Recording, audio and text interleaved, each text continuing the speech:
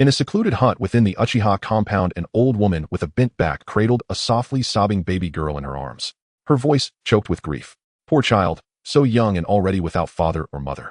She turned to look at the little boy of about 2 years old beside her, and said kindly, "Little Dido, from today on she will be your younger sister. You must take good care of her, all right." The little boy stood by his grandmother's side, his small hand gripping the hem of his clothes, as he muttered in half understanding, "Little sister. I will, grandma." In a small grove on the outskirts of the Uchiha compound, sunlight filtered through the leaves, scattering mottled patches of light and shadow on the ground.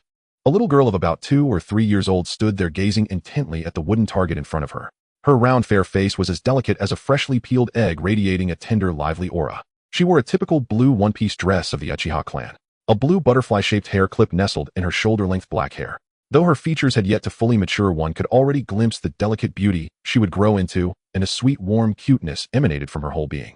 She flicked her small hand, and a tiny shuriken spun out, whistling through the air before landing with a crisp thud, embedding itself firmly in the bullseye. Beside her stood a little boy half a head taller than she was, his hair cut into a neat, spiky style. His round cheeks still held a trace of baby fat. He wore the same Uchiha short-sleeved shirt and shorts with a pair of orange goggles resting on his forehead. When he saw the shuriken buried in the bullseye, his eyes lit up, and he clapped enthusiastically. "That's amazing, Xin Ling. You hit the center every time today." The little girl, he called Xin Ling, waved her hand, though her tone carried a trace of smugness. "My hands just feel especially good today. It feels like I finally grasped the knack of it." In this life, she was Uchiha Xin Ling. From the moment her memories began, she understood that she had been reborn into the world of Naruto. What she was even more grateful for was that in this life, besides her dearest friend Qingyu and her grandmother from her previous life, she now had a brother and a grandmother who loved her without reservation. This warmth, so utterly different from her previous life, filled her with deep gratitude for the second chance fate had granted her and for such a wonderful family. In her heart, she swore that she would protect them no matter what and never allow her brother to repeat his former fate and become a mere pawn of Uchiha Madara. She also knew clearly that in this perilous world, without strength, even self-preservation was difficult, let alone changing Dido's destiny. Therefore, ever since she had been able to refine chakra, she had used the modest inheritance her parents left behind to cultivate diligently day after day. Spring passed, and autumn came in the blink of an eye. A year had gone by. Uchiha Xin Ling was now 4, and Uchiha Daitu was 5. At the back mountain of Konoha, beneath a towering tree 10 meters high, Xin Ling rubbed her aching waist and stared at the few crooked footprints on the trunk, muttering in a small, disgruntled voice, "Why is this so hard? I've seen other people step on lightly and just run straight up. What exactly am I doing wrong?" "That's because your chakra control is poor. You release too much at times and too little at others, which makes it unstable afterward. The footprints on the tree are proof of that." A young yet calm voice drifted down from a nearby tree. Xin Ling turned her head and saw a little boy with white spiky hair and a black mask sitting on a branch, quietly watching her. That distinctive appearance allowed her to recognize him at a glance. Kakashi Hitaki in his childhood. "So you're saying that as long as I control my chakra just right and don't leave footprints on the tree, that will mean I've done it correctly, right?" Xin Ling's eyes lit up. Without waiting for Kakashi's answer, she dashed straight up toward the branch where he sat. However, this time, she used too little chakra. Just as she reached Kakashi's side, her foot slipped, and her whole body began to fall. At that critical moment, Kakashi reached out and grabbed her wrist, pulling her back onto the branch and steadying her. After adjusting her posture, Xin Ling gave him a grateful smile. "Thank you. If not for you, falling from this height would have hurt for a long time." She paused, then introduced herself with open, easy grace. "My name is Uchiha Xin Ling. Just call me Xin Ling. May I ask what I should call you?" Kakashi looked at the smile on the girl's face.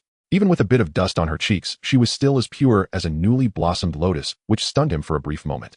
Pressing down that faint, unfamiliar feeling in his heart, he replied, in an even tone, "Hitaki Kakashi. Just call me Kakashi." He paused for a moment, then added, "I was just about to remind you that if your chakra is too light, it won't be able to hold you to the surface. I didn't expect you to move so fast." Thinking back to her earlier mistake, Xin Ling suddenly understood. "So that's how it is. I have to make it neither too much nor too little, just right." Kakashi silently praised her comprehension and nodded. Just then, an angry shout rose from beneath the tree, cutting off their conversation. Uchiha Daitu had happily brought 2 lunches and a dessert to find his little sister, only to see from a distance Xin Ling chatting and laughing on a tree with some white-haired kid. A nameless frustration surged up in his chest. He shouted up at the tree, "Hey, who are you? Stay away from my little sister." Hearing his voice, Xin Ling happily leapt down from the tree, ran to Dido's side, and took one of the lunches from his hand as she explained, "Bro, this is Hitaki Kakashi. Thanks to his pointers, I was able to master the tree climbing technique so quickly." She then turned back to Kakashi. "Kakashi, this is my big brother Uchiha Daitu. He's usually very easygoing. I don't know what's gotten into him today, so please don't mind it." Once Daitu understood what had happened, his face flushed scarlet. Scratching his head in embarrassment, he apologized. "I misunderstood the situation. Sorry, I thought of him." He raised the dessert in his hand and said sincerely, "It's almost noon. Why don't you join us for lunch? Take it as thanks for helping my little sister." Kakashi was somewhat surprised. These siblings were completely different from the proud Uchiha clan members he had imagined. He jumped down from the tree, his tone softening a little. It's fine, I didn't mind. I only said a few words in passing. He glanced at the sky and declined politely. My father is coming home today, so I need to go back for lunch. Maybe next time.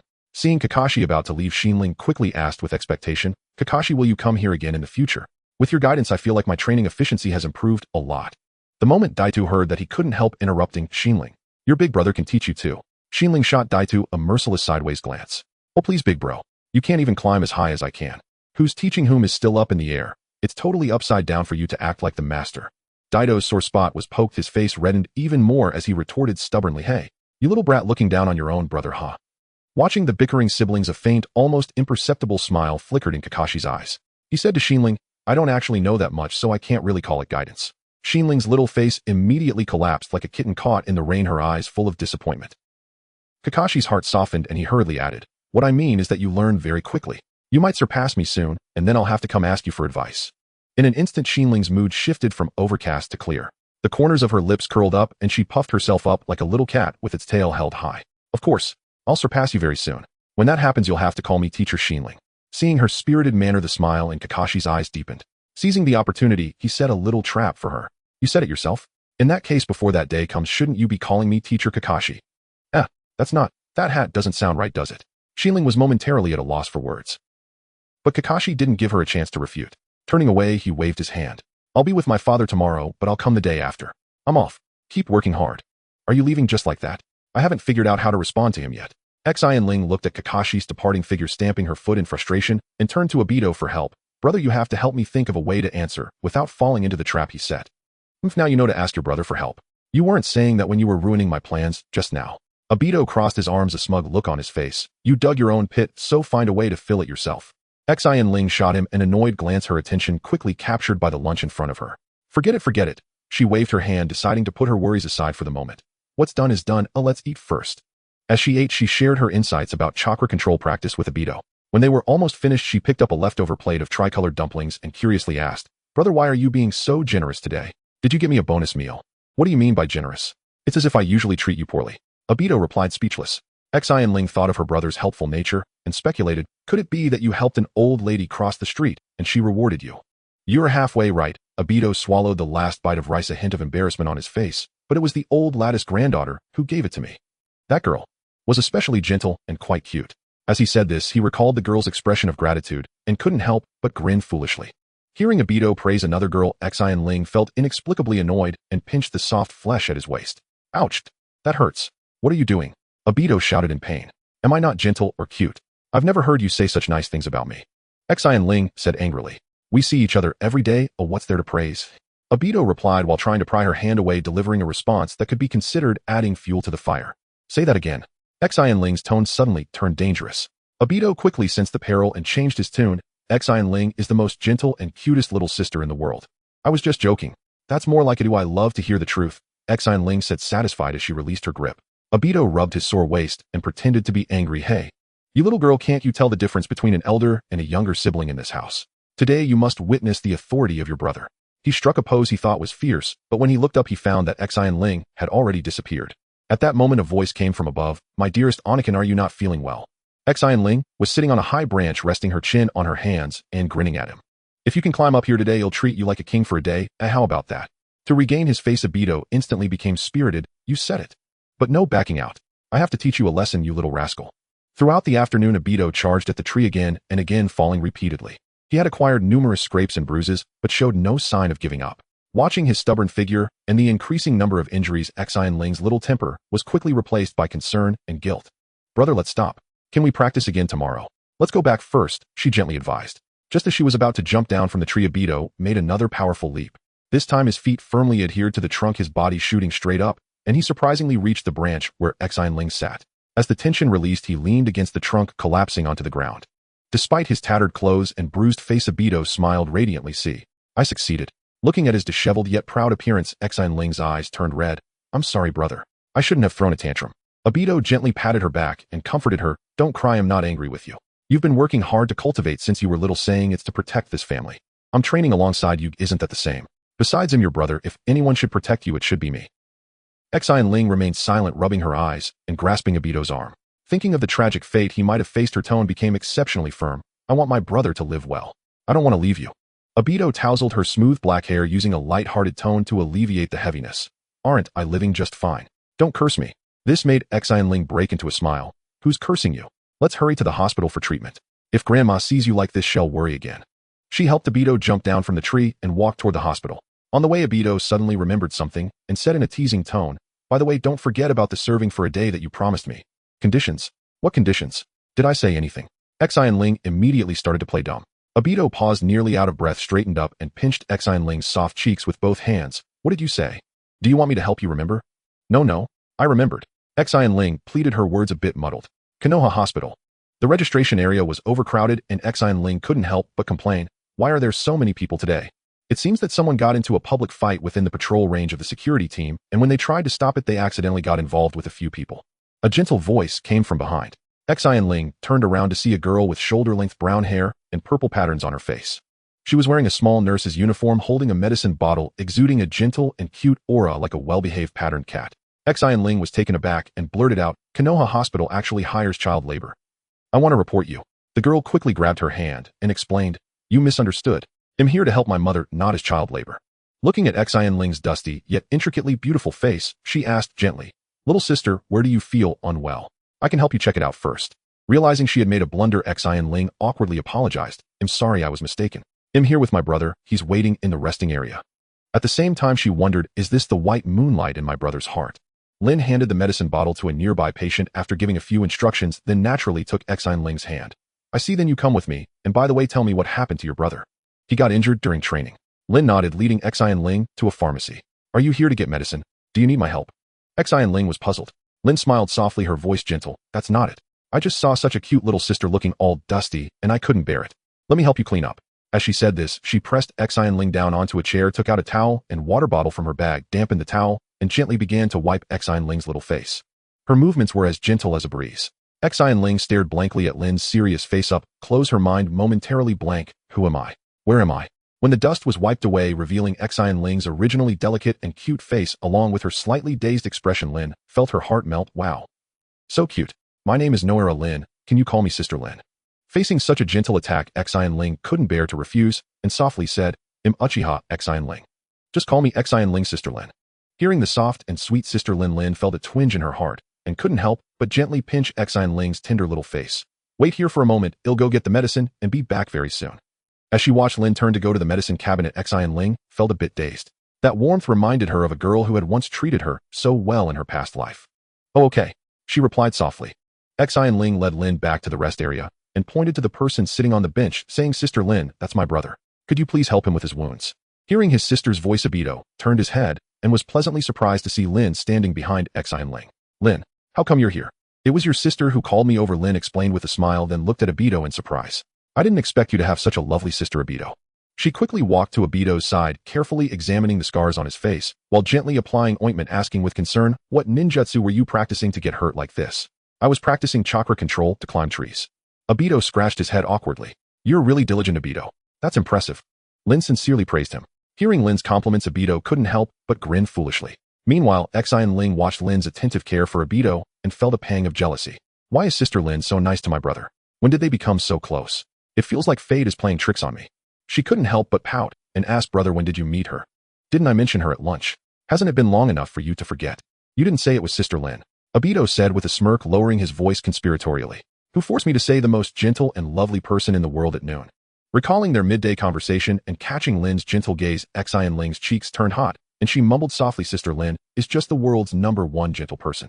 Lin, hearing her tiny voice and seeing her lowered head with bangs covering her eyes, but unable to hide her red ears, couldn't help but smile. She walked up behind Xin Ling, gently wrapping her small figure in an embrace, resting her chin softly on her shoulder, and said softly, thank you for the compliment, Xin Ling. So, does that mean you are the world's #1 adorable person? This gentle whisper at such close proximity felt like a feather brushing against her heart, making Xin Ling feel as if her face was about to catch fire, and she felt dizzy all over. This is too unfair. Who can withstand this? Brother, draw your sword. At this moment, she finally understood why Obito was so infatuated with Lin. Such a gentle and beautiful girl rather than belonging to her brother, shouldn't she? She secretly glanced at Obito, a hint of pride appearing on her face. Obito, who was secretly pleased that his sister was getting scolded, suddenly saw Lin intimately hugging Xin Ling, and Xin Ling was even raising her eyebrows at him in triumph, which made him furious, nearly jumping up. Obito, my mother is almost done. Later she will use the healing technique to treat you, and you'll be fine soon, Lin said, noticing that the patients on her mother's side were few. You don't need to trouble your aunt. This small injury is nothing. Obito quickly waved his hand, his face flushed from embarrassment or urgency. How can that be?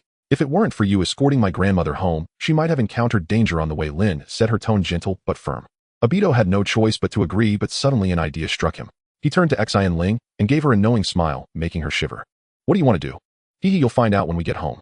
Then Lin's mother, a gentle and graceful medical ninja, warmly greeted Obito. You must be the little hero Lin often talks about, right? What a kind child you are. Thank you, auntie. Obito said, embarrassed, lowering his head. He saw her palm glowing with a soft green chakra gently covering the bruise on his cheek. In no time the scars disappeared without a trace. So amazing. Xin Ling exclaimed, her eyes sparkling. Lin, upon hearing the praise, proudly said, medical ninjas have a noble profession. I want to become an excellent medical ninja in the future. Lin's sister Lin will definitely achieve that. The siblings echoed in unison. After saying goodbye to Lin and her mother on the way home, Obito specially bought a piece of clothing for Xin Ling. Brother, I'm very happy that you bought me clothes. But isn't this style a bit unsuitable for me? Xin Ling held onto the white dress with black bow decorations matching an apron and black and white short skirt, feeling an ominous premonition. No way. Don't forget you promised to serve me for a day, Obito said, hands on his hips, trying to look authoritative. Since you're going to serve, you must look the part. From tomorrow you will call me young master, got it? Xin Ling opened her eyes wide in disbelief.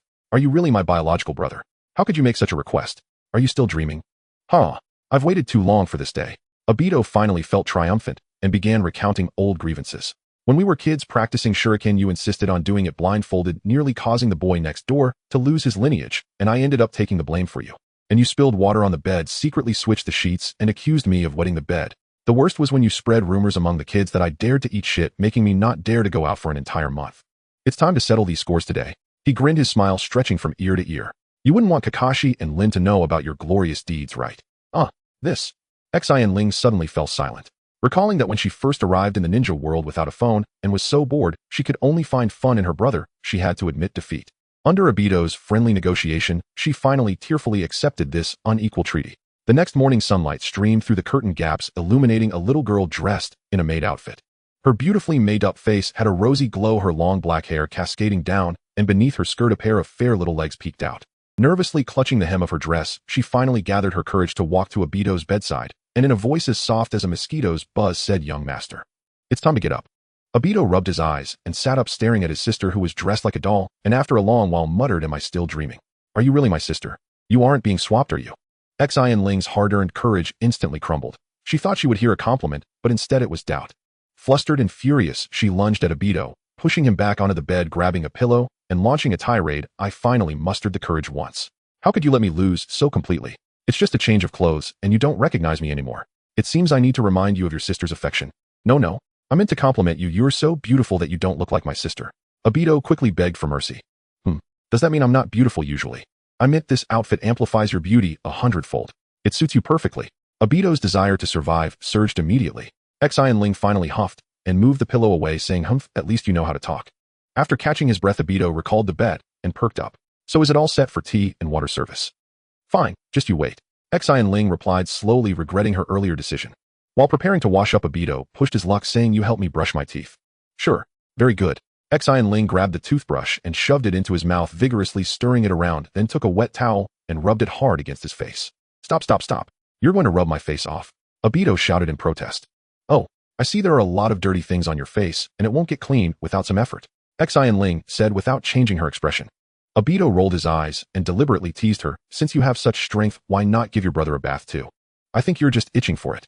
Xin Ling instantly blew up, grabbing a towel and choking him. Do you really think I'm your maid? Get up. We're going to train with Kakashi today. As dawn broke, Xin Ling burst into Dai Tu's room and yanked off his blanket, carrying a hint of vengeance from the previous day's maid day. Dai Tu was startled awake, yawning as he glanced at the clock. Only 6:30. He couldn't help but complain, what time is it? Do you usually get up this early? Of course it's to make a good impression on Kakashi. Xin Ling replied defiantly, we invited him, so we can't keep him waiting, can we? Dai Tu found her reasoning valid and reluctantly got up to get ready. As he was about to leave, his grandmother reminded him, as usual, be careful when you go out. I know. The two responded in unison. In the back mountains of Konoha, since they had to set out early, there were few pedestrians on the road, and naturally, they didn't encounter any elderly ladies in need of help. They arrived at the large tree where they trained last time, looking around, but not spotting Kakashi. Looks like we came too early. Ew, I should have slept a bit longer. Dai-Tu grumbled. Xin Ling pointed up at the tree, speechless. Look above you. Dai-Tu looked up and finally noticed Kakashi sitting on a branch holding a book titled Chakra Attributes. Who waits for someone in a tree like a good person? Who would have thought? Dai-Tu scoffed. Xin Ling secretly laughed. If it weren't for Kakashi reminding me that day, I wouldn't have noticed either. Indeed, as the saying goes, those who don't look up never learn. Today has been quite the lesson. Kakashi closed the book and jumped down from the tree, explaining calmly, standing high allows you to see far. Xin Ling curiously pointed at the book in his hand. Kakashi, what book are you reading? Kakashi showed her the cover and mischievously reminded, this is a book about chakra attributes. But what should I call you? In a moment of confusion, Xin Ling felt a headache coming on, silently cursing her past impulsiveness. She hesitantly said Kakashi sensei. So what does this book talk about? There are 5 types of chakra attributes for ninjas: fire, wind, lightning, water, and earth. They interact with each other, both enhancing and countering one another. Hearing this, Dai-Tu and Xin Ling's eyes lit up, clearly showing their desire to know their own attributes. Kakashi timely doused their enthusiasm with cold water. Don't rush, first practice chakra control. The more precise your control, the easier it will be to learn ninjutsu later. He turned and walked toward a lake. Follow me. Xin Ling, what do you think our attributes will be? Dai-Tu asked as they walked. Our family signature is the fireball technique. We should have a fire attribute, right? Upon reaching the lakeside, Kakashi demonstrated by stepping onto the water's surface as if it were solid ground. He explained it's similar to climbing a tree. It requires precise chakra control. But on the water's surface, you also need to subtly adjust your chakra output according to the flow of the water. Dai-Tu eagerly attempted it, but as soon as he stood on the water, he fell in. He surfaced and lamented, this difficulty is like asking a baby who just learned to crawl to start running. That's because you didn't adjust your chakra in time, idiot. Hey, who do you think you're looking down on? It's normal to make mistakes the first time. I'll stand firm right away. Xin Ling gazed at the water, her face pale. The shadow of her past drowning made her limbs feel weak, and the sensation of suffocation washed over her. I can't swim. Can we switch to another training? Kakashi noticed her fear and walked over to her, gently comforting, don't be afraid, I'll support you and won't let you fall. Isn't it too much trouble for you, Kakashi sensei? Since you called me sensei, I naturally have to take responsibility. Kakashi's gentle smile eased Xin Ling's worries significantly. He took her hand and walked toward the lake. Feeling the warmth of Kakashi's palm, Xin Ling gathered her courage and controlled her chakra to step onto the water. After about 10 seconds, her body tilted and her calves sank into the water, scaring her into tightly grabbing Kakashi's arm. It's over, it's over. I'm going to drown. Dai-Tu, practicing on the other side, saw this scene and couldn't help but retort, sis, that's barely soaking your feet, right? And Kakashi, let go of my sister's hand. Xin Ling snapped back to her senses, realizing she had indeed overreacted. Blushing, she stood properly again, awkwardly looking at the sky. The wind today is quite loud.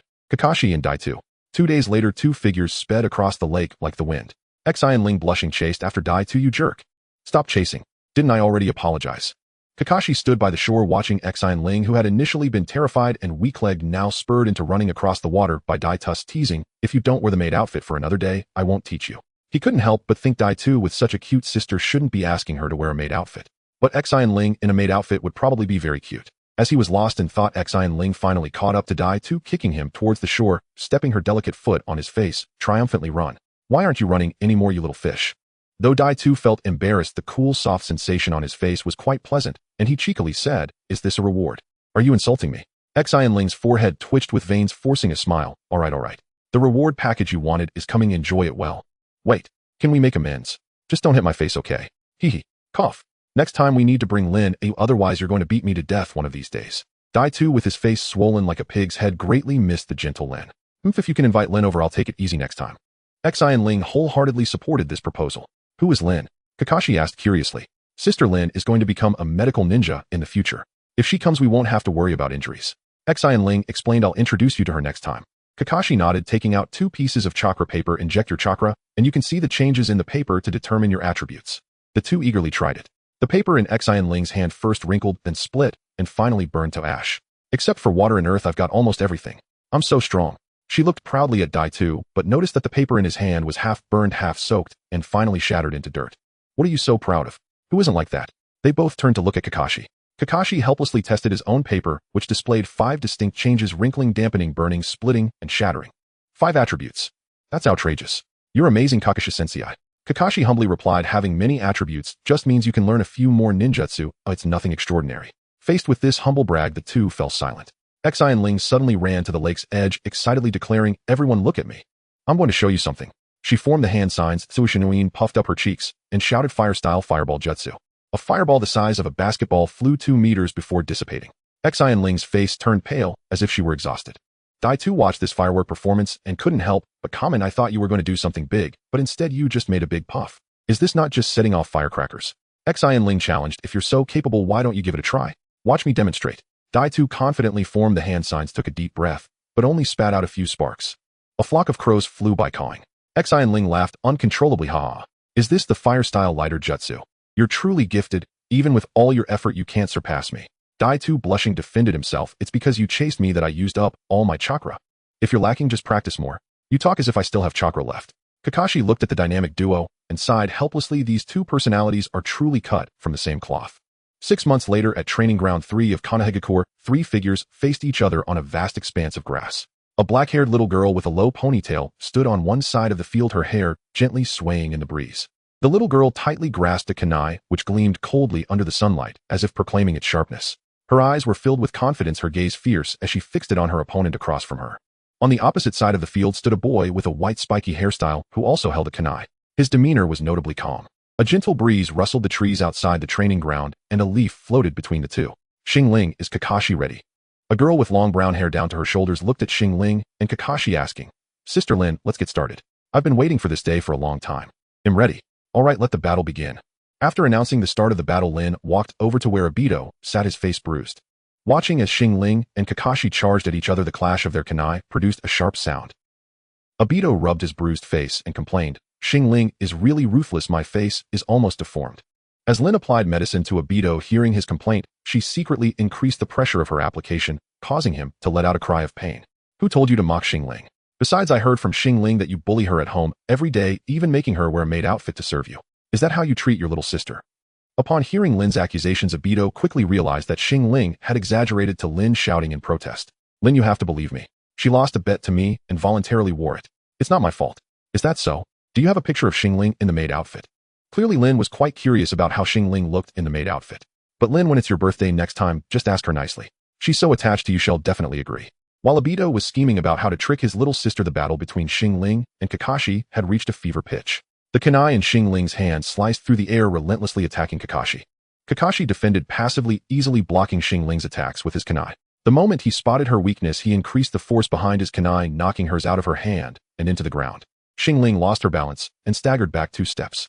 Kakashi seized the opportunity to thrust his kunai at her, but Xin Ling expertly executed a front flip kick, striking at Kakashi's hand and sending his kunai flying into the air. Kakashi was pushed back 2 steps. Seeing Xin Ling leap into the air and kick the falling kunai back at him, he rolled to the side, but Xin Ling followed closely, raising her leg high and bringing it down in a powerful stomp towards Kakashi. Kakashi flipped backward to evade, and Xin Ling took the opportunity to retrieve the kunai that had just been aimed at him, swinging it towards Kakashi. With no weapon, Kakashi could only keep dodging, jumping into the air to avoid Xin Ling's slashes, and then he kicked at her. Xin Ling had to abandon her attack and used her arms to block, but still the force pushed her back 2 steps. As Kakashi descended from the air, he rapidly began forming hand seals. Seeing this, Xin Ling also formed the seal for the shadow clone technique. Lightning release, earth walk. Blue electricity surged across the ground toward Xin Ling, moving at incredible speed, making it impossible to evade. Upon impact, a cloud of white smoke erupted around her, and she transformed into a piece of wood. Even after witnessing his ninjutsu hit Xin Ling, Kakashi did not relax. Instead, he scanned the area and soon discovered her position. After substituting, Xin Ling picked up the kunai that was stuck in the ground, and then shot it at Kakashi, immediately forming hand seals with her other hand.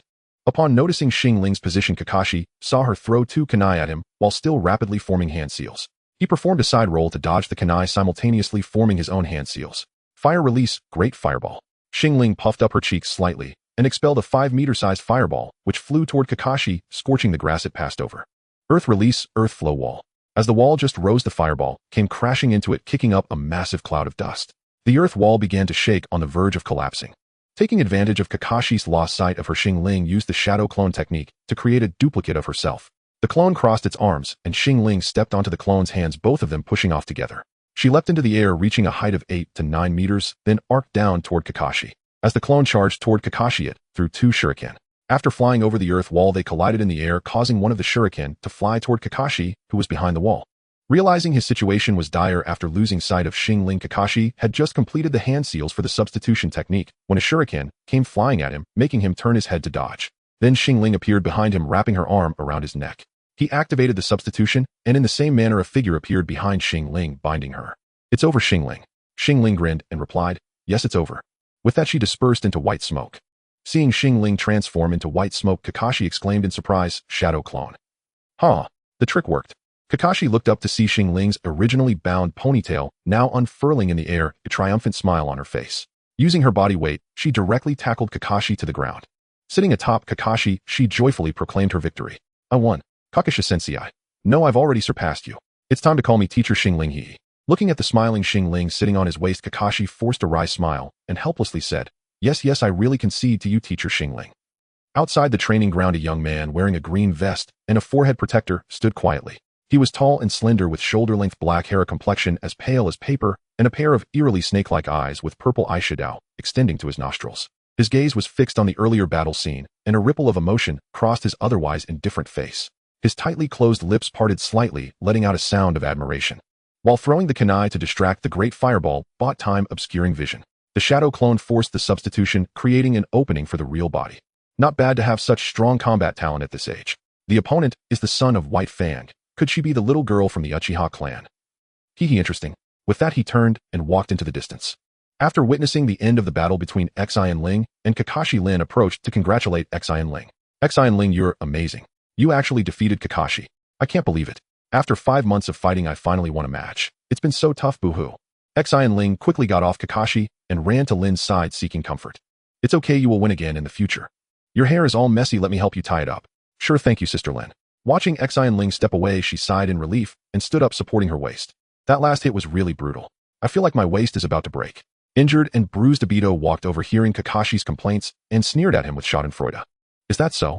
Kakashi, it seems you're not up to par." Hearing Obito's ambiguous remarks, Kakashi glared at him with a dark expression, his eyes dull. "It seems Xin Ling didn't hit hard enough. Your mouth really deserves a slap."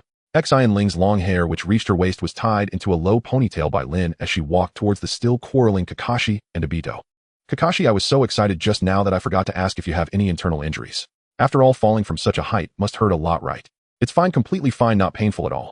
Hearing Xin Ling's concern, Kakashi quickly lifted his hand from his waist to wave at his face, returning to its usual normal expression as he seriously assured her there was no problem. Having just argued with him, now suddenly behaving so seriously, Obito looked at Kakashi with disdain, thinking, "What are you pretending for?" Looking at Kakashi's determined demeanor, he questioned in confusion, "Could it be that I was too light? Is this really nothing?"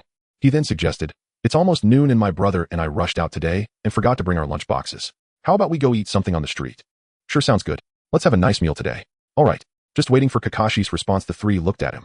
Kakashi thought of something and with a gloomy expression said, "Forget it, I have something to do.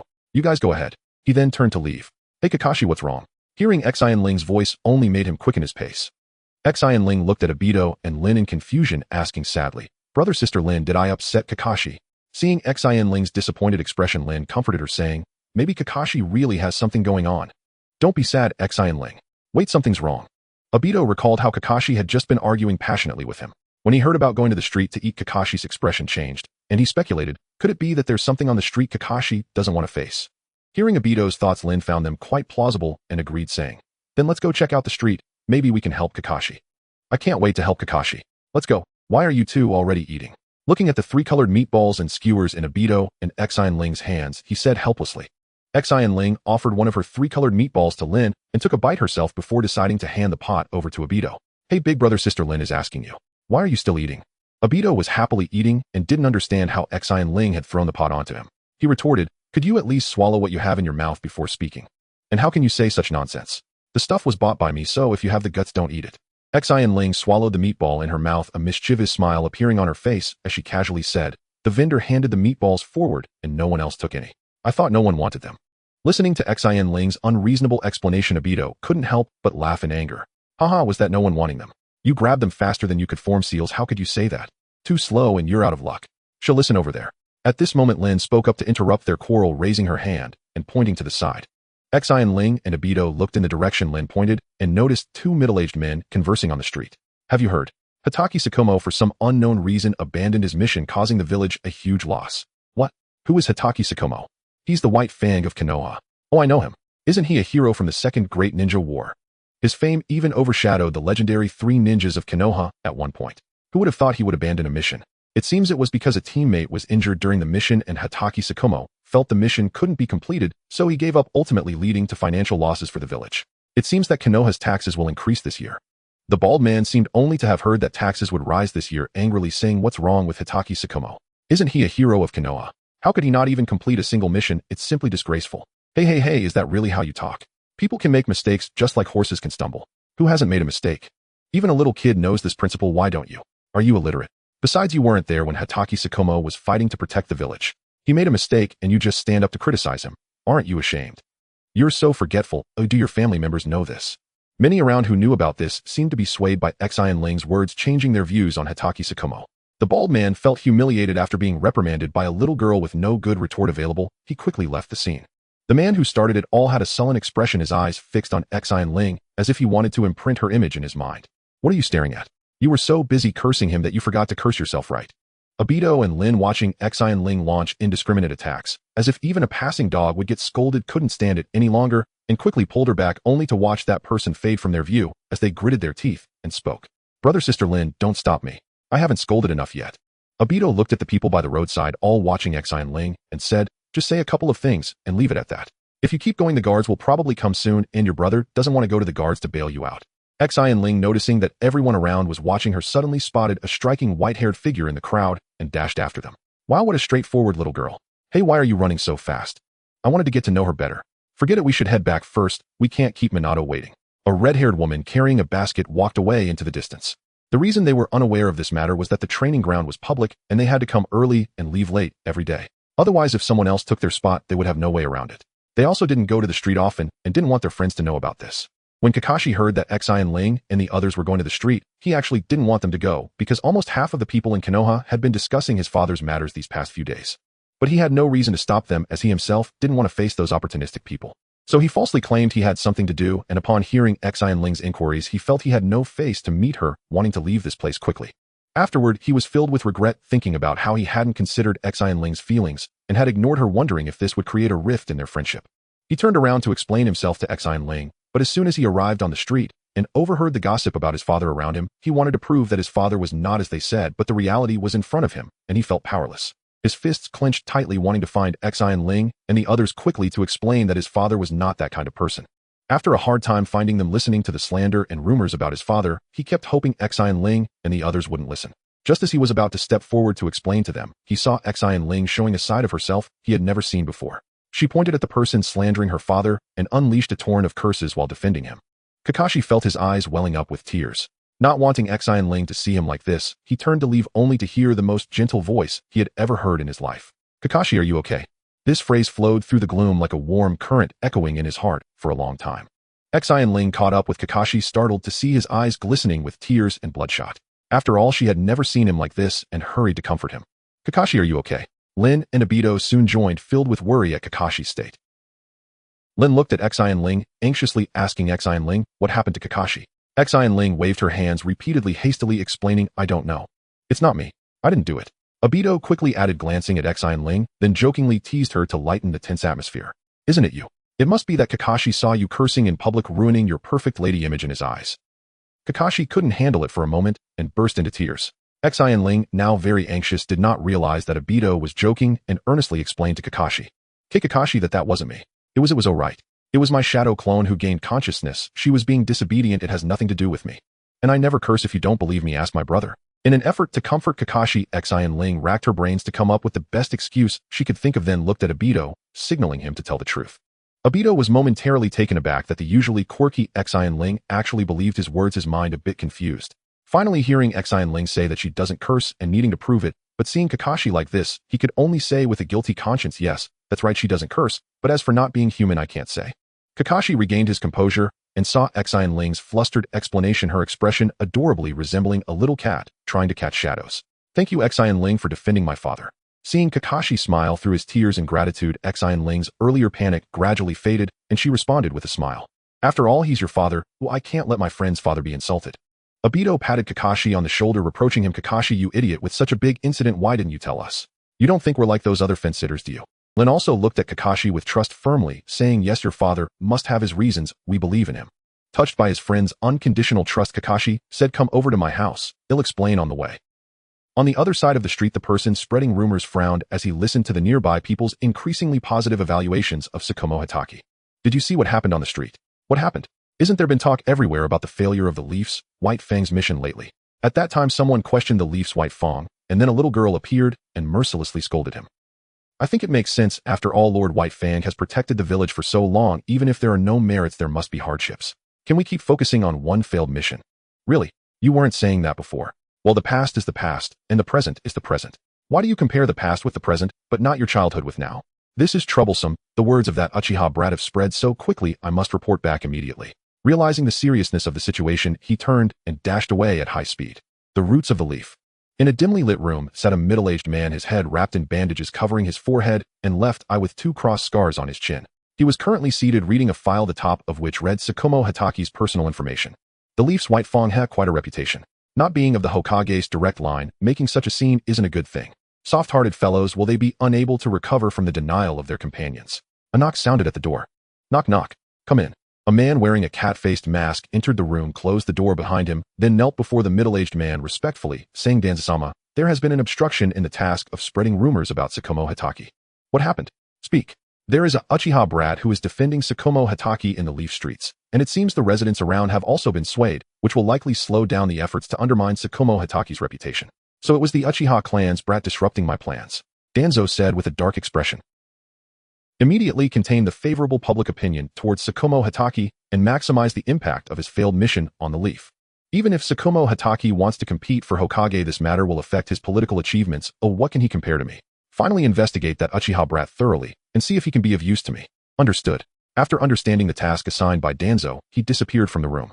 The future Hokage will definitely be me. Hiruzen, you should retire early. What? Kakashi, your father had to give up the mission to protect his companions. Isn't that a noble act? Obito said incredulously. Yes, such a noble act. How did it end up being interpreted as voluntarily giving up the mission? This rumor is too absurd. Lin exclaimed excitedly. I think those people still deserve to be scolded. If I encounter them, next time I might just have to greet their families. Xin Ling said angrily, stamping her foot.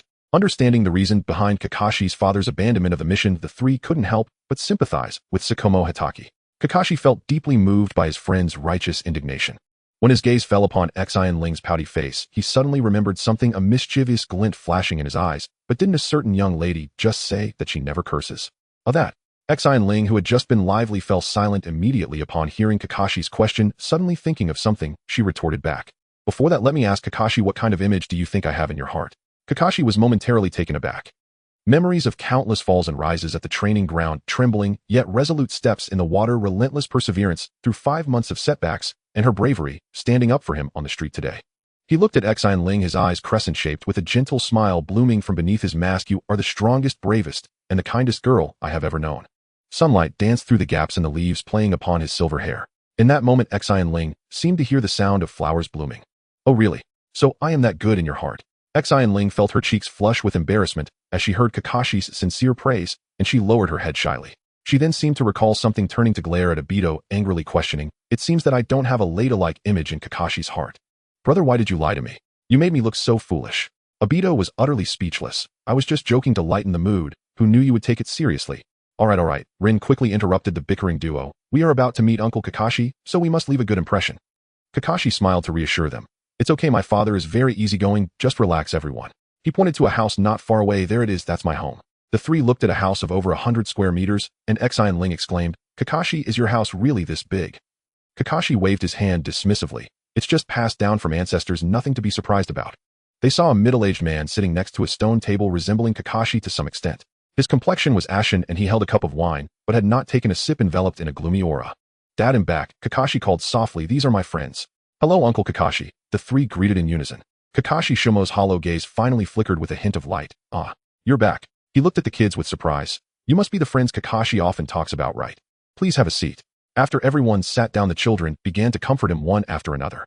Uncle Kakashi, don't let the outside rumors affect you. You need to be strong. Uncle Kakashi, caring so much for your companions must mean you are a gentle and kind person. Yes, if it were Kakashi who got hurt, I would make the same choice as you. I truly understand. That I have always believed in you. Hearing these innocent yet firm words, Kakashi Shumo couldn't help but be moved. It is truly fortunate for Kakashi to have friends like you. Kakashi secretly glanced at Xin Ling. She was unhesitatingly using herself as an example to express her understanding, which made him resolve to protect this girl no matter what. At this moment, Kakashi noticed his father's unusually depressed state and asked with concern, Dad, you were fine yesterday. What happened today? Kakashi Shumo painfully closed his eyes. Today, The young ninjas I saved came to see me, and they said. His voice trembled. Just because you saved us doesn't mean you can abandon your mission. Don't they know the reason I abandoned the mission? Should I have left them behind and continued with the mission instead? What kind of talk is this? Obito could hardly believe his ears. Xin Ling felt her worldview shatter and quickly stood up while Rin hurriedly held her back, asking in confusion, Xin Ling, where are you going? I'm going to tear them apart. Xin Ling said angrily. Kakashi chimed in, take me with you. Kakashi Shumo quickly reassured, all right. Knowing there are still people who understand me brings me solace. He sighed deeply, let them say what they want, I have a clear conscience. Xin Ling calmed down and realized that something was off. First there were deliberate rumors spreading in the streets of Konoha against Kakashi Shumo, and then his teammates questioned him. It felt like someone was pushing this matter from behind the scenes. Xin Ling voiced her thoughts. Uncle Kakashi, there are rumors about you on the street deliberately erasing the reason you abandoned the mission to save your comrades. And weren't your teammates supposed to be trustworthy like us and Kakashi? It feels like a setup by Capital. Did they touch the Capital's interests? Kakashi Shumo recalled the events during the mission. At first, they respected him greatly, even calling him their idol, believing that with him leading the mission would surely succeed. Because they were the younger generation of Konoha, the new sprouts, and trusted him so much he felt he had to ensure their safety no matter what. Afterward, he went ahead to fight the enemies, and they were ambushed from behind, resulting in 2 severely injured. Had he continued with the mission, they would surely have died, so he abandoned it to take them back to Konoha for treatment. Upon returning, it felt like overnight everyone knew about his abandonment of the mission and criticized him, and even the young ninjas he saved came to question him. If it weren't for Kakashi's friends comforting him and helping him regain confidence, he might have even thought about suicide. Upon reflection, it truly scared him. Connecting the dots of what felt unreasonable, he had been leading a large number of elite enemies while his teammates were being beaten and injured by a few chunin. How could they not handle a few chunin when they were supposed to work together on the mission? At the time, he was too concerned to notice this detail. Moreover, once he returned, many people already knew about his abandonment of the mission. Leaving aside the mission's confidentiality, how could it have spread so quickly in just a few days? Thinking of a dark organization within Konoha aiming for the Hokage position, he recalled his reputation during the Second Great Ninja War. This analogy is quite apt indeed. Seeing his father admit that there were people in Konoha's upper echelons who were detrimental to him, Kakashi was suddenly filled with malice towards the Konoha higher-ups. Dad, you have made such great contributions to Konoha, yet there are still people who harm you. If I find out who it is once I become stronger in the future, I will definitely take revenge. Xin Ling, knowing that her thoughts were affirmed, immediately thought of the future fifth Hokage, also known as the Pot Hokage, thinking she could blame all the bad things related to Konoha on him. You must be hungry, my oversight. He'll go prepare dinner. Kakashi, treat your friends well. After hearing Xin Ling's reminder, Kakashi Shumo realized he had been set up and was utterly disappointed with Konoha. He was also very grateful to Xin Ling and the others for helping him out of Konoha's mire, thinking he should treat them well. All right, Kakashi replied, and then he took them to tour his home. I never expected you to be a rich second-generation Kakashi. You really had me fooled, so from now on you treat when we go out to eat. Got it? Rich brother, I'm hungry, let's eat. Rin laughed out loud at the antics of the lively duo. Kakashi watched his playful friends with gentle eyes and nodded slightly. Okay, I will follow your wishes. The setting sun cast a golden warm light over the courtyard, and the laughter of the youth startled the sparrows perched on the branches. The call of Hatake Sakumo interrupted the playful banter of the four. Wow, it looks so sumptuous.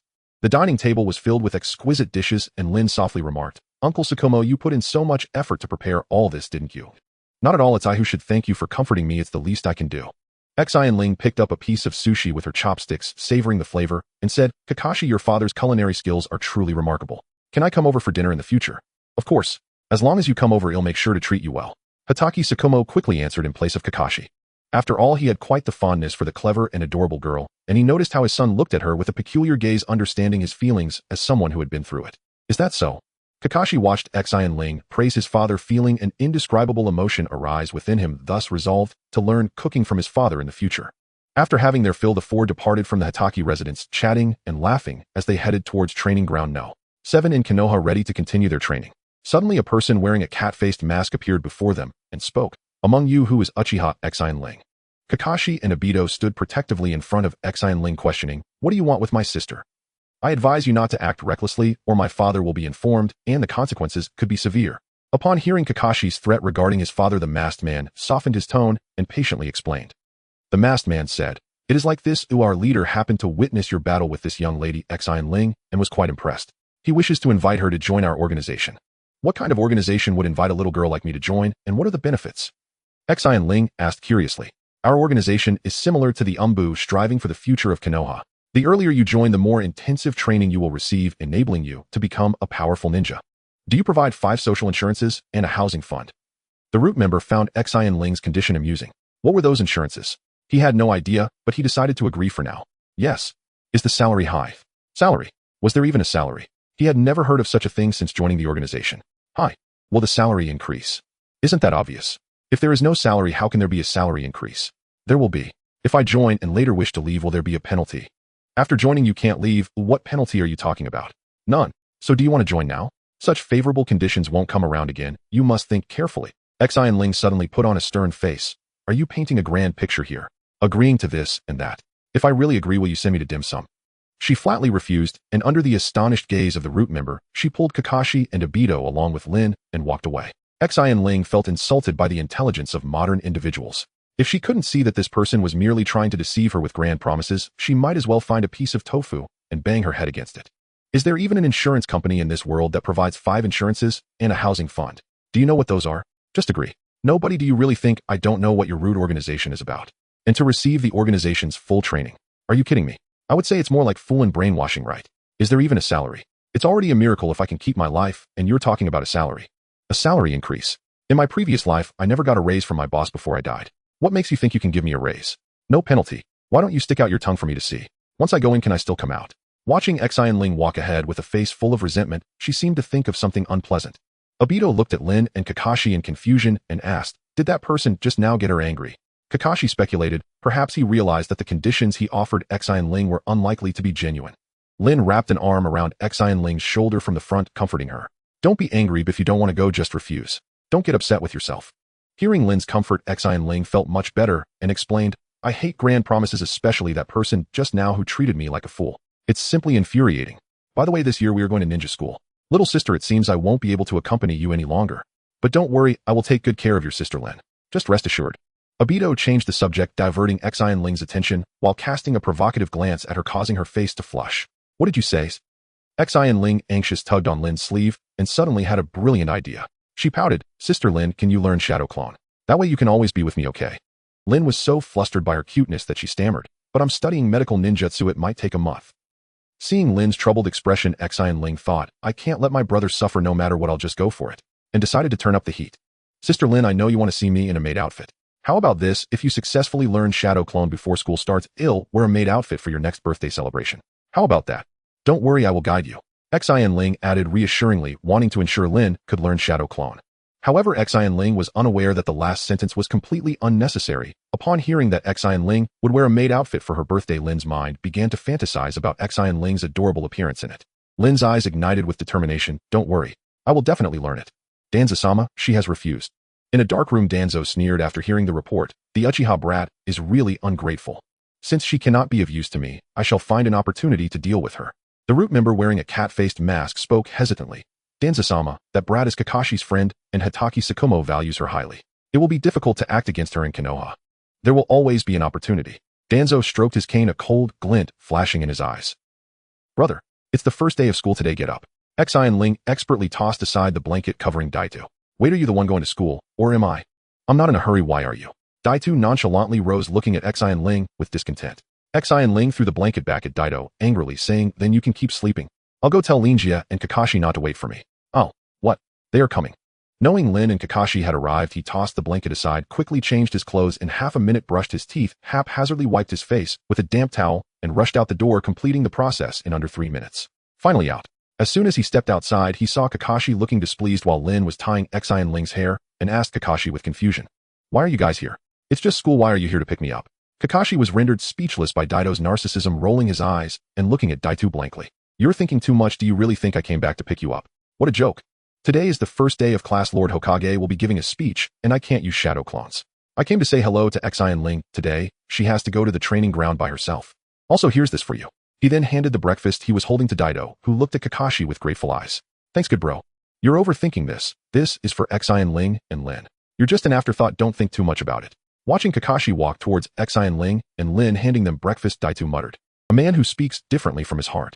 Lin lightly laughed as she took the rice ball, saying Kakashi is really thoughtful. I wonder which girl will benefit from him later. She secretly nudged Xin Ling.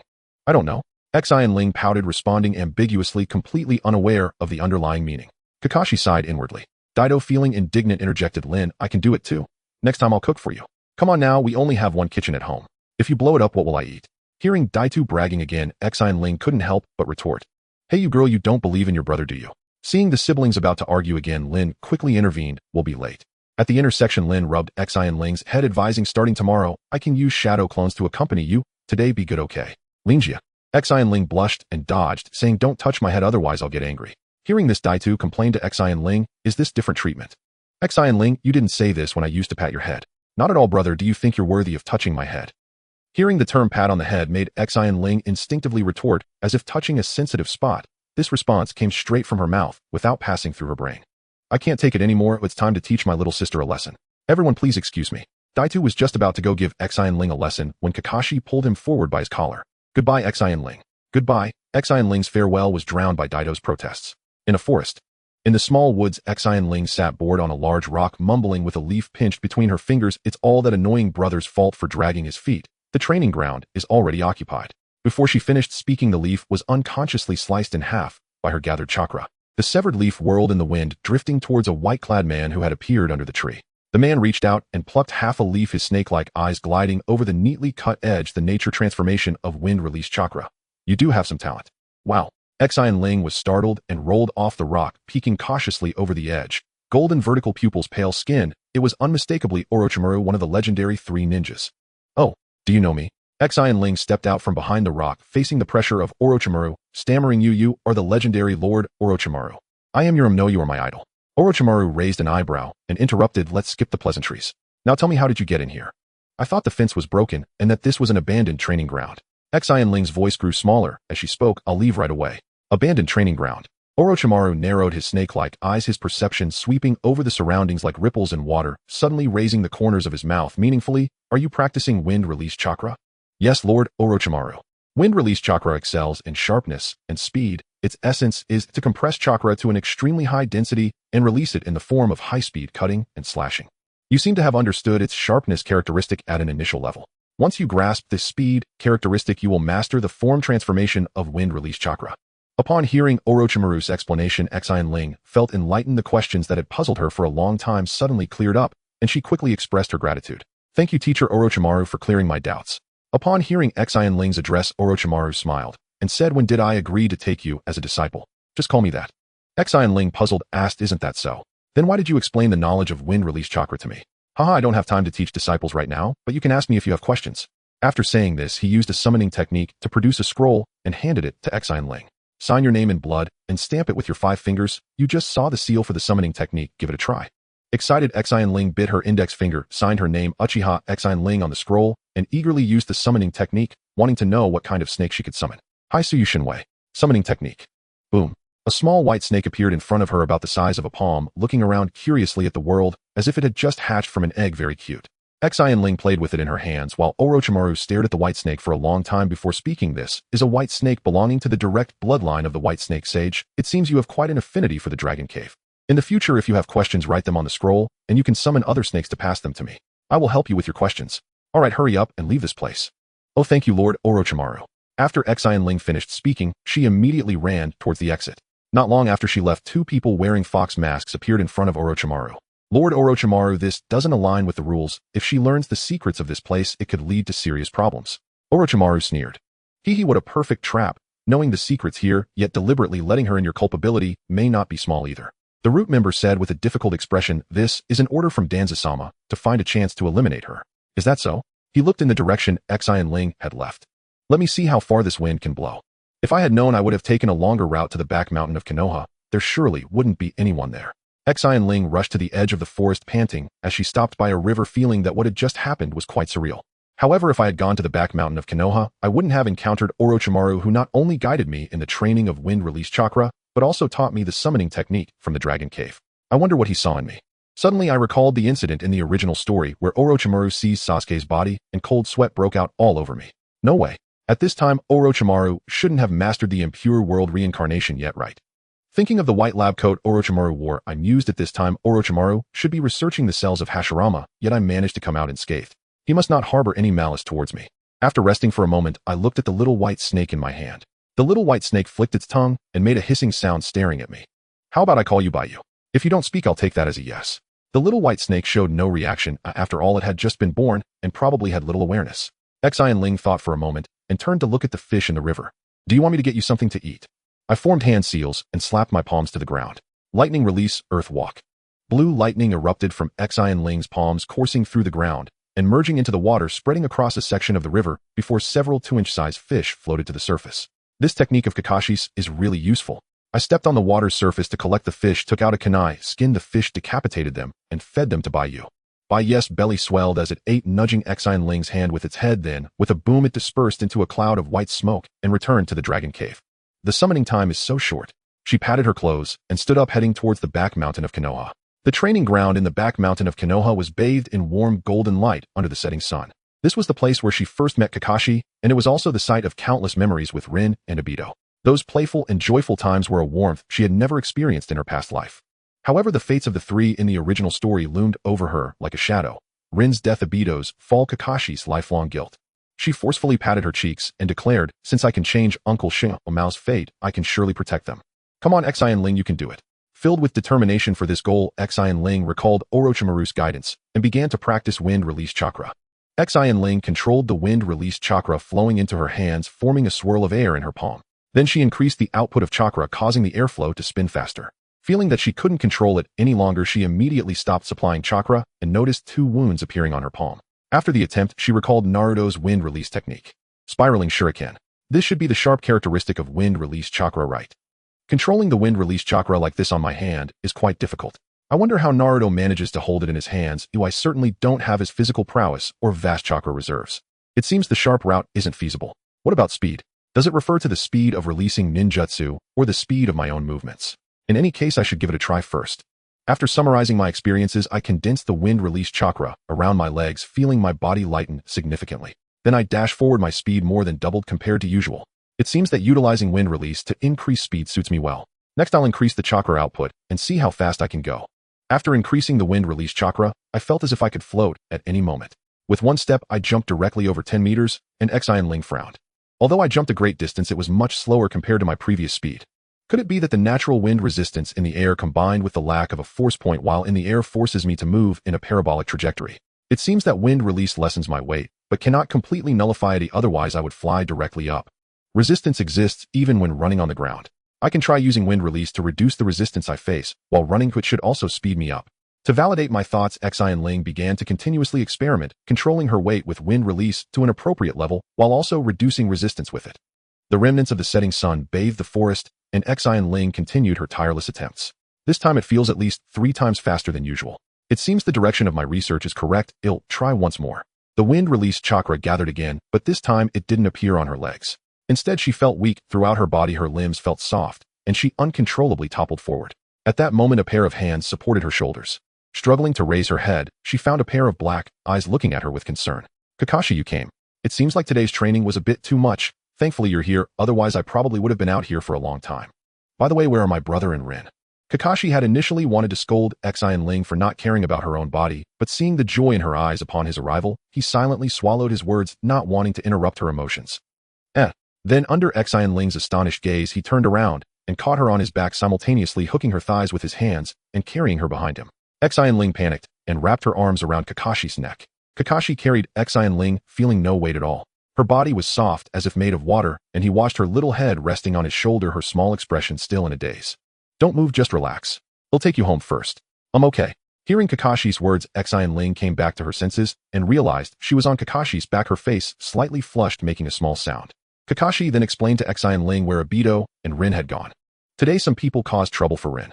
After Obito saw this, he beat them up, then was called by someone named Mike Guy to spar. He was quite heavy-handed and probably got kicked in the face. His face is likely still swollen.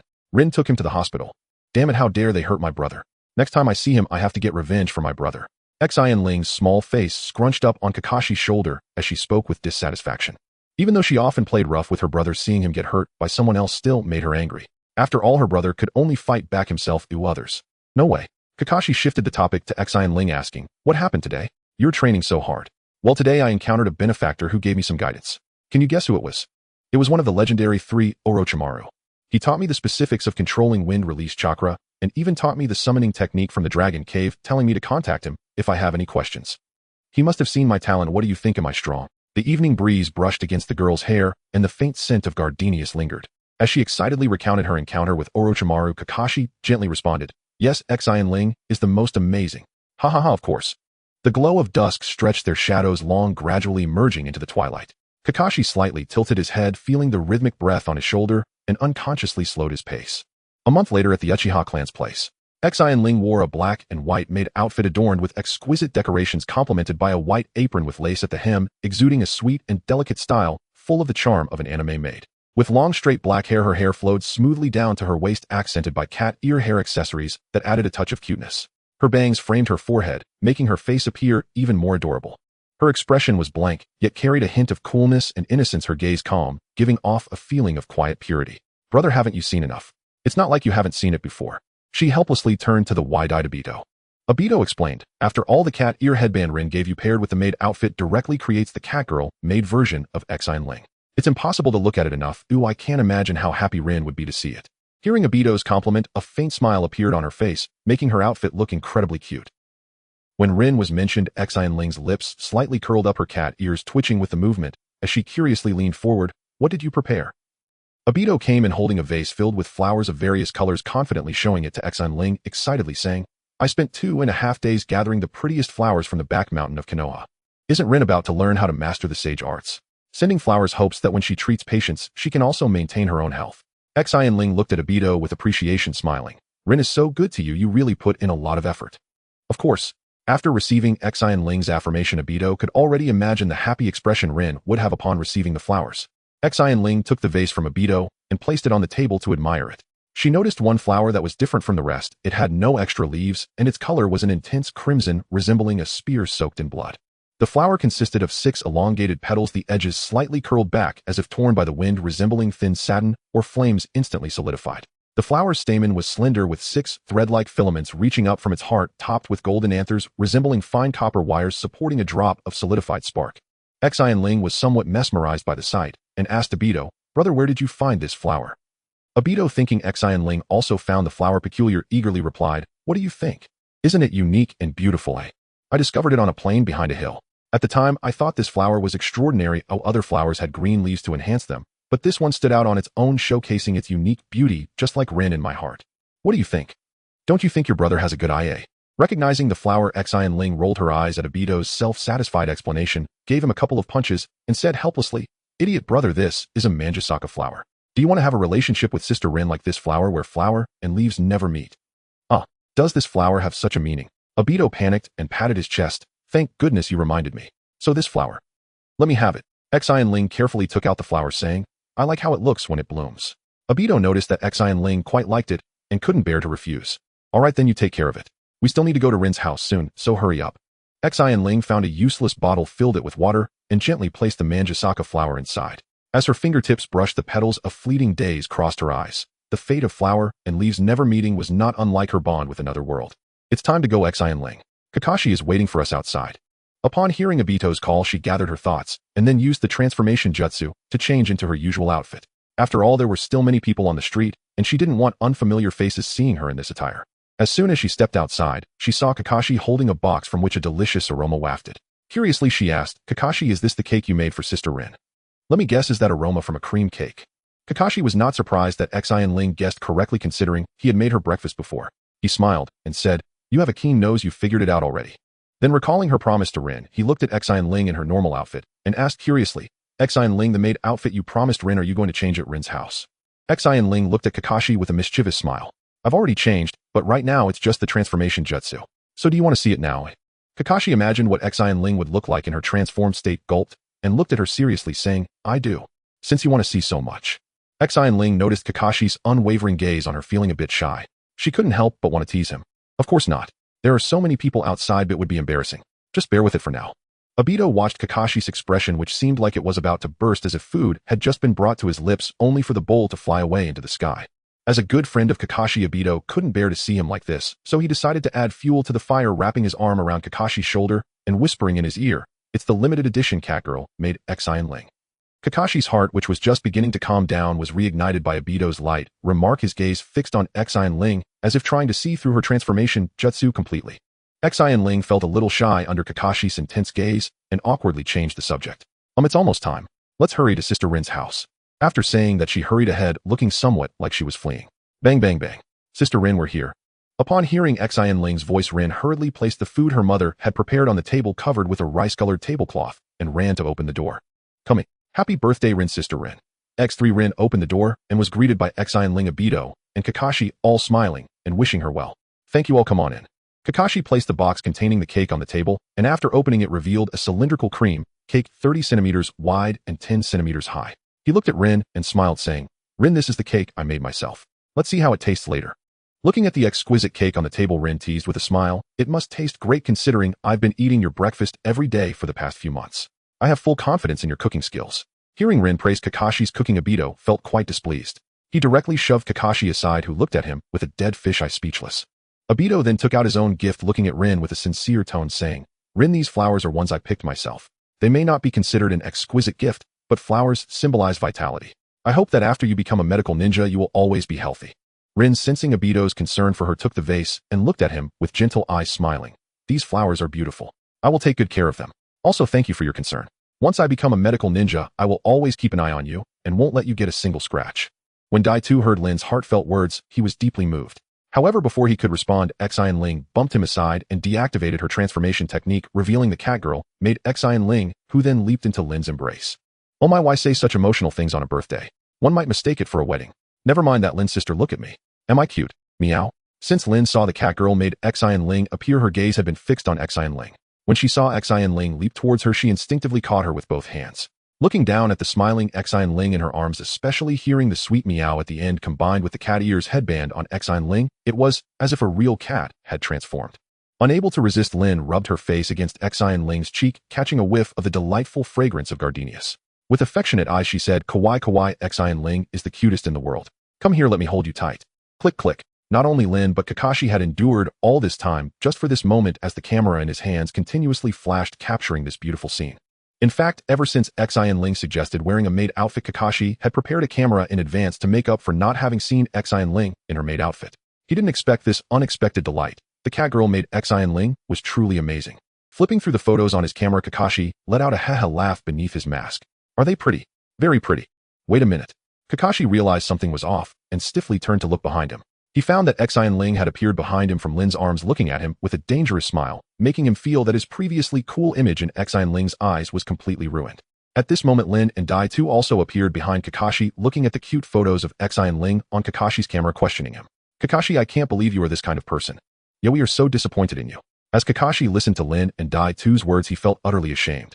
Just when he wanted to admit his mistake, he heard Lin and Dai-Tu's accusations, which were not what he had expected. How could you have such great photos and not show them earlier? Wanting to keep them to yourself is too selfish. You're punished to print out copies for everyone, or we will never forgive you. Xin Ling commented from the side. Is this the main point? Seeing Lin and Dai-Tu completely engrossed in demanding photos from Kakashi, she didn't notice her own words. Are you bringing me peanuts? At that moment, Lin's mother and grandmother came out of the kitchen carrying the last few dishes and glancing at Xin Ling and the others. They have such a good relationship. Yes, Mom, seeing little Lin with friends like these must make her dad feel reassured. Hello, you all, come eat. Lin's mother quickly invited them to sit down for dinner. After placing 6 candles on the cake, Xin Ling looked at Dai-Tu and said, Brother, what do we do if we don't have a lighter? Why are you looking at me? Do I have one? Dai-Tu responded with a puzzled look. What about your fire-style lighter technique? Quickly light the birthday candles for Lin's sister. After Xin Ling said this, she looked at Lin with her eyes, and Lin understood her meaning and then said, Don't put your brother in a tough spot. Using fire style in such a small space is too dangerous. Dai-Tu, don't push yourself. Hearing Xin Ling's teasing, Dai-Tu's face darkened. Just as he was about to say something, he suddenly heard Lin's words and turned to her with a confident smile, saying, Lin, it's alright, I can do this, don't worry. Then Dai-Tu used fire-style lighter technique and snapped his fingers, causing a small flame to appear on his fingertip, lighting the candles and earning compliments from Lin's mother and grandmother. Little Dai-Tu is really impressive. Yes, truly amazing. After their plan succeeded, Xin Ling and Lin gave each other a light high five under the table. Kakashi watched Xin Ling's small actions, then looked at Dai-Tu's triumphant smile and couldn't help but think the child is invincible, being sold out and still helping count the money. Afterward, Lin's mother and grandmother left the house, claiming they were full and going for a walk, leaving space for the young people. Then Xin Ling completely let loose, looking at Kakashi, who was even trying to block his view while eating, still holding a piece of cake, and enticingly spoke up. Kakashi, why don't you take off your mask? How about I feed you? Kakashi looked at Xin Ling in her catgirl maid outfit and felt tempted at the thought of being fed, but he remembered his father's teasing about the beauty mark on his chin and had always worn a mask since then. Even after spending so much time with Xin Ling and the others, he hadn't revealed his face. What if they didn't like it? After much internal debate, Kakashi reluctantly refused Xin Ling's proposal. Well, maybe I'll just eat by myself. After hearing Kakashi's refusal, Xin Ling showed a small, disappointed expression on her face. At the same time, she used Kakashi's perspective to wink at Lin and Dai too, who nodded to signal they understood. Really? Kakashi, why don't you want me to feed you? You don't need to be shy. Ooh, I don't mind. Do you still care about this in our relationship? Shh. Is it just my one-sided affection? Sigh, this world is not worth it. Hearing Xin Ling's words, Kakashi instantly felt restless and hurriedly explained, don't misunderstand, Xin Ling, that's not what I mean. After thinking for a moment, he decided to explain the reason. I've had a mole on my chin since I was little. When I was a child, my dad said it was a beauty mark. It was only after he mentioned it that I realized I had a mole on my face, and since then, I've always worn a mask. Now, Xin Ling, do you still want to? Of course, is it salty or sweet? I'll decide. After hearing Kakashi's explanation, Xin Ling showed no hesitation and grabbed Kakashi's mask. As Kakashi watched Xin Ling getting closer and closer, he could even see her long eyelashes. Her eyes reflected his image, and she was fixated on him, reaching for his mask. He didn't dare imagine what reaction she would have after seeing his face, so he closed his eyes. Feeling his mask being slowly removed, he opened his eyes to look at Xin Ling, who was focused on him, occasionally gently poking his face with her finger and mumbling. Is this little Kakashi? He really has been handsome since he was a child. Dai-tu and Lin stood beside, confused about what she was doing. Dai-tu looked at Kakashi with disdain and said, I haven't even shown my full strength, and you've already fallen into Xin Ling's hands. Lin also agreed, saying, yet completely unnecessary. It seems Xin Ling has still underestimated her weight in Kakashi's heart. Xin Ling observed Kakashi's face, encouraging him, saying, Kakashi, you really underestimate your looks too much. It's just a small mole, it doesn't affect your handsomeness at all. Rather, this mole adds a touch of approachability to your charm. If you didn't have it, let me describe it to you. One day a god said he could fulfill my wish. I said I wanted the same looks as Kakashi, and the god replied, who besides him can I have? I asked why. The god said, because that is also my wish. Hearing Xin Ling's exaggerated words, Kakashi couldn't help but laugh. Haha, it's not as exaggerated as you say. Xin Ling picked up a spoon, scooped a piece of cake, and stuffed it into Kakashi's mouth, asking, how is it? Do you feel a bit more confident? As Kakashi enjoyed Xin Ling's feeding, he said, thank you, Xin Ling. I always thought this mole ruined me. Should I stop wearing it from now on? Xin Ling thought for a moment and replied, better keep wearing it. First, you're used to it, and second, don't you think wearing a mask gives you a mysterious and cool vibe? Alright, I'll go with what you say. After finishing the cake and helping Lin tidy up the room, they agreed to go out for a stroll. Xin Ling picked up a blue hairpin and held it against her head, turning to ask Lin for her opinion. It looks great. Here, let me put it on for you, Lin said as she took the hairpin and gently pinned it in Xin Ling's long dark hair. The blue hue shimmered among her hair like a firefly in the night, adding a touch of brightness to her simple outfit. Kakashi and Obito followed behind, watching the two girls interact closely. Obito, do you know what Xin Ling likes? I want to prepare something in advance, Kakashi asked in a low voice, looking at Xin Ling, who had returned to her usual look. Obito, hearing the question, recalled how close Xin Ling and Kakashi had become lately. Last time, she was even carried back by Kakashi. He threw his arm around Kakashi's shoulder, glancing at the two girls still choosing accessories, and said in a lowered voice, Kakashi, you don't have a crush on my sister, do you? Kakashi's pupils constricted slightly, then he quickly masked his inner turmoil with a calm tone. You're overthinking it, this is just concern for a friend. Obito, not believing Kakashi's words, responded, then why don't you ask me what I like? Kakashi retorted, pointing in Lin's direction. Isn't that an obvious question? Do I even need to ask? Kakashi replied. Obito's face flushed, quickly redirecting the topic. Don't change the subject. We're good brothers, and if you like Xin Ling, I won't stand in your way. This morning, Xin Ling took a liking to a flower from the vase I gave Lin. It was a red spider lily. I know this flower has unfortunate connotations, but she really likes it, and I couldn't say no. After all, she's my only sister. Who else should I care for? Kakashi, you must treat her well in the future, otherwise I won't spare you. Got it. Kakashi felt too exhausted to criticize Obito for putting a flower with an inauspicious meaning in the vase, thinking about how to present this bouquet in a way that showcases its beauty. After all, it was quite inappropriate to give such a flower on a birthday. Up ahead, Xin Ling was watching Lin pick out hair ties when she suddenly noticed three ninjas wearing the Leaf Village headbands passing by. There were two boys and a girl laughing and discussing their mission. This mission was truly thrilling. We actually encountered ninjas from another country. Fortunately, I'm strong enough to protect you all, so hurry up and thank me. Taro really made a significant contribution this time. I almost got ambushed, but thanks to you pushing me, I'm still alive. I should bow to you. Taro is truly impressive. I'm starting to like you a bit. Really, you have great taste in the best man in the world. They must be part of a ninja team. Their relationship seems so good. I wonder if I can still be with them often when my brother Kakashi and Lin form a team in the future. Xin Ling thought absent-mindedly. After Lin picked out the hair ties, she looked at Xin Ling and noticed her dazed expression as she stared at the ninja team. Lin pinched Xin Ling's soft little face and curiously asked, Xin Ling, what's wrong? What are you thinking? Xin Ling came to her senses and said, feeling a bit down, Lin, after you graduate and form a ninja team, will we still be able to see each other often? I don't want to team up with anyone else. I want to stay with you all forever. This sentiment was heard not only by Lin, but also by Kakashi and Obito, who were bickering behind. Lin comforted her gently, saying, "It's okay, Xin Ling. Even if we're not on the same team, we're still good friends and sisters. As long as we're in the same village, we can always be together. Don't be sad." Obito, noticing Xin Ling's low spirits, joked, "Exactly. Besides, we see each other almost every day, so there's no need to worry." "What? Do you want to sleep together at night too? Who would want to sleep with you? Get lost." Xin Ling laughed at Obito's inappropriate comment, her face breaking into a smile again. "I disagree, you stay away from her." Kakashi immediately couldn't stand it and kicked Obito aside. Seeing Xin Ling looking at him intently, he awkwardly cleared his throat. "He was blocking my way. What I mean is I have a way to fundamentally solve the problem." "Xin Ling, do you want to know?" Xin Ling's attention was instantly captured. With her starry, sparkling eyes filled with curiosity, she said, "I want to. Hurry up and tell me." Hearing Xin Ling's sweet request, Kakashi felt his heart race. He stopped teasing and explained seriously, "First, you need to understand the composition of a team: 1 Jonin or Chunin as the captain and 3 Genin as team members. Since Xin Ling wants to be in the same team as us as long as I become a Chunin before you graduate. Know at that age merely being a Chunin might not be enough to command respect." He paused, his gaze firm. "So as long as I become a Jonin before you graduate, I can bring you into the team. That way we can always be together." Hearing this bold idea, Lin widened her eyes in surprise. "Kakashi, there's only over 6 years left, and we're not even Genin yet. Isn't the timeline too tight?" Obito scoffed disdainfully. "Stop dreaming unrealistic dreams, Kakashi. Did you forget to draft a plan before boasting? Did all the ink go into your brain?" Faced with the doubts of the two, Kakashi did not refute them. After all, this matter was indeed somewhat hard to believe. He could only prove it through action. After hearing Kakashi's plan, Xin Ling couldn't help but exclaim, "Is this the way a genius thinks? Rather than thinking about how to adapt to problems, they go straight to becoming the one who sets the rules." So impressive. She had no doubt that Kakashi could become a Jonin before the age of 13. Looking at him with admiration, her tone resolute. "Kakashi, I believe you can succeed. I will support you." Kakashi did not expect Xin Ling to trust him so firmly, feeling a flame ignite in his heart. "Since Xin Ling believes in me so much, I will never let you down," he responded with a smile, his eyes filled with tenderness.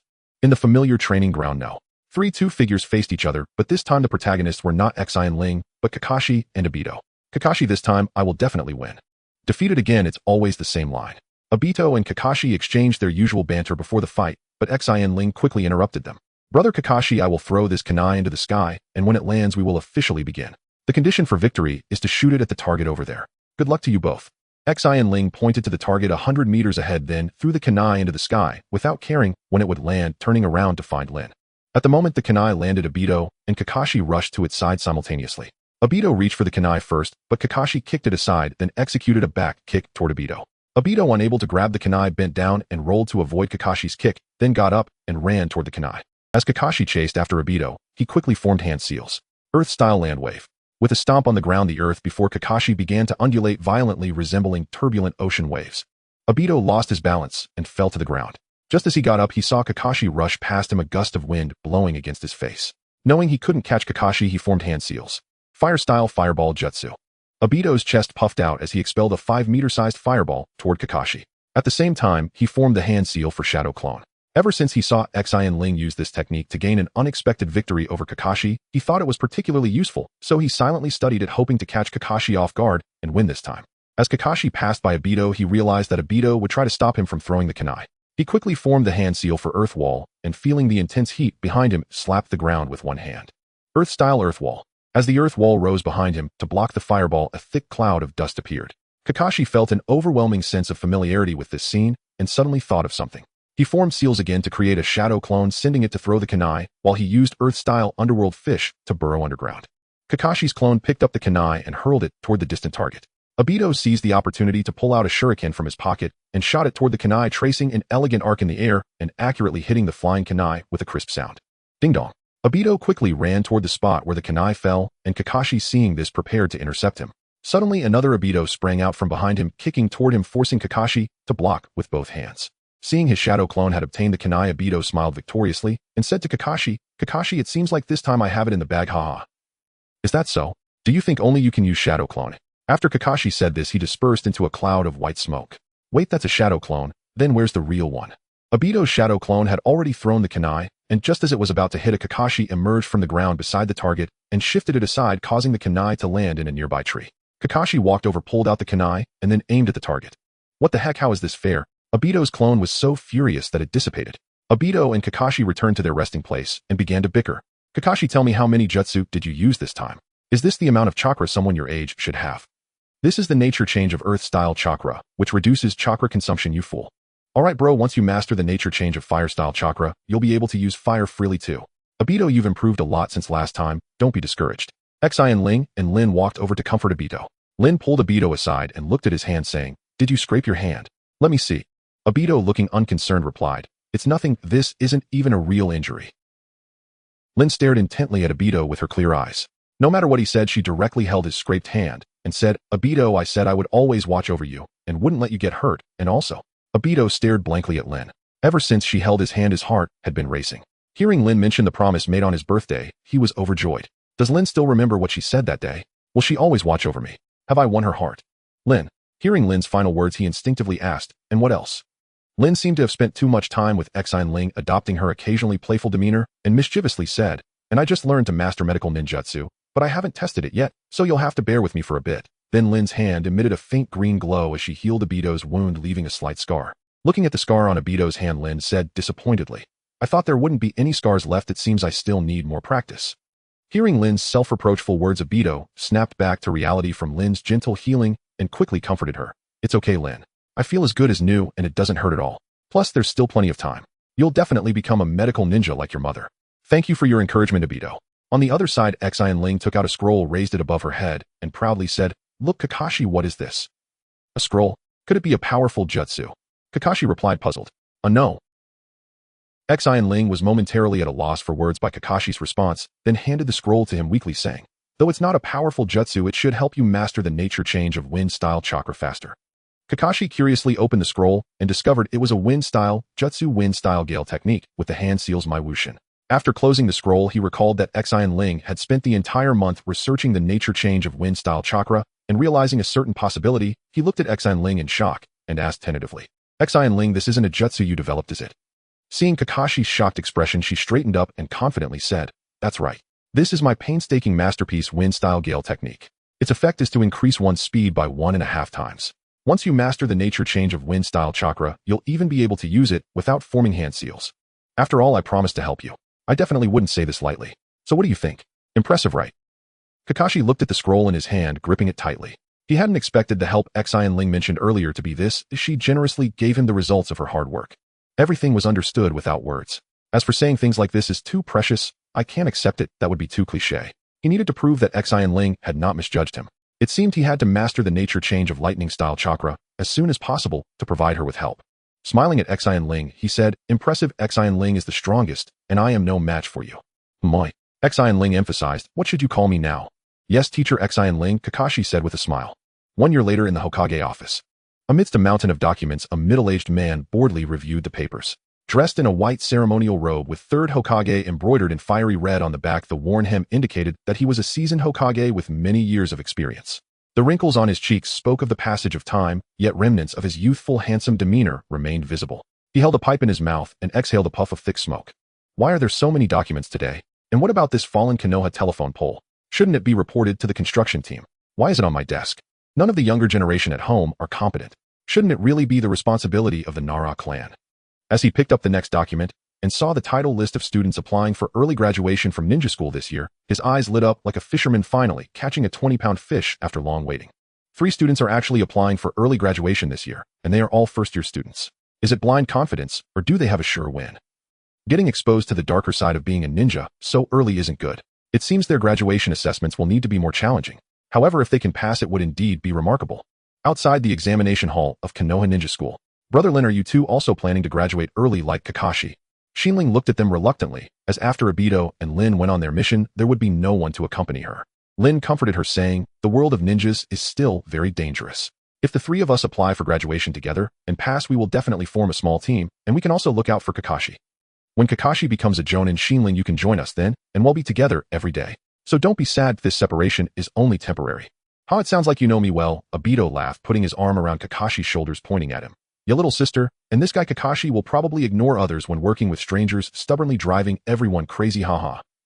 Humph, you make it sound like you know me so well, Kakashi said, shaking off Obito's arm with dissatisfaction, although he didn't deny what he said. Xin Ling understood that she couldn't let her selfishness make Kakashi move forward alone. With Obito and Lin accompanying him, at least Kakashi wouldn't have to fight alone on the path to becoming a Jonin.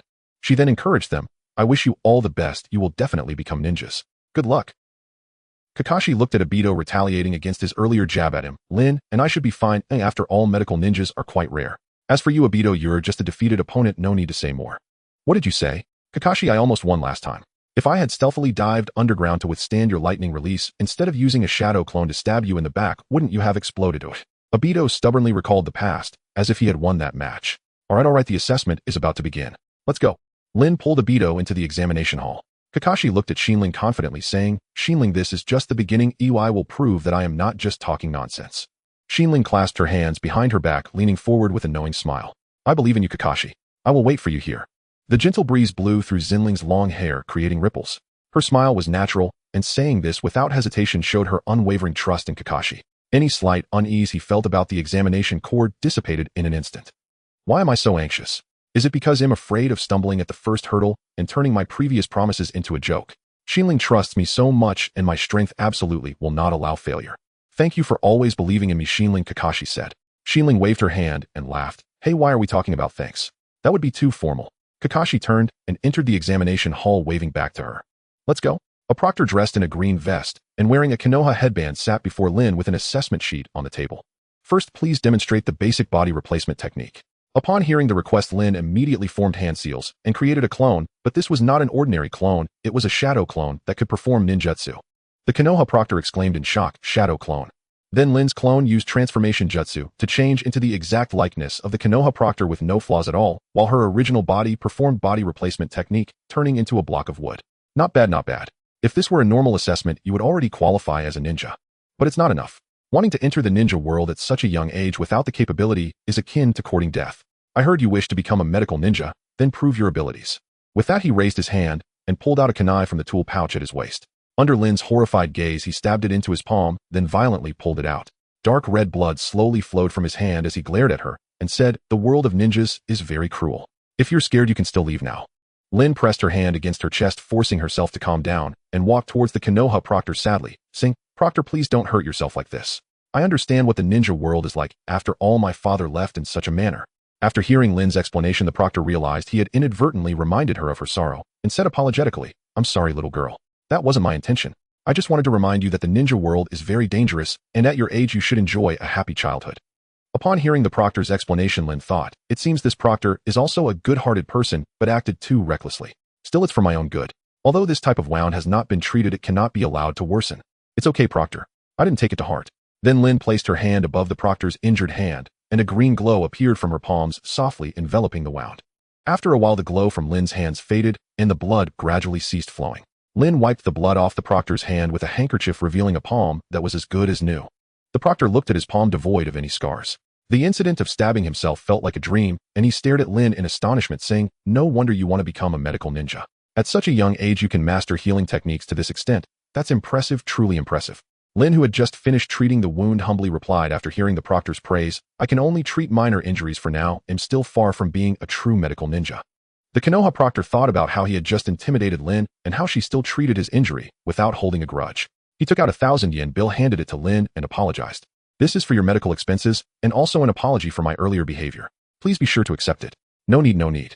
A medical ninja would never prioritize money over saving lives. The proctor ignored her persuasion and forcibly stuffed the money into Lin's hands. While scoring Lin, he asked, may I ask you a personal question? Lin sat to the side and curiously asked upon hearing the proctor's question, what question? Go ahead. Is it true that your father sacrificed himself after becoming a ninja?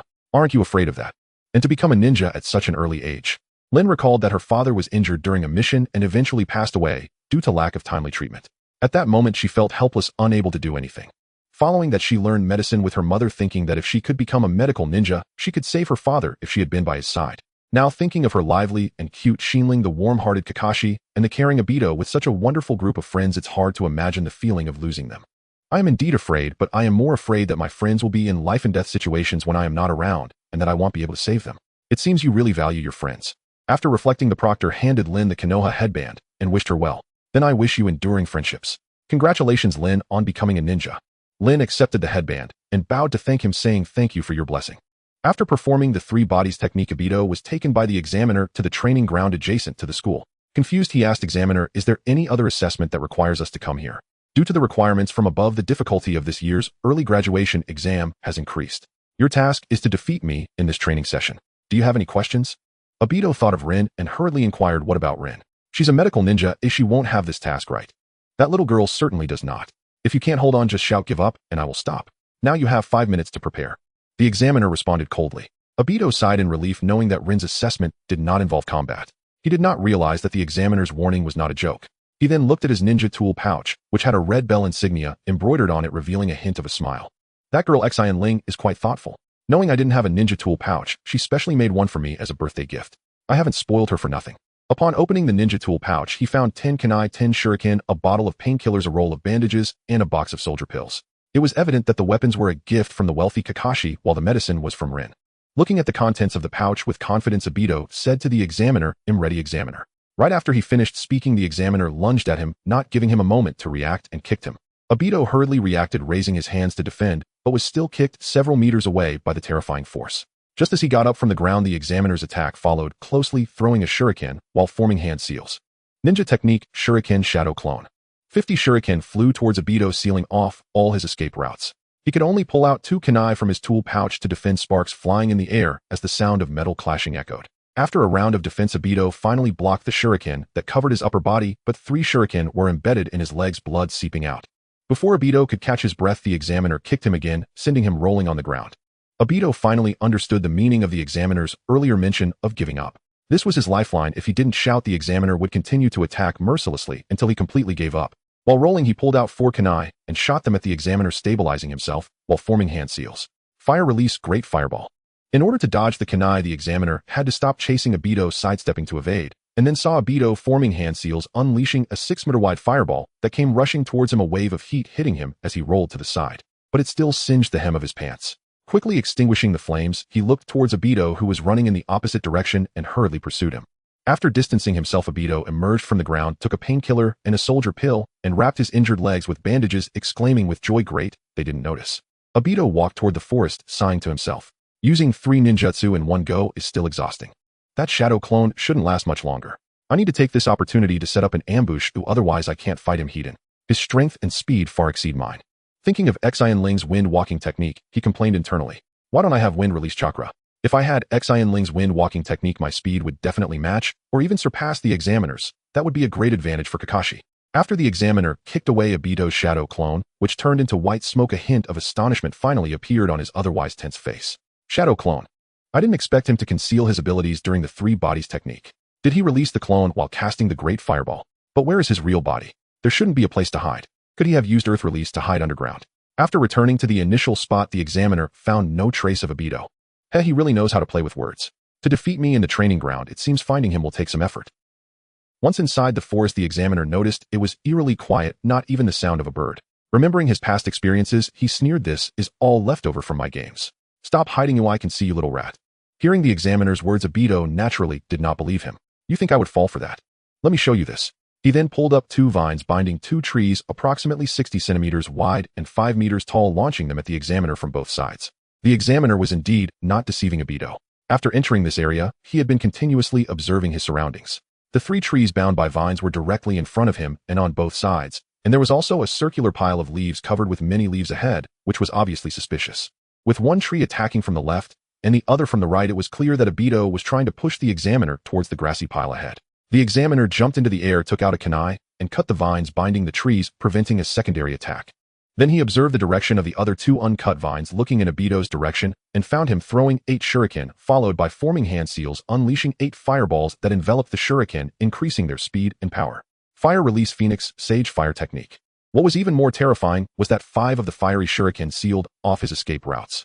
Even using the body replacement technique would leave him with nowhere to dodge. In an instant, the examiner devised a countermeasure and quickly formed hand seals. Water release water formation wall. Water surged from the examiner's feet, extinguishing the flaming shuriken, and he took out a kunai to block the incoming shuriken from the water formation wall, producing a clanging sound. The examiner thought to himself, if only I had earth release chakra, it wouldn't be so troublesome. Damn it, the ambush failed. Could he have really discovered me? How should I play now? My chakra is almost running out. What should I do? Obito looked at his flaming shuriken being blocked by the water formation wall, creating a mist. "Mist, I got it." Obito recalled the time he fought against Xin Ling, where his water release attack was countered by her fire release, resulting in the same mist as now. Without visibility, he was distracted by her shadow clone and didn't notice her sneaking around to attack from behind. Looking at what could be utilized on the battlefield, the only tree bound by the last vine could cause harm to the Examiner. He had to attract his attention while not leaving the tree's attack range. Just after the Examiner blocked the shuriken, he saw Obito unleashing a 3-meter-wide fireball towards him through the flowing water, hitting the water formation wall and creating another mist. The Examiner compared the fireball Obito had unleashed earlier with the current one to conclude that he was now out of chakra, lamenting, "You must be exhausted by now. Honestly, when I was your age, I was still playing ninja house games. If it weren't for the watchful eyes above, I might have even let you pass. Go back and train for a few more years, you will surely surpass me then." Obito seemingly not ready to give up threw all his kunai and shuriken at the Examiner. The Examiner thought Obito was still struggling in vain and raised his hand to block 6 kunai, with one of his own producing a clanging sound, not realizing that the 7th sound was from 2 shuriken colliding. Obito raised both hands, walking towards the Examiner unguarded. The Examiner thought Obito had given up and stood still preparing to say something, when suddenly a noise came from behind. Turning to look, he found the 3rd tree had appeared right before his eyes. "It's over." The Examiner was directly struck, flying out and landing 10 meters away, instantly losing consciousness. Uncertain how long it had been, the Examiner awoke to see Obito grinning at him. The Examiner recalled the memories before losing consciousness, blushing as he looked at Obito and pointed at him, saying, "Does this count? If you hadn't given up at the last moment, would I have let my guard down?" Obito innocently replied, "But didn't you say that only saying I give up counts as losing? Did I ever say I give up?" The Examiner was stunned by Obito's words, unable to rebut, as it was indeed his own statement. He sighed. "Sigh, losing to a 7-year-old child. Where do I put my face? How can I face people?" Obito, sensing the Examiner's thoughts, reassured him, "Don't worry, Examiner. When I become strong and become Hokage, you can brag about having fought with the Hokage back in the day. You can boast about it for a lifetime." The Examiner chuckled at Obito's comfort and threw him a forehead protector, teasing, "Haha, are you bragging now? But if you truly achieve that, then it can indeed be said. All right, kid, I look forward to your future growth." Obito accepted the forehead protector and bowed in response. "Thank you, Examiner. I will work hard. In training ground, no." Kakashi's situation was much better than Obito's, at least he wasn't being overwhelmed. Using the wind release wind walking technique, his speed exceeded that of the Examiner, but his power was far too lacking, resulting in Kakashi's attacks failing to inflict any damage, while the Examiner could easily fend off Kakashi's all-out strikes. After blocking Kakashi's kunai attack, the Examiner effortlessly engaged in conversation. "You're the son of the White Fang, aren't you? I've even received guidance from your father. Why don't you use your father's sword techniques? Is it because the White Fang was too busy?" Kakashi felt overwhelmed by the Examiner's barrage of questions. However, the last question did remind him, ever since the rumor incident, his father had rarely gone out on missions and was almost always at home. Kakashi had asked his father for guidance, but it was only about cooking, not sword techniques. Upon returning home, he would definitely learn his father's sword techniques. Otherwise, how would he face others if they found out the son of the White Fang could not use his father's techniques? Realizing that physical attacks were ineffective, Kakashi created distance and quickly formed hand seals to strike the ground. Earth release, earth flow spear. Earth spikes erupted from the ground, charging towards the Examiner. "Are we starting to compete with ninjutsu now?" Kakashi declared. Lightning release, lightning gate. The Examiner formed hand seals, summoning a 5-meter-wide gate of lightning towards Kakashi, simultaneously blocking the earth spears, scattering them into dust, showcasing the effectiveness of lightning chakra against earth chakra. Wind release, wind kill formation.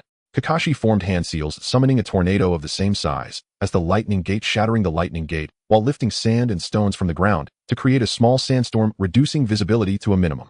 Fortunately, he had mastered the change in nature of wind chakra. Otherwise, releasing this technique would surely drain his chakra. Is Orochimaru really this good to her? Teaching her such a wind ninjutsu, are they really not master and disciple?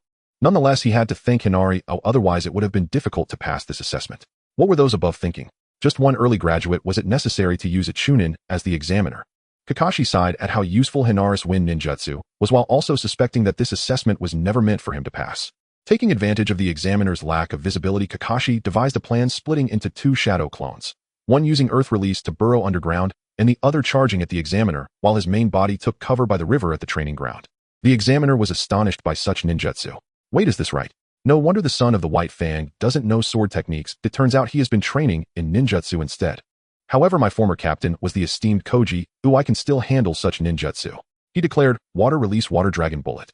Then retreating to the riverbank, he formed hand seals as a water dragon burst from the river, flying towards the sandstorm.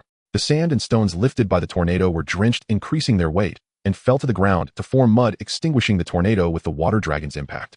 The water dragon bullet, improved by the second Hokage, reduced the original 40+ seals to 6 seals, matching the number of seals for the Uchiha's great fireball technique. It was likely improved by the second Hokage during his battles against the Uchiha clan in the Warring States period. As soon as the examiner used water release, Kakashi charged in from the side, knowing he couldn't win in a heating confrontation, yet still choosing to fight, clearly having a trick up his sleeve. He quickly formed the seals for the body replacement technique. Kakashi's attack came heated with 10 shurikens shooting out simultaneously, blocking escape routes. Kakashi then formed hand seals again. Fire release, great fireball. A 3-meter-sized fireball flew towards the examiner, while Kakashi's clone dispersed into a puff of white smoke after completing its ninjutsu. Just as the examiner used his kunai to intercept 5 shurikens, a fireball came hurtling towards him, forcing him to use the body replacement technique. The fireball reduced the wood to charcoal, yet the examiner remained vigilant, knowing that the previous one was a shadow clone and that the next attack would be from the main body. Sensing a slight tremor in the ground, the examiner reacted, instantly jumping into the air, just as a pair of hands emerged from the ground, seemingly trying to pull him underground. Kakashi, realizing he hadn't caught the examiner, emerged from the ground and hurled 10 kunai at the examiner, forcing him onto the water's surface before charging at him. Did you forget? You can't win in a direct confrontation. Have you run out of tricks? The examiner quickly dispelled Kakashi's clone, shocked, saying, "Is this still a shadow clone?" Lightning release, electromagnetic murder. Before the examiner could recover, a surge of electricity surged from the water's surface, paralyzing his body and causing him to lose control of his chakra, falling into the water. Outside training ground No. 3 stood a blond man clad in a green vest and wearing the Konoha forehead protector.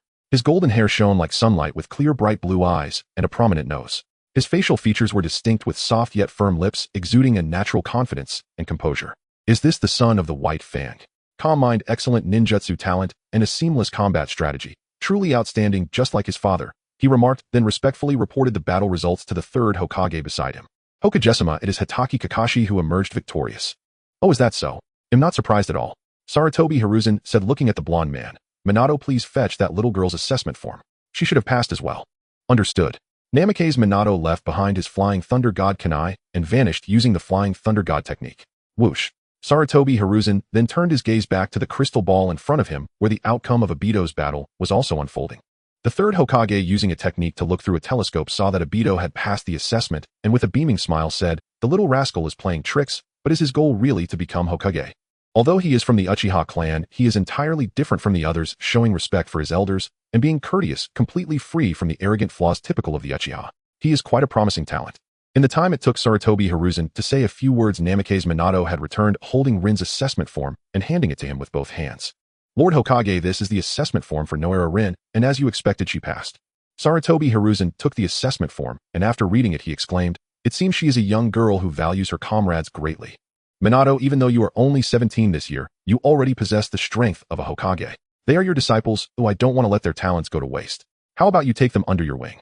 After reviewing Kakashi and the others' assessments, Minato, who was already full of praise for them, naturally agreed upon hearing Sarutobi's words. "Yes, Lord Hokage, I will definitely teach them with great care." Xin Ling was sitting on a swing, gently swaying back and forth. Upon seeing Rin come out, she noticed a new forehead protector on her head and quickly jumped off the swing, running over to Rin's side, creating a gust of wind. "Wow. Sister Rin, you are so fast, you came out so quickly." As soon as Rin appeared, a small black ball rushed towards her. Curiously touching the forehead protector on her own head, she complained, "Why are you running so fast? What if you fall?" "Hehe, I was just too excited to see Sister Rin." Despite being scolded by Rin, Xin Ling still wore a cheerful expression. She then hugged Rin's arm and playfully said, "I have been practicing the wind walking technique, you know. Once I start running, I just instinctively use it. Please forgive me. Is that okay? You always do this." Rin helplessly pinched Xin Ling's small nose and then took her long hair, styling it into a loose ponytail. "Oh, Rin passed too. What about Kakashi? He didn't fail, did he?" "Ha ha." Obito came over to Xin Ling and Rin, not seeing Kakashi, and mockingly laughed at him. Seeing the forehead protector on Obito's head, Xin Ling knew he had passed as well. Noticing the bandage on his leg, she curiously asked, "Brother, you passed too, but what happened to your leg?" Obito, hearing Xin Ling's question, swore he wouldn't mention being injured during the assessment until he confirmed whether Kakashi was hurt. He solemnly fabricated a story. "Oh, this is just me helping an old lady cross the street, and I accidentally got bumped into. It's just a little wear and tear, nothing to worry about." Rin completely ignored Obito's fabrications, directly pushing him down onto a nearby chair. Upon seeing a dash of red on the bandage, she squatted down, raised her hand, and used palm healing technique to treat him, dismissing Obito's words. "Stop lying, sit still." Hearing Rin's firm tone, Obito dared not say much more and quietly sat in the chair.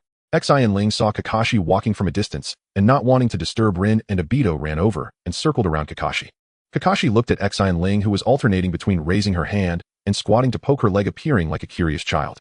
Unable to hold back, he pinched her soft face and smiled. What are you doing? Why are you touching me?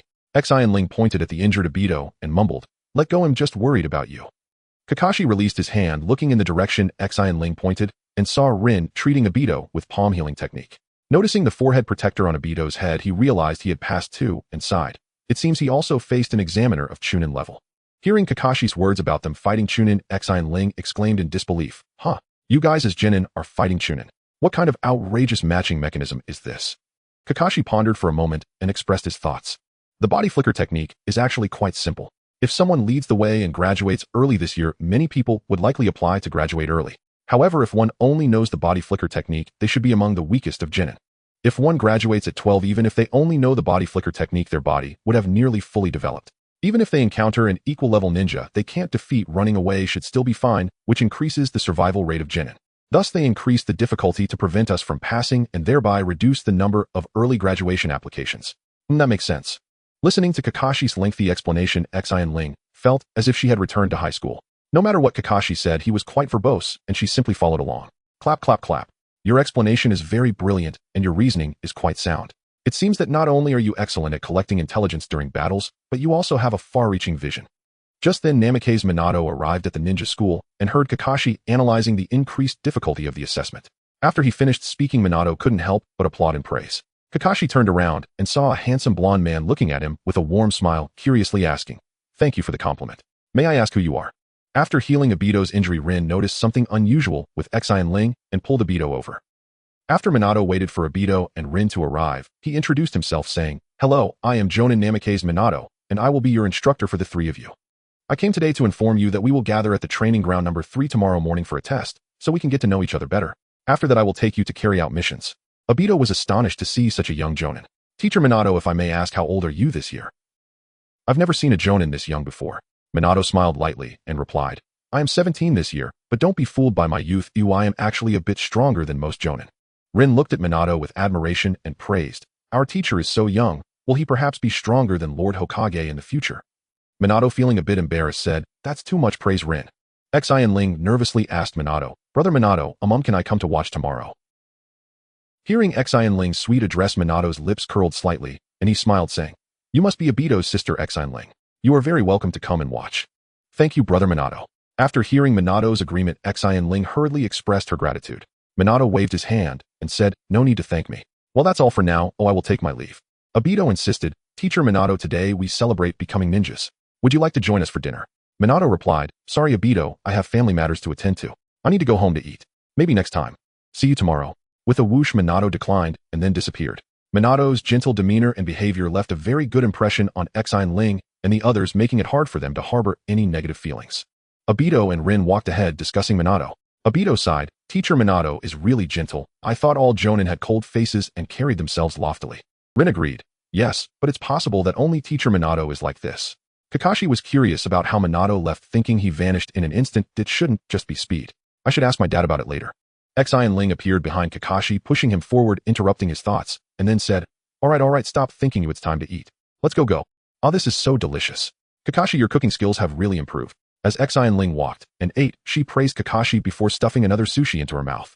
Kakashi felt delighted by Xin Ling's compliment and smiled like a crescent moon as he said to her, then I'll always cook for you from now on, okay? Sure.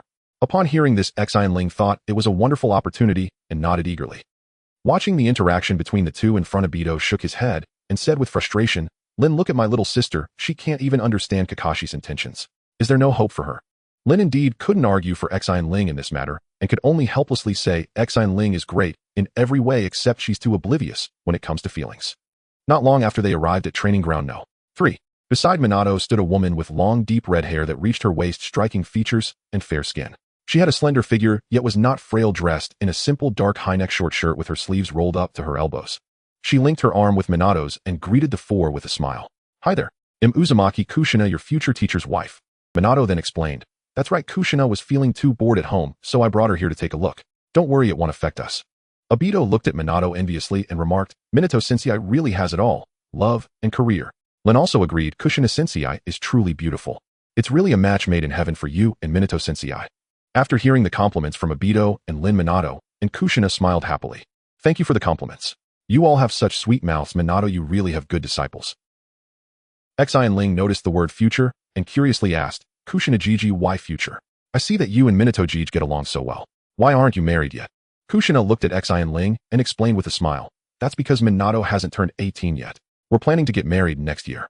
Upon realizing the situation, Xin Ling's eyes lit up as she excitedly asked, Can I be your little bridesmaid, Kushina-jiji? Kakashi, upon hearing this, suddenly couldn't hold back and quickly looked at Minato, saying, Minato-sensei, I can be your best man too. Of course you can. Minato looked at Kushina, who felt she had seen Xin Ling somewhere before. No problem, no problem. Kushina then squatted down in front of Xin Ling and carefully examined her. Suddenly, she recalled a particularly memorable incident from 2 years ago when she went to buy groceries and saw a little girl scolding 2 big men in the street who fled in embarrassment. Excitedly, she said, I remember now. You were that little girl from the street, right? You took on 2 at once and scolded those 2 big men until they were completely humiliated. At that moment, I wanted to get to know you, but you ran away too quickly. Hearing Kushina's unfiltered words, everyone fell silent, and Xin Ling's face turned bright red as she stammered, Kushina-jiji, did you mistake me for someone else? Kushina, not noticing the awkward atmosphere, recalled the little girl's appearance and looked at Xin Ling, pinching her soft little face while smiling and saying, No, you were just as cute as you are now.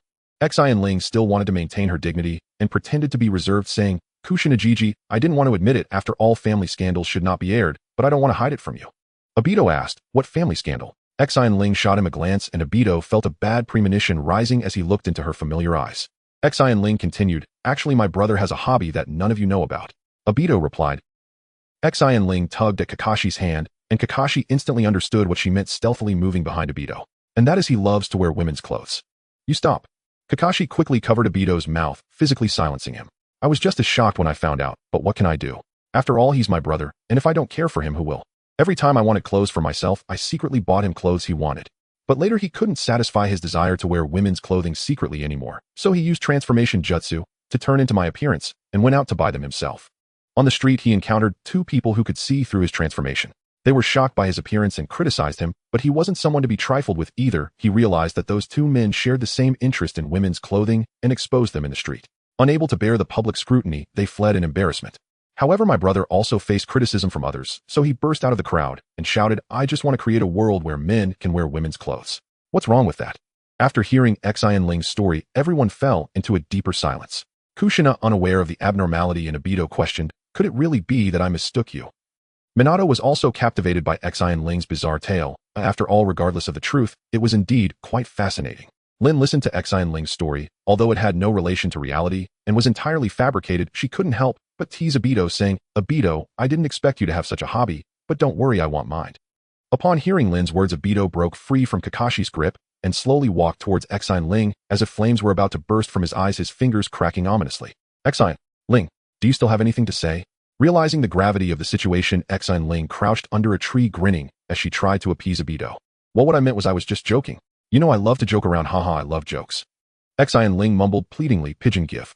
I'll let go. Obito was clearly enraged and continued without stopping. What? You want me to go harder? Fine, I'll grant your wish. You tricked me, you made me take the blame every day. From childhood to now, tell me, how many times have you tricked your brother? That's countless. Look at other people's sisters, they are their brother's little sweethearts, and then look at you. Don't even mention being a sweet sister, you barely even bring me cold water. Kushina watched the playful banter between Obito and Xin Ling, covering her mouth to suppress her laughter, and turned to Kakashi and Lin to ask, Have these siblings always been like this? Their bond is truly wonderful. Minato was also infected by the joyful atmosphere and said with a smile, It seems this place will be very lively in the future. They will definitely not hold back whenever they have the chance to play tricks on each other. I heard Obito say that Xin Ling has been like this since she was little. Kakashi felt it was time to stop Obito as Xin Ling's little face was about to be squished out of shape. Xin Ling's eyelashes trembled lightly, her eyes clouded with a thin mist. 2 patches of reddened cheeks lingered at her sides, leaving 2 shallow crescent-shaped imprints on her skin, slightly indented, resembling footprints left by a small bird in the snow. The old pot the mud state has become foggy.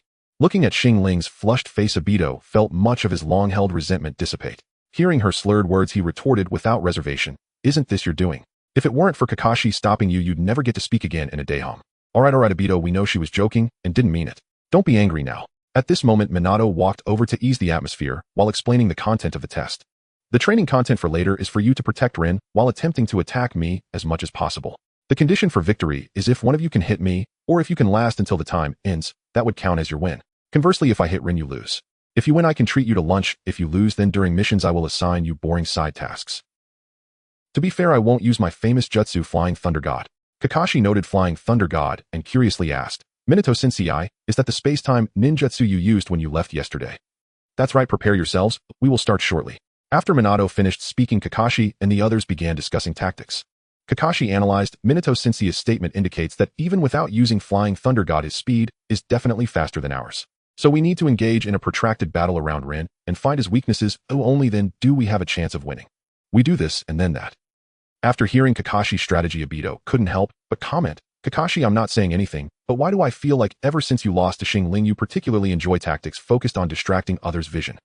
Kakashi found it hard to refute this point, explaining, Xin Ling is indeed a tactical genius. The first time I lost to her, it was due to a lack of information. Blocking others' line of sight can create layouts to change the course of a battle, whether in a disadvantage or advantage. And don't just point fingers at me, aren't you also learning from Xin Ling's style? Obito, recalling how his battle with the examiner completely aligned with Kakashi's words, also felt it was reasonable and said, all right, I just don't know if Minato Sensei will fall for it. Seeing that Kakashi and the others were ready, Minato took out an hourglass and handed it to Kushina, explaining, this hourglass represents 10 minutes when all the sand has flowed out. The countdown officially begins when the sand starts to flow. Once both sides stood at their designated spots, Kushina flipped the hourglass and the sand began to flow down. Obito and Kakashi quickly formed hand seals, and a 5-meter-wide tornado appeared. Obito then spat out a fireball into the tornado, transforming it into a fire tornado rushing towards Minato. Wind release, wind killing formation. Fire release, great fireball. Combined ninjutsu, great fire tornado. Minato watched the ninjutsu jointly released by Kakashi and Obito crouching down to take out a scroll from his ninja tool pouch. He wrote something on it while praising them, saying, very good combined ninjutsu, but I suppose they must have practiced this for a long time in private. How about we call it Blazing Release Fire Hurricane Dragon Spiral Flame Annihilation Zero style. As the fire tornado approached 6 meters in front of Minato, it suddenly stopped moving, surging into the seal technique drawn on the scroll, which was then closed and returned to the ninja tool pouch. Xin Ling and Kushina sat by the tree witnessing this shocking scene.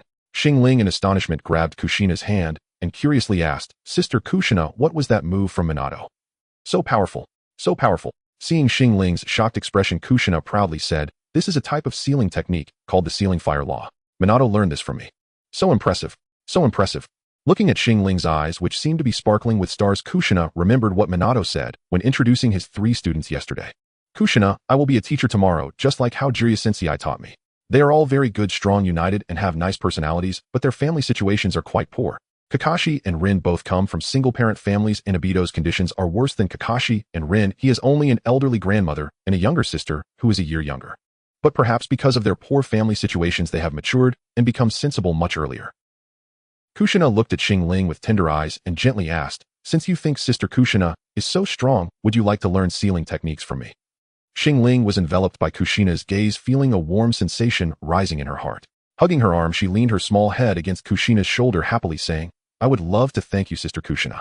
Kushina, seeing Xin Ling so close to her, felt a surge of affection and gently stroked her head.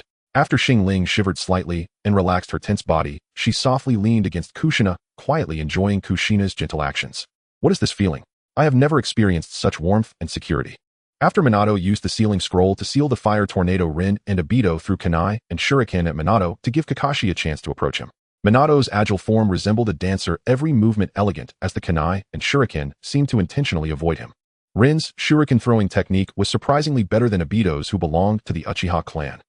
Kakashi used the wind walking technique, and after Minato dodged the kunai and shuriken, he had already approached Minato wielding a short blade to slash at him. Minato easily dodged Kakashi's attack, marveling at Kakashi's speed and curiously asking, not bad, Kakashi. Did you come up with using wind release chakra nature to accelerate yourself? No, it was Xin Ling who developed it and taught me. While replying to Minato, Kakashi's short blade continued to slash without any pause, yet it couldn't even touch the hem of Minato's clothing. Xin Ling, huh? It seems she is not only likable, but also quite talented. If the team had 5 members, it would be great if Xin Ling could also become my student. Minato effortlessly dodged Kakashi's attacks while praising Xin Ling. Kakashi, I am here to help you. Obito stealthily attacked from behind Minato, kicking him, but Minato performed a backflip to evade the attack. Idiot, why are you here? Kakashi scolded Obito, though there was no dissatisfaction on his face. Minato charged towards Lin with Kakashi and Obito present. If he attacked Lin now, there would be no obstruction. It seemed victory was already within reach for Minato. A smile appeared on his face, but it was not one of joy for the impending victory. I see the Lin before me must be Obito in disguise. From the crystal ball of the Hokage, I saw how Obito performed during the assessment. Though he usually appears carefree, he is meticulous in his actions, so it is impossible for him to neglect Lin and make a reckless decision regarding his teammate. Moreover, Kakashi's acting was too poor. Obito did something so infuriating, yet he remained expressionless while scolding him. A normal person would have already yelled at their teammate for executing such a heaven-defying move. Kakashi's expression was so lackluster that it was as if he was saying, "Go ahead, I'm not worried. But with this time can't hold out until the end, let me see what brilliant ideas you have left." Upon realizing that Obito and Lin swapped identities using a transformation technique during the first wave of attacks, the Obito who had just attacked me was actually Lin, while the Lin in front was truly Obito in disguise. Minato did not turn back. Instead, he continued toward Lin while his other hand formed several special seals. After Minato entered Lin's range for casting techniques, she formed hand seals. Earth style 4 directions, earth flow wall. A 5-meter-high earthen wall rose around them, completely sealing Lin and Minato inside. Lin deactivated the transformation technique, returning to Obito's appearance. "Minato sensei, you fell for it." Minato smiled without speaking, watching as Obito charged toward him, while Kakashi also attacked from above with a short blade. Dimensional transfer instant zero style. Just as Obito and Kakashi were about to collide with Minato, a flash of golden light appeared and Minato vanished from his spot, while Kakashi was unable to control his form in midair and crashed into Obito, landing on top of him. Minato appeared on top of the earth wall, praising, "That was a good strategy. If you hadn't used dimensional transfer instant zero style, you might have succeeded." Kakashi hurriedly got off Obito, his expression somewhat unnatural, and stood up, curiously asking, "What technique was that?" Upon smelling the jasmine fragrance on Kakashi, Obito recalled something and slightly raised the corners of his mouth, standing up as well. He asked, puzzled, "With such a long technique, it should be a spell for casting, right?" Minato observed Obito's odd expression just now and twitched the corner of his mouth. "Forget it, I'll pretend I didn't see that. From Lin's assessment, I know she can use shadow clone technique. This Kakashi should also be a clone of Lin. If it were the real one, attacking me recklessly could lead to a counterattack, which is quite risky. Lin's real body might have already hidden away. About that technique I will tell you after this is over." After saying this, Minato did not give them time to react and charged towards Lin, followed by Obito, while Kakashi ran in the opposite direction. Lin immediately dashed toward the trees. Just as she entered the forest, she was caught by Minato, who smiled while patting her head, saying, "You must be a shadow clone, right? Is it Kakashi's clone?" Lin turned back with a smile and replied, "You guessed half right, but it's not completely true, Minato sensei. Could it be Lin's clone? Could it be?" Bang!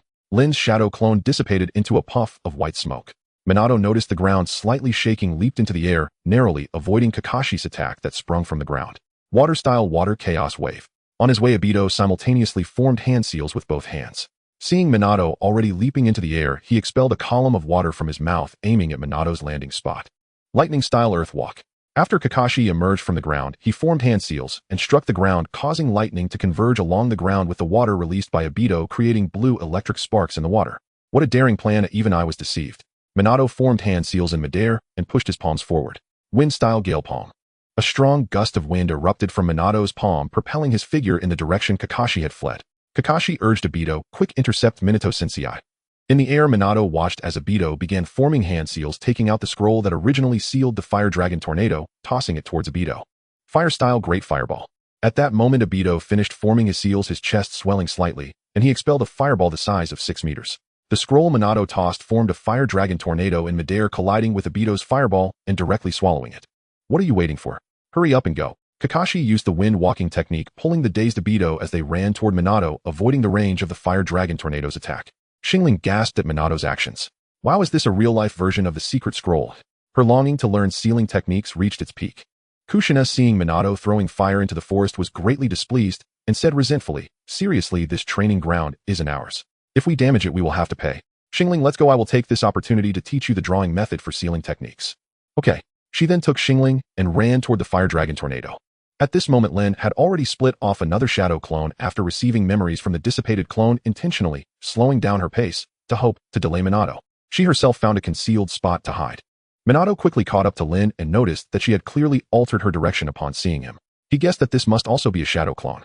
After capturing her, he smiled and said, "Is Lin playing hide and seek?" After Lin's clone dissipated, the memory was passed to her real body, hiding in the bushes. Minato's last sentence put a lot of pressure on her, causing her to tense up even more, silently praying that Minato wouldn't find her so early. Minato soon arrived in the area where Lin was, immediately spotting a small bundle crouched in a bush. He kept circling around Lin, saying, "I've searched everywhere nearby. Oh, it should be here. Is it here? Still here? Ha, I see you, Lin, come out." Huh, not here. Lin's heart felt as if it were tightly gripped by an invisible hand, and with Minato's voice echoing in her ears, its beating quickened. She covered her mouth with both hands, not daring to breathe a word. Minato estimated that about 10 minutes had passed, and he quietly approached Lin from behind, crouching down and bringing his face close to hers. He said in a whisper, "It's been a while since I've heard Minato Sensei's voice. He must have left, right?" In her heightened state of tension, Lin didn't notice that the voice speaking was Minato's. She felt relieved and murmured, "It should be." Lin's words were only halfway through when she turned to the side and saw Minato looking at her with a smile.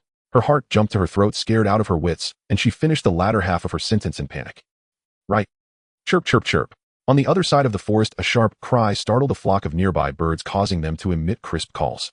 Kakashi turned to look and saw the birds scattering in all directions. "It seems Rin has been caught by Teacher Minato." After hearing Kakashi's speculation, Obito resignedly replied, "I did my best, really did my best. Even if I exerted all my strength, I couldn't touch a single hair of Teacher Minato." In that instant, when Teacher Minato's golden light flashed, it felt just like when he used Flying Thunder God, disappearing into thin air. Kakashi was equally clueless about Obito's description and then said, "Then let's go back and ask Teacher Minato later." Xin watched in close proximity as Kushina used a sealing scroll to seal the fire dragon, her eyes wide with astonishment. She thought to herself, this is almost the same effect as the sealing technique of the hungry ghost path of the Rinnegan, and seeing how Minato-san operated back then, he could even use it like a secret scroll. That's just too strong. After finishing the sealing, Kushina looked at Xin and asked, "How was it? Did you understand, Xin?" Xin stared at the twisted runes on the scroll, her eyes half open, a dazed look in them, her mind in a state of unresponsiveness. Seeing Xin like this, Kushina recalled her own past. "When Granny Mito taught me, I must have looked the same way." Then she smiled gently and reassured her, "It's okay, it's just the beginning. Not understanding is normal. They'll teach you slowly later, so don't worry." Listening to Kushina's soft and gentle words, Xin felt that if her teacher in her past life had taught with the same attitude as Kushina, she would have had to study hard and not let her down by not getting into Tsinghua. "Sister Kushina, if you became a teacher, you would definitely be a wonderful one." Kushina chuckled lightly and said, "Oh really? Do you think that highly of me, Xin? All right, let's go. Minato and the others should be done now." Kushina naturally took Xingxin's hand and returned to the gathering place, recalling the first time they met, and curiously asked Xin, "Xin, can you tell me why you did what you did on the street back then?" Knowing she couldn't avoid the matter, Xin gave in and recounted the whole story from beginning to end. "Kakashi is my good friend, and I can tell he respects his father a lot. I may not have a father, but if my brother or my grandmother were bullied, I would definitely be very angry." So seeing those two question Kakashi's father, Kakashi must have been very upset. But he wasn't there, and as his good friend, I naturally had to stand by Kakashi's side, so I spoke up against them. "And Sister Kushina, please don't misunderstand. I'm not a bad child. You have to believe me." As she finished speaking, Xin anxiously looked at Kushina, her hands tightly gripping hers, not wanting her to think she was a poorly behaved child. She didn't want to create a bad impression that would distance Kushina from her, nor did she want to lose this feeling that she had never experienced even in her past life. When Kushina heard Xingxin's last words, her eyes turned slightly red, and her whole body trembled, clearly caring about Xingxin's opinion. She slowly squatted down to meet Xingxin's gaze, noticing the tears welling in her clear eyes. She reached out to gently stroke Xingxin's cheek and looked at her with compassion, softly saying, "I believe you. You spoke up for your friend, disregarding the modesty expected of a girl, bravely standing up. You are a kind and brave child."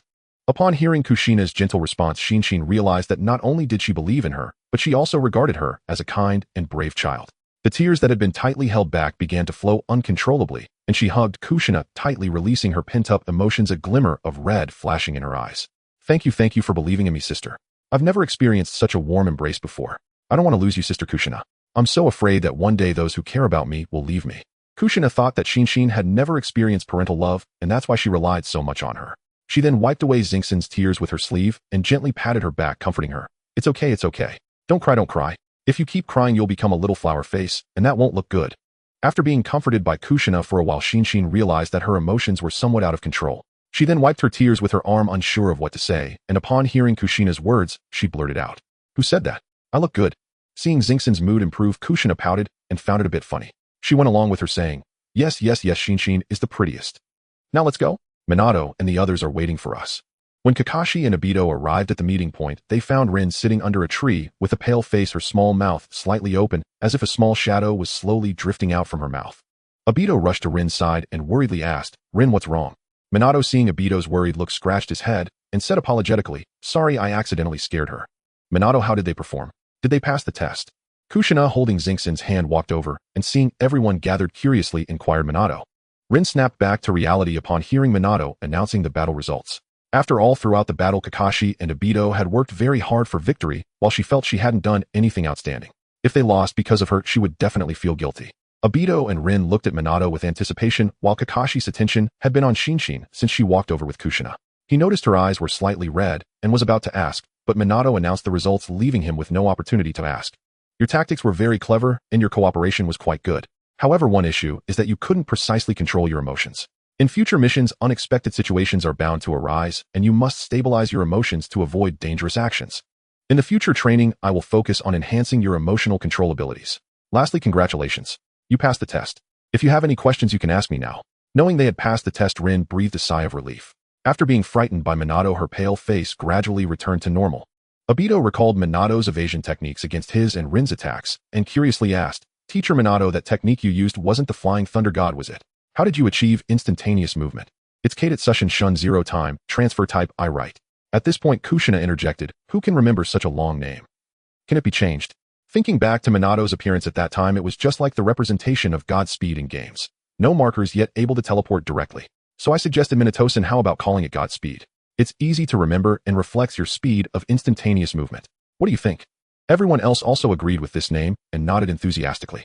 Minato, let's go with this. It's memorable and sounds nice. Minato thought for a moment and also found the name quite good. Alright, then let's call it Godspeed. Godspeed is actually a short-range space-time ninjutsu, a technique I developed after mastering the Flying Thunder God based on my profound understanding of spatial principles. Unlike the Flying Thunder God, however, it lacks seamless execution, no recovery lag. In truth, I had already begun preparing it before stepping into your trap, which is why it appeared instantaneous. As Minato spoke in his calm, matter-of-fact tone, describing the creation of a space-time ninjutsu, as though recounting a trivial anecdote, Kokoro and the other three stood frozen, eyes wide, exchanging stunned glances, utterly speechless. After a long silence, Kokoro sighed in awe. Brother Minato, now I truly understand what it means when people say genius is merely the threshold to meet me. Indeed, by the later era of the Naruto world, conflicts had largely devolved into intrafamilial struggles among descendants of the Sage of Six Paths. In such a bloodline-obsessed realm, where inherited abilities dictated destiny, Minato held his own among the elite without a single Kekkei Genkai. That alone marked him as the pinnacle of genius. Hearing this audacious praise, Minato flushed, faintly humbled by the weight of it. Kokoro, isn't that a bit exaggerated? He murmured, recalling countless shinobi far stronger than himself. Kushina watched their astonishment with quiet pride swelling in her chest. What is there to be modest about, Minato? When you were only 6, you stormed the Cloud Village alone and rescued me from those 3 captors. At that moment, I knew you were the strongest person in the world. Wow, hero saves the damsel. Brother Minato, so cool. So incredibly cool. Upon hearing Kushina casually reveal that fateful chapter of her and Minato's past, Rin and Kokoro burst into effusive admiration, eyes sparkling with envy. After all, which girl could resist the fantasy of being swept away from peril by a gallant prince? As Minato listened to Kushina reminisce, a soft, wistful smile touched his lips, the memory of their beginning the first thread of fate binding them together. He silently thanked fortune for having discerned the red string between them, otherwise he might never have met the girl who would shape his entire life. Is it really as extraordinary as you all claim? Watching Rin and Kokoro shower Minato with praise, Obito couldn't help but feel a pang of envy. Slumping his arm over Kakashi's shoulder, he sighed, why wasn't I born with sensei's luck? Kind, handsome, and phenomenally powerful. If Rin and Kokoro praised me like that, I'd cherish those words for the rest of my life. Lost in reverie, he broke into a dazed grin, prompting Kakashi to roll his eyes skyward. Dreams hold everything. They chatted and laughed through the morning. When the hour neared noon, Minato suggested lightly, it's almost lunchtime. We missed our team building yesterday. Let's make up for it today. Let's go, I'll treat. Wonderful. Long live Brother Minato. Cheers erupted as they danced down the streets of Konoha, arms waving, hearts light. During the morning's lively chatter, mostly revolving around Minato and Kushina's shared history, Kokoro noticed Kakashi seemed eager to speak with her. As the group walked on, she deliberately slowed her pace. Kakashi fell back to walk beside her, voice laced with concern. Kokoro, this morning, when you arrived with Mother Kushina, something fell off. Did something happen? When you all fought Brother Minato, Kokoro replied lightly, he sealed your jutsu with a scroll. That technique was actually taught to him by Sister Kushina. Later she promised to teach me Fuinjutsu. We haven't known each other long, yet she's been so kind to me. I was deeply moved. Kakashi recalled how red-rimmed her eyes had been, evidence of recent tears. Such overwhelming emotion couldn't stem merely from gratitude. Noticing the way her gaze darted away, he gently seized her hand and drew her close, locking eyes with unwavering sincerity. Kokoro, please don't lie to me. I never want secrets between us. Whatever it is, we'll face it together. Meeting Kakashi's intense, earnest gaze, Kokoro lowered her head, letting her bangs veil her eyes. Her voice trembled with quiet sorrow. I have no parents. I've never known the warmth of parental love, the kind others take for granted. Sister Kushina's kindness touched me deeply. I felt her affection, pure, selfless, born of genuine tenderness. In that moment I thought, if I ever had a mother, I hoped she'd be just like her. Kakashi, I didn't mean to hide it from you. I didn't want you to know how greedy I truly am. I crave more love. Don't misunderstand. I'm not saying you're unkind. You cook breakfast for me every day. You give me gifts on my birthday. You help me whenever I struggle. It's precisely because you treat me so well that I feared revealing this flawed side of myself. Please believe me. I trust you completely. Hearing her confession, Kakashi understood at once. Though both Obito and Kokoro were orphans, she, being a girl, possessed greater emotional sensitivity. And at barely 6 years old, returning home from school to see other children greeted by loving parents, her yearning was only natural. So Kokoro is a girl starved of love. But with me here, I will fill every void left behind. With that resolve, he tenderly stroked her silky hair, his voice a soothing murmur. Kokoro, no one is flawless. Human nature has two sides, light and shadow. And I do not consider your longing for love to be greed. It is simply human. Do you know why Obito, Rin, and I protect you so fiercely? Kokoro stared blankly at Kakashi, bewildered by the sudden turn. Why? She whispered, uncertain. Obito is your older brother. You've lived side by side for years. Perhaps you don't realize how deeply he cherishes you. Once while chatting idly, I mentioned your name, and his face lit up with pure, unguarded joy. My family may not have been ideal, but the moment Kokoro entered it, my world burst into color. She's spirited, mischievous, endlessly clever. Yes, she teases me constantly, but she enriches my life beyond measure. Even the sorrow of growing up parentless fades when she's near. Kokoro gazed incredulous at Obito ahead, laughing easily with Rin, and murmured, brother, is that truly how he sees me? I thought he found me annoying. Kakashi gently pinched her cheek and smiled. Heh, if he finds you bothersome, then come with me instead. I'll never find you anything less than perfect. You and I are even now. Upon hearing Kakashi's charming words, Xin Ling felt the heat rise to her cheeks, spreading all the way to her ears.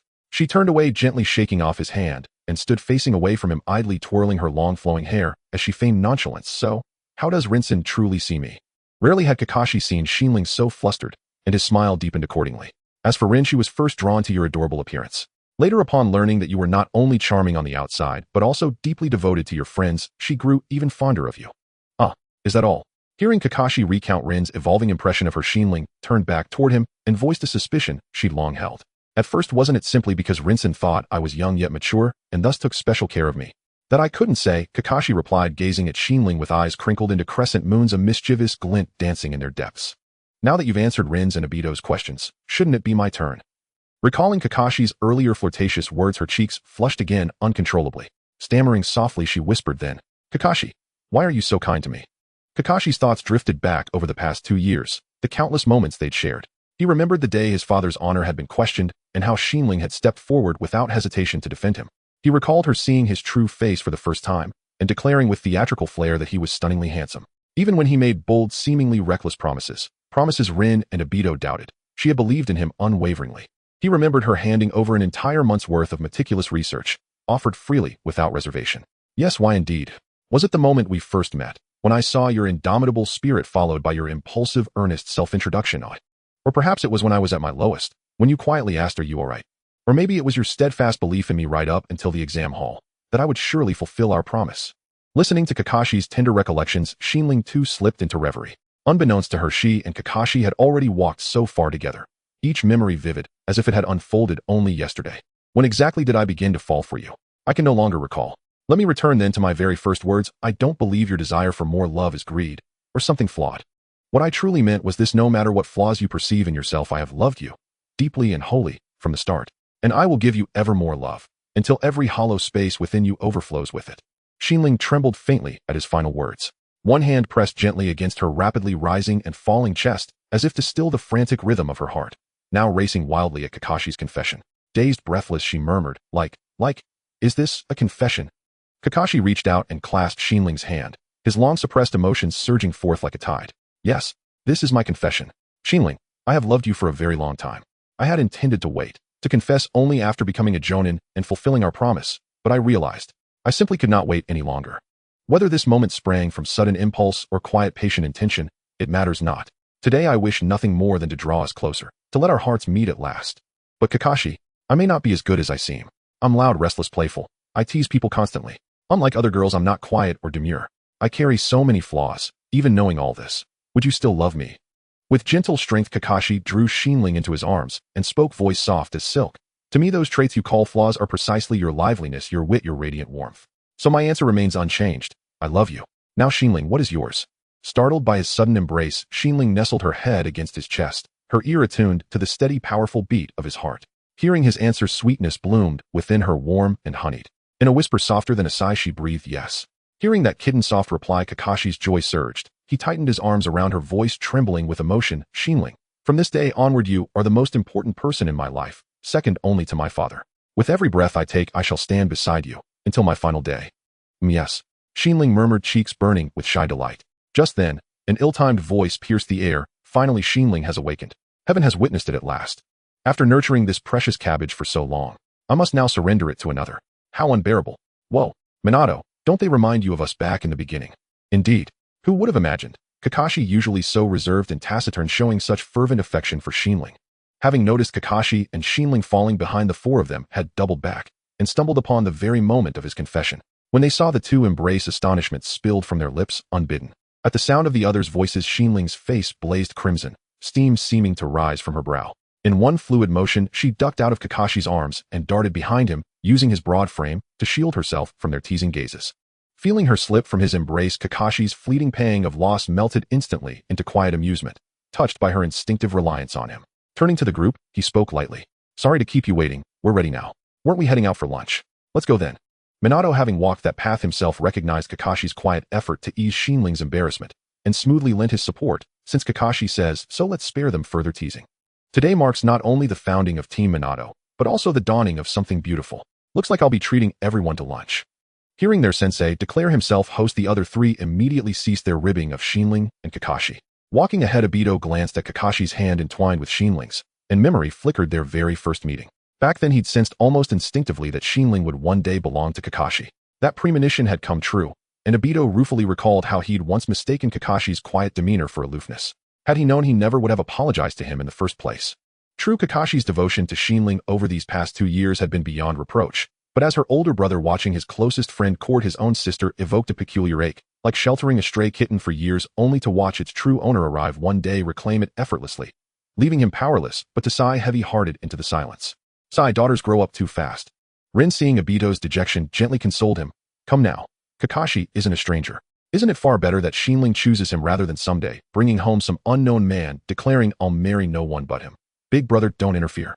Obito pictured the scene Rin described, and his blood pressure spiked instantly. A throbbing well character formed across his forehead as his muscles tensed and his fist clenched tight. If she dares do that, I'll break that man's legs, even if I die trying. Realizing her jest had gone too far, knowing Xin Ling's nature would never lead her to seek strangers, let alone be deceived, Rin quickly patted Obito's back soothingly. Don't get angry. Don't get angry. I only said if. Don't take it seriously. And doesn't it bring you peace, seeing Xin Ling happy with Kakashi rather than imagining that worst-case scenario? Upon hearing Lin's comforting words, Obito calmed down and thought carefully. Handing his heart to Kakashi was not unacceptable after all, as he and Kakashi were good brothers who understood each other well. Moreover, Kakashi was exceptionally talented, and he was likely to reach the same level as teacher Minato in the future, ensuring that he could protect his heart. The fact that Kakashi learned to cook specifically for his heart also showed how much he truly cared for her, relieving Obito of any worries about her being bullied in the future. Thinking this way, he felt at ease with the idea of his heart being with Kakashi, and he gratefully said to Lin, "Thank you, Lin. Hearing you say this makes me feel much better. Is that so? I'm glad to help you." After Lin said this, she clasped her hands behind her back and quickly walked in front of Obito, exclaiming, "I didn't expect Kakashi and your heart to become a couple so quickly. I thought it would take Kakashi a few more years to succeed, given how slow your heart is with her feelings. Kakashi really knows how to seize the moment." As she said this, Lin turned slightly and smiled back at Obito. "Don't you think so, Obito?" The gentle breeze lifted Lin's hair, revealing her delicate features, and the sunlight cast a warm glow on her smile. Obito gazed at Lin's smile, momentarily lost in thought. Considering the implication of her words, the corners of his mouth curled up, and he chuckled, saying, "Lin, I think, while Kakashi is decisive, the location he chose was rather crude. How can a confession take place anywhere? It's not romantic at all. If it were me, I would never make such a mistake." After hearing Obito's response, Lin's dimples deepened as she approached him, bending slightly to look up at him, laughing. "Well, I'm looking forward to it then." Upon hearing Lin's concrete words, Obito confirmed he was not dreaming and joyfully said, "Lin, don't worry, I will definitely make it a memorable experience for you." After hearing Obito's promise, Lin smiled knowingly and then took his hand to catch up with his heart and the others. To celebrate the establishment of Minato's class and Kakashi and your heart's successful union, cheers. With a smile on his face, Minato said loudly, "Cheers." As Minato raised his glass, everyone responded by lifting their own cups to toast with him. After summoning her courage to clink glasses, Heart sat down and buried her head under the table, unable to face everyone's gaze.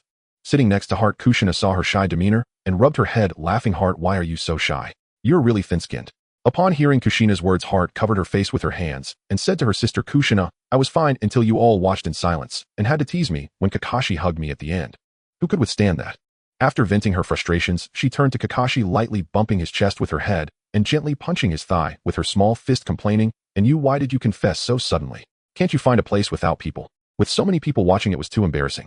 And before I could say anything, you hugged me. How can I refuse that? Kakashi looked at the warm and soft person in his arms, rubbed her small head, and smiled as he explained, There was no other way. Who told you to say you were lacking love?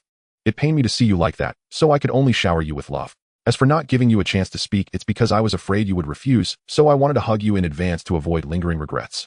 Upon hearing Kakashi's flirtatious words, Heart's face, which was already flushed, turned even redder, and she buried her head deeper, unable to imagine how she would face everyone later. Wow, I didn't expect Kakashi to be so charming. Heart, are you moved? Heart, lift your head, and let me see. Oh, I bet your face is definitely red right now. Lin and Kushina teased Heart incessantly, making her unwilling to leave Kakashi's embrace. All right, Lin, sister Kushina, stop teasing Heart. The food is going to get cold soon. After saying this, Kakashi looked down at Heart, smiling gently. Heart, don't hide anymore. They won't tease you now. Heart ignored Kakashi's words and pouted, saying no. Kakashi had no choice but to take a piece of sushi and held it up to Heart's face enticingly, saying, Hey, race your favorite sushi, the last piece. If you don't eat it, then I will. Hearing this, Heart no longer cared about her shyness. She looked up at the sushi in Kakashi's hand and took a bite, quickly devouring it, then commented, It's not that tasty, but it's not as good as what you make. Seeing Heart eat sushi like a little hamster, Kakashi couldn't help but smile, pinching her nose affectionately and saying, Then he'll keep making it for you, okay? After hearing Kakashi's words, Heart recalled that he had said something similar when he made her breakfast before. Curious, she asked, It seems like you said this back then too. Does it mean the same thing now? What? Now you understand how difficult it was for me back then. Reflecting on the hints she had missed from Kakashi in the past, she now realized and sighed to herself, it really wasn't easy. Although it's been nearly 2.5 years, at least the outcome is good. Realizing that Kakashi had given her hints back then, while she was oblivious, she lowered her head, unable to look him in the eye, and apologetically said, I'm sorry back. Then I saw you bringing breakfast to brother and sister Lin, and I thought you were just being a good friend. I didn't mean to ignore you. I really didn't know. Kakashi, please don't be angry.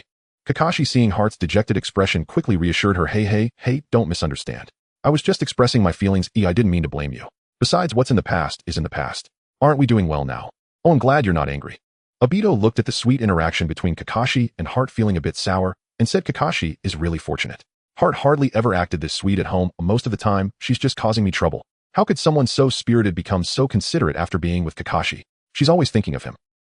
Lin picked up a piece of meat with her chopsticks and placed it in Obito's bowl, smiling. Because you're her brother, she can show her true self without any burden in front of you, and she can trust you completely. But after Kakashi and Heart express their feelings, she naturally cannot act the same way she did with Kakashi before, so she becomes more concerned about his thoughts. Obito looked at Lin in surprise, praising, Lin, you understand so much. You've pointed out things I never noticed. Lin shyly replied, Oh, it's just that the onlooker sees clearly. Just as Xin Ling and the others finished their meal and were preparing to leave, a boisterous voice came from outside the private room. Hey, Orochimaru, don't kill the mood. Tsunade has finally returned to the village, so the three of us naturally have to gather together. Studying ninjutsu every day isn't that boring. Orochimaru thought to himself, that's not ninjutsu, but it's better that you don't know. Upon hearing his teacher Jiraiya's voice from outside, Minato hurriedly went out to greet him. Jiraiya sensei, what a coincidence. Are you here to meet with Orochimaru Senpai and Tsunade Senpai? Jiraiya didn't expect to meet his disciple here. He enthusiastically put his arm around Minato's shoulder and exclaimed, It's you, Minato. I just heard from my teacher that you took on disciples. Are you here today to meet your new students? Let me see my grand disciple. Minato, hearing his teacher's request, gladly brought him inside the private room and introduced them to each other. This is my teacher, one of the legendary Sannin Jiraiya. Kakashi, Obito, Rin, they are my disciples. They are all excellent, not only gifted but also possess great character. Hello, Master Jiraiya. X3, the three stood up and bowed to greet Jiraiya. Jiraiya laughed heartily and said, Ha, great. I didn't expect to have grand disciples at just over 30. When you all take on disciples, will I have become the founding ancestor? At this moment, Orochimaru and Tsunade entered the private room. Upon hearing Jiraiya's exaggerated words, Tsunade couldn't help but retort, Even if you are the founding ancestor, how could that be your place? Isn't that your teacher? Oh, why do you have to make such a clear distinction? If I really become the founding ancestor, wouldn't the teacher of the founding ancestor be even more distinguished? While Jiraiya and Tsunade were chatting happily, Xin Ling walked over to Orochimaru and greeted him. Uncle Snake, long time no see. Upon hearing Xin Ling's address to Orochimaru, Jiraiya's conversation with Tsunade abruptly halted, and he looked at Xin Ling in surprise. He then grabbed Orochimaru's shoulders and asked in shock, Orochimaru, is this lovely little girl your niece? When did you have her? How come I didn't know? Orochimaru brushed off Jiraiya's hands, interrupting him. He looked at Xin Ling and a hint of a smile appeared on his normally expressionless face as he explained, "A couple of years ago, I noticed this little girl had good talent, so I pointed out a few things to her. I didn't expect her to come to me with questions whenever she faced difficulties. I had no intention of taking on a disciple, and she thought this was too formal, so she started calling me that." Xin Ling thought to herself, Uncle Snake is not being honest, that's not what you said at the time. However, she didn't expose him. Not knowing whether Orochimaru was being tsundere or using herself as a cover to hide his inhumane experiments from Jiraiya, Xin Ling didn't mind. After all, Orochimaru had indeed taught her without reservation, and she could get answers to her questions from him. "Oh, with your cold demeanor, I can't believe you actually agreed to it." Jiraiya teased, looking at Orochimaru, then turned to Xin Ling smiling as he joked, "Little girl, were you scared by Orochimaru's cold demeanor the first time you met him?" After all, with his personality, any normal child would keep their distance, let alone get so close to him. Xin Ling felt her lost memories start to attack her again. When she communicated with Orochimaru, she could hardly speak smoothly. Facing Jiraiya's teasing, Xin Ling certainly wouldn't reveal her embarrassing moments. Instead, she said, "Uncle Snake is really nice. He answered my questions the first time we met and took good care of me afterward. Although he is not my teacher, I feel like he is just like my own uncle." Hearing Xin Ling's words, Jiraiya was also happy for his close friend to meet such a charming young girl.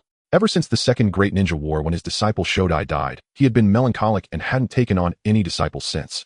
Perhaps this was also the reason he was reluctant to accept Xin Ling as a disciple. Jiraiya patted Orochimaru's shoulder with one hand and enviously said, "Now I understand why you care for her so much. Who wouldn't like such a charming little girl?" Then he turned to Xin Ling smiling. "Oh, I've said so much, but I still don't know your name. I'm good friends with Orochimaru, so you can just call me Jiraiya." Xin Ling smiled and replied, "Hello, Jiraiya. I am Uchiha Xin Ling, you can just call me Xin Ling." Hearing Xin Ling's way of addressing him made Jiraiya even happier. He then pointed to Tsunade and introduced, "Alright Xin Ling, this is someone you should also know. You can call her Tsunade." Tsunade interrupted Jiraiya, her fist clenched and raised, warning him not to speak nonsense. Xin Ling picked up where Jiraiya left off and sweetly said to Tsunade, "This must be Tsunade, right? I can hardly imagine your age, you look just as young and beautiful as an 18-year-old girl." Tsunade's previously gloomy expression instantly brightened upon hearing Xin Ling's words. She squatted down and ruffled Xin Ling's hair, laughing. "You have such sweet words, unlike some people. Are you interested in learning medical ninjutsu from me? I'm quite strong in this area." Upon hearing Tsunade's invitation, Xin Ling felt delighted and looked at Tsunade in admiration, saying, "Tsunade's achievement in establishing the medical ninjutsu system has influenced all of Konoha. When I was younger, I even went to the hospital to take care of my brother." At this point she paused and said sadly, "But when I learned healing techniques from Rini, I found out I don't have yang attribute chakra, so it seems I can't learn medical ninjutsu. I thought it would be easier for girls to learn medical ninjutsu, but since that's the case, what a pity." Tsunade sighed upon learning that Xin Ling didn't possess yang attribute chakra. After all, yang attribute chakra is the key to learning medical ninjutsu. She then noticed that the Rin Xin Ling mentioned seemed to be Minato's disciple and curiously asked, "Xin Ling, who is this Rin you mentioned?" Xin Ling quickly walked behind Rin and pushed her in front of Tsunade, introducing, "This is Rini. Tsunade, don't underestimate her." Rini had already learned the basics of healing techniques at the age of 6. Tsunade looked at the nervous Rin before her in shock and said, "That's impressive." Rin, hearing Tsunade's praise, excitedly said, "Lady Tsunade, ever since I started learning medical ninjutsu and learned about your achievements, I have admired you greatly. After all, saving lives is far more important than taking them. The existence of medical ninjas is like that of angelic saviors rescuing countless people who have fallen into suffering. And you, as the one who established the medical ninjutsu system, are undoubtedly the greatest existence." Looking at Lin's fervent demeanor and showing respect towards him, he couldn't help but sigh inwardly that his proposal to cultivate medical ninjas was indeed correct, while also feeling delighted that Lin could understand him. "Thank you for the compliment, Lin. Are you willing to learn medical ninjutsu with me?" Lin looked at Minato, awaiting his opinion. After all, Minato had just become her teacher, and it wouldn't be good to turn around and follow someone else. Minato, understanding Lin's thoughts, smiled and said, "Lin, there's no need to worry. I don't know much about medical ninjutsu, and I can't teach you many useful things. With guidance from Senior Tsunade, you will surely become an excellent medical ninja in the future. Also, we still have to complete missions together, so there's no need to worry about us being separated." Knowing Minato's stance, Lin no longer hesitated and performed a bow to Tsunade to formally acknowledge her as her teacher. "Teacher Tsunade, I am willing." Tsunade, feeling pleased to take in a disciple who was both talented and pure-hearted, said, "Tomorrow go to the Konoha hospital and let me see what deficiencies you have in your medical ninjutsu." "Yes, Sensei," Lin replied. After the conversation had progressed sufficiently, Minato said his goodbyes to Jiraiya. "Sensei, we won't disturb your gathering any longer. We will take our leave now." Recalling the mission assigned by his teacher Sarutobi Hiruzen, Jiraiya pulled Minato aside, and after confirming that no one was around, said solemnly, "Minato, I've returned this time because Sensei has given me a mission. A month later, an envoy from the land of lightning will head to the land of earth and the border defenses of the land of Earth will be significantly weakened. I need you to accompany me to gather intelligence in the land of Earth and arrange for your students. After learning the mission details, Minato suggested, Sensei, can I bring Kakashi and the others to assist us? Jiraiya, feeling uneasy, said, you want to leave them at the border of the land of grass to assist us. At such a young age, isn't it unsafe for them? Sensei, I have assessed their abilities. Both Kakashi and Obito possess the strength of a Chunin. With Lin now receiving guidance from Senior Tsunade, I believe they will all become powerful ninjas in the future. Besides, with my Flying Thunder God technique, I can reach them in time, even if they encounter danger. Don't worry. Jiraiya pondered for a moment. Since the mission primarily involved himself and Minato, having Kakashi and the others assist shouldn't lead to any direct conflicts, and indeed Minato's Flying Thunder God was the best means of ensuring their safety. All right, with the two of us present, they should be safe enough. Minato looked at Jiraiya with gratitude, saying, Thank you, Sensei. Jiraiya waved his hand with a smile, saying, After all, they are my students as well. It's fine for them to go out and see the world. Now let's go, we shouldn't keep them waiting. After Minato left and returned to the private room with Orochimaru and Tsunade, he overheard their conversation. Tsunade sighed. Xin Ling is quite clever as she knows she can't learn medical ninjutsu, so she gave the opportunity to Lin. Orochimaru chuckled softly and said, Do you think I only care for her because she is likable? Jiraiya asked curiously, Isn't that so? Xin Ling is indeed charming and quite close to you. But I admire capable individuals even more. Her ideas are imaginative, and she has long since broken free from conventional thinking. Orochimaru then formed the hand seals for the summoning technique, took a piece of meat from the plate, infused it with chakra, and the summoning runes spread to the meat. A large white snake nearly 2 meters long and as wide as a fist hung from the meat, swallowing it, and exclaiming in a child's voice, Xin Ling, you finally decided to give me something to eat. I'm so moved, boo-hoo. Then by you sensing the surrounding silence, realized that the one summoning her was Orochimaru.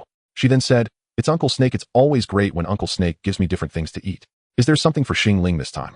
Orochimaru looked at Baiyu, his pupils momentarily narrowing, and he thought to himself, if that little white snake that led me to the dragon cave back in the day were still here, it would probably be even bigger than Baiyu by now. Jiraiya and Tsunade rarely saw Orochimaru exhibit such a wistful expression, and they did not speak to interrupt him. After Baiyu finished off a plate of meat, Orochimaru took out a scroll from his ninja tool pouch, placing it at Baiu's mouth, saying, I do have something. It wasn't suitable to showcase earlier with so many people around. Now it's the perfect opportunity to give it to her. Well then, goodbye, Uncle Snake. Baiyu bit onto the scroll, and with a puff of white smoke she vanished from the spot. Jiraiya recalled that when Orochimaru summoned, he did not use the conventional blood summoning, but rather a piece of meat, and he asked, puzzled, Orochimaru, did you just summon without using blood?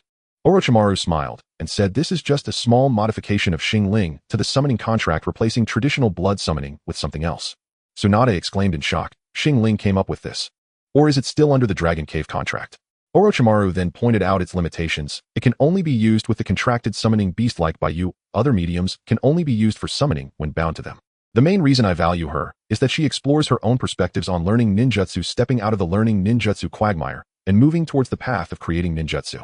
This is similar in nature to my hidden serpent hand, Jiraiya's ninjutsu, thousand needle jutsu, and Tsunade's mitotic regeneration.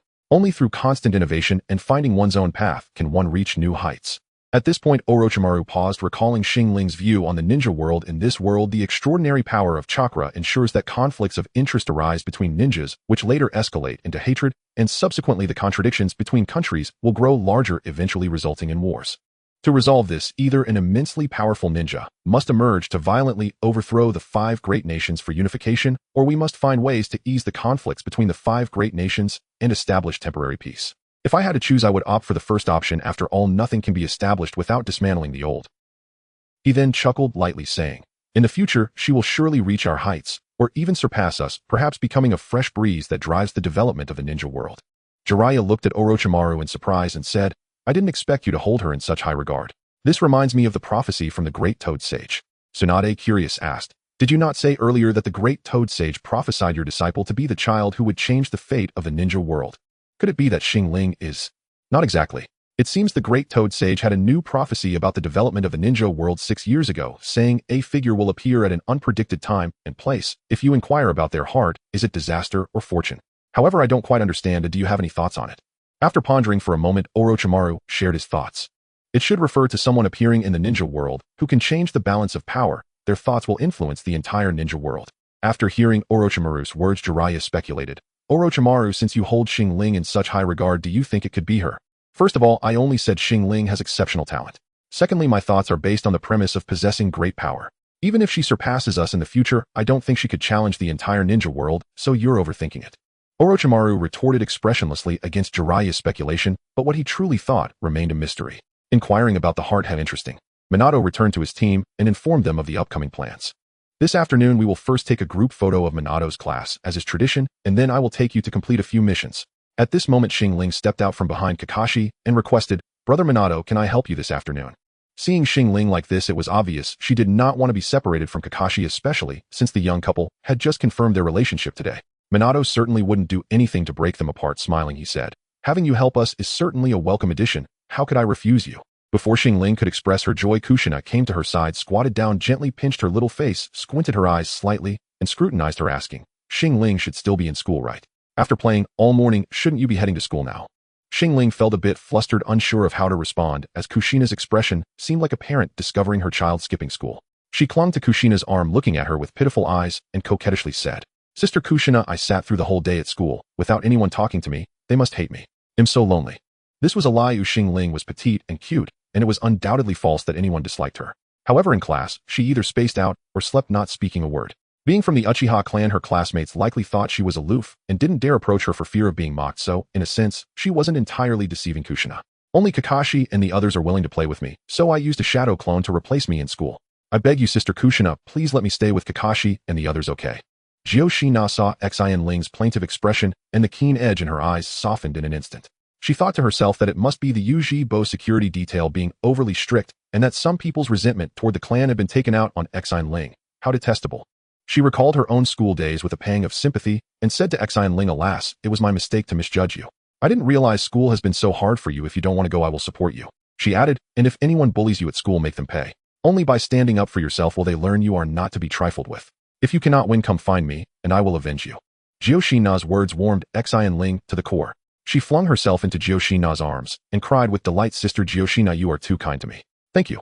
Shina set her hand gently upon Xin Ling's back, smoothed the long hair that fell past her waist, and smiled, "All right, off you go. Tonight you must come visit my home with Shui Min, don't forget." After the class photo, they went to the first floor of the Hua Ying office building to the mission acceptance desk to pick up assignments. Dai Tu stared at the mission scroll in his hand and asked in puzzlement, "Teacher Shui Min, didn't you say you would find interesting missions for us? Catching cats and pulling weeds. Are these really interesting?" Shui Min smiled and replied, "Today, I'm only bringing you to accept a mission so you can become familiar with the process. In a month, it'll take you out of Mu Yi to carry out missions. I'm sure you want to see the world beyond, right?" "Wonderful, Teacher Shui Min. I have never seen beyond Mu Yi in all my life." Lin, however, did not share Dai Tu's excitement. She asked anxiously, "Teacher Shui Min, will the missions be dangerous?" Shui Min reassured them, "Do not worry. When the time comes, the main tasks will be handled by myself and Teacher Zilai. You only need to provide support. It should not be overly dangerous." Dai Tu declared confidently, "Lin, even if danger comes, you need not fear. I will protect you. With me around, you will never suffer a scratch." Xin Ling walked ahead, holding Kakashi's hand, hopping along, as if Zina's kindness had brightened her spirits. Kakashi tugged gently at Xin Ling's hand, and watching her happiness, smiled. "Xin Ling, I finally understand why you rely so much on Shina. She truly cares for you from the heart." "Of course." Xin Ling glanced at Kakashi with a proud little smile, then popped in front of him and poked his cheek, mock threatening, "So you must always be good to me. If one day you wrong me, well, don't expect to see me again." Kakashi felt a pang in his chest, squeezing her hand tightly. With resolve, he looked at her and solemnly vowed, "Xin Ling, rest assured, my life belongs to you." Xin Ling quickly covered his mouth, annoyed. All right, you don't need to finish that sentence. I trust you. From now on, do not say such ominous things, understood?" Seeing her pouting Kaka, she pleaded, Okay, I was only trying to show my feelings. Don't be angry. Let it be the last time." Mission: catch the little cat and return it to the client. In a narrow Mu Yi alley, someone called Meow. "Xiao Hajime, come here, there's some dried fish for you." Achoo. Xin Ling held a piece of dried fish to lure Xiaomi. Just as the kitten was about to come, Dai Tu, hiding in the shadows, sneezed. The sound frightened Xiaomi, and she bolted deeper into the alley. Anger flashed across Xin Ling's face like a well-marked kanji. She crushed the dried fish in her hand and glared at Dai Tu, furious. "Brother, look what you've done." Dai Tu knew he was in the wrong. Under Xin Ling's reproach, his bravado wilted and cheeks burning, he muttered meekly, "Thighs isn't entirely my fault. Fine, look at this. Xiao Hajime, let me pet you." Kakashi stepped out of the alley, cradling a small cat in his arms. Xin Ling beamed as she took Xiaomi from him and stroked her fur with tenderness. She cast Dai Tu a disdainful glance and teased, "Brother, look at Kaka. She then look at you. Find the difference yourself." Dai Tu had not expected Xin Ling to compare him with Kakashi. Angrily, he snapped, "Hey, you brat, the moment you get cozy with someone else, you forget your brother. A girl who gets married is like water poured away. There is no place for you in this family anymore. You needn't come home tonight." Xin Ling scoffed at Dai Tu's threat, a corner of her mouth lifting. She pouted, humph. If I don't come back, so what? If you don't want me, there are plenty who do. At worst, they'll just stay at Kakashi's house. You dare.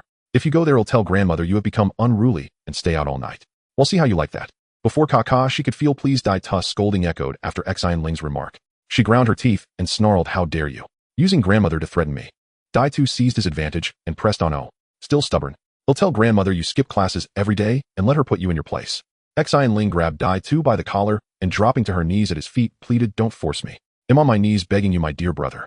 Viewed from above, Xin Ling's posture would have seemed imposing, as if she had hoisted Tu up by force. But there is no if. Shui Min Lin Kakashi Tu watched in silence. Mission: help the client pull weeds and dispose of them. At last it's finished, Xin Ling said, stretching her limbs and surveying the heap of pulled grass with a sigh. Tu pushed the pile of grass he and Lin had collected behind the heap. Xin Ling and Kakashi were responsible for, then looked at Xin Ling with confidence. We messed up earlier. This time, Xin Ling watch and learn. He shoved Xin Ling aside and formed hand seals. Fire release, great fireball technique. A fireball the size of a meter flared from his mouth and ignited the grass. Turning to Xin Ling with a showy grin, he asked, so, how do you rate my chakra control? Xin Ling watched thin wisps of black smoke curl up behind Tu and replied, I can only give it an 8.6, she added, because brother, you seem to have lost a 0.4. Tu felt an uncomfortable heat rising along his back at her assessment. Lin cried out in alarm, Tu, you're on fire. Help, put out the fire. Tu rolled on the ground, trying to smother the flames, when she could bear it no longer, and formed hand seals. Water release, turbulent water wave. A column of water surged forth from behind Kakashi's mask, and doused the flames on Tu, leaving him drenched and bedraggled. Tuss' clothes were singed and tattered at the hems, his spiky hair was smoothed flat by the water, leaving him looking utterly ridiculous, which set Xin Ling off into peals of laughter.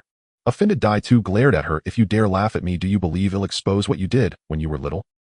Xin Ling instantly dropped her laughter and wore a concerned expression. Brother, are you hurt? Do you want Sister Lin to check you over? Kakashi watched Xin Ling's lightning-fast change of expression and curious asked Xin Ling, what exactly happened when you were little? May I know? No. She stopped midword, then remembering something pulled Kakashi aside and whispered, it's not that you can't know. It's that when I was little my brother wet the bed and begged me to cover for him. I was small then, if I took the blame grandmother would not have been surprised. Ahem. Xin Ling was enjoying the tale and had not noticed Tu standing directly behind her. Kakashi cleared his throat twice to warn her. Don't interrupt me, Kakashi. Everyone knows I adore my brother. Even when he made such unreasonable requests I could only. You agreed. Xin Ling smiled brightly and answered, of course, you're so clever. Kakashi, suddenly realizing something was wrong, Xin Ling turned to see Tu clapping a broom against his palm and laughing angrily. Go on. Why stop now? You were telling it so well. Brother, if you put the broom down I might continue. Huh. So you shamelessly embarrass me and then dare to tell the tale. How many times have you shown off today? You really deserve a beating. Xin Ling bolted Tu hot on her heels. Don't run. Why stay and be beaten? In the end, Xin Ling allowed Obito to catch up. Of course, she let him win. After all, she knew that she had teased him a bit too much today. It wouldn't be unacceptable for him to vent his frustrations, but admitting fault was another matter. Did I make a mistake? Will you poke me? Where did I go wrong? I shouldn't have slandered my best brother. Obito held Xin Ling's hands together and used the other hand to lightly smack her, but with a broom, not applying much force at all, while Xin Ling pretended to scream in exaggerated pain. All right, Obito, that's enough. Xin Ling knows her mistake. Obito was just about to take the opportunity to retaliate against Xin Ling when Kakashi stopped him. With no choice, Obito relented, releasing Xin Ling and threatening, this time, I'll let you off for Kakashi's sake. Just wait until next time. Xin Ling broke free and ran behind Kakashi, peeking her little head out and making a face completely oblivious to her own mistakes, arrogantly declaring, what did I do wrong? I'll do it again next time. Kakashi looked at Xin Ling's unrepentant demeanor and his previously calm expression turned red again. Minato and Rin quickly pulled him back, thinking that if they continued to bicker, they would likely fail the mission they had taken today. Obito, calm down. Xin Ling is still young and doesn't understand. You've scolded her and hit her, just cool off. Obito, you need to think of the bigger picture. The mission isn't completed yet. Rin and Minato advised Obito to stop arguing and to prioritize harmony. Kakashi also pinched her little nose and said gently, okay, Xin Ling, don't provoke your brother anymore. It's getting late. Let's finish the mission first. We still have to visit the teacher's house tonight. Oh, okay. Xin Ling was very receptive to Kakashi's gentle reasoning, and then she walked up to Obito and suggested, brother, let's create a save point first. We can argue later. For now, let's finish the mission. After calming down, Obito agreed to her proposal, saying, then let's set the save point at the time I was about to hit you. Xin Ling laughed in irritation at Obito's words, saying, I'm not saying you big brother, but your punches are practically bouncing off my face. Do you really think I would agree to that? Obito lowered his demands, saying, how about if Kakashi is present as well? He wouldn't let you suffer.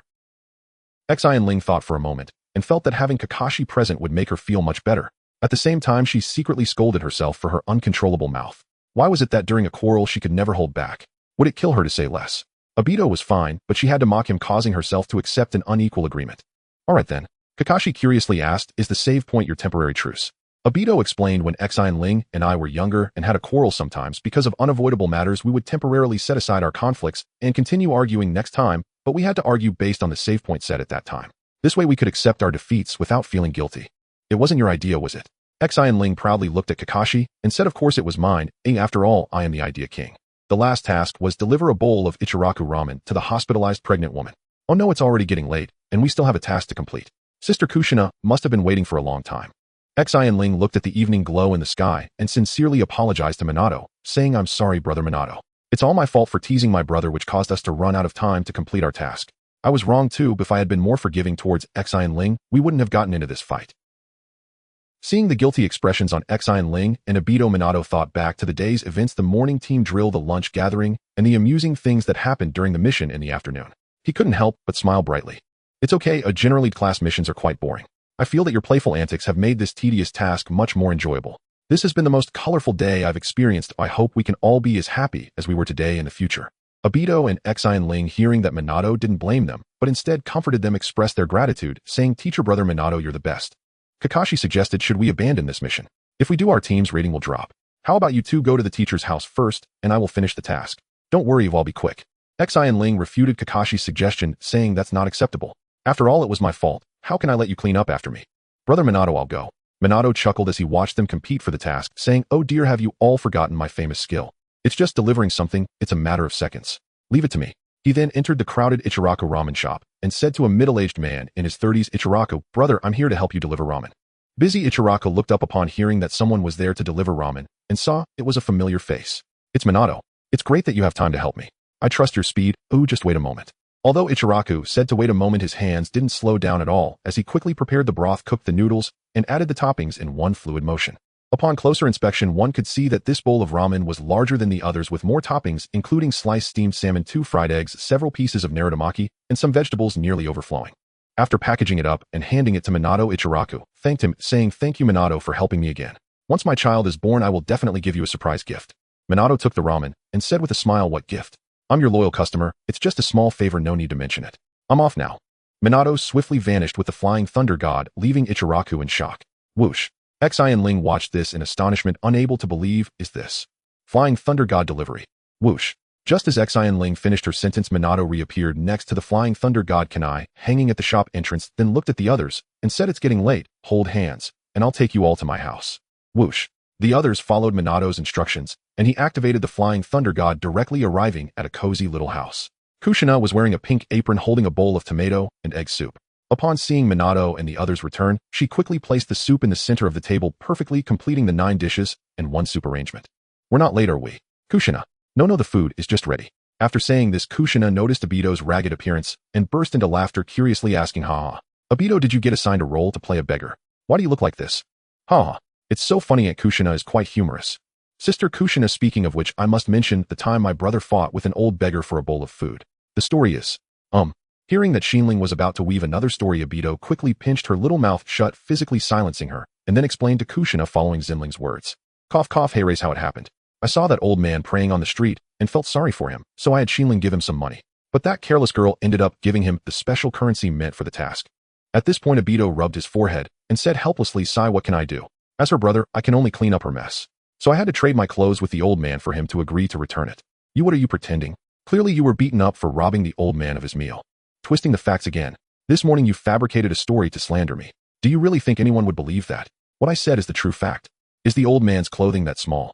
There's no logic in your story. Clearly my version is the most reasonable. You? Lin listened to the different versions told by Obito and Xin Ling and curiously asked Kakashi, did we experience something like this today? I don't remember it at all. Perhaps we're just not on the same page. Obito, realizing he couldn't argue against Xin Ling, decided to flip the table. Still want to argue? Then let's rewind to now. Kakashi is present, meeting the conditions, so prepare to get hit. Xin Ling looked around at so many people and Obito actually dared to bring this up. Her face instantly flushed. If you dare to hit me here, they'll sever our sibling relationship. Tomorrow I will go to Kakashi's house, and you better not regret it. What Obito dreaded the most was eventually said by Xin Ling, and his face turned red as well. Hey, you little girl, you're not even married yet, and you want to leave home. What will happen if you do get married? As her brother, I must educate you properly, and no one is allowed to stop me today. Kakashi saved me. Seeing Obito about to discipline her, Xin Ling ran behind Kakashi, tugging at his clothes.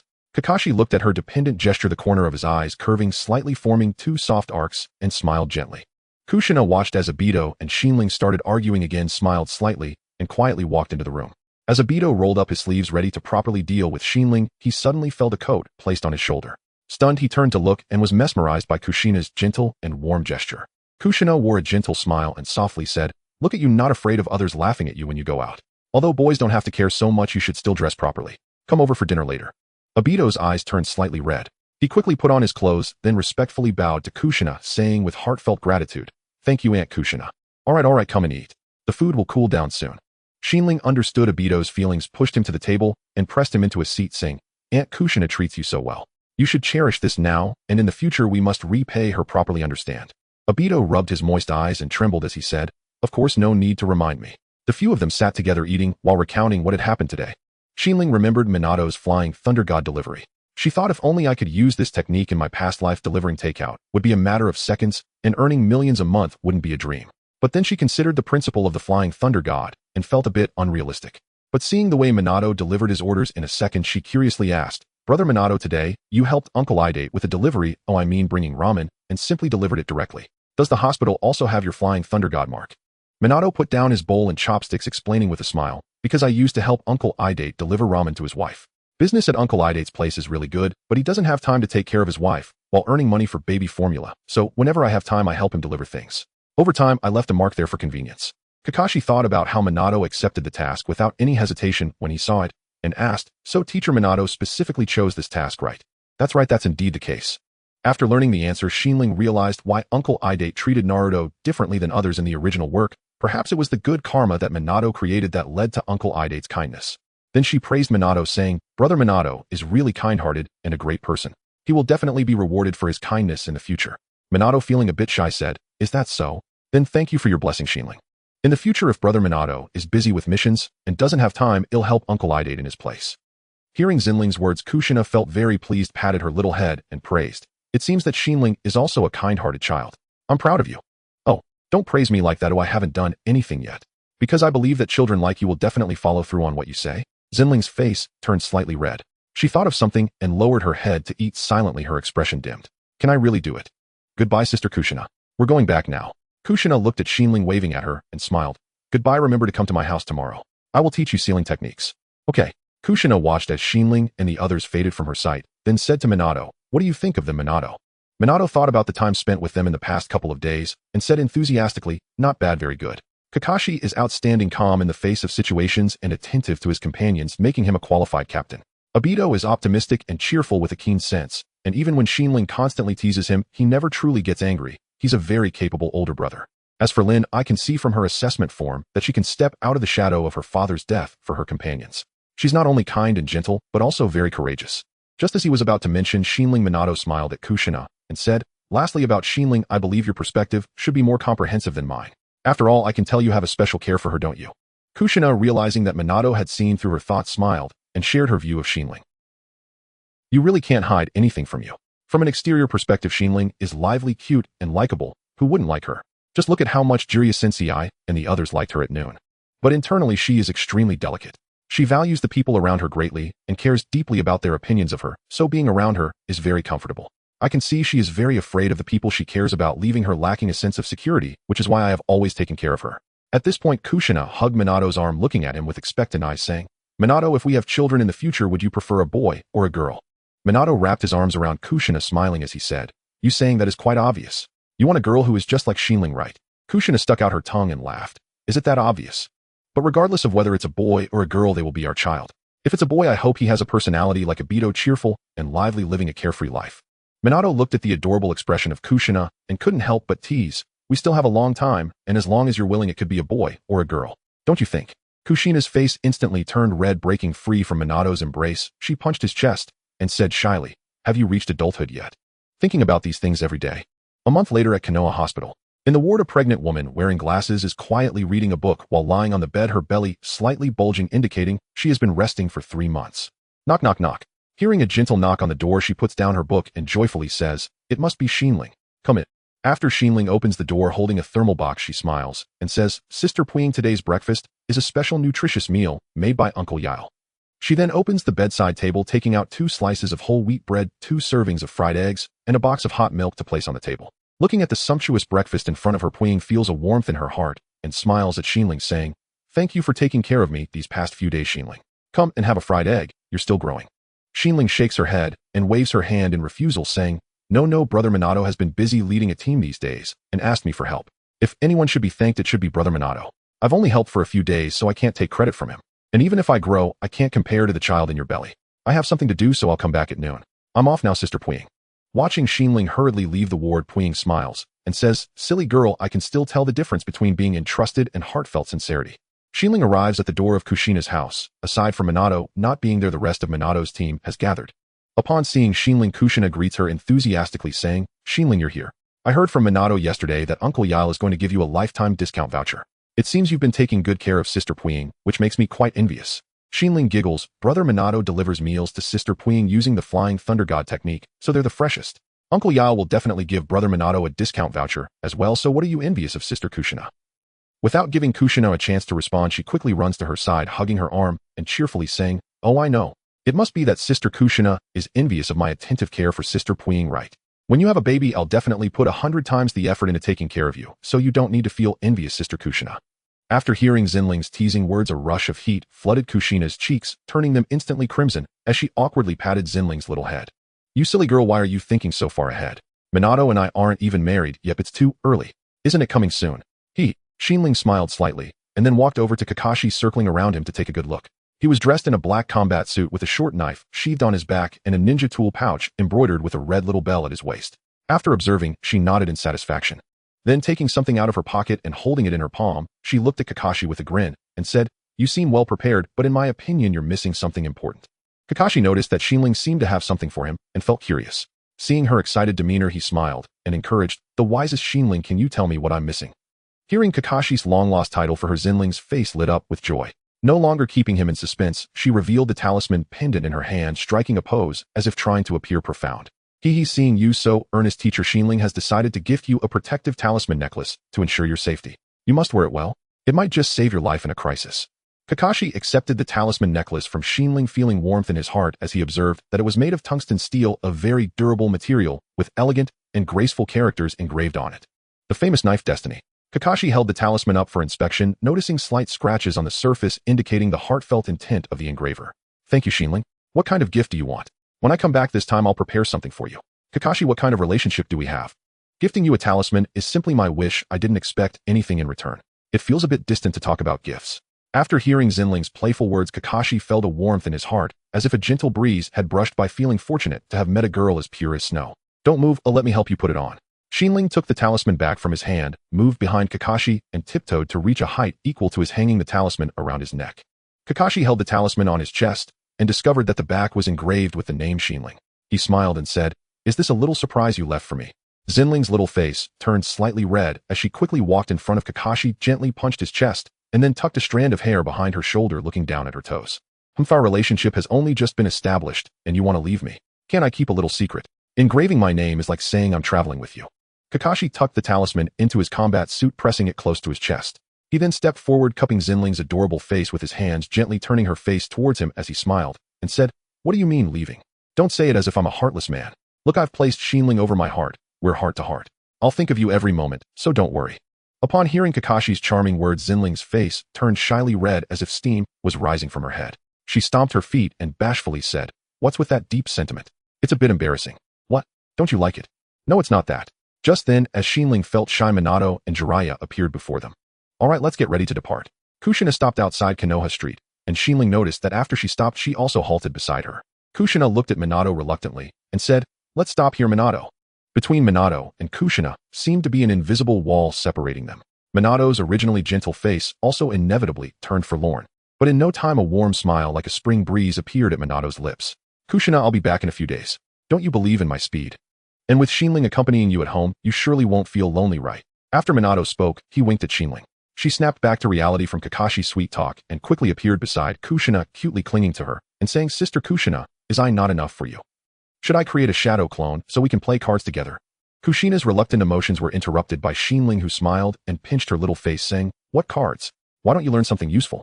Have you learned the four-symbol sealing technique yet?" Upon hearing Kushina's words, Xin Ling frowned and said to him, "Getting there, I'm getting there." Although learning sealing techniques can be done with secret scrolls, this has always been Xin Ling's reason for perseverance. After a month, she has gained a basic understanding. However, the four-symbol sealing technique is an advanced sealing technique completely different from the lower-level techniques, like the sealing fire formula. "Kushina-sensei, I have something to say to Xin Ling. Can you lend her to me for a while?" After Kushina released Xin Ling, she expressed her dissatisfaction, saying, "Lend? Stinky older brother, can't you phrase it better?" At this moment, Obito pulled Xin Ling aside, flattering her. "Oh, I'm just anxious, Lady Xin Ling, please forgive my rude behavior. This is the last time." "What's the matter? If I'm in a good mood, I might agree."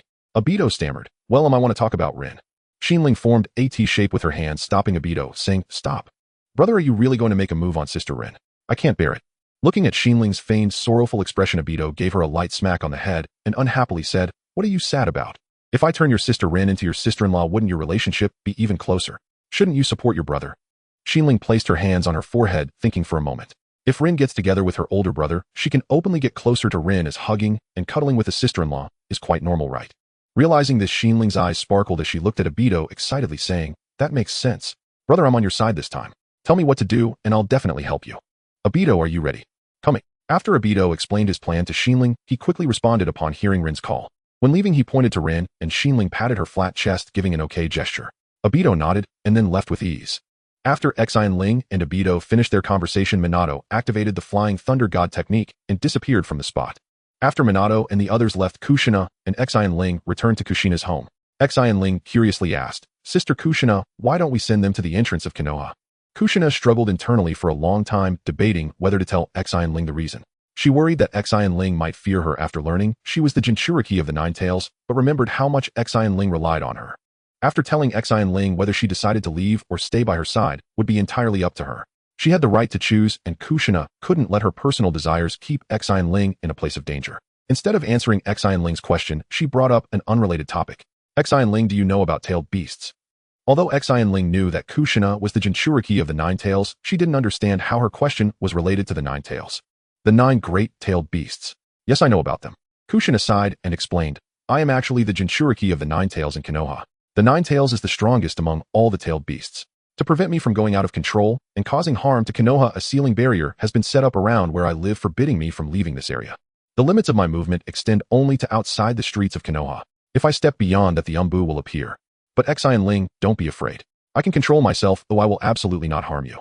Can you trust me?" After saying this, Kushina lowered her head, unable to imagine how fearful Xin Ling might be of her, when suddenly she felt a soft body in her arms. "Of course I trust you, Sister Kushina. How could someone as gentle and kind as you ever harm me?" Upon hearing Xin Ling's answer, Kushina squatted down excitedly and hugged her tightly, her eyes slightly red, her voice trembling as she expressed her pain to Xin Ling. "Xin Ling, you are the second person besides Minato who knows I am a Jinchuriki and isn't afraid of me. Since I became a Jinchuriki, others have always feared and kept their distance from me. I've been confined to this small area of Konoha for about 10 years now. I really want to go out and see the world outside. I also want to go on missions with Minato. I really don't want to spend my whole life stuck here." Xin Ling rubbed her small face against Kushina's cheek, trying her best to comfort her. "Sister Kushina, there will be a way. For example, when Minato becomes Hokage, he will definitely be able to take you out. There's also the option of completely mastering the Nine Tails, using its immense power to conquer everyone, making them dare not point fingers at you. If that doesn't work, I can learn to paint and draw the most beautiful scenery in the world for you, so please don't be sad, okay?" Hearing Xin Ling's unique idea, Kushina broke into a smile. "Ha, it's not as easy as you say." Xin Ling pouted and said dissatisfiedly, "Sister Kushina, even if you don't believe the first 2, why doubt my painting skills? I'm an art student, humph. Well, I haven't seen it before, it's not that I doubt your abilities. Then today I will show you, Sister Kushina." As Minato continuously transported them using the Flying Thunder God technique, they had already crossed half of the Land of Fire. Minato stopped beside a stone marked with the Flying Thunder God seal, panting heavily. "Let me rest for a moment. I'm a bit exhausted after transporting everyone such a long distance." Jiraiya said, "Thank you for your hard work, Minato. Let's rest here for today. There's no time limit on the mission, we don't need to rush." Okay. Obito and Rin were responsible for gathering firewood, while Kakashi went to find a river to prepare food for the night. After Jiraiya set up the camp, he discussed the mission objectives with Minato. "Minato, our main task this time is to investigate the war preparations that Inoki has been planning for the past few years." Minato exclaimed in surprise, "War preparations? Could it be that he already has thoughts of starting a war?" Jiraiya explained, during the Second Shinobi World War the Land of Earth and the Land of Lightning suffered the least losses. In the past 2 years Konoha's White Fang has gone to the Land of Lightning to gather intelligence. Although it's not comprehensive, it is clear that the Land of Lightning has already made preparations. Even the current AB combination has emerged. The Land of Earth must also be prepared, but we don't know the specifics. It seems that war will break out again in these years. Konoha suffered severe losses in the battles against the Land of Wind and the Land of Rain during the Second Shinobi World War. Our current task is to uncover the details of the Land of Earth and prepare a response strategy. After Obito and the others collected firewood and a few fish, they sat nearby listening to Jiraiya and Minato's discussion. Obito curiously asked, "Teacher Master, what is war like? Will we be involved in it as well?" Jiraiya said solemnly, "War is not a simple concept that signifies countless deaths, pain, and partings. The battlefield is filled with blood and smoke, and countless families will be shattered because of it. You are the future of Konoha. For both public and private reasons, I do not wish for you to go to the battlefield, as it is filled with uncertainty, and a moment's carelessness could lead to death." Minato's voice was low as he said, "Kakashi, Obito, Rin, I am glad to know you all at such an early age, but if possible, I would like you to become ninjas only after the war is over. I do not want any of you to get hurt." After listening to Jiraiya and Minato's words, Obito asked, "Teacher Master, since war is so terrifying, do you think war will ever disappear?" Jiraiya recalled the prophecy of the great sage Frog, "Your disciple will bring change to the world, but whether that direction is stability or destruction depends on how you guide him," and said firmly, "Yes, one day this world will welcome peace." He then looked at Minato and asked, "Minato, how do you think this world will achieve peace?" Minato thought for a moment before replying, "The essence of the Shinobi World War is simply uneven distribution of interests and hatred between ninjas. After the war, I believe that as long as we maintain long-lasting peace, using time to soothe hatred and strengthening ties between countries to ensure equitable distribution of interests, peace may not be unattainable." Jiraiya felt gratified upon hearing Minato's thoughts on peace, thinking to himself, "If Minato is indeed the one foretold by the great sage Frog, it seems my guidance has been quite successful." He patted Minato on the shoulder and encouraged him, "Minato, I very much agree with your thoughts. With your talent, I believe one day you will realize your vision." "Really? Teacher, I feel like what I'm saying now is just empty talk. I haven't figured out how to do it yet." After listening to Jiraiya and Minato, Obito and the others discussed amongst themselves. Obito looked at Kakashi and Rin and said, "I think what Minato Sensei said makes a lot of sense. What do you think?" Rin nodded in agreement, saying, "If Minato Sensei needs help, of course we should stand by his side." Kakashi felt that achieving world peace was too far from him. What was most important was how to protect the people around him, so he said, "Why think so much? Isn't it too far off? Didn't Jiraiya Sensei say that war is dangerous? Are we not supposed to improve our strength to protect ourselves?" "That's true. But never mind that. Kakashi, it's time for you to show your skills." 2 days later, at the border of the Land of Grass within a forest, Jiraiya was currently assigning tasks to a few people. Not far ahead is the Shinmubai Bridge. Beyond that lies the territory of the Land of Earth. The Land of Earth does not have the Flying Thunder God seal of Minato, so Kakashi, your task is to bring Minato's Flying Thunder God Kunai and wait for us at the border of the Land of Grass, ensuring that Minato and I can retreat at the first opportunity. Although the ninjas of the Land of Grass generally lack strength, there might still be some hidden experts. If you encounter enemies beyond your capability, prioritize your own safety, hide the kunai well, and retreat first. Do not worry about us. Remember to protect yourselves. Kakashi took the Flying Thunder God kunai from Minato and replied, "Understood. If you encounter an unmanageable situation, inject chakra into the kunai, and I will arrive as quickly as possible."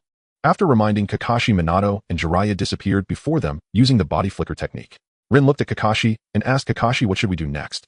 Kakashi pondered for a moment and said, "If Minato Sensei and the others are gathering intelligence, it probably won't be a matter of a day or two.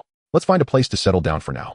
Obito suggested, "Why don't we take off our forehead protectors for the time being? That way, even if we encounter ninjas from the Land of Grass, we can avoid conflict." "What do you think?" Rin praised, "That's a great idea." Obito, as expected of someone who grew up with Xin Ling, you always have good ideas. Obito touched his nose and confidently said, "After all, I raised Xin Ling, so it's normal for me to have more ideas." Kakashi questioned, "Aren't you just being taken advantage of by Xin Ling? After being taken advantage of so many times, you must have gained experience in this area, right?" Obito recalled some unpleasant past events and shot back, "Kakashi, what are you bragging about? You and Xin Ling are together now, and sooner or later you'll be like me. At that time, I will definitely mock you well." Rin intervened, "All right, enough arguing. When we came here, there was a river nearby. How about we camp there?" "Sounds good." "Sure."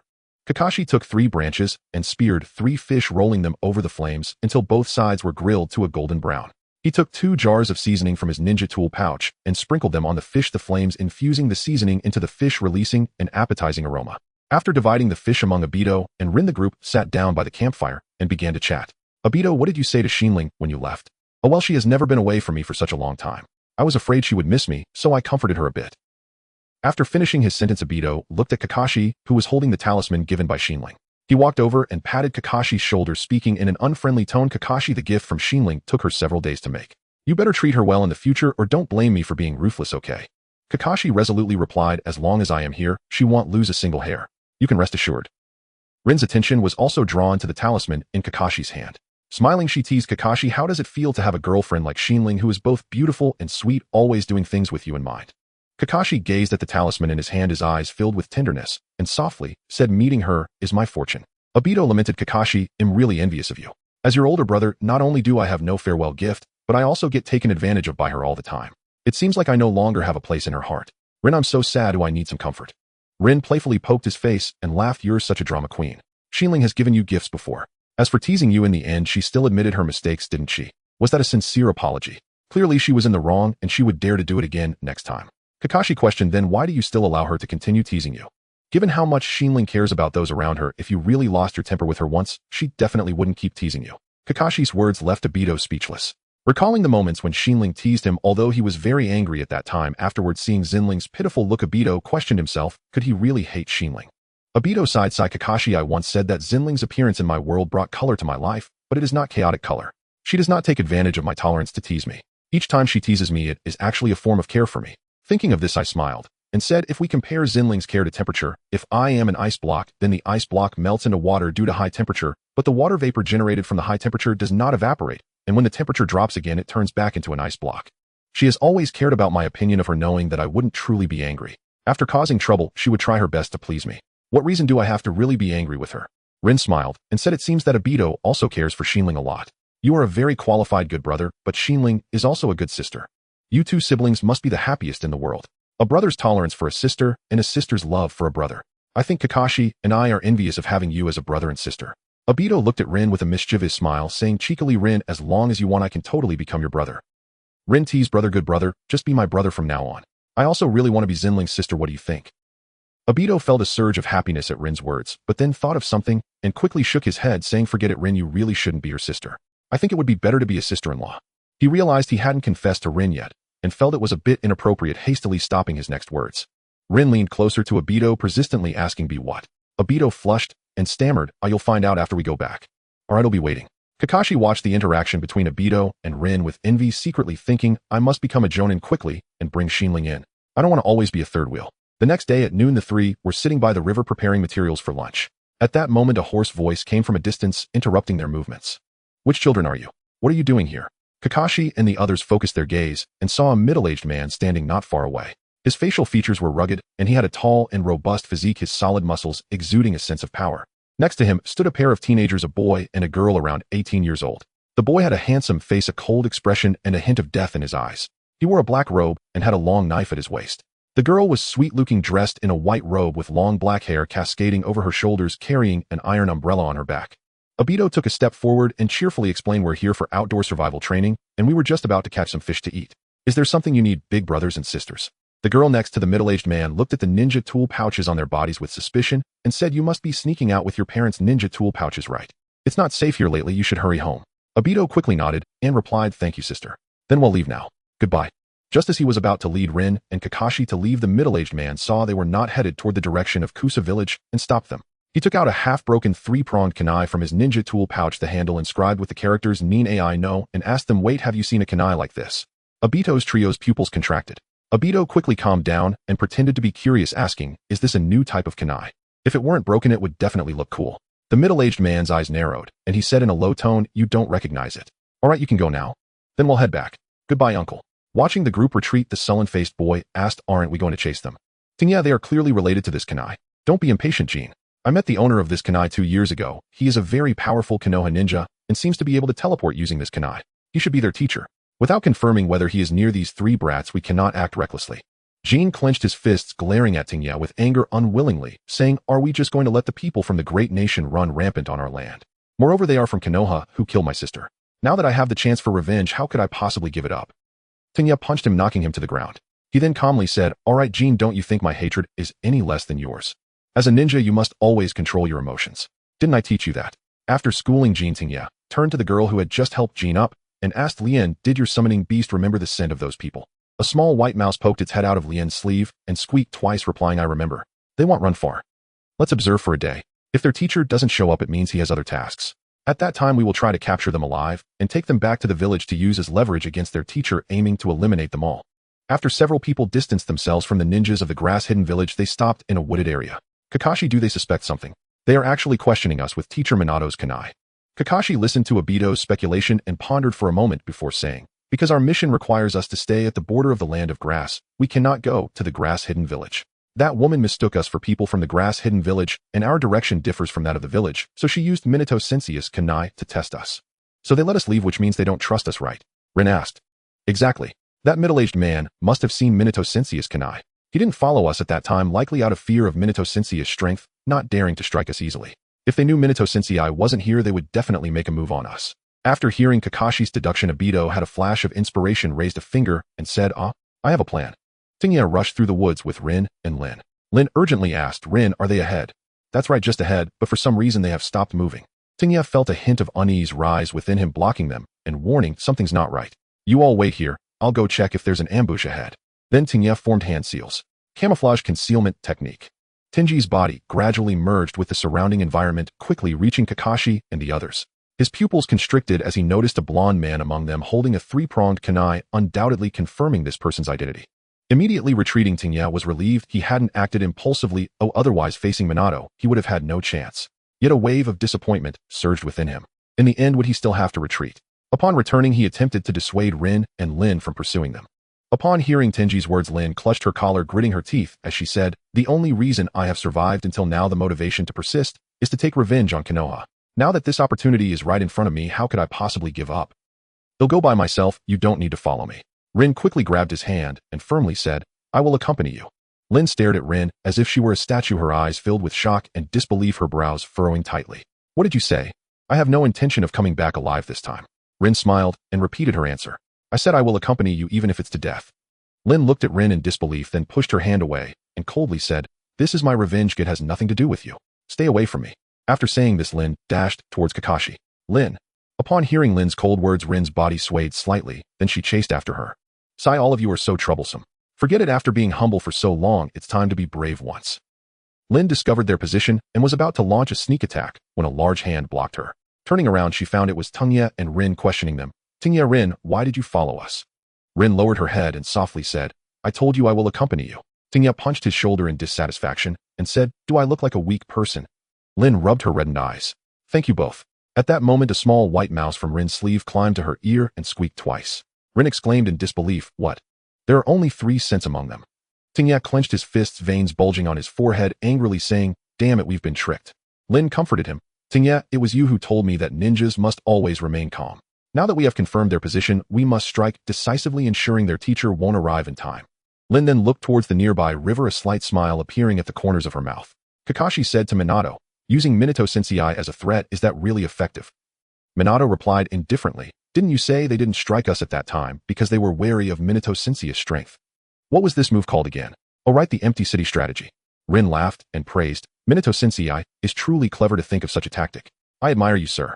Indeed, are they already afraid and leaving? Ha ha, if that's the case, when I return, I must tell Xin Ling about my earth release groundquake. Before Obito could finish speaking, the ground began to collapse, centered around Kakashi and the others, and they fell into a large pit 50 meters wide and 10 meters deep. Kakashi steadied himself, drew the short blade from behind him, and used chakra to slash, cutting down the trees that were crashing towards them. He then looked up to see a continuous stream of water cascading down from above, forming a waterfall. As the water flow was about to reach Kakashi and the others' feet, he suddenly sensed something was wrong. Jump into the air. Then Kakashi and Obito tossed Rin and Minato into the sky, and at the last moment before the water reached Kakashi's feet, he used the wind walk technique to lighten his weight, stepping on Obito's hands to push himself up to the same height as Rin and Minato. Obito looked down and found that Rin's shadow clone had already dispersed into white smoke. The water in the pit was filled with blue electricity, causing him to feel a wave of fear. In the air, Kakashi formed a shadow clone, first throwing Kakashi beyond the giant pit, then using wind release gale palm to push Obito and Rin towards Kakashi, while Kakashi's shadow clone was already dispersed by shuriken. As Lin threw shuriken, watching them easily resolve the ambush, she was shocked and said, their combat intuition is so strong. They don't seem like children at all. It seems that even without a teacher, we cannot underestimate them. Earth release, earth flow spear. As Kakashi landed on the ground, countless stone spears shot up from the earth towards him, and he quickly formed hand seals. Earth release, earth flow wall. Earthen walls rose to block the incoming stone spears. As Obito was about to land next to Kakashi, he noticed that behind Kakashi a girl from the grass-hidden village was forming hand seals. Realizing something was wrong, he hurriedly formed seals in midair. Fire release, great fireball. Water release, water chaos wave. Upon landing, his chest slightly inflated, he expelled a 6-meter-sized fireball towards the water column spat out by Rin. The flames collided with the water column, and steam rose continuously. Wind release, great breakthrough. The sudden wind release enhanced the impact of the water column, threatening to extinguish the flames. Kakashi blocked Tenji's attack with earth release and swiftly rushed to support Obito. Wind release, wind, killing formation. A tornado appeared with flames and the enhanced water column colliding together, enveloping the entire forest in steam, temporarily ending this round of confrontation. In the descending forest, Kakashi, Obito, and Rin huddled back to back, vigilantly observing 3 different directions. Kakashi spoke in a voice audible to the 3 of them. Calm down, I have transmitted chakra to Lord Minato's. Can I hold on for a moment? Your reaction is quite swift, almost managed to catch us all at once. It seems we have no grievances with you, esteemed guests from the grass village. Upon hearing Kakashi's words, the enemy laughed, as if hearing some grand joke. Huh, you have infiltrated the land of grass, and yet you speak of having no grievances. Truly absurd. At that moment, the ground beneath Kakashi and his companions began to shake. Scatter! At Kakashi's command, Obito and Rin quickly darted to the sides, while Kakashi raised his short blade and swung downward. Tenjiya emerged from the ground, meeting Kakashi's blade with his kunai, yet no sound of metal colliding was heard. With a crisp snap, the blade of the kunai broke apart, the shattered pieces spinning through the air and flying far away. Kakashi's short blade left a deep gash on Tenji's shoulder, blood instantly staining his clothes. Tenjiya gritted his teeth, enduring the excruciating pain from his shoulder. He took a fierce step forward and with all his strength threw a punch straight at Kakashi's chest. Kakashi had not anticipated such power from Tenjiya after being injured. Caught off guard, he was struck hard by the punch, sent flying like a cannonball into a tree, crashing down heavily. Kakashi got up, pressing his hand against his chest, feeling a rib had broken, a dark red stain spreading on his mask. Seeing Rin's movements, he hurriedly called out. Cough, cough.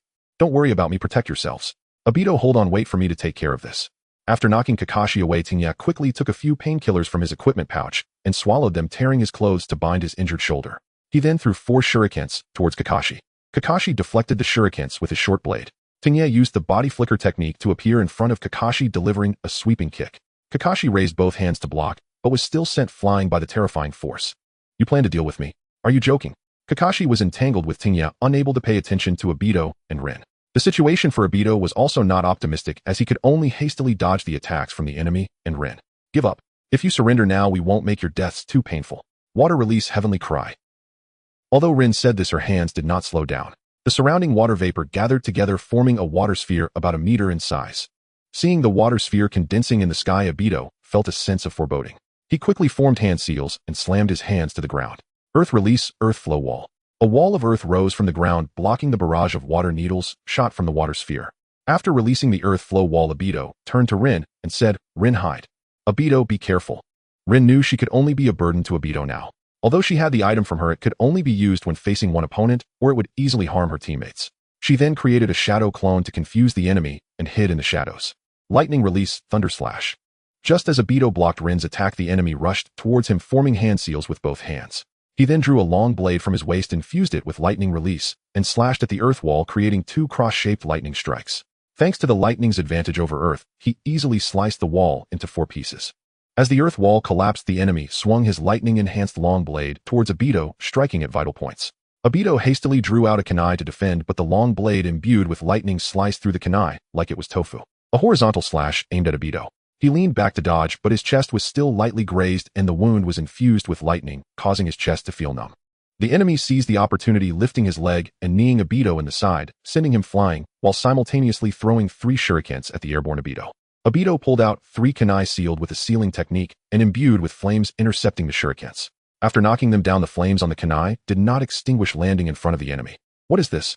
Kunai imbued with fire release. The enemy thought these were merely 3 kunai with flames and paid them no heed, continuing to pursue Obito. Boom.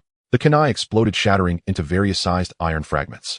As the enemy was blasted back, small pieces of metal flew into his body, causing bright red blood to flow out. Cough, cough, nearly fell for that trick, how devious. The enemy sat on the ground, his black robe tattered with slight burns on his face. He took out painkillers and soldier pills, swallowing them in one gulp. He then pulled out the red-hot iron fragment lodged in his left chest and used lightning release to cauterize his wound, quickly stopping the bleeding before pursuing again.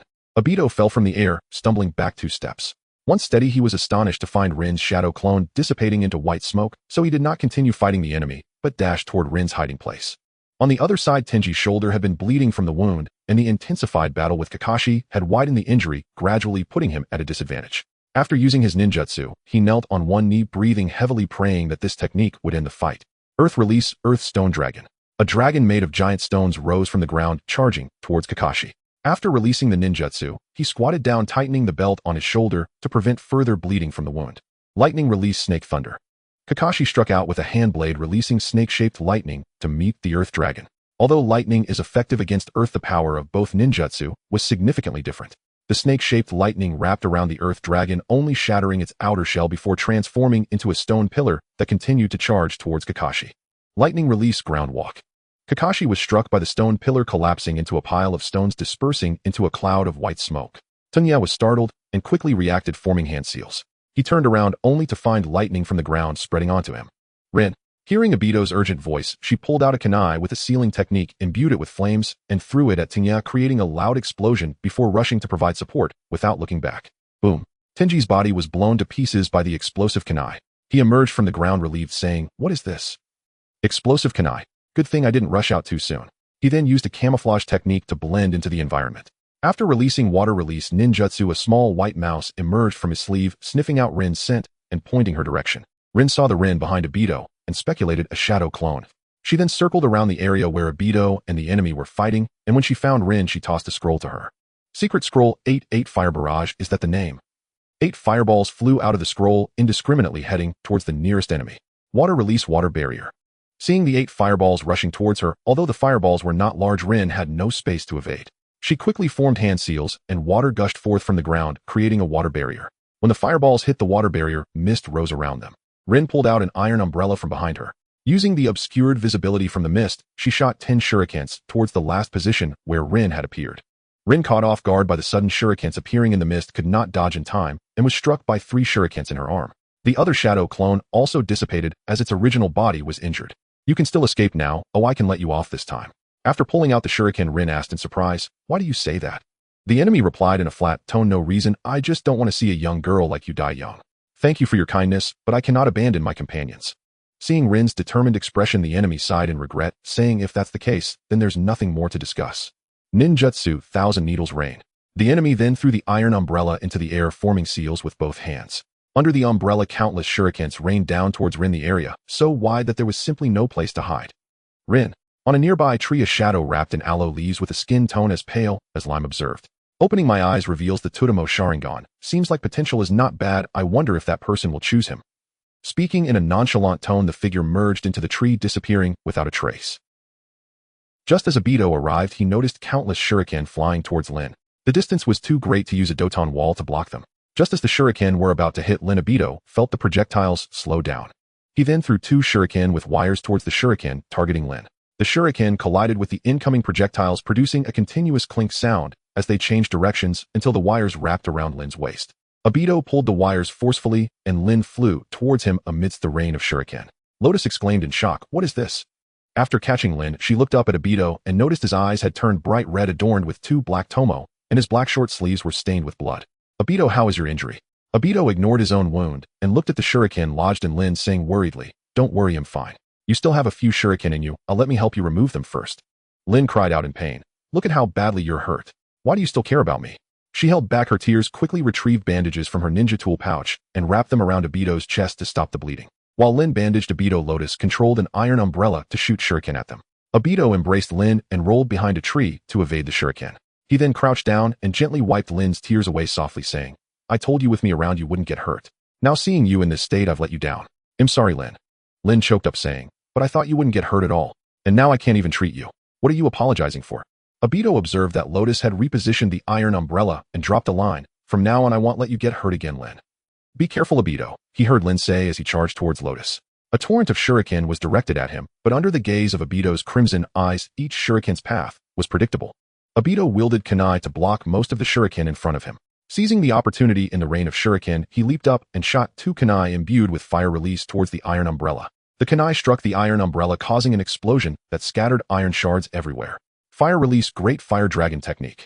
Lotus watched the iron umbrella shatter into pieces on the ground, her eyes filled with sorrow. She then glared at Obito, only to find a fire dragon rushing towards her accompanied by a terrifying heat wave. Wind release, great breakthrough. On the other side of the fire dragon, a gust of wind collided with its side, diverting its path and striking several trees to the left of Lotus. The fire dragon exploded, creating a massive blaze that turned the surrounding trees to charcoal. Lotus, don't lose focus. After warning her, Obito dove down, brandishing his blade towards her. With the enhancement of his two-tomo Sharingan, Obito faced no threat from Oboro's strike. He jumped to evade Oboro's follow-up slash and kicked him from behind, using the momentum to leap into the air and retrieve his last 5 kunai imbued with sealing techniques. After igniting them with flames, 3 kunai were shot towards Lotus to prevent her from attacking Lin, while the other 2 targeted Oboro. Secret technique: wind kill formation. Lin opened the scroll, summoning a wind vortex formed by gales. Riding on the flames from Obito's kunai explosion, it transformed into a fire tornado charging towards Lotus. Lotus dodged backward, realizing the tornado was moving in a straight line. She then ceased pursuing Lin and charged towards Obito and Oboro. Oboro understood the explosive nature of the enchanted kunai and naturally wouldn't fall for it.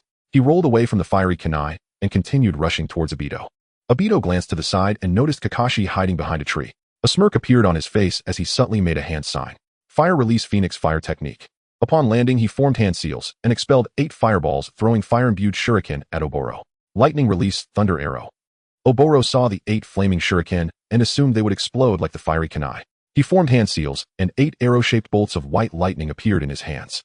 The lightning arrows collided with the flaming shuriken, creating a fierce explosion of sparks. Obito shot a wire kunai towards Oboro, who turned his head to dodge, causing the kunai to embed itself in a tree behind him. When Oboro turned back to look at Obito, he found him charging at him. Caught off guard, his long knife was kicked away. Obito and Oboro engaged in close combat, and with the aid of his Sharingan, Obito seized the opportunity to grasp Oboro's wrists. Kakashi, now's the time. Kakashi moved like lightning, appearing behind Oboro, and thrust his short knife towards Oboro's left flank. With the sound of a blade piercing flesh, Oboro's heart sank. He turned in shock, his gaze falling on Lotus' back, where the sharp knife blade protruded, blood dripping down and staining the ground beneath her. Lotus! Oboro's pupils constricted in disbelief at what was happening before him. After a brief moment of shock, Oboro quickly regained his composure. He exerted force through his legs like lightning, raising them to deliver a devastating kick to Obito's abdomen. This kick contained Oboro's anger and power. Obito was caught completely off guard by the speed of Oboro's counterattack. He was struck hard, his body flying backward like a kite, with its string cut crashing heavily to the ground. Obito's chest had been bleeding from continuous movement, and after the recent explosion his chakra was nearly depleted, no longer able to support the activation of his Sharingan, his eyes turning into a deep black. Lin rushed anxiously to Obito's side, supporting his body. Obito, I'll treat you right away. Kakashi's pupils suddenly contracted. He never expected Lotus would take that blade for Oboro. In shock, he instinctively forgot to rein in his strength, let alone retract his knife. Lotus' face was as pale as paper, yet she gripped the short knife tightly, her knuckles turning blue as if trying to hold onto the knife with her last warmth. Blood trickled from the corner of her lips, a stark red against her pale skin. The blade had pierced her lungs, and each breath was accompanied by intense pain. A hoarse sound escaped her clenched teeth, carrying a rusty sweetness, yet all she could manage was a faint whimper. After kicking Obito away, Oboro moved beside Kakashi and, fueled by an overwhelming rage, delivered a punch that sent the stunned Kakashi flying. He then cradled Lotus and cried out in pain, "Lotus, why? This was my choice. If I die, it's my own doing. But why did you take that hit for me? Why? Answer me." Lotus, like a candle flickering in the wind, used her last ounce of strength to tremblingly point to her heart, then slowly raised her pale finger to his right chest, and finally, that hand fell weakly like a wilting petal. Oboro caught her hand, gently letting it down, and looked at Kakashi. A wave of uncontrollable anger surged within him. Die. Oboro picked up the long knife embedded in the ground, without hesitation stepping forward like an enraged lion charging straight at Kakashi. A cold light tore through the air, the blade, fueled by Oboro's anger and despair, aimed directly at Kakashi's heart. Just as the sharp tip of the knife was about to pierce Kakashi's chest, a tall figure bathed in golden light appeared in front of Kakashi. Without fully manifesting, his right leg struck precisely at Oboro's midsection with a resounding bang, sending Oboro crashing into a tree before hitting the ground heavily. Sorry, I'm late. Within the borders of the land of Earth, a middle-aged man encased in blocks of lava unleashed a torrent of molten rock from his mouth, transforming the ground beneath Minato into a hell of lava. Swish! Minato used the flying thunder god technique to appear beside Jiraiya, kicking away a burly man steaming with heat, and urgently said, "Teacher, I can no longer sense the kunai and markers I left behind. They have likely been destroyed by the people of Awagakure. More importantly, Kakashi and the others are in danger. I must hurry back. I may need you to hold off the 2 Jinchuriki Otsutsuki and Han for now." Earth-style Yellow Spring Swamp. Jiraiya quickly formed hand seals, and the ground began to tremble violently, followed by the emergence of a swamp that engulfed Otsutsuki and Han in front of him. Jiraiya gritted his teeth in suspicion. Damn it, has the intel been leaked? Otherwise, how could two Jinchuriki, who can initially control the tailed beasts, come to capture us? Minato, you go first so I can hold them off. Alright teacher, be careful. Minato handed Jiraiya the last flying thunder god kunai and vanished from the spot, using god speed. Then 9 long tails made of pure violent chakra danced furiously in the air, resembling 9 ferocious giant snakes, striking towards Jiraiya with incredible speed and force, as if intending to tear him apart. Then come, let me witness just how far the land of Earth has come in controlling the tailed beasts. Sorry I'm late. Minato panted heavily, clearly exhausted from using god speed continuously to reach the range of his flying thunder god kunai. Before Minato could continue to inquire about Kakashi's status, Kiri struggled to rise, ignoring his own injuries, and charged towards Kakashi with a long knife, showing no fear of Minato's presence, his eyes filled with a thirst for revenge. Minato was already angry because Kiri had nearly killed Kakashi. Seeing his fixation on eliminating Kakashi made his expression turn cold. He took a kunai from Kakashi's ninja tool pouch, appearing before Kiri in an instant, raising the kunai to deliver a final blow, only to be interrupted by a hoarse voice. Wait, let him go, or your 2 disciples won't have a chance either. Minato looked and found that Tenya was currently gripping Obito and Rin by their necks with 3 explosive tags affixed to each of them. Huh, good job Tenya. Blow them up. Kiri, who was pinned down by Minato, couldn't help but burst into laughter upon seeing Tenya capture Obito and Rin. As he laughed, tears filled his eyes. For Rin and for my sister, revenge. Tenya shouted angrily. You bastard, do you know why Rin came with you to ambush them? She has no grudge against Konoha, but she only didn't want to see you die. Now she has given her life for you, and if you die now, wouldn't Rin's efforts be in vain? Kiri stared blankly at Tenya, hearing his words, and understanding that his life was no longer his own, it was exchanged for Rin's life. Tenya then turned to Minato. You are Namikaze Minato of Konoha, right? I had the fortune to see your skills a few years ago. I know you are powerful, but now I'm betting my life to exchange the lives of your 2 disciples for Kiri's escape. Quite a deal, isn't it? Why should I trust you? Let them go first, otherwise you can see if my speed can eliminate you before you make a move. Tenya understood that he had no room to negotiate with Minato, so he took a step back and said, Can't you teleport with kunai? Throw the kunai between us, let Kiri go, and he'll slowly walk towards the kunai. Even if I breach the agreement, you can still save them faster. How about that? While Minato's god speed could also teleport directly, it wasn't as far-reaching as the flying thunder god technique. Minato didn't want to risk a deadly confrontation with Tenya, so he agreed. Alright. Minato threw the kunai to land in front of Tenya, and watched as Tenya slowly walked towards it with Obito and Rin, leaving a flying thunder god mark on Kiri's wrist before letting Kiri go. Kiri stood up and looked at Tenya, asking with a choked voice, What about you, Tenya? Tenya looked at Kiri's distressed expression and scolded, Get out of here, you brat. Don't let me see you again. Kiri resolutely turned and ran into the distance, fists clenched, tears streaming down his face. Minato asked, Can we release them now? Yes, but I need time for Kiri to escape. I've seen your speed. If I let them go now, you will undoubtedly deal with me first, and then chase down Kiri to eliminate him, preventing any future troubles.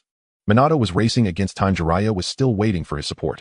He didn't want to continue entangling with Tenya. Seeing that Tenya had walked to a suitable distance, he formed hand seals with one hand and activated the flying thunder god technique to teleport next to the kunai, without any pause, instantly appearing before Tenya. In Tenya's field of vision, Minato's figure vanished without a trace in an instant, showing no hesitation as he immediately activated the explosive tag. The fuse of the explosive tag flickered weakly in Tenya's hand. At that critical moment, Minato, like a ray of golden light, flashed before Tenya. Minato's speed was as swift as the wind. His kick struck Tenya with the force of thunder, sending him flying like a kite with its string cut. As Tenya flew backward, Minato quickly reached out and tore off the outer garments of Obito and Rin, which were stuck with explosive tags, and just before the tags detonated, he flashed back to the side of the flying thunder god kunai with them. Boom! The explosive tags detonated behind Minato and the others, sending a massive shockwave that raised a cloud of dust. Tenya was left disfigured, his body charred, as if burned by fierce flames. His body was already in tatters, blood seeping from his wounds and staining the surrounding earth. In the fading moments of consciousness, the beautiful memories of teaching Kiri, Rin, and flashed through Tenya's mind, like a film constantly playing before his eyes. I really am a useless teacher, but in this life I can be called a true man. Ha! Tenya's breath seemed to be scattered by a gentle breeze, completely vanishing without a trace. Minato arrived beside Kakashi, looking at Rin with guilt as he said, Rin, I'm sorry to trouble you to take care of Kakashi and Obito for now. I still need to deal with the aftermath. When I bring back Teacher Jiraiya, you can scold us as much as you want. I'm sorry. Swish. Hey Minato sensei. Rin wanted to comfort Minato after hearing his self-reproach, but he had already vanished from the spot, leaving no chance for her to respond. Rin could only helplessly begin to heal Kakashi and Obito with her healing technique. Swish. Minato used the flying thunder god technique to teleport to a distant forest, noticing only an arm marked with the flying thunder god seal at his feet, and looked around for Kiri's body, analyzing his movements. Could it be that he discovered the flying thunder god seal and chose to sever his tail to survive? But how did he know the details of the flying thunder god? Surely it can't be that he was overly suspicious and finding it irreparable directly severed his own arm.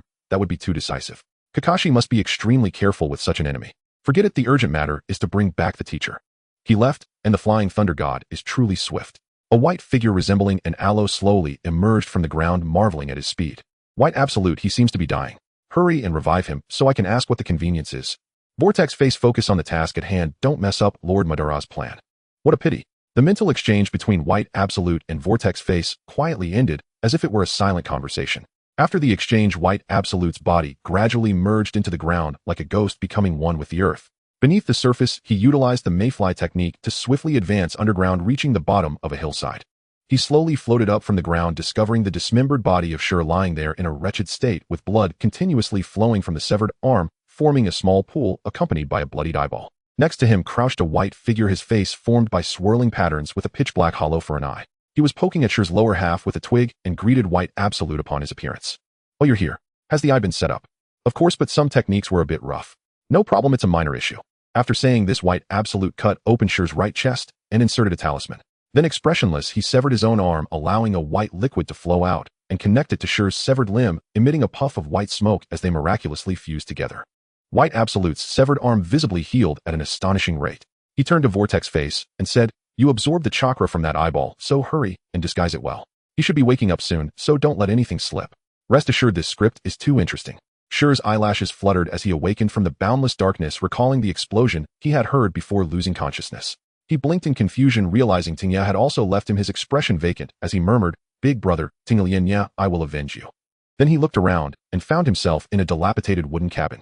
As he tried to get up, a sharp pain shot through his right eye, along with his brain pressing on his right eye in agony as he said, "What's going on? It feels like my right eye is about to explode." At that moment, a hoarse voice came from behind Shur. "You're awake, young man. You still can't adapt to this power, and feeling pain is normal." Shur turned around to see a middle-aged man with bandaged eyes holding a cane, who then handed him a mirror. "First, take a look at your eyes." As Shur took the mirror, he noticed his left arm had turned a chalky white. Temporarily suppressing his doubts, he peered into the mirror at his eyes, which were blood-red with 3 tomo, and exclaimed in shock, This is the same eye as that Uchiha brat." He began firing questions at the elder like a machine gun. "Why am I here? Who are you? What happened to my eyes and arm?" The elder calmly sat down on a flat spot using his cane and explained, "You fell from the hillside, losing your eyes and arm in the process. As for the other 2 questions, I want to know why you fell from the hillside before I answer." Shur recalled the events of the past 2 days, realizing that his stubbornness had led to the deaths of Tingya and Lien. Clenching his fists and holding back tears, he replied flatly, "It's nothing much. I wanted revenge for my companions, but my skills were lacking, relying on 2 teammates to barely survive. You must have implanted the Sharingan in me, right? You should be from Konoha. I won't thank you for saving me." Hearing Shur's blunt words, the elder chuckled. "My name is Uchiha Q. I was from Konoha, but I have no ties to it anymore." As he spoke, Kaya's tone turned cold as a frigid spring. "All that remains is endless killing intent." The overwhelming killing intent even startled Shur. "Do you know why I'm bound to 2 eyes? Your right eye is mine, and the other was seized by the higher-ups of Konoha." Shur asked in confusion, "Are the higher-ups of Konoha that desperate to risk offending the Uchiha clan just for a single Sharingan? Don't they fear internal conflict in Konoha?" Q proudly replied, "This is no ordinary Sharingan, but a more advanced Manjikyu Sharingan. Its power instills fear in Konoha as they dread the emergence of another dangerous figure like Uchiha Madara from our clan." "Then why did you give me your eyes?" Q sighed, looking dejected. "I no longer have the ability to take revenge, so I want you to take my place and avenge me as a way to repay the life I saved. As for your arm, it's an ointment left over from the Warring States period. Not only does it reconnect your arm, but it also accelerates your chakra recovery and wound healing. Compared to that, the side effect of your skin turning white is negligible." Shur understood that although the elder had ulterior motives, their goals aligned, and he had given him such a significant gift. He knelt and bowed deeply to express his gratitude. "Thank you, old man, for your help. I sure swear that I will retrieve your eyes from Konoha and seek vengeance." Q was momentarily taken aback when he sensed Shur kneeling to thank him, and then burst out laughing. "Huh. Good. Get up, good child." Q quickly helped Shur up, excitedly saying, "From now on you are my heir. I will impart all my knowledge to you, and you will carry my wrath to break down the towering tree that is Konoha. Yes, Senior Q, I won't disappoint your expectations." Huh. He believed it, he really believed it. Well acted. Fukasaku Jiraiya jumped onto the back of the four-tailed son, Wukong, pressing a large knife against his neck. However, Wukong had a body of adamantine, and the knife didn't harm him at all, but interrupted his chakra gathering for the tailed beast bomb as he shouted at Jiraiya above him. Jiraiya, how did you get into such big trouble? Are we four really going to take on two-tailed beasts? Fukusaku Kin raised the shield on his arm to collide with the Five Tails Muse attack, being pushed back by Muse Boil Release Fearless, might flattening the forest behind him, yet he bravely held his ground. Though I'm not agile or clever, I'll do my best to hold off the Five Tails. Fukusaku Hero attacked move from the side, knocking him back, with dual blades relieving Kin's pressure. Jiraiya stood on the head of Fukusaku, palms together, red patterns crisscrossing at the corners of his eyes, apologetically addressing them. I'm sorry, Wutai Ken Hero. Initially, I could suppress them while they were in their tailed beast cloak, but once their true forms appeared, I couldn't hold on anymore. Watergate probably encountered some trouble on the way and can't come for now. But don't worry, just wait a moment. I'll successfully enter Sage mode, and then you can all return.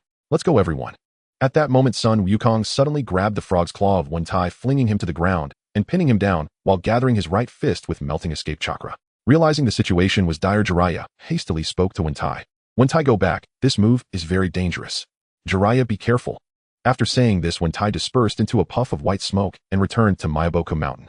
Jiraiya descended from the air heading towards Frost Frog, but Frost Frog was also in dire straits.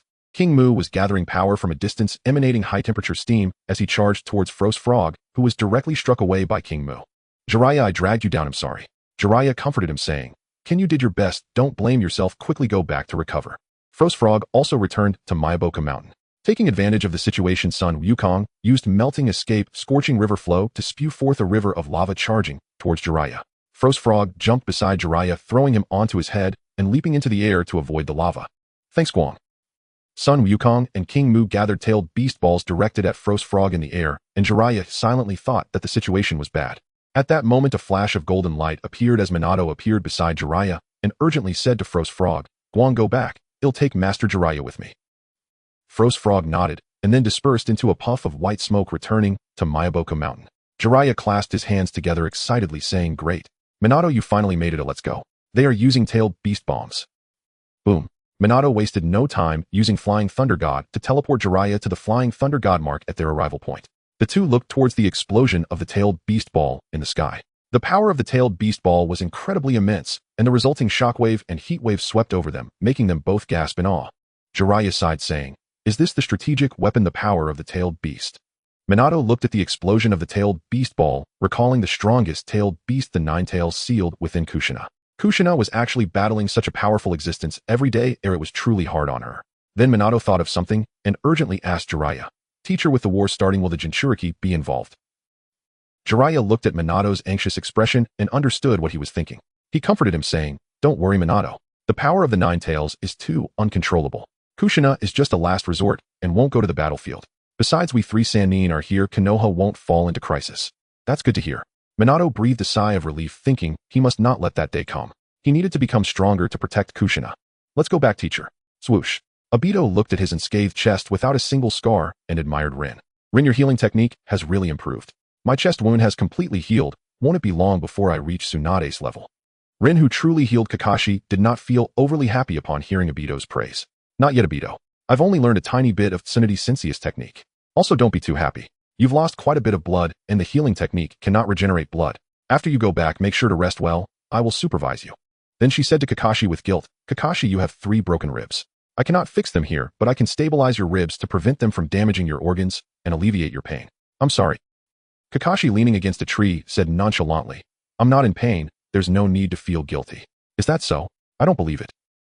Obito walked over to Kakashi, gently poking his chest, causing Kakashi to gasp in surprise, his face contorting as he glared at Obito. What are you doing? Nothing, just checking if you're really not in pain. The result is... Kakashi looked at Obito's mischievous expression and said defiantly, Obito, are you itching for a fight? Next time we spar, I won't hold back. Oh, just wait for it. Obito retorted defiantly, what do you mean hold back? Kakashi, I have already activated the Sharingan. What do you have to fight me with? After we return, I will reclaim my honor.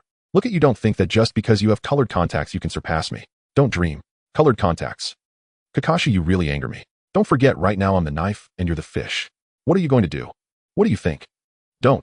Taking advantage of the commotion between Obito and Kakashi, Rin approached Lin and found she still had weak breaths. Using her medical ninja skills, she observed Lin's injuries. Her lung lobe was punctured, but there were no major issues with her other organs. With both hands over her chest, glowing green light appeared as she murmured, You didn't actually intend to kill me, did you? When you advised me to leave, it was also to prevent your companions from harming me, wasn't it? I heard from that uncle that you came to take risks to accompany the person you like, right? Swoosh. At that moment Minato arrived with Jiraiya beside Kakashi, interrupting their argument. Minato looked at Kakashi, whose mask was removed, revealing a face covered in dirt, making it impossible to see his previously handsome appearance. He looked speechlessly at the instigator. Obito, even if Kakashi took your sister away, there's no need to retaliate like this, right? Obito awkwardly stood up, glancing at Kakashi's appearance, regretting not capturing a picture to document Kakashi's disgrace. Hinari has grown up under my watch. Seeing her leave with another man naturally makes me feel resentment. I think it's reasonable to take revenge on Kakashi like this, right? Huh? Kakashi had nothing to say. Jiraiya noticed Rin treating Lin and curiously asked, "Is that girl over there someone you know?" "I've never seen her before." Everyone was drawn to Jiraiya's words and looked towards Rin. Obito immediately rushed to Rin's side and asked in surprise, "Rin, what are you doing? She was planning to kill you at that time. Why are you still saving her?" Jiraiya, hearing Obito's words, was very puzzled. "What's going on?" Repaying kindness with enmity. Kakashi wiped his face, then put his mask back on and explained to Minato and Jiraiya the general situation. "I see, it seems this girl is also a person with emotions." Minato said seriously to Kakashi, "Kakashi, the one who had murderous intent towards you, has escaped. You need to be more careful in the future." "What?" Kakashi exclaimed in surprise. "Minato sensei, he was able to escape from you. Did he hide his true strength at that time?" He directly severed his arm, bearing the flying thunder god mark. He is quite a decisive and ruthless person. In the future, when we execute missions together, I will never again leave you behind in the flying thunder god range like I did today. Kakashi received such serious injuries and nearly lost his life. It is my fault as his teacher. Saying this, Minato bowed and apologized to Kakashi. "I'm sorry." Seeing Watergate bowing in apology, Kakashi could not bear it, and ignoring his own pain, hurried forward to help Watergate up. "Now that I have become a ninja, I certainly understand that executing missions comes with risks, and it was my lack of skill that led to failure. How can I blame Teacher Watergate for this?" Kakashi took the blame upon himself, hoping to alleviate Watergate's guilt. At that moment, Obito and Rin also rushed over. "Teacher Watergate, we're all fine, aren't we? You don't need to blame yourself." Obito interjected, arrogantly saying, "That's right, Teacher Watergate. Besides, we almost won. Isn't that what you taught us? Moreover, if it weren't for the fact that I opened my Sharingan for the first time and was unfamiliar with it, how could I have been ambushed? If I had my Sharingan active at that time, wouldn't that guy have been blown up?" Looking at Obito's inflated demeanor, Kakashi felt displeased and seized the opportunity to retaliate against Obito for humiliating him moments ago. "You're just making excuses after the fact. Weaklings always look for reasons to justify themselves." Listening to Kakashi's sarcasm, Obito immediately pointed at him and retorted angrily, "Kakashi, are you barking again? Didn't you lose? Do you have the right to lecture me? Aren't we different? I didn't boast about my abilities." Jiraiya watched their cheerful atmosphere without blaming Watergate for being late. He jokingly said to Watergate, "Look, Watergate, your students are so understanding, you should be happy." Watergate smiled warmly at them, saying, "Thank you, Kakashi." Obito, "Rin, having students like you is indeed a blessing for me." Namikaze Watergate. At this moment, Jiraiya couldn't help but ask Rin, "Rin, I heard from Kakashi that that girl is your enemy. Why do you still want to save her?" Rin explained, "Master, when she fought against me, she advised me to leave and showed no intent to kill me. Moreover, I overheard a conversation between her and her teacher, knowing that it was us from Konoha who killed her sister, which is why she harbors resentment towards us. I want to save her companion to reduce her animosity towards us. I have already stopped her bleeding, but her internal injuries are beyond repair. Teacher Watergate, can we take her to Konoha for treatment?" Watergate advised, "Rin, don't forget that her teacher is already dead. This is a deep-seated hatred. I can't be sure that after saving her, she won't still harbor malice towards us. I can't let her become a potential threat to you all." Jiraiya held a different opinion and counseled Watergate, "Watergate, I know you're thinking about their future and don't want to hinder their growth.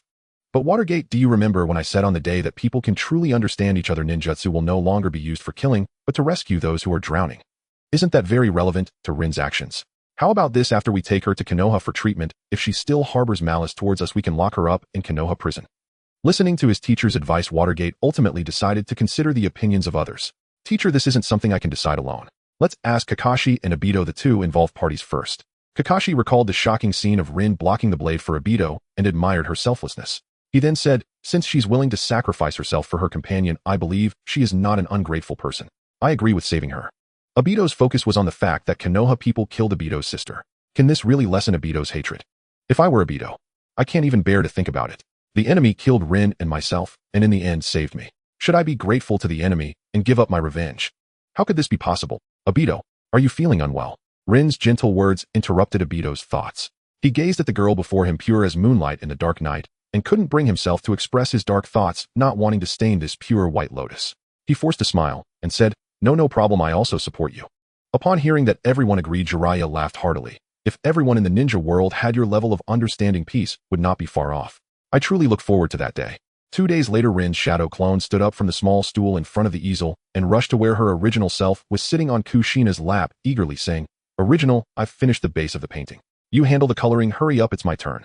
"It's my turn." Rin, nestled in Kushina's embrace, was thoroughly enjoying herself. Upon hearing her shadow clone's words, she reluctantly jumped off Kushina's lap and negotiated, "Aren't you me? Sitting on Sister Kushina's lap is the same as you being there," she said. "Stop right there. Don't twist the concept. Deceiving others is one thing, but don't deceive yourself. Hurry up and get off, or I won't do it next time." "How about this next time?" The shadow clone could tell what Rin was thinking even with her eyes closed, so she crossed her arms in an X shape, cutting off Rin's words again. "Dame, when did you become the person you hate the most? Stop making excuses, let's start with you." Sitting aside, Kushina watched the two Rins in a playful dispute, feeling amused. How amusing was it to see oneself competing for attention with oneself?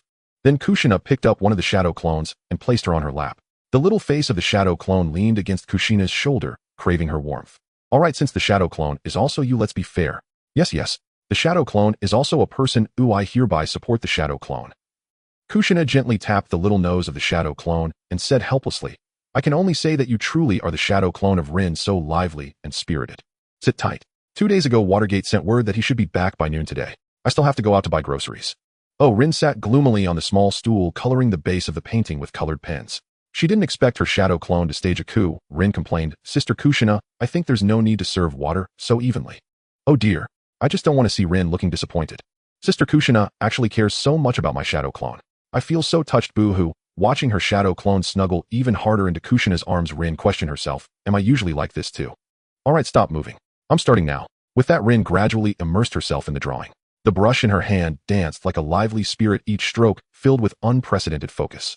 In the painting, Kushina's gaze was as gentle as flowing water, reminiscent of the warm sun in spring, her hands encircling Rin's small abdomen. Rin curled up like a well-behaved kitten in Kushina's embrace, her eyes shining with happiness, the corners of her mouth slightly raised like a blooming flower. Kushina put down her paintbrush and gently placed the shadow clone of Xin Ling on the ground, patting her little head before the clone happily dissipated into a puff of white smoke. As Xin Ling was lost in thought, Kushina quietly approached from behind, admiring the artwork created by Xin Ling. In the painting, Kushina appeared particularly gentle, and the intimate gestures between her and Xin Ling combined with the wooden background made the scene feel incredibly warm. Looking at her own portrait, Kushina felt a bit embarrassed and said, "Xin Ling, did you make me look too gentle? You should know that I had quite a temper when I was little." Xin Ling snapped out of her daze, her face involuntarily flushing a shade of red as she stammered, but the Kushina in my heart is just like this." Kushina's heart bloomed with joy upon hearing Xin Ling's view of her, and she leaned down, hugging her from behind, resting her chin on her shoulder and continuously rubbing Xin Ling's soft little face, smiling widely as she said, "So this is how you see me. Previously others called me blood red chili pepper." Upon hearing Kushina's words, Xin Ling recalled scenes from Kushina's childhood when her red hair led to ridicule from classmates, her expression darkening as she said, "Those people really don't know what's good for them. Kushina, you are clearly a sweet and passionate tomato. What blood red chili pepper? Not at all." Hearing Xin Ling speak up for her, Kushina felt as if a warm spring breeze had brushed through her heart, a sweet sensation washing over her like a tide, as if she were soaking in a jar of honey. Kushina then eagerly picked up Xin Ling, as if holding an incredibly precious doll, and spun around a few times like a top. "Ha ha ha, I am so lucky to meet a little girl like you, Xin Ling." As Xin Ling spun in the air, her eyes started to swirl, and she dizzily said, "Kushina, stop. I can't take it anymore." Upon hearing Xin Ling's words, Kushina quickly set her down on the floor apologetically, saying, "I'm sorry, Xin Ling, I got a bit too excited." Once on the ground, Xin Ling still felt a bit dizzy, her limbs unsteady as she took a couple of steps, and had it not been for Kushina supporting her, she might have fallen at any moment. She braced herself and said, "I'm fine, I'm good." After gathering herself, Kushina asked Xin Ling, "Let's go to the market to buy some vegetables, and we'll get a frame to hang your painting on the wall." Xin Ling's little face flushed slightly. "Does Kushina really like this painting? Then I will draw more for you in the future." Kushina smiled and said, "Sure. Wait for me just a moment, Kushina, they'll be right back." "All right, I'll go grab the basket and wait for you at the door." Making the hand seal for the summoning technique, Xin Ling pulled a small dried fish from her pocket, spreading the summoning runes over it, and tossed it into the air. With a puff, a tumter-long slender white snake appeared, instinctively swallowing the dried fish. Realizing what it had just eaten, it spoke in a resentful tone, "You deceived me. You said you would improve my meals. Why is it dried fish again? I'm a snake, not a cat." Xin Ling instinctively replied, "Because dried fish has a long shelf life." "You." Xin Ling realized she had misspoken again, and rubbing the little head of Baiyu reassured her, "I really want to take you out for a nice meal, so don't be mad, then tell me where we're going to eat. Don't take me to the river to catch fish, or else I won't come along." She paused, realizing it was too much to not respond to Xin Ling's summoning since she was raised by Xin Ling. She quickly changed her tone, "Otherwise I'll just stay by your side and eat all the sushi you like." Hearing Baiyu's seemingly threatening words, Xin Ling pinched her chin and smiled slightly. "Aren't you curious? You used to love eating fish when you were born. Who eats fish every day? Fine, this time it'll take you to the street for something different, but before we go eat you need to transform into a little cat, otherwise it won't be easy to take you out. Baiyu looked at Xin Ling in shock, not understanding how she could have such a strange idea, and immediately retorted, Xin Ling, don't go too far. I've put up with eating dried fish for so long, and now you want me to turn into a cat. Do you really think I'm a cat? Today I agreed, so does that mean you want me to turn into a human later? Xin Ling's eyes lit up with excitement, as she said, great. Baiyu quickly turned into Lady White. Lady White. Seeing Xin Ling's relentless attitude, Baiyu responded helplessly, what are you thinking? I'm not Lady Tianxin, how could I possibly turn into a human? Xin Ling, feeling disappointed, said, oh, so you can't. Then let's stick with the little cat. Baiyu firmly opposed, I don't want to. Really? Xin Ling sighed, what a pity. Then the chicken, horse, cow, sheep, sashimi, octopus slices, squid shreds, and sweet shrimp, which aren't available in the Dragon Cave, will just have to be eaten by me and Kushina. Hearing about these unheard-of delicacies, Baiyu was instantly persuaded and had no choice but to compromise, saying don't. They'll transform, okay? Boom. Baiyu followed Xin Ling's suggestion to use the transformation technique, and in a puff of smoke the white snake vanished, replaced by a small white kitten. Xin Ling's eyes were immediately drawn to Baiyu's adorable appearance, and she instinctively stepped forward, hugging Baiyu tightly and playfully squeezing her before running out the door to proudly present Baiyu to Kushina. Kawaii. Kushina, look how cute Baiyu is now. Kushina took the pure white Baiyu, gently kneading her fur with excitement, saying, so cute, what an adorable little kitten. But then she realized that this little cat was Baiyu, and she wondered, is this Baiyu? How did she become a little kitten? I wanted to take her outside to eat, but I was afraid that carrying a snake would scare off ordinary people, so I had her turn into a little cat. I didn't expect Baiyu to be so cute as a kitten. In Kushina's arms, Baiyu jumped onto Xin Ling's head, using her little paws to tug at her hair, dissatisfied. What? Was I not cute before?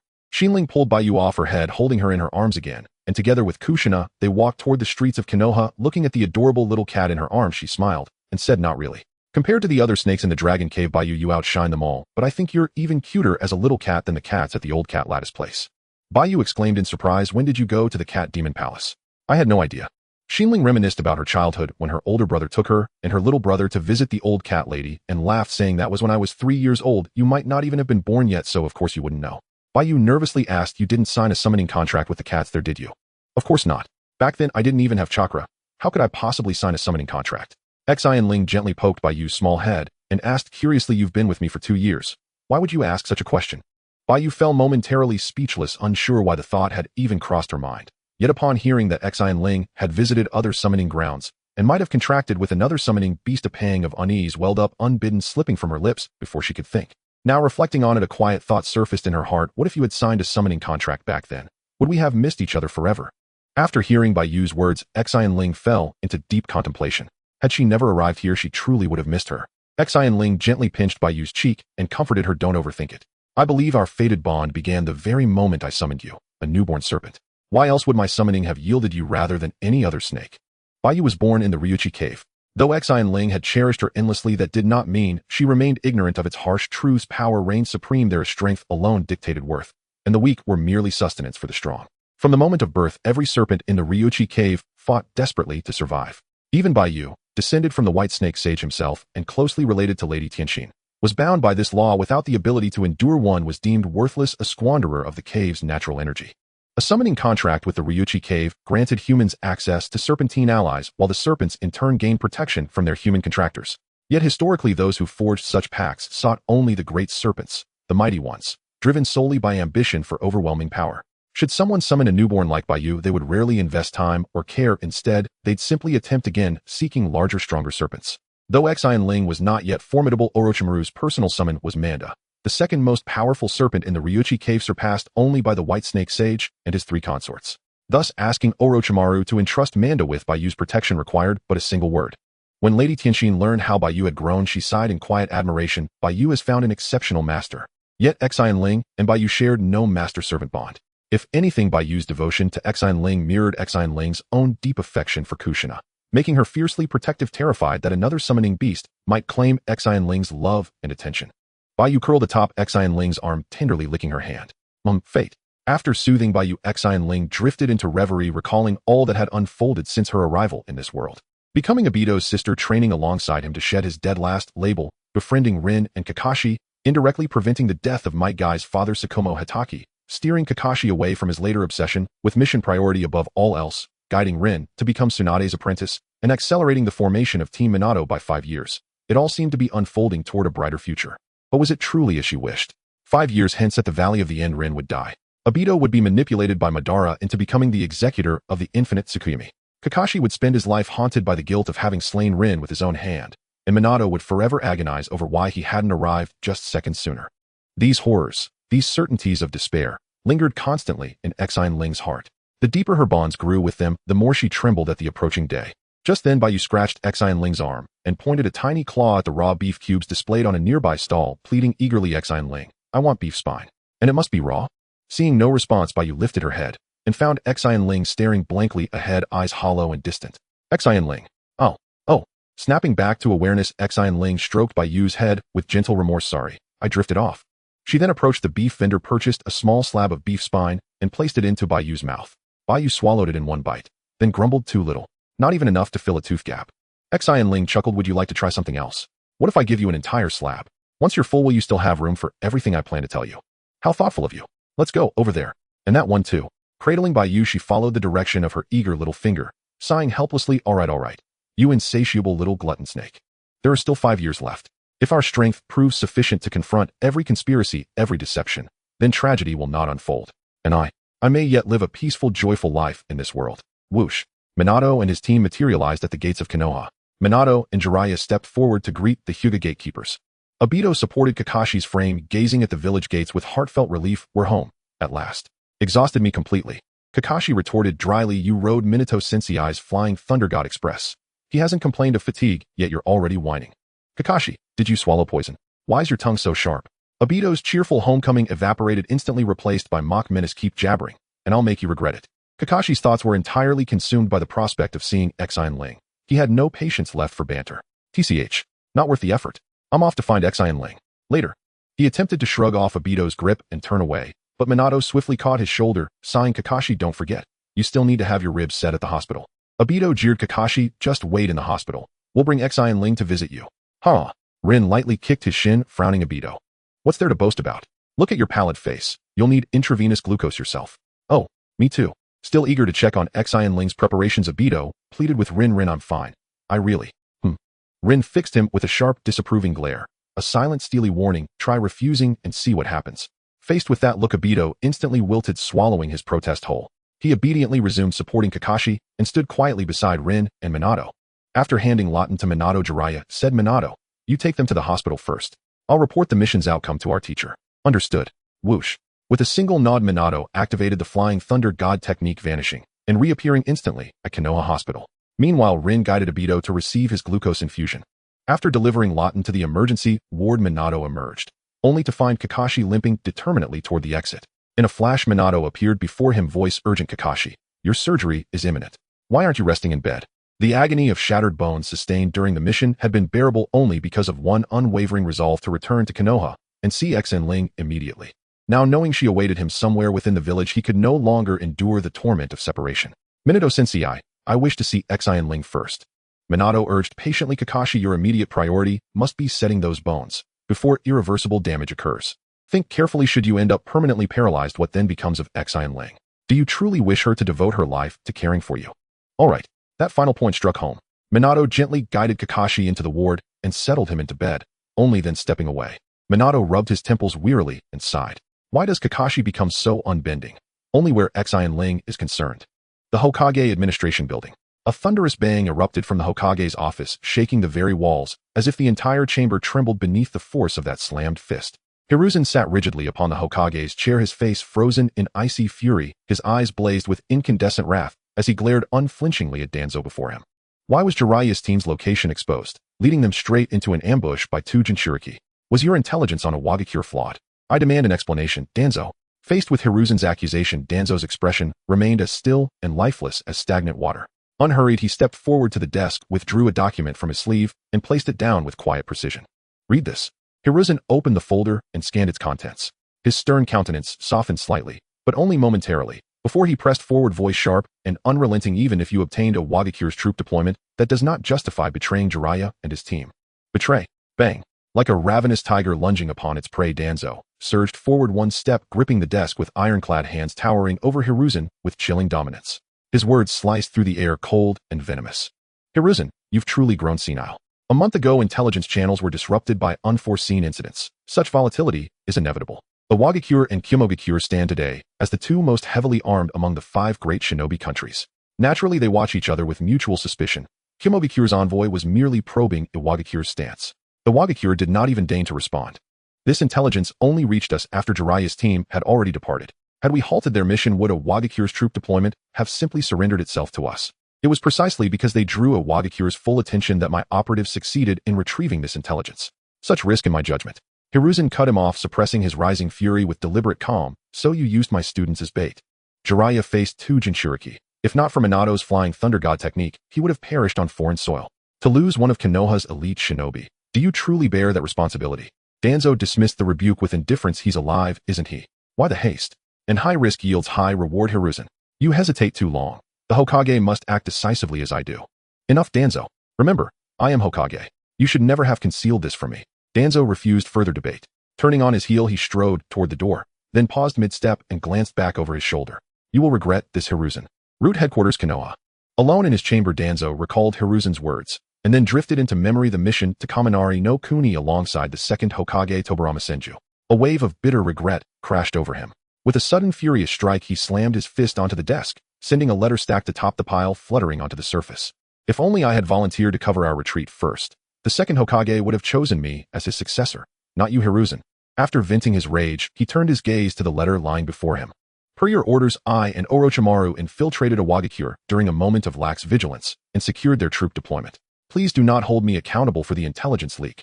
Orochimaru saved me, yet inadvertently revealed our presence. Danzo knew his subordinates intimately. He knew Terumi Yakumo could never have been discovered by Iwagakure's forces. The conclusion was unmistakable. Terumi Yakumo betrayed us to save the child she raised.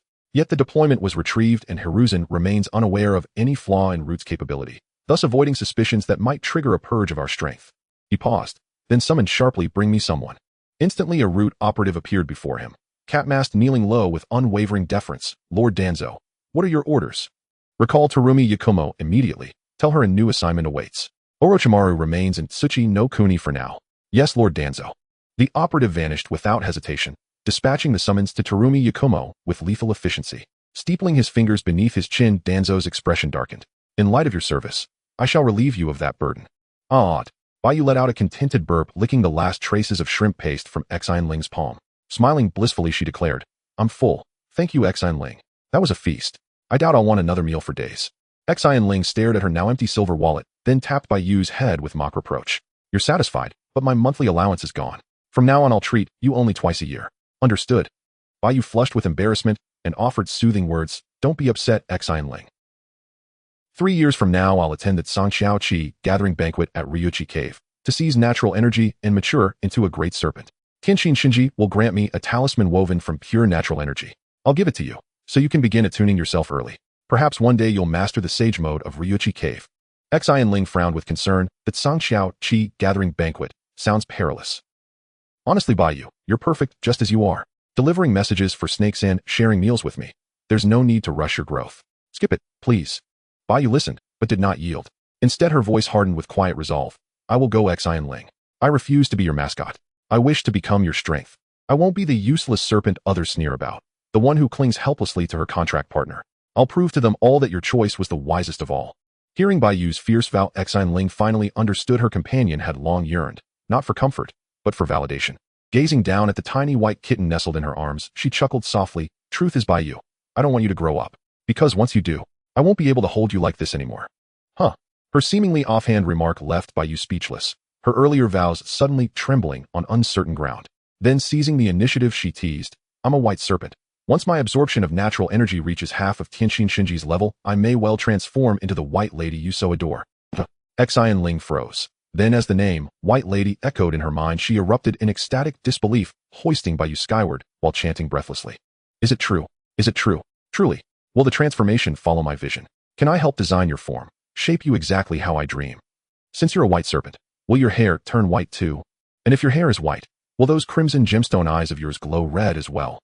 Xin Ling grew increasingly animated, until at last she became Baiyu's most fervent champion. Oh ho. White hair, red eyes, my absolute favorite. Baiyu, I'm fully behind you. I'll support you every step. You must succeed. Suspended midair, Baiyu reeled under Xin Ling's barrage of questions, suddenly regretting having planted such vivid imagery. Watching Xin Ling's radiant excitement, she could almost see herself human-shaped already taking form in her friend's imagination. How would I know? I'm offended. Next time I summon you, I'll use shrimp instead. Goodbye. With that, Baiyu dissolved into wisps of white smoke within Xin Ling's palms, leaving her blinking slightly flustered fingertips brushing her own nose. Did I frighten her? But, oh how I longed to see her as a human. Then recalling that Song Xiao Qi gathering banquet, she shook her head firmly, banishing the fantasy from her thoughts. She silently chided herself moments ago she'd pleaded earnestly for Baiyu to abandon the banquet. Yet the instant White Lady entered the conversation, she'd flipped allegiance like a reed bending in the wind. How can I help her? Resolving to seek counsel, she set off toward the marketplace, where Kushina was still shopping, her mind racing with strategies to aid Baiyu's transformation. Kushina returned home with a basket of vegetables and found Minato waiting at the door. Dropping the basket, she excitedly rushed towards him. Minato, you finally came back.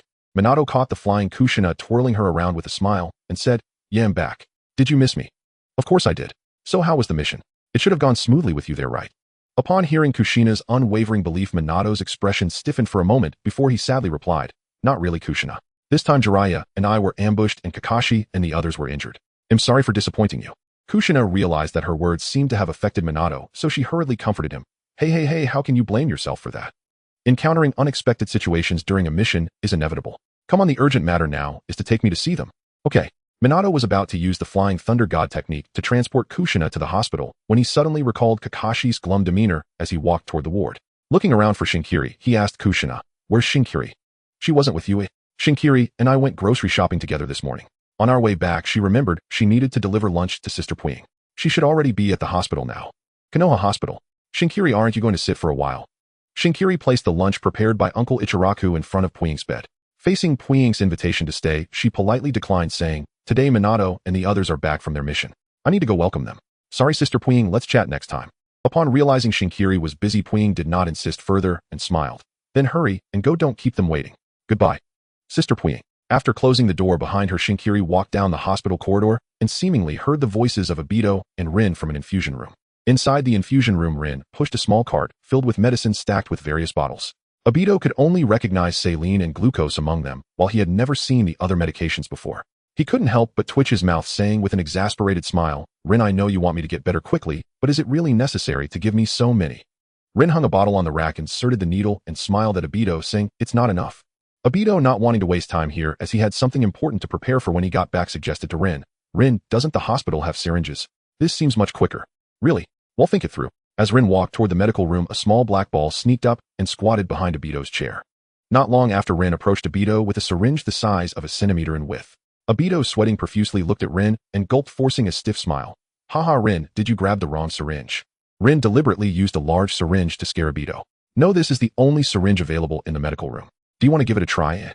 Obito stared at the syringe in Rin's hand, looking troubled as he said, where on earth would such a large syringe even go for an infusion? Just take off your pants and inject it in your butt. After all, there's more flesh there, so it should be fine. Obito, not immediately catching Rin's tone, felt his face heat up and turned red as he dared not look directly at Rin. Tugging at his pants, he awkwardly said, This isn't really appropriate, is it? Rin set the syringe aside, punched him playfully, and said with a flushed face, who wants to take off your pants? Just look behind you. Obito turned around and found Shinkiri leaning on his chair, her eyes crescent-shaped, with laughter emitting soft humming sounds. Did you miss me, big brother? Obito, recalling his earlier embarrassment as Shinkiri witnessed it all, pressed her little head back onto the chair and said, utterly defeated, if you hadn't teased me, I might have missed you, but right now I feel like I don't want to see you. Shinkiri angrily swatted Obito's hand away, dissatisfied. What the heck? I even helped you. Obito quickly covered Shinkiri's mouth, turning his back to Rin, while constantly signaling to Shinkiri with his eyes, saying words that contradicted his expression. Oh, come on. Shinkiri, I was just joking. How could I not miss my exceptionally talented, lively, adorable, and beloved little sister? Listening to Obito's praises about her, Shinkiri's mood lifted significantly as she pried Obito's hand away and playfully said, and I even helped you take care of the flowers in the yard. So was my joke fun? Obito felt his fists hardening, forcing a smile that didn't reach his eyes. Yes. It was fun. Very interesting. At this moment, Rin looked at Shinkiri and guessed, Shinkiri, you must be passing by after delivering lunch to Sister Puing, right? That's right. Shinkiri then looked around and noticed Kakashi was nowhere to be seen. Curiously, she asked, seeing Big Brother's pale face, it can't be because of Rin's syringe, right? Big Brother, are you injured? Was the mission not successful? Did Kakashi come to find me? Why haven't I seen him? Obito and Rin exchanged glances, unsure how to explain it to Shinkiri. Finally, Rin explained, Obito's injuries have mostly been treated by me and he just needs to rest for a while. This mission indeed didn't go well. Minato Sensei and Jiraiya Sensei were delayed, and we encountered a powerful opponent. We all got injured. Among them, Kakashi was seriously injured while trying to resolve the opponent, quickly breaking 3 bones. He should be in the emergency room getting them fixed. Injuries to bones take 100 days to heal, so Kakashi will likely need some time to recuperate. Seeing Shinkiri's dazed expression, Obito quickly reassured her, "Shinkiri, don't worry. Kakashi is very resilient. This minor injury won't keep him down. He was still bantering with me when he returned, so there's nothing to fret about. He'll go find him." Shinkiri snapped back to reality, leaving those words behind, and in the blink of an eye she disappeared from in front of Obito and Rin. It feels like comforting words are useless. Rin sighed and continued, "Given how much Shinkiri cares about Kakashi, how could she possibly remain indifferent knowing he was severely injured?" After inquiring with the medical staff about Kakashi's ward, Shinkiri hurriedly arrived at the door of Kakashi's emergency room, staring at the red emergency sign, for a long time lost in thought. "Shinkiri."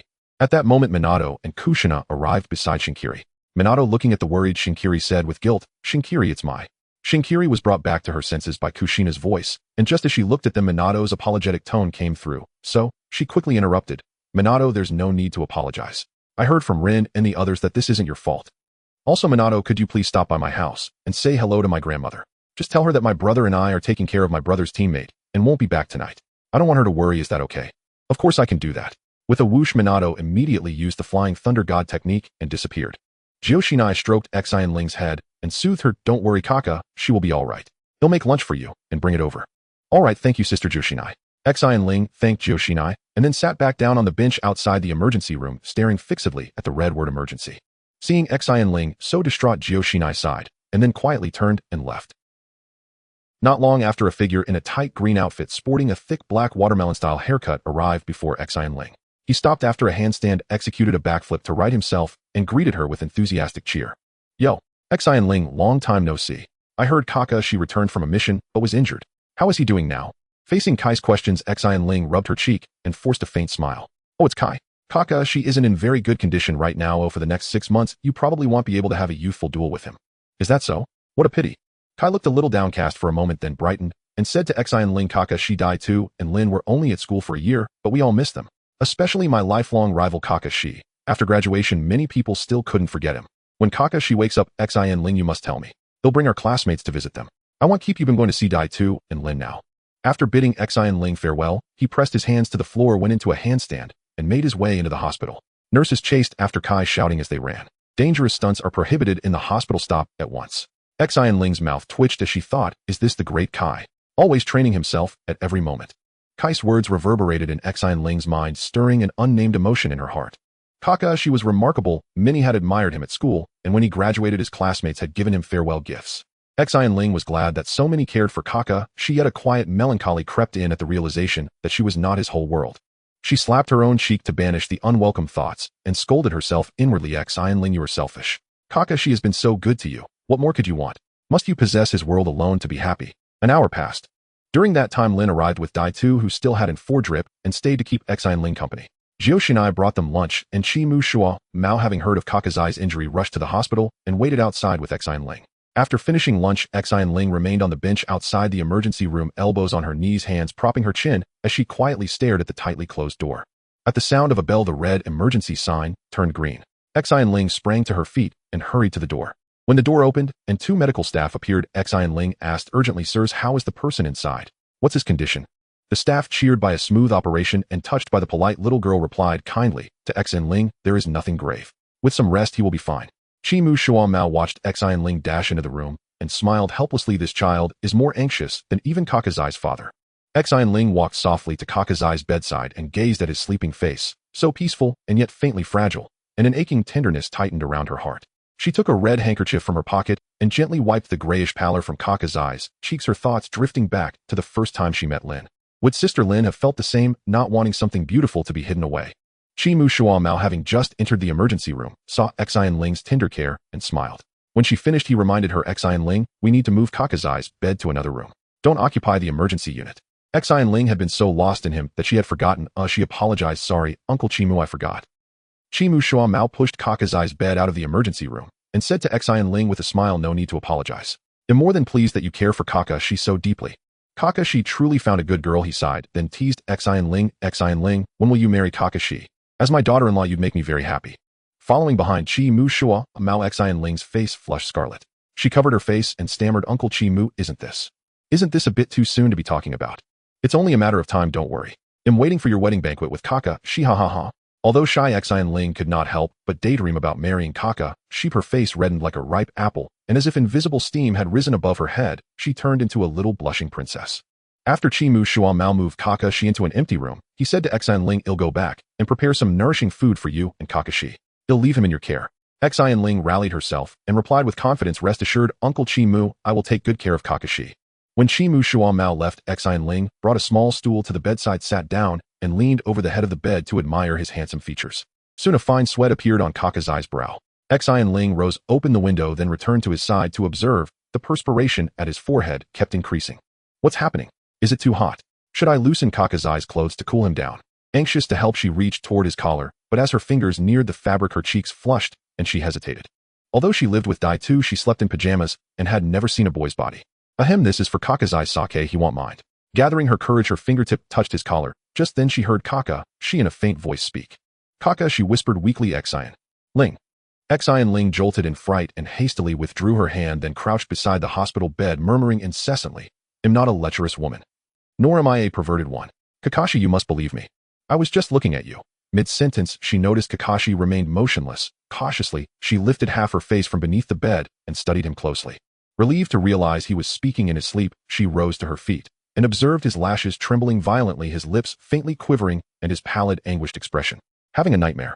After this quiet suspicion, Xin Ling leaned close to Kakashi's forehead, straining to catch his whispered words. Xin Ling, where are you?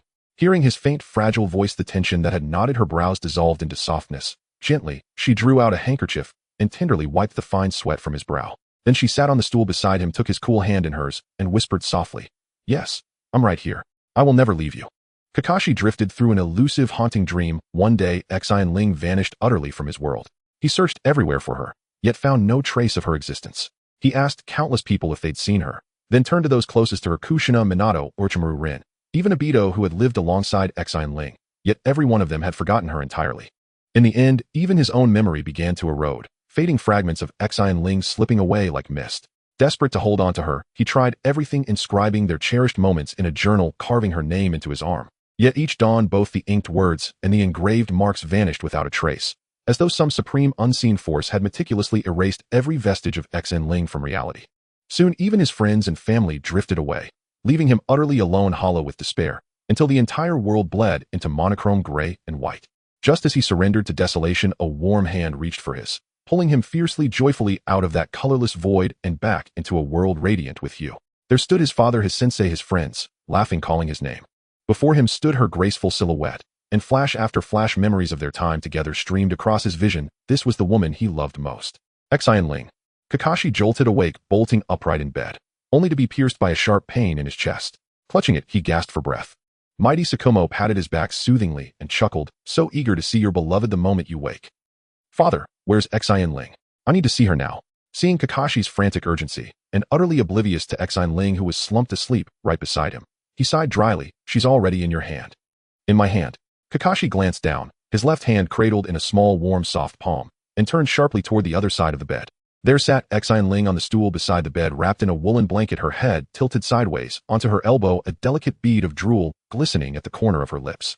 Her right hand still held his left, just as it had in his dream, guiding him out of that bleached, desolate world.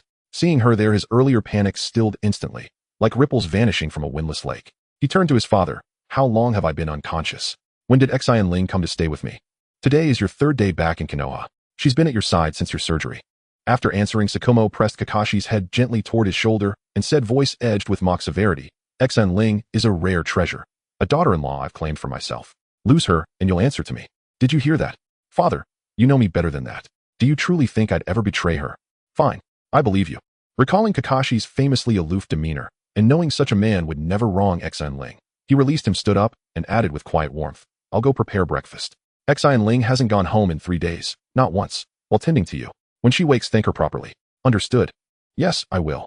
Once Tsukumo had left, Kakashi gently withdrew his hand from Xin Ling's grasp and slowly rose from the bed. He moved beside her, softly wiped the glistening droplet from her lips, then carefully lifted her, cradling her with infinite tenderness, and laid her down on the bed. Sitting at its head, he watched her sleep. Awakening briefly to the unfamiliar softness of the mattress, Xin Ling instinctively snatched the pillow beneath her head and hugged it tightly, turning her face toward Kakashi as she nestled deeper into slumber. Sleeping without a pillow? What an odd habit, Kakashi mused, watching her with amused tenderness. Soon after, Tsukumo returned bearing breakfast. Spotting Kakashi seated beside the bed instead of resting, he stepped forward, ready to chide. Then followed Kakashi's silent gesture toward Xin Ling, peacefully asleep on the bed, and fell silent. Why not rest on the spare cot? Kakashi gazed at Xin Ling's serene profile, voice hushed and tender.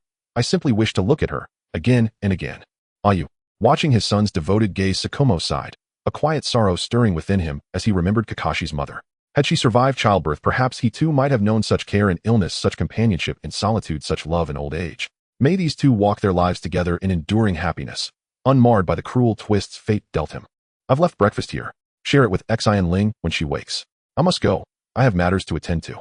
He placed the bento box on the bedside table and slipped quietly from the room. Moments after Tsukumo departed, Xin Ling stirred drowsily upright, yawning widely, her eyes still glazed with sleep. What a deep, restful sleep. Felt just like sleeping in a real bed. Wait, a bed. Fully awake now, she blinked down at the mattress beneath her, then panicked, clutching her hair and whispering in horror, did one of Kakashi's enemies break in? Did they take him while I slept? Oh no, have I become the villain? Kakashi, watching her from behind, couldn't suppress a soft laugh. Stepping forward, he swept her into his arms and murmured, smiling, I'm right here. Suddenly, Xin Ling felt herself falling into a warm embrace. Upon realizing it was Kakashi, she sighed in relief, but then another thought appeared in her mind. Kakashi, could it be that I sleepwalked and secretly pushed you off the bed? No way, no way. After hearing Xin Ling's fanciful thoughts, Kakashi gently patted her little head and laughed helplessly. What are you thinking? Why do you have so many strange ideas in your head all day? Feeling a bit embarrassed, Xin Ling pinched her own nose and then remembered that Kakashi was still an injured patient, quickly escaping from his embrace. After getting out of bed, she pressed Kakashi back onto the bed, hands on her hips, and glared at him with a pout. You're injured, how could you put me on the bed? Xin Ling felt it wasn't right to scold Kakashi just after he woke up, so she added with concern, how is your injury? Does your chest still hurt? Seeing Xin Ling worry about him, Kakashi's heart warmed, and he smiled slightly. It doesn't hurt. Dad just brought us breakfast. Hurry and eat before it gets cold. What? Uncle Hatake just came. Xin Ling, flustered, buried her small head in the blanket of the hospital bed, mumbling, I promised to take good care of you. Will Uncle Hatake think I'm irresponsible and unreliable for taking your spot? It's ruined, it's ruined. Kakashi lifted the blanket off Xin Ling's head, leaned closer, and cupped her face with his hand, smiling. Did you forget? I was the one who put you on the bed. A dad wouldn't blame you for that. Oh right, I was too anxious and didn't notice. After calming down, Xin Ling noticed something and pointed to the other bed, asking Kakashi, Kakashi, why didn't you lie down on another bed after putting me on the bed? Instead, you sat at the head of the bed, making me think you were gone when I got up. Kakashi was reluctant to answer this question. After all, secretly watching a girl sleep was a bit strange, and Xin Ling's sleeping position was hard to describe. If he really said it, Xin Ling would definitely turn into a steam girl again. While opening his lunchbox, Kakashi countered, Then Xin Ling, first answer me, why didn't you lie on the bed to rest? Why did you sit beside my bed to sleep instead? Doesn't it feel uncomfortable? Xin Ling knew the nightmare Kakashi had was probably terrifying for him, and she didn't want him to recall unpleasant memories, so she jokingly said, well, I haven't been to school for a long time, so I wanted to recall the experience of sleeping on my desk in class, and I ended up dozing off on your bed without realizing it. Kakashi remembered that when he woke up, Xin Ling was holding his hand, and he could easily see through her pretense. Was it for me? Kakashi picked up a piece of sushi from the lunchbox and brought it to Xin Ling's mouth. Seeing the sushi beside her mouth, Xin Ling bit it without hesitation, then used her fingertips to pop the sushi into her mouth, savoring it before swallowing it with satisfaction, commenting, it's sweet shrimp sushi, the taste is really good. No, Kakashi, you're the injured one, how can you feed me? Xin Ling took a bowl of white porridge from the lunchbox, scooped a spoonful, and raised it to Kakashi's mouth. Come on, open your mouth. Seeing Kakashi cooperate so well, Xin Ling praised, good, you're really obedient. Kakashi, hearing Xin Ling's tone of teasing a child, complained, Xin Ling, I'm not a child, please don't praise me like that, okay? Oh really? Xin Ling's lips curled up slightly, revealing a mischievous smile. Then she brought another spoonful of white porridge to his mouth, playfully saying in a sweet voice, then dear, open your mouth. After hearing Xin Ling's soft voice, Kakashi felt as if his heart had been struck by lightning, instantly making him feel a tingle all over. What's wrong? Don't you like it, dear? No, I like it very much. In the infusion room. All right. Finally, after such a long time of getting injections, I feel like the blood in my body is about to turn into medicine. Obito looked up at the empty medicine bottles hanging on the shelf, excitedly shouting at Rin. Rin, can I pull it out now? You're so anxious. Rin put down the medical book in her hands, came to Obito's side, grasped his wrist tightly, gently pulled out the needle from his hand, and then a green glow appeared in her hand, healing the puncture on Obito's hand before she let him go. Ever since Obito learned that Xin Ling was ready, he had been waiting for his turn to act. However, he had been kept in the hospital by Rin for the past 2 days. Although Rin was with him, he still couldn't help but want to confess to Rin. Every day, he looked at the medicine bottles above him, wishing he could have a power to speed up the injection process. Obito eagerly said, "Rin, let's go see Xin Ling and the others. Kakashi might have woken up by now." "Okay, let's go." Obito arrived outside Kakashi's ward but heard the voices of Xin Ling and Kakashi inside. "Kakashi, can you hurry up? Don't dawdle. Xin Ling doing this here feels wrong. How about we go somewhere else?" "What? Do you not trust my skills?" "Well, okay then. Don't move, I'm starting now." Bang, hearing the conversation inside, Obito instantly thought of something inappropriate. His veins bulged and the temperature on his face rose, turning bright red. Then he kicked the door open, angrily shouting, "Xin Ling, what are you doing? How old are you? How can you do such a thing?" Inside the room, Kakashi had just taken off his mask, sitting cross-legged on the bed. Xin Ling was sitting at the foot of Kakashi's bed with a drawing board on her lap and a piece of 4K white paper on it. Xin Ling put down the brush in her hand and looked at Obito, whose expression was gradually returning to normal, asking in confusion, "What's wrong, big brother?" Ahem, Obito realized he seemed to have misunderstood them, and after a couple of tactical coughs explained, "I also think it's indeed not appropriate to draw in the hospital. This time I'm on Kakashi's side." "Rin, what do you think?" Rin looked at how quickly Obito's emotions changed, and not knowing why felt like laughing.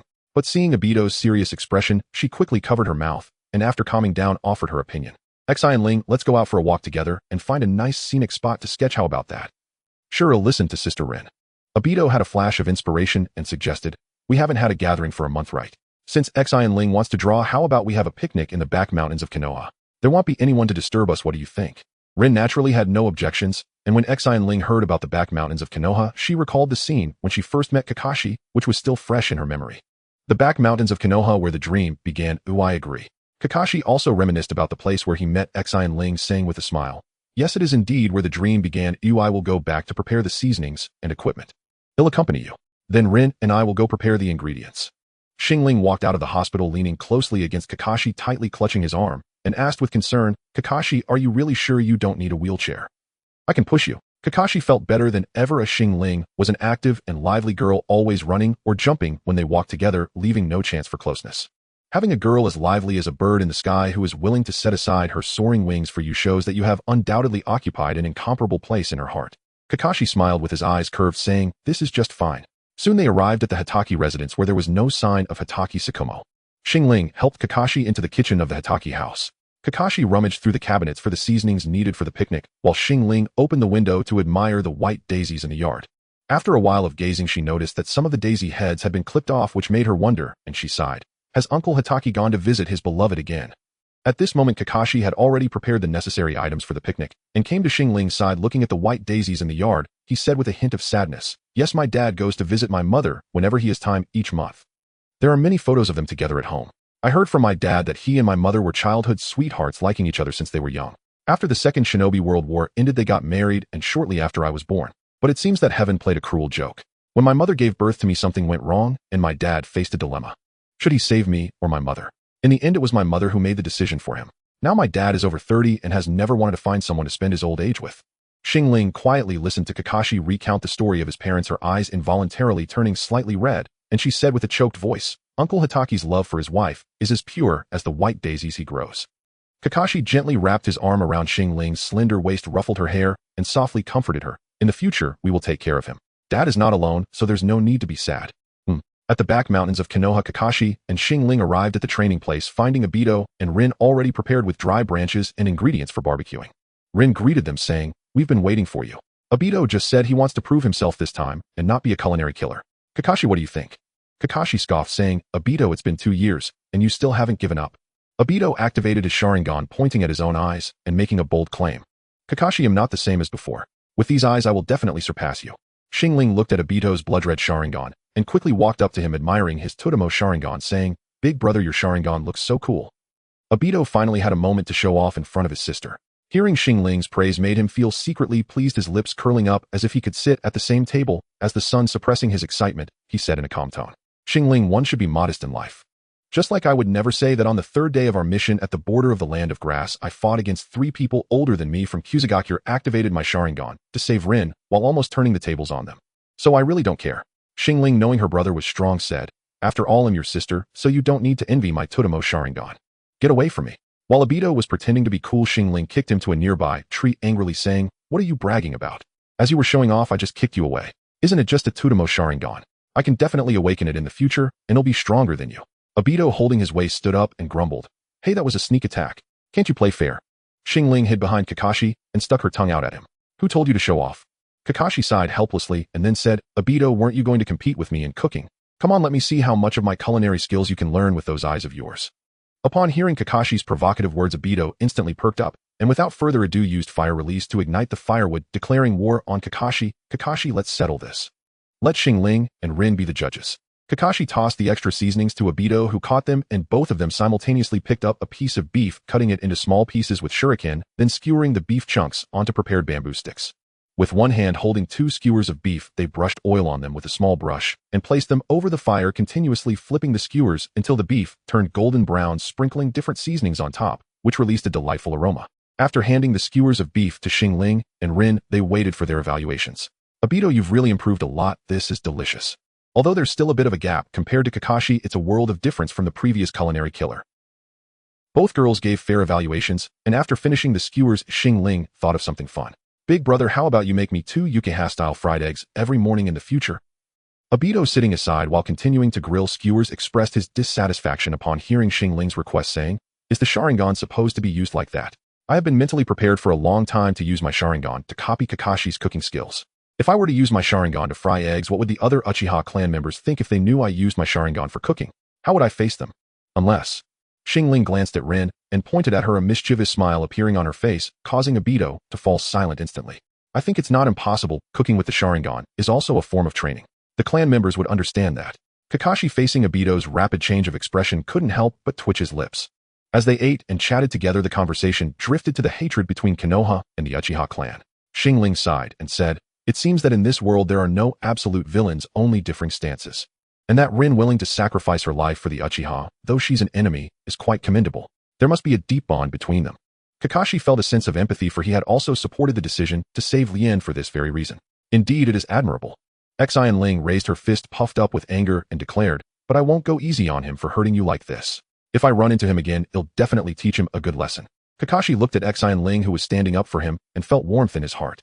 He brought the skewer of meat to her lips and chuckled, "By the time you meet him, I'll already be a jonin. There won't be a need for my dear Xin Ling to step in." "That's not allowed. You can't steal from me." Xin Ling moved the half-eaten skewer away from her lips, leaned forward, and flicked her finger, causing Kakashi's mask to slide down to his chin. Without further ado, she stuffed the skewer into his mouth, her tone carrying a small command, "And don't keep feeding me. You should eat some too."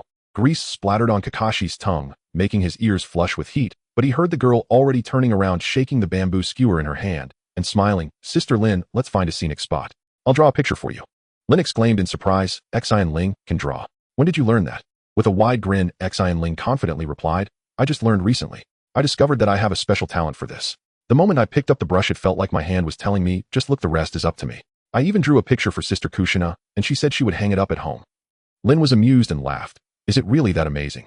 Then I can't wait to see it." She then took Lin's hand and walked toward the highest peak of the Konoha back mountains, glancing at Obito along the way. Obito smiled knowingly, giving Xin Ling a thumbs up, and then draped his arm around Kakashi's shoulder as they walked down the mountain. "Kakashi, come with me to grab something. I want to show you a high-end romantic way to confess. Back when you confessed to Xin Ling, you had nothing. It's just that she hasn't been tainted by the secular world and impulsively agreed to you. If it were any other woman with no gifts who would care about you." Kakashi surprisingly did not refute Obito's words, lost in thought and remaining silent on the way. On a cliff where one could see the sunset glow, Lin and Xin Ling were sitting on a piece of dead wood, leaning against each other with faint smiles, gazing at Xin Ling, who was sitting on a giant rock. Beside Xin Ling were 2 uncolored sketches held down by several small rocks. One depicted Lin holding a patterned sunshade, gently gazing ahead, while the other was a view of Xin Ling sitting alone on the cliff. Xin Ling looked at the sunset behind Lin and chuckled. Timing couldn't be more perfect. She then waved at Lin and shouted, "Sister Lin, come quickly and see how my drawing turned out." The two stood up, and Xin Ling hugged Lin before dispersing into a puff of white smoke. Lin hurried to Xin Ling's side, examining the colorful scroll in front of her. As the sun set, the horizon was dyed a brilliant orange with pink and orange gently interwoven, cloaking the sky in a dreamlike array of colors. Lin and Xin Ling smiled and leaned against each other, their silhouettes elongated in the sunset, quietly immersed in the tender and tranquil twilight, savoring the beauty of the moment. Lin exclaimed enthusiastically, "The painting is even more vivid and lifelike after coloring. It's just like the real thing." Xin Ling, you are amazing. Hee Sister Lin, if you like it then I'll give it to you. Lin excited hugged Xin Ling and pecked her cheek, lightly beaming with joy. Thank you, Xin Ling. This painting will symbolize our close sisterly bond. I will treasure it well. Snap Obito, who was watching from a nearby tree, felt his heart shatter at this scene, internally screaming. Lin's first kiss. Gone. Little sister, I never expected you to be my greatest obstacle. It's hard to guard against a thief within the house. A blush appeared on Xin Ling's cheeks as she pondered the idea of snatching her older brother, casting a furtive glance at Obito in the tree, who was gazing at her with a look of deep resentment, causing her heart to race. Sister Lin, our bond is as strong as gold. Then lowering her head to arrange her long hair, she shyly said, Sister Lin, I need to tidy up my art supplies. You can go find a beautiful view over there on the cliff. Next time I'll draw another picture for you. How does that sound? Alright, I'll go right now. Obito noticed Lin walking toward the cliff and quickly jumped down from the tree, shooting a glare at Xin Ling before using earth transformation to blend into the ground. My irresistible charm, you can't blame me for this. Xin Ling sighed, helplessly forming hand seals to summon 2 shadow clones, handing them the 2 sealing scrolls and swiftly dispersing in all directions. Surrounded by a gentle breeze, Xin Ling leaped lightly into the air, landing on the tree where Kakashi was sitting. She took out a similar sealing scroll and flashed a bright smile at Kakashi. Time props characters, all elements are in place. Just as Lin arrived at the edge of the cliff, a gentle breeze suddenly swept by. The wind lifted her shoulder-length hair and swayed the hem of her white dress. Then, accompanied by this breeze, red petals fell like rain, dancing in the air like countless red butterflies. At that moment, Obito's voice came from behind Lin. Lin. Lin turned around to find Obito kneeling on one knee, holding a bouquet of white roses towards her. Lin covered her small mouth with both hands, suddenly turning away, her heart skipping a beat at this unexpected sight. She saw Obito on one knee, his usually messy black hair slightly lifted by the wind, strands brushing against his slightly tense cheeks. He held a bouquet of 11 budding white roses, their pure white hue shining brightly against the orange-yellow sunset, and the backdrop of red petals instantly striking Lin's heart. Obito's usual lively demeanor was nowhere to be seen, replaced by a gentle warmth akin to a spring breeze. Do you know why I chose white roses to confess to you? Lin, still stunned by the dreamlike scene before her, instinctively responded to Obito's question, why? Memories of the 2 years spent together with Lin flooded Obito's mind, and the corners of his mouth lifted slightly. Because to me you are like a pure white lotus. Your purity, kindness, and gentleness have always attracted me. But it seemed a bit strange to give a white lotus as a confession, so I thought white roses are also pure white, symbolizing your innocence and my love for you. Lin took the white roses from Obito's hand, about to say something, but Obito placed a finger over his lips. Shoo. Lin, please let me finish my words, okay? Obito pointed to the petals floating in the sky and smiled. The red roses drifting above are particularly eye-catching against this shower of red roses, don't you think? Both white and red roses are roses, but the red roses falling from the sky land in the mud, while the white rose is held in your hands. What I want to say is, even if you become a rose, you will still be the unique white rose in my heart. Lin, I like you. Even if one day it means going against you and the whole world, I am willing. Upon hearing this, Lin could no longer suppress the emotions surging within her and rushed into Obito's embrace. Obito, I like you too. Looking at the two embracing under the dusk, Xin Ling, perched on a tree, revealed a smile of contentment. After dispelling the wind-release light breeze technique, the petals ceased their fluttering. Old brother, truly a talented individual able to conceive such a romantic scene. Kakashi gazed at the two, a shadow of gloom passing over his eyes, his voice barely audible. Xin Ling, are you envious? Xin Ling leaned closer to Kakashi, smiling sweetly. Are you envious of the way my brother confessed to Sister Lin? Kakashi chuckled wryly, saying, isn't it true? Obito has indeed outdone me in this regard. I wholeheartedly admit it. Sometimes I wonder if I hadn't been so impulsive, could I have given you an unforgettable confession as well? I will always remember your confession. Xin Ling gently shook her head, took Kakashi's hand, and a nostalgic smile appeared on her face. I remember what you said during your confession. You wanted to wait until you became a jonin to confess to me, but you said you couldn't wait that long. Doesn't that mean your feelings for me were already overflowing back then? Kakashi fell silent as Xin Ling spoke nothing but the truth. A sweet smile lit up her face as she became lost in her own world, continuing to speak to herself. At that time, I was unclear about our relationship. Was it pure friendship or soulmates? I just felt so at ease with you, and I didn't know if that was love. Why should emotions be restrained? Love is love, it should be bravely expressed. If Kakashi, you hadn't pierced through the paper window between us, I would still think of you as just a good friend. When you held me and said you liked me, my heart raced like a wild horse breaking free. That feeling of excitement made me realize my feelings for you are more than just friendship. I believe that as long as two people like each other, no matter where the confession happens, the one being confessed to will feel surprised and happy. After all, is there anything happier than the person you like also liking you? Xin Ling finally smiled, her eyes sparkling as she looked at Kakashi. So Kakashi, will you still think that because the confession wasn't romantic, I would forget the memory of your confession? Kakashi gazed at the girl before him, whose clarity was akin to a forest sprite, and suddenly felt that his clumsy confession was as rough and conspicuous as an old bandage. He chuckled softly, a hint of self-mockery in his voice. Xin Ling, why are you so perfect? With a beauty that could topple nations, a heart as pure as white paper, and remarkable strength, what must I do to be worthy of you? Kakashi, I've said I'm a very greedy person. I crave all the people around me who treat me well. So if you want to truly have me, it's simple. Suddenly, Xin Ling yanked off Kakashi's mask. Before he could react, she swiftly pressed her soft lips against his cheek. After this bold act, she immediately turned her face away, leaving only her slightly flushed ears exposed, betraying her nervousness. Yet she feigned calmness and declared, here's a seal for you. From now on, you are mine. You cannot casually remove your mask. I fear other girls will pester you if they see your true face. If you must take it off, it can only be for me. And you cannot stare at unfamiliar girls for more than 10 seconds. If I find out, I will have to suspect if you have any thoughts about her and teach her a lesson so you know the consequences of making me angry. Furthermore, you cannot cook for unfamiliar girls because only I can enjoy the meals you prepare.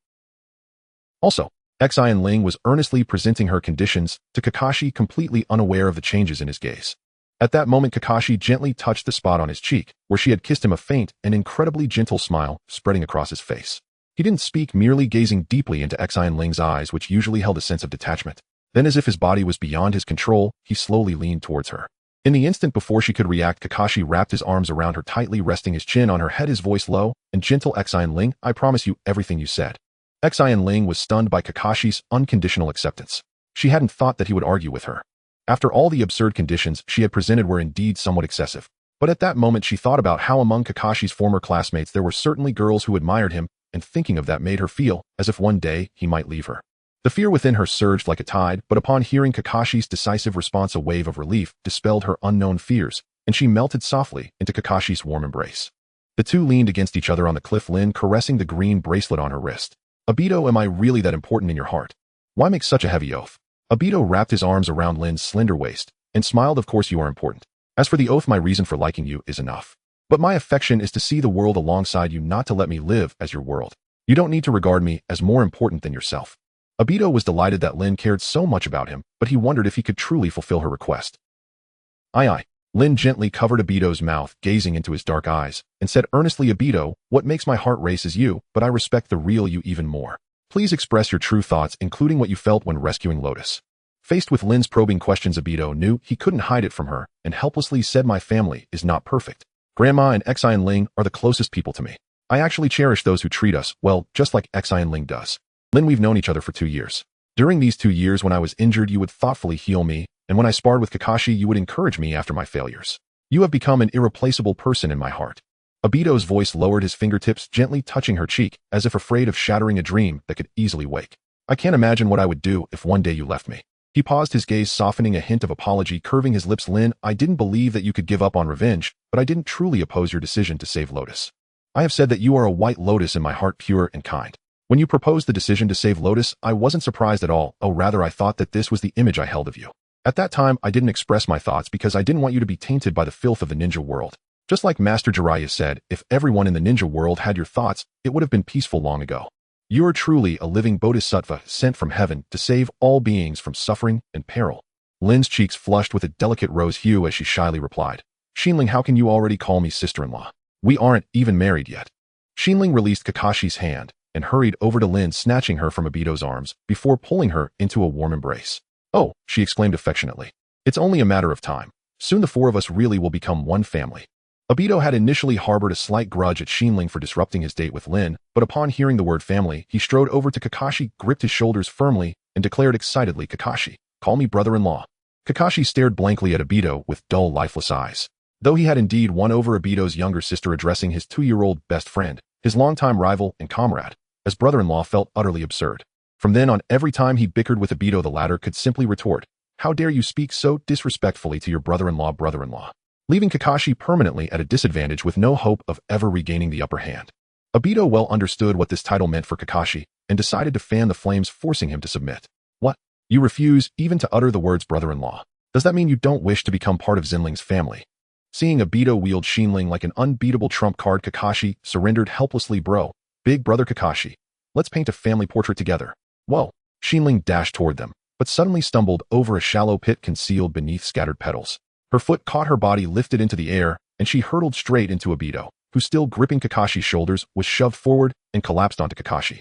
After scrambling to her feet, Xin Ling immediately apologized. I'm so sorry, I tripped. Then she froze, eyes wide. What on earth is this? Are you two, alright? Lin, watching from afar, rushed over, only to break off mid-sentence, echoing Xin Ling's stunned gasp. Before them unfolded a sight too shocking to behold. Obito pinned Kakashi to the ground, their lips pressed together, Kakashi's mouth still covered by his mask. Still recovering from illness, Kakashi's fresh chest wound flared under the crushing weight, his eyes rolled back in agony. Ha! Ha! Obito sprang upright, frantically scrubbing his mouth with his sleeve, then spat violently to the side, as if trying to purge some unspeakable contamination. Suddenly, a bone-chilling aura of killing intent surged from behind. Obito stiffened and slowly turned. There stood Xin Ling, her eyes blazing crimson, each iris bearing a single spinning tomo. Her fists clenched so tightly her knuckles cracked sharply, thick veins bulged across her forehead, converging into a stark, furious, character. Through gritted teeth, she enunciated each word with lethal precision. I just told you. I claim Kakashi as mine. And now his first kiss has been stolen by my dearest older brother. Gone. Speak now, what final words do you have? Terrified by Xin Ling's terrifying visage, Obito staggered backward, but still blustered defiantly. That was my first kiss too. I reserved it for Lin. And Kakashi didn't exactly lose out, did he? He scrambled for leverage, setting facts aside. Surely you bear some fault here as well. In a flash of inspiration, he pivoted the argument. You even stole Lin's first kiss. I didn't complain. So why are you so worked up? Oh. Her voice dropped to glacial frost. So now I'm to blame. The killing intent intensified, palpable as a physical pressure. Lin rushed forward, grabbing Xin Ling's arm urgently. Xin Ling, please calm down. Kakashi has fainted. Right now, getting him back to the hospital is what matters most. At the words, Kakashi has fainted, the crimson fire in Xin Ling's eyes vanished, her irises reverting instantly to soft, dark pools. She darted to Kakashi's side instantly, creating a shadow clone. Together, they hoisted his arms and hurried toward the hospital, footsteps urgent and purposeful. Obito watched their retreating figures, wiping cold sweat from his brow and patting his chest with relief. That version of Xin Ling was terrifying. Pressure maxed out. Thank goodness you were here, Lin. Or I'd definitely have gotten a severe beating today. Lin smiled wryly. All right, let's head back too. The next day, Kakashi stirred awake on the hospital bed, pressing a hand to his temple.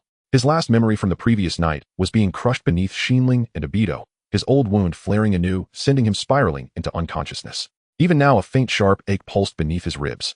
He glanced sideways, to find Xin Ling gazing intently into a mirror, its surface reflecting her delicate, lovely face, and unmistakably a pair of crimson Sharingan eyes identical to Obito's. Xin Ling, you've awakened your Sharingan. And what happened last night? Xin Ling lowered the mirror, paused thoughtfully, and chose to fabricate the memory. Kakashi, I tripped over a stone yesterday, accidentally crashed into Big Brother, and we both landed on your chest. You fainted. In my panic, my Sharingan awakened. Before the sentence finished, she leaned in close, pointing at her own eyes, her voice brimming with eager anticipation. Kakashi, don't you think my Sharingan looks cool? Kakashi studied the girl before him. In his experience, the Uchiha Sharingan always carried an aura of latent danger. The moment it activated, even Obito, normally cheerful and energetic, would radiate chilling, detached intensity. Yet Xin Ling's gaze was utterly different. That vivid crimson paired with the gentle curve of her smile evoked not menace, but a breathtaking, intoxicating allure. Kakashi smiled softly. Yes, it's beautiful. Truly beautiful. Xin Ling pouted slightly. No, that's not right. Your reaction should be both captivated and instinctively wary. Kakashi's awake. Xin Ling, you, Jinjutsu Sharingan. Xin Ling's voice rang out in the hospital room, just as Lin and Obito pushed open the door. Obito opened his mouth, but Xin Ling shot forward like a bolt, her crimson Sharingan locking onto his while chanting the technique's name. Obito reflexively activated his own Sharingan, two tomos spinning rapidly in each eye, as he glared back, fully alert. Yet after several seconds, he realized his mind remained utterly undisturbed. No trace of Jinjutsu influence. What are you doing? He grumbled, scowling. You've only just awakened your eyes. Already using your big brother as a test subject. You're acting like a little girl who just got a new toy. So childish. Xin Ling's triumphant expression crumpled instantly. She muttered dejectedly. Back home, when elite clan members fought, they'd activate their Sharingan and shout Jinjutsu Sharingan, and their opponents would instantly fall under control. I thought it was some kind of incantation. That's because your eyes are weak. Obito seized the chance to mock. Watch closely. Watch me. He took a deep breath and mimicked her pose, glaring fiercely with his crimson eyes. Jinjutsu Sharingan. Silence hung in the air for a few seconds. Xin Ling stared impassively at Obito's eyes, tilted her head, then suddenly clutched her chest and began theatrically writhing. I'm under Jinjutsu. So painful. So unbearable. After a prolonged, exaggerated performance, she burst into laughter. You actually believe that? Obito's face flushed crimson to his ears. He hastily covered his eyes, stammering defensively. I've only had these eyes for a few days. It's perfectly normal not to master Jinjutsu yet. Then why were you strutting around like some arrogant peacock just now? I genuinely thought you'd mastered it. Xin Ling ruthlessly punctured his pretense. All right, enough squabbling. Lin sighed, stepping in to halt the siblings' banter. Then shifting to serious tone, Rin has awakened. Let's go see what she plans to do next. When Xin Ling and the others arrived at Lian's hospital room, Minato was already comforting her. "You all are here, I just explained the situation to her." Minato greeted them, then turned to Lian and asked, "Lian, do you have anything you want to say to your savior?" Lian, dressed in a white hospital gown, had a pale complexion and was biting her lips. Trembling, she tried to rise from the bed to kneel in gratitude, but Lin pressed her shoulder and questioned, "What are you doing? You can't move around recklessly while you are still injured." Lian lowered her head, her voice tinged with a lingering hoarseness. "I have no way to repay the debt of gratitude. I have no intention of taking action against you. I am not an ungrateful person. Whatever you need from me, I will do my utmost to fulfill it." Lin hurriedly helped her back onto the bed and waved her hand, saying, "I don't need you to do anything for me. Many people in Konoha are innocent and haven't harmed Shin. Therefore, I hope that when you return to Kusagakure, you can persuade Shin not to kill anyone he sees from Konoha on sight." Lian smiled wryly and shook her head. "I'm sorry, but I cannot accomplish that at this time." "If you can't do that, then what can you do?" Obito could not help but interject. Minato quickly stopped Obito and explained, "It's not like that, Obito. Because Lian is from an outer village, to receive treatment, she must report to the Hokage." Jiraiya Sensei pleaded with the Hokage, who eventually agreed to treat Lian. However, in return, Lian must work for Konoha for 5 years before she can leave. Obito realized he had misunderstood. Lian clasped his hands together and apologized. "I misunderstood you, I'm sorry." "It's fine, I didn't mind." Lian replied softly. Xin Ling then approached Lian and introduced herself. "Lian, I am your savior's sister-in-law. You can call me Xin Ling. I heard that you became like this to protect Shin. I'm curious about your story together. If you don't mind, could you share it?" Hearing the term sister-in-law made Lin's face slightly flush, but she did not refute it. In fact, she had always wanted to know about Lian and Shin's past, and looked at Lian with anticipation. Lian fell into reminiscence, a gentle smile unconsciously appearing on her lips. "Shin and I were both orphans from Kusagakure, living in the orphanage there. Due to the small size of the land of grass, resources were scarce, and the children at the orphanage fought daily over the little food available. At that time, Shin, with his innate combat talent and reckless style, could easily overpower children a few years older than him. He gained the right to distribute food, leaving half for them to continue fighting. At that time, I was weak and could hardly grab any food, so I could only curl up in a corner and watch them fight over it. Shin shared half of the food with his sister Nya, and then walked over to me, giving me his half of the food." Lian chuckled at this point before continuing her story.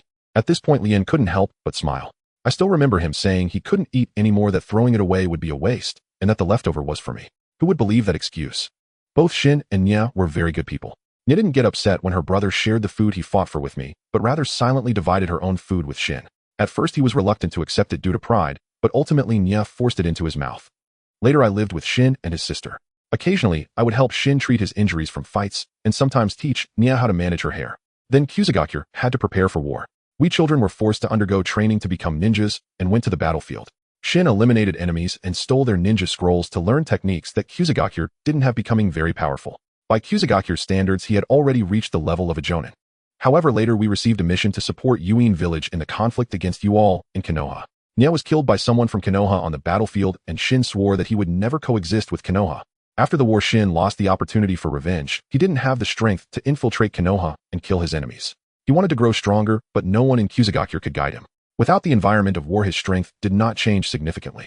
He carried a grudge until he met you all, and it finally erupted, leading to those actions.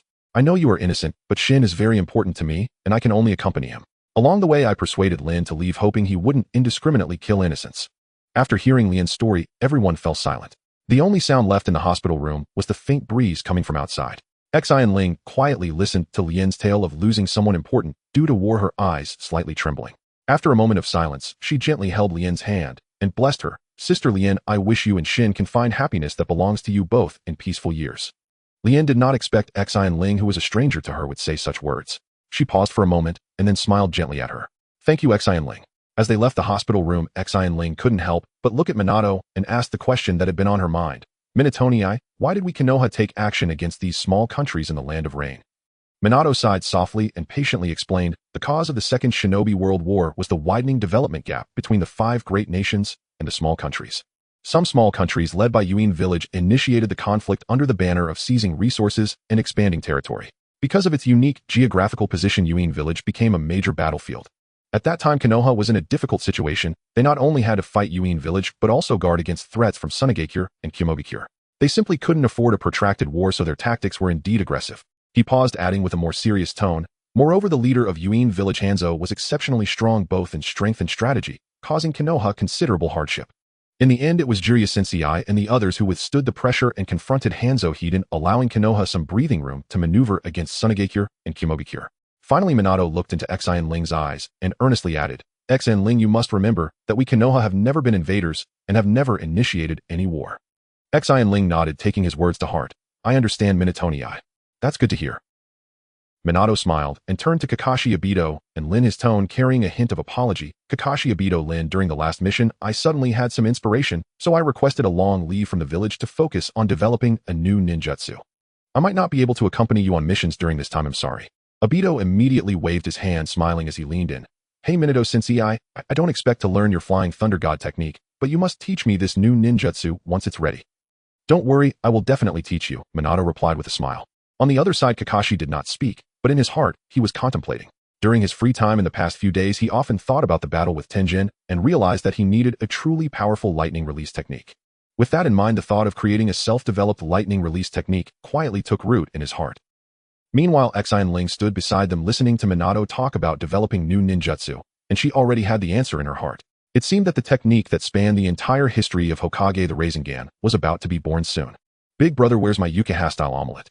Xin Ling was tugging at the edge of the dining table, holding a pair of chopsticks in both hands, her fingers lightly tapping the surface, the crisp sound filled with urgency. All right, no need to rush, it will be ready soon. Before long, Dai Tu emerged from the kitchen carrying a white porcelain plate, gently placing 6 golden, glistening omelets in front of Xin Ling. The aroma of the eggs mixed with a hint of butter instantly filled the air, stimulating appetites. He first placed an omelet in his grandmother's bowl and then added one to Xin Ling's. Grandmother looked at the egg in her bowl, crinkling the corners of her eyes with a smile. Little Dai Tu has truly grown up and can cook now. With you taking care of Xin Ling, I can rest easy. Don't say such ominous things, Grandma. You'll surely live to 100 and will see me and brother get married. Xin Ling immediately picked up a piece of omelet and held it to her grandmother's mouth, trying to counter her words. Dai Tu put down his chopsticks, his tone unusually serious. Yes, Grandma, our family will always be together. Grandmother smiled as she opened her mouth to catch the omelet warmth spreading on her tongue as the egg melted, her eyes subtly glistening. All right, I'll wait to see our Xin Ling and Dai Tu start their own families. Xin Ling took a bite of the omelet in her bowl, the creamy yolk mixed with buttery richness bursting in her mouth. Her eyes sparkled as she exaggeratedly raised her voice. Is this omelet made with the Sharingan? The taste is indeed different. Of course it is. Dai Tu just smirked when suddenly a loud knocking echoed at the door, followed by Uchiha Lang's deep voice. Xin Ling, Dai Tu, I'm here to deliver this month's clan subsidies. Xin Ling jumped off her chair and quickly ran to the door, laughing. Brother Lang, have you had breakfast? Why not come in and share a meal? Outside the door, Uchiha Lang, with his signature spiky black hair, had a handsome face masked by a layer of unshakable sorrow. He handed the heavy pouch of money to Xin Ling, forcing out a smile. No, I've already eaten. Xin Ling noticed that Uchiha Lang's condition seemed off, frowning. Brother Lang, did something happen? You look really pale. Uchiha Lang lowered his eyes and sighed heavily, his voice sounding as if it were submerged in water. Sigh, my cousin and the others were on a mission in the land of water and encountered the 7 ninja swordsmen. They haven't returned. He also has a 1-year-old child, and to lose both parents at such a young age.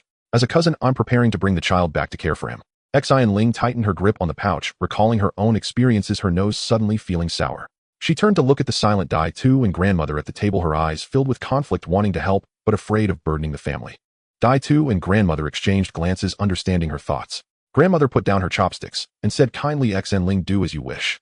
You both go out early and come back late every day. Having one more person at home to accompany me will actually make me happy. Dai Tu poked Xin Ling's little head with his finger, jokingly saying, I hope we get a younger brother, but he better not be as cunning as you. Otherwise I won't be able to handle the 2 of you. You're the one who's cunning. Xin Ling kicked him in annoyance, then turned and ran to Uchiha Lang, speaking seriously. Brother Lang, you're the clan leader's bodyguard, and the clan has many important matters. Adding another child to take care of will surely be overwhelming. How about we take the child in? We will definitely treat him like a little brother. What do you think? Uchiha Lang had watched the 2 grow up and knew their pure nature.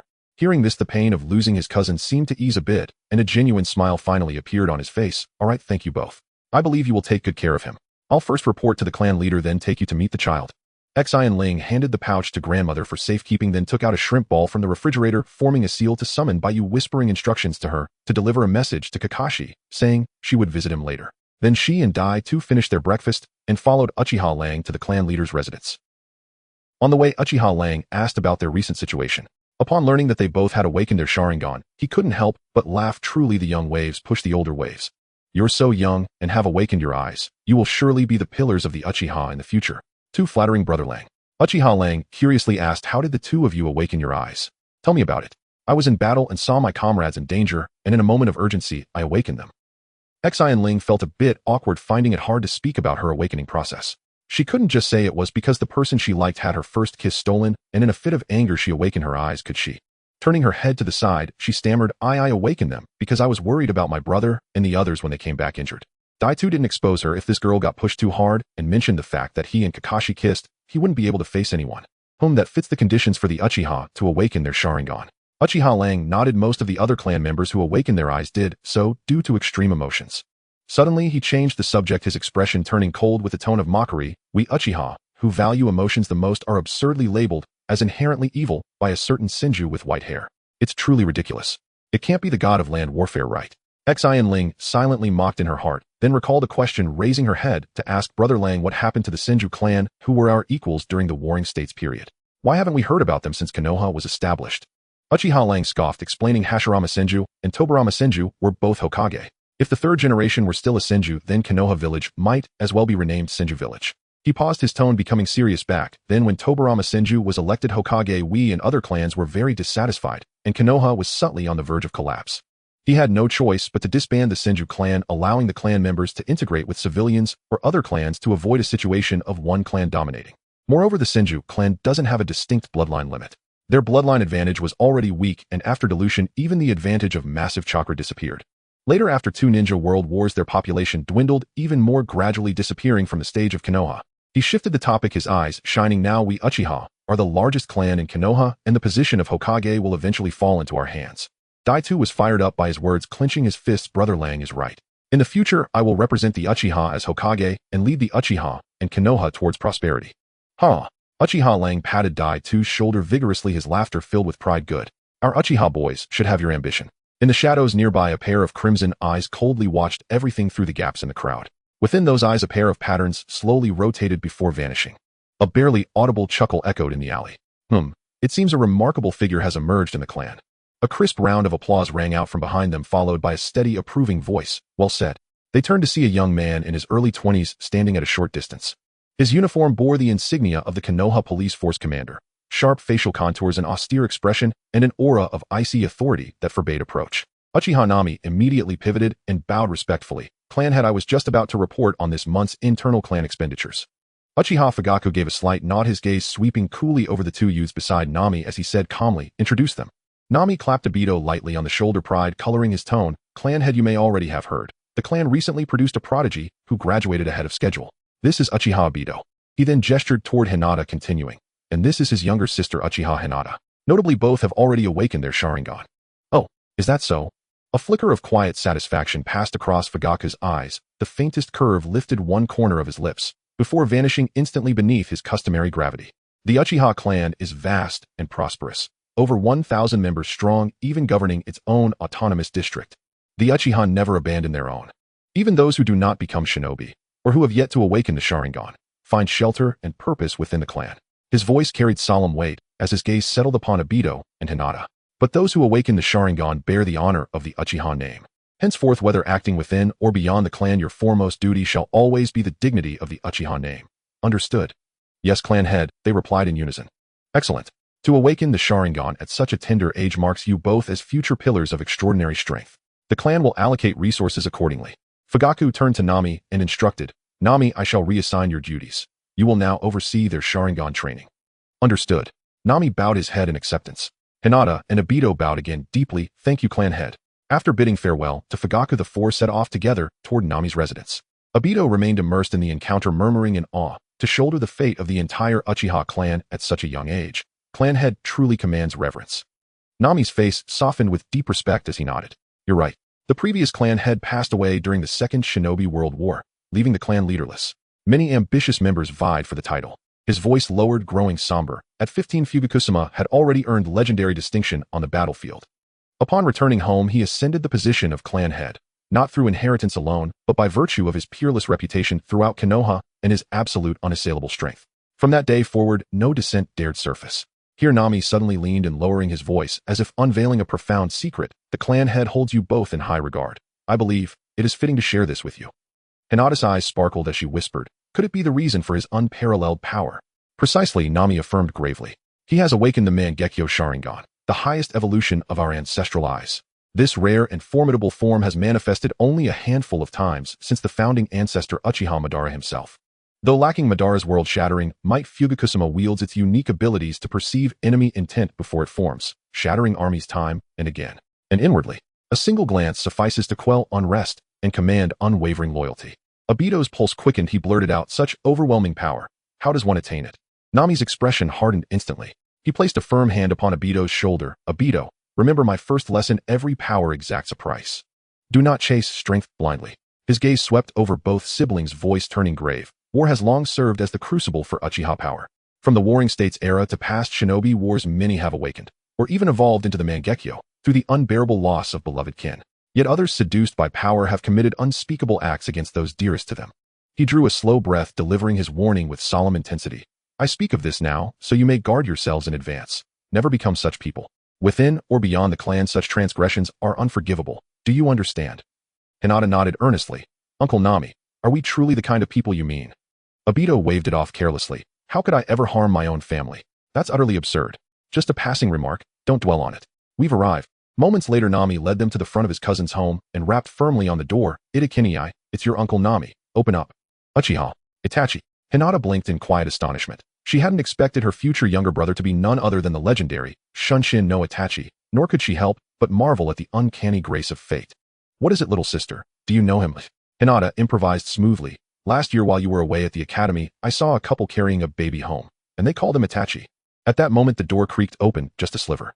A small boy barely reaching Hinata's waist peered out timidly. He stretched out tiny arms, wrapped them around Nami's leg, and tilted his face upward, speaking in soft, halting words. "Uncle Nami has father returned."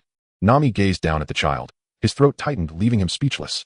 Hinata knelt beside him, gently pinching Itachi's plump cheek, her smile warm and tender. "Little Itachi, I'm your elder cousin. Your father is away on an urgent mission. Unexpected developments require him to remain there for several more years. He wrote a letter entrusting us to care for you well in his absence."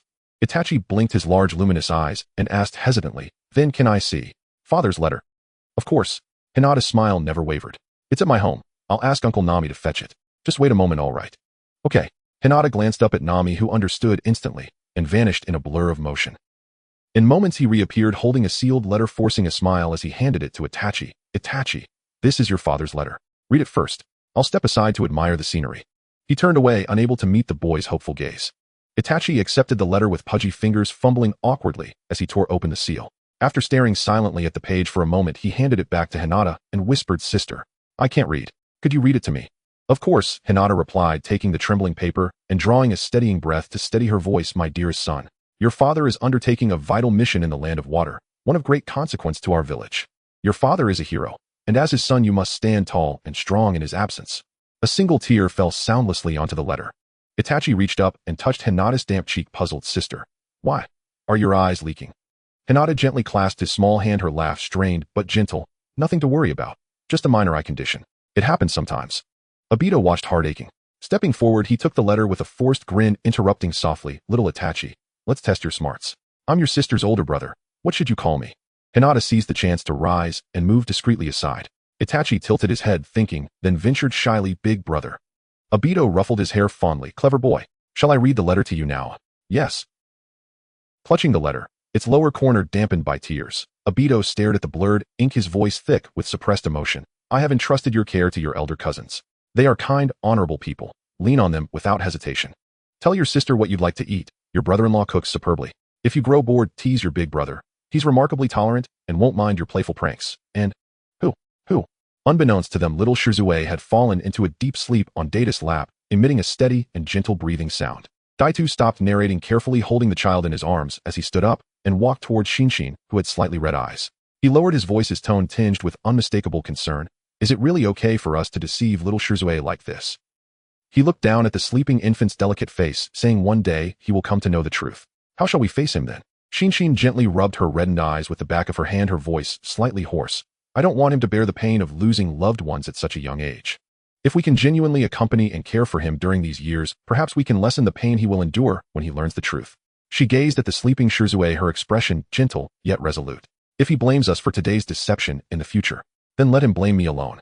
At this moment, Uchiha Nagashi quietly approached, softly comforting. "How could this be your fault? Your initial intention was entirely for Shizue's sake. However, Shinshin shook her head, her tone imbued with a maturity beyond her years. Brother Nagashi, to act in the name of for your own good and make choices for others without their consent is inherently a form of disrespect. Shirzue has the right to know the truth about his father. This is my debt to him. She paused, her gaze never leaving Shirzue. But I cannot bear to see such a small child fall into endless sorrow because of his father's departure. Therefore, regardless of how Shirzue views me in the future, I will not regret the choice I made today. Uchiha Nagashi sighed deeply, his gaze filled with a complex mix of admiration and pity. He looked at Shinshin, his voice low and sincere. Shinshin, you are the kindest yet also the silliest child I have ever met. He paused before continuing. The choice you made may seem like deception, yet behind it lies a tenderness that willingly bears the weight of lies to hold up an umbrella for others in the storm. This intention is not disrespectful, but rather a brave responsibility. Daitu also consoled her. Shinshin, I believe Shirzue won't blame you in the future. Do not carry too heavy a burden in your heart. Thank you all. Is this your newly recognized little brother? So adorable. His little face is so soft it feels just as squeezable as Zinxin's. All right, Sister Rin and Sister Kushina, if you keep talking like this, little Shirzue will be woken up. In his dreams, Shirzue vaguely heard many voices. He slowly opened his eyes, looking around in confusion, and was gently embraced by Shinshin. Seeing that Shirzue was awake, Shinshin softly apologized. Little Shirzue, I'm sorry for waking you up. Shirzue looked at the unfamiliar people in the living room and quietly asked, Sister, who are they? Shinshin held him and sat back on the sofa, gently holding his little hand and pointing to Kushina, patiently introducing this beautiful sister with red hair is your brother's teacher. Kushina couldn't help but pinch Shizue's little face again, smiling. The Uchiha clan really produces good-looking people. Little Shirzue is already so cute. When he grows up, he will definitely be as handsome as your brother. Shinshin mischievously winked. Sister Kushina, will Brother Minato be jealous if he hears this? Oh, come on, just speaking the truth. Kushina smiled and waved her hand. Shinshin then turned Shirzue towards Rin. And this one is your future sister-in-law. Rin leaned against Zinxin's shoulder, gently greeting. Hello, little Shirzue. Shinshin pointed to the grandmother sitting on the other side of the sofa, knitting a sweater, saying that elderly lady over there knitting a sweater for you is our grandmother. The grandmother paused her actions, looking at Shirzue and revealing a kind smile. It seems our home will be livelier in the future. She paused, glancing towards the three busy figures in the kitchen, smiling slightly. Those three in the kitchen are your brother's teacher and your brother-in-law. Seeing such a lively scene for the first time, Shirzue instinctively tightened his grip on Zinxin's sleeve and quietly asked, where's uncle? What is today? A special day? Why are there so many people? Shinshin gently stroked his hair, comforting him. Don't be nervous, uncle went to hand over the task with the clan members. He will come to see you often in the future. Today is indeed a special day. As for what it specifically is, you'll know soon, she said, revealing a mysterious smile. At this moment, the kitchen was bustling with activity. Minato took the vegetables cleaned by Daido, swiftly chopping them into neat pieces. Daido, help me get a few plates. All right. As soon as Daido responded, Kakashi asked again, where's the sugar? Daido opened the cabinet, tossing a jar labeled sugar to Kakashi without looking before turning to grab the plates. After Kakashi caught the sugar jar, he immediately added 2 spoons of sugar into the beaten eggs and mixed them evenly before pouring them into the pot to steam. Just as he was about to mix the sugar into the milk and egg whites, he noticed that the grains of the sugar seemed a bit too fine. He then scooped a small spoonful and tasted it, frowning as he looked at Daido, accusing him. Idiot, I asked for sugar. How could you give me salt? Daido, holding plates of varying sizes, looked incredulous. How is that possible? I used it this morning. Glancing at the label on the jar, he became even more assertive. Are you blind? Isn't it clearly labeled sugar? You taste it yourself. I'm too lazy to argue with you. Kakashi scooped a large spoonful of white salt from the sugar jar and shoved it into Data's mouth. A spoonful of salt melted in Data's mouth, his face contorting as if it had been crumpled like paper. Even his breath felt jagged as if struck by lightning on the tip of his tongue, his taste buds shutting down explosively and his salivary glands frantically signaling for help. At that moment, Minato was stir-frying green peppers with meat, and a spicy aroma of pepper wafted into Data's nostrils, causing him to uncontrollably sneeze, sending the stack of plates he was holding flying into the air in the astonished gazes of Minato and Kakashi. Minato, quick on his feet, moved with incredible agility to catch all the plates, placing them steadily on the kitchen table. Exasperated, Daido, be careful. Daido apologized awkwardly. Sorry, teacher. Minato, suddenly remembering that Shinshin had been in the kitchen that morning, he called out, Shinshin, did you mess with the sugar jar? Shinshin, who was playing with Shirzue alongside Kushina, was taken aback. Yeah, in the morning you wanted something sweet, so I sprinkled sugar on the shrimp balls. But don't worry, I refilled it. Halfway through her words, she suddenly stiffened. Memories of Zinxin's past began to invade her mind. In her haste to leave that morning, she had filled the sugar jar only to realize it was salt. Later, intending to swap it out after returning, she had forgotten while inviting Kakashi and the others over. Daitu angrily retorted, you refilled it with salt, didn't you? You're tricking me again. Don't eat breakfast tomorrow. Shinshin felt a bit wrong, sighed. I'm sorry, I really didn't mean to this time. All right, Daido, Shinshin didn't do it on purpose. Kakashi stepped out and patted Daitu on the shoulder, urging him to calm down before turning to Shinshin. Xin asked Shirzue if he prefers sweet caramel pudding or savory egg custard. I haven't eaten either. I don't know. Shirzue said either is fine. Then Xin gently pinched Shizue's little face, softly saying, "You will know in the future." As Kakashi placed the final cake on the table, everyone exclaimed in unison, "Welcome to our big family, Jishue." Jishue was taken aback by this sudden scene, speechless. Xin Ling, holding Jishue, smiled down at him and said, "Today marks Jishu's first day in our home, a day of great significance." From birth until now, Jishue had never been surrounded by so many sincere faces. Nestled in Xin Ling's warm embrace, gazing at the smiling faces before him, he felt a surge of warmth in his heart and mumbled softly, "Our home is really big. I'm so happy to be here. Dad was right. In my older brother and sister's home. They are all wonderful people." Hearing Jishu's innocent words, everyone froze momentarily, but after a moment Dai Tu approached Jishue. He patted his little head and said with a smile, "Of course, little Jishue, do you know? Our family not only values harmony, but is also talented and beautiful. Grandma has a skill for making clothes. The clothes for me and your sister were made by her, and she will definitely make you a tailored outfit in the future." Grandma sat aside, smiling without speaking. Then pointing to Gyo Xin Nai and Minato, he introduced, "These two are your brother's mentors. Gyo Xin Nai is the foremost expert in sealing techniques in Konoha." Gyo Xin Nai smiled slightly. "When did I earn that title? I wasn't aware of it." Xin Ling affirmed, "No, Gyo Xin Nai's sealing techniques are the best in the world today." "That's a bit exaggerated," Xin Ling. Dai Tu continued, "And Minato Sensei is my greatest rival on the path of Hokage. It could be said that he is the only candidate for the next Hokage. If someone else becomes the fourth Hokage, I will be the first to oppose it." Minato chuckled awkwardly, saying, "Dai Tu, there's no need to hold me in such high regard." Jishue understood the concept of Hokage and admired Minato, saying, "That's amazing." Dai Tu walked behind Rin, placed his hands on her shoulders, and said, "This is your future sister-in-law. Of course you can call her sister-in-law now. Your sister-in-law will definitely become an outstanding medical ninja. If you accidentally get hurt in the future, she will ensure that not a single scar remains. I've personally tested it, there's no exaggeration." Rin fed a piece of pork belly to Dai Tu and gently reminded Jishue, "Little Jishue, don't be as reckless as your brother. He'll be worried if you get hurt." "Yes, sister-in-law." Dai Tu happily accepted Rin's feeding, and after swallowing pointed at Kakashi, casually saying, "As for your brother-in-law, apart from being good at cooking, there's not much else to say." "Dai Tu, I only gave you a small spoonful of salt. Was it necessary to retaliate against me?" Kakashi replied, feeling somewhat speechless. Dai Tu recalled the power of that spoonful of salt, nearly collapsing his salivary system, and angrily said, "You should ask yourself, was that really just a small spoonful of salt? Next time I will make you experience my pain. Then go ahead and try," Kakashi said nonchalantly, as he would never give him any opportunity to take advantage. After Xin Ling fed Jishue a spoonful of egg custard, she looked expectantly at Dai Tu, who was returning to his seat, curious about how he would praise himself in front of Jishue. "Jishue, your sister is very talented. I don't need to say too much. You'll gradually find out in the future." Then Dai Tu looked at Jishue seriously and said, "But there's one thing I want to tell you. Your sister cares about you very much. No matter what happens in the future, you can always trust your sister. She will never harm you." Jishue looked up at Xin Ling, who was in a daze. Although he didn't quite understand the meaning of Dai Tu's words, he knew that Xin Ling cared about him, and he could always trust her. He then took Xin Ling's hand and nodded solemnly.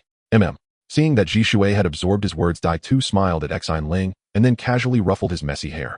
He stood on one leg on the chair's crossbar, resting his left hand on his forehead and confidently pointing at himself, with his right thumb grandly introducing. "Jishue, listen closely. As your sister's brother, your brother-in-law's brother-in-law, and Rin's future husband, I hold an unparalleled position in this family.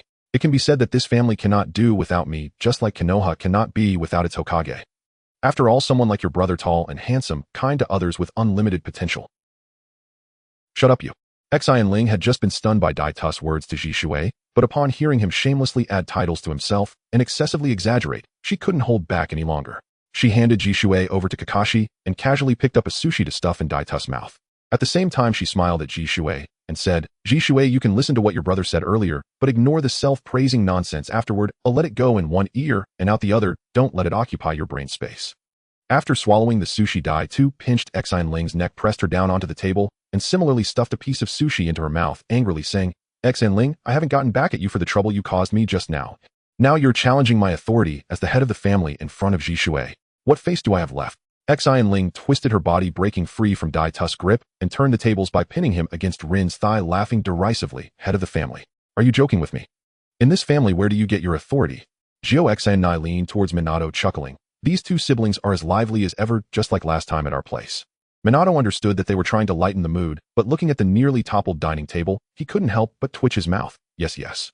They are like peanuts, always bringing joy to the atmosphere."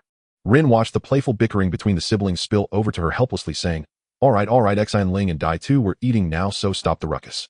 Upon hearing Rin's admonition, the two finally ceased their antics.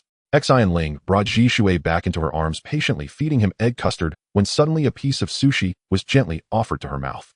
Without thinking, she opened her mouth and bit down, finishing it in a few bites.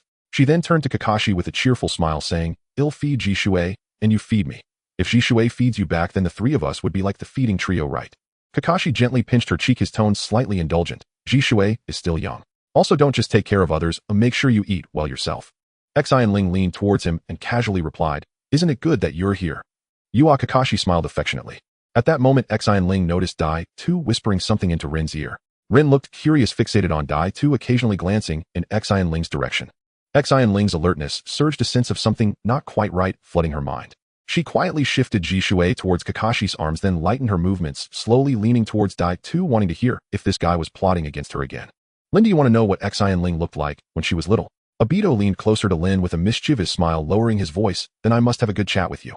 When Xin Ling was a bit older than Shizue, she was particularly well-behaved, like a gentle little lamb, even a bit shy, not daring to meet strangers. At that time, she was utterly obedient to me, her older brother, listening quietly to whatever I said. Obito spoke, his tone laced with nostalgia and a hint of heartache. But she never went outside, always staying at home alone in a daze. At such a young age, she had already become taciturn, and I truly feared she would become depressed in the future. So once, while she was napping, I secretly carried her outside, hoping to see if the world outside could evoke some response from her. When she woke up, she didn't cry or fuss as I had worried. Instead, she quietly squatted on the bench, gazing up at the drifting white clouds in the sky. I thought something was wrong with her at that moment, and hurriedly carried her home, constantly apologizing along the way. Obito chuckled lightly at this memory, his gaze soft. But she didn't blame me. Instead, she looked at me and softly called out, brother. That was the first time I clearly heard her call me brother. In that moment, I truly understood the joy of being an older brother. Having such a lovely younger sister by my side calling me brother in her soft voice melted my heart instantly. Listening to Obito, Xin Ling's thoughts were drawn back to the memories of her arrival in this world. At that time, she was about half a year old, and the memories of her past life slowly began to resurface in her mind. When she realized that she had died and been reborn in the world of Naruto, she felt out of place, as if she were an outsider, filled with an indescribable sense of loneliness and melancholy. Every day, she couldn't help but miss her friends from her past life, worrying that they would be saddened by her death, and she felt deep regret for not being able to fulfill their past promises. However, in this life, she had her grandmother's attentive love and Obito's daily careful protection. Her grandmother sewed her new clothes by hand every year, while Obito watched over her, constantly afraid she might stumble or fall, even feeding her patiently with a spoon, just like she was now feeding Shizue. These warm familial affections she had never experienced in her past life felt overwhelming, like someone who had spent too long in the dark suddenly encountering light, unable to adapt to it, unsure how to respond to this beauty. The nap incident that Obito mentioned actually occurred after she had a nightmare the previous night, dreaming of the horrifying scene of a bus plunging into water, leaving her terrified and unable to sleep for a long time. Upon waking from her nap, she found herself in Obito's embrace, and as she pushed aside his fingers, she finally saw the world outside her home. The scenery of Konoha was beautiful, the air fresh, the sky a clear blue, the clouds soft and white, and the sunlight warmed her, bringing a sense of reality and life. Just as she was immersed in this new feeling, Obito suddenly scooped her up and rushed home in a panic, muttering, oh no, it's getting worse. It's my fault for bringing you out without permission, causing you to become even more dazed. His worried and flustered demeanor made Xin Ling laugh. It was at that moment she suddenly understood that there were people in this world who deeply cared for her. She could no longer dwell in the past. It was time to truly embrace her new life. From that time on, Xin Ling gradually became more lively, and my once shy little sister was gone for good. Obito sighed, dramatically looking back. Now I occasionally miss her, quietly following me. Listening to Obito, Xin Ling felt a softening in her heart, even beginning to reflect if she had been too mischievous lately, thinking she should treat her older brother better in the future. But Obito's next words instantly extinguished that warmth. However, this noisy sister is also quite nice. At least she's very entertaining, and I don't have to feel any psychological burden. He looked at Lin with a grin, his tone smug. Speaking of which, I have to mention one of my glorious deeds. Back then, Xin Ling had just mastered chakra and was incredibly mischievous, so as her brother, I had to give her a good lesson. I took the opportunity of a bet to get her to walk around the street wearing a sign that said 100 copper coins around her neck. Then when she wasn't paying attention, I transformed into a masked uncle, rushed over, and scooped her up, running away. Guess what happened? She shouted, help. Someone is trying to kidnap me, all the way. Ha ha ha, crack me up. Xin Ling could no longer hold back, stepping forward to lock Obito's neck angrily, saying, why don't you mention how I chased you for 3 streets afterward? Then I have to mention that time you helped an old lady cross the road. What do you mean by helped her? Obito struggled to stop her, but Xin Ling tightened her grip. Xin Ling raised her voice mercilessly, revealing when my brother was little he kindly helped an old lady cross the road, but she had already crossed to the other side, and he brought her back. The old lady didn't say anything. Later, when he realized it was wrong and tried to help her back, a lot of carriages came by. My brother looked at those horses that were 3 times taller than him and instantly got scared, holding the old lady for half an hour. In the end, the old lady lost her patience and picked him up, striding across the road herself. Xin Ling didn't lower her voice at all, though everyone at the table heard her clearly. After a moment of silence, the room erupted in laughter. Kushina laughed so hard she couldn't stand up, leaning on Minato's shoulder and shouting that her stomach hurt. Obito, you were just too adorable as a child.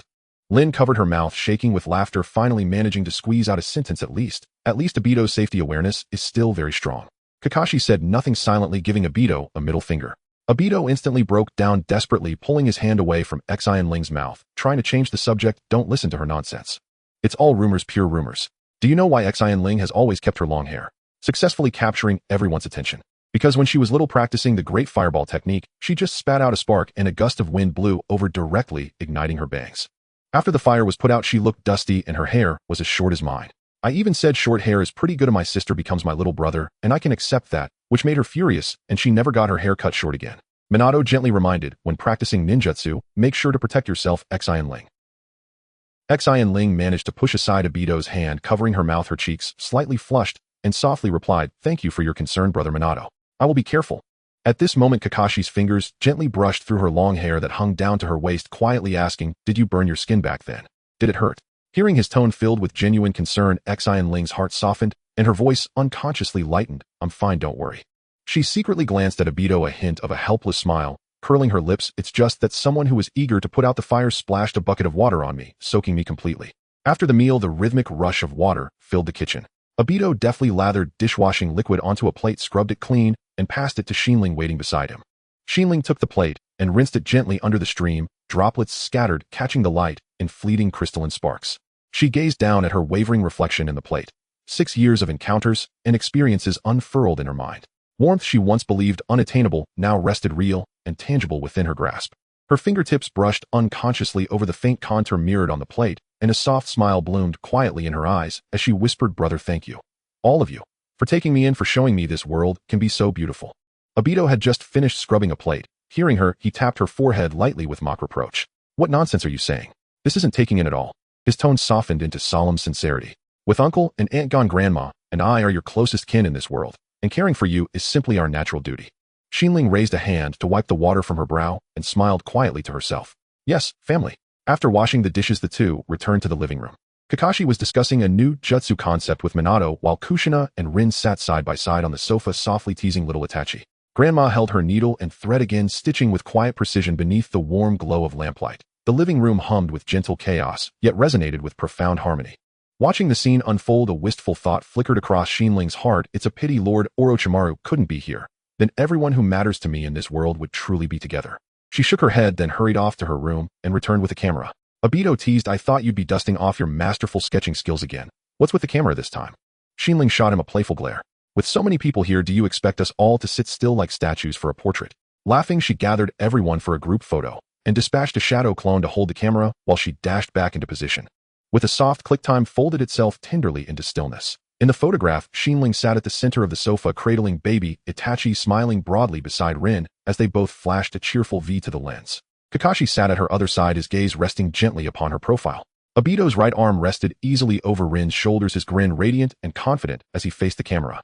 Kushina stood behind the sofa, arm in arm with Minato, their faces alight with quiet, unshakable joy. Grandma stood beside Kushina, her eyes brimming with tender affection as she looked upon the children before her. Light and shadow danced across the frame.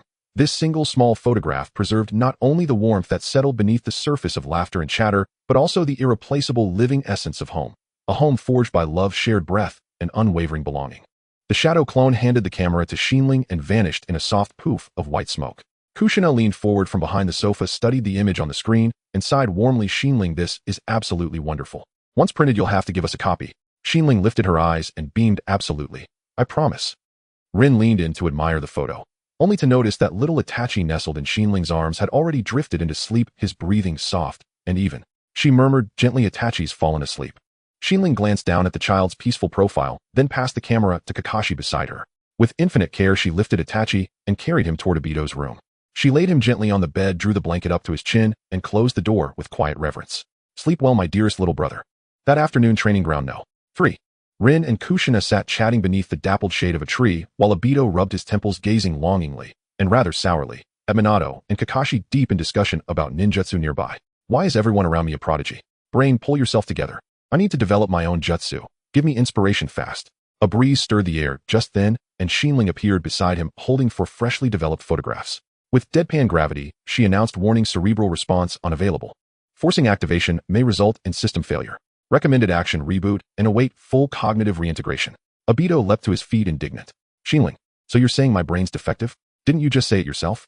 Why blame me now? Xin Ling laughed, handing photos to Rin and Kushina before darting off toward Kakashi and Minato. Minato was explaining his latest jutsu concept to Kakashi. Kakashi, the idea came from the tailed beast ball I witnessed during our last mission.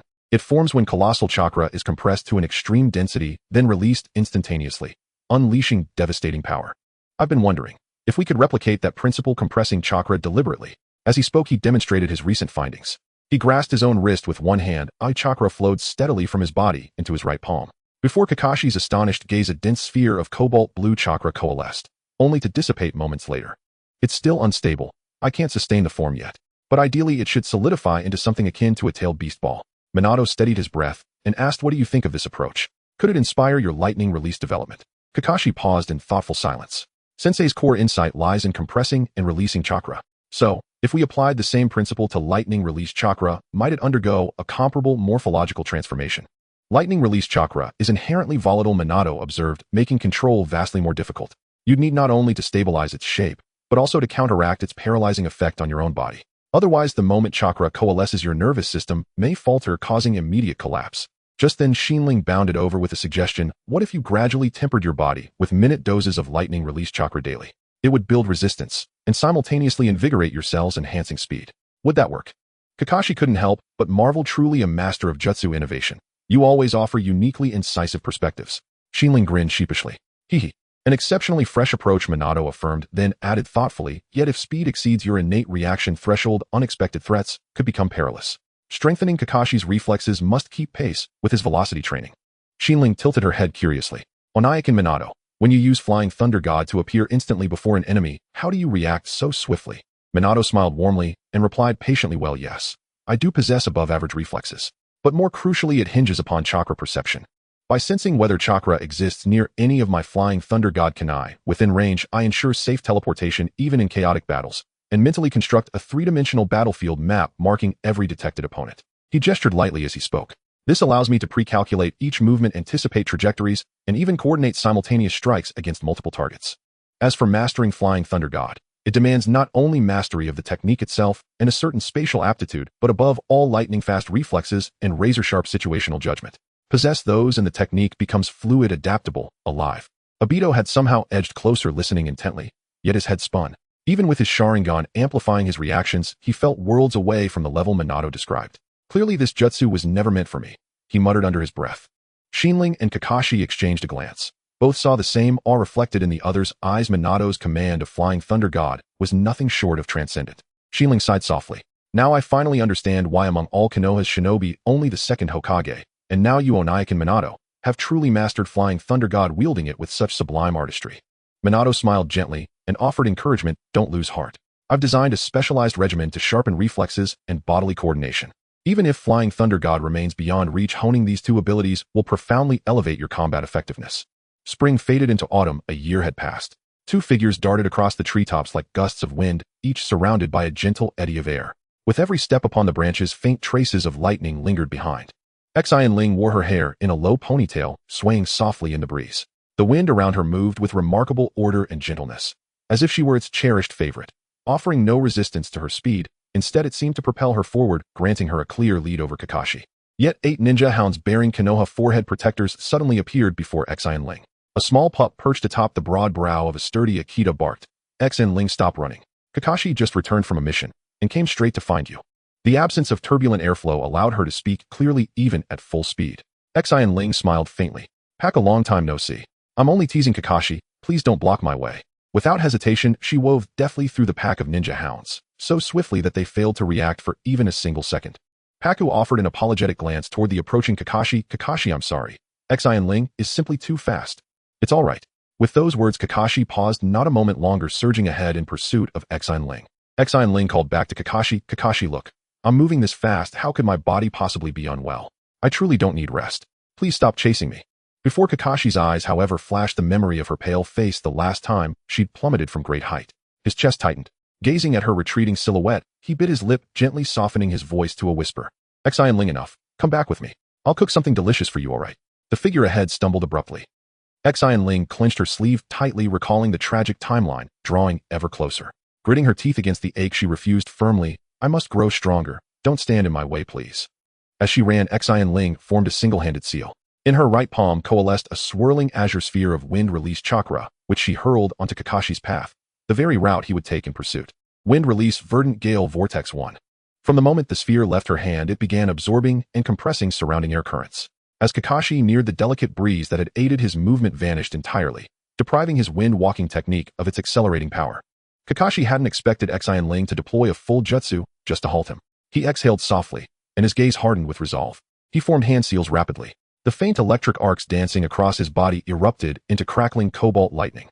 His speed now surpassed even that granted by wind walking. Simultaneously, lightning surged across his limbs and converged upon his hand, shrieking with the unmistakable cry of 1,000 birds. Lightning released Chidori. Clutching the searing lightning, Kakashi shattered the nascent vortex core, releasing a violent burst of compressed air that propelled him forward. Leveraging the Chidori's terrifying acceleration, he closed the distance to Xin Ling in an instant. Hearing the familiar piercing chorus of the Chidori behind her, Xin Ling halted mid-stride. The moment she leapt down from the branch, Kakashi seized her arm and pulled her tightly into his embrace, holding her fast. Composing herself, Xin Ling spoke lightly as if jesting. That injury last time was purely accidental. I never imagined the winds high above would differ so drastically from those near the earth. I've learned my lesson well. I've already ceased practicing that technique. What I'm developing now is far more elegant and far more powerful. In fact, I've already shaped its foundational form. Once I've perfected it, I'll teach it to you. Would you like that? Kakashi held her tighter, his voice trembling. Xin Ling, please just rest for a little while. Is strength truly so indispensable? Why push your body to its breaking point, just to forge new jutsu? Isn't a quiet, ordinary life enough? To Xin Ling, Kakashi's words were like a single spark igniting a vast, long-simmering pyre, unleashing emotions she'd suppressed for years. She wrenched her arms free from his grasp, stepped back from his embrace, and clenched her lips shut. Her fingers dug tightly into her sleeve as she struggled to appear strong, bowing her head, hiding her reddened eyes beneath her fringe, twisting the hem of her garment, her voice low and quavering. How can I protect those I love without strength? What's wrong with wanting to grow stronger? She covered her tear-streaked face and fled deep into the forest. Kakashi had never seen Xin Ling so wounded, so fragile. His heart ached. He took one step forward, ready to stop her, yet her trembling words echoed again in his mind. He stood motionless, watching her vanish into the gathering dusk, lost in silence. His voice emerged hoarse and hollow. So, it is my own weakness that has dimmed those ever-smiling eyes. I too long for a gentle life beside you. But even more, I cannot bear the thought of you living alone in sorrow and regret.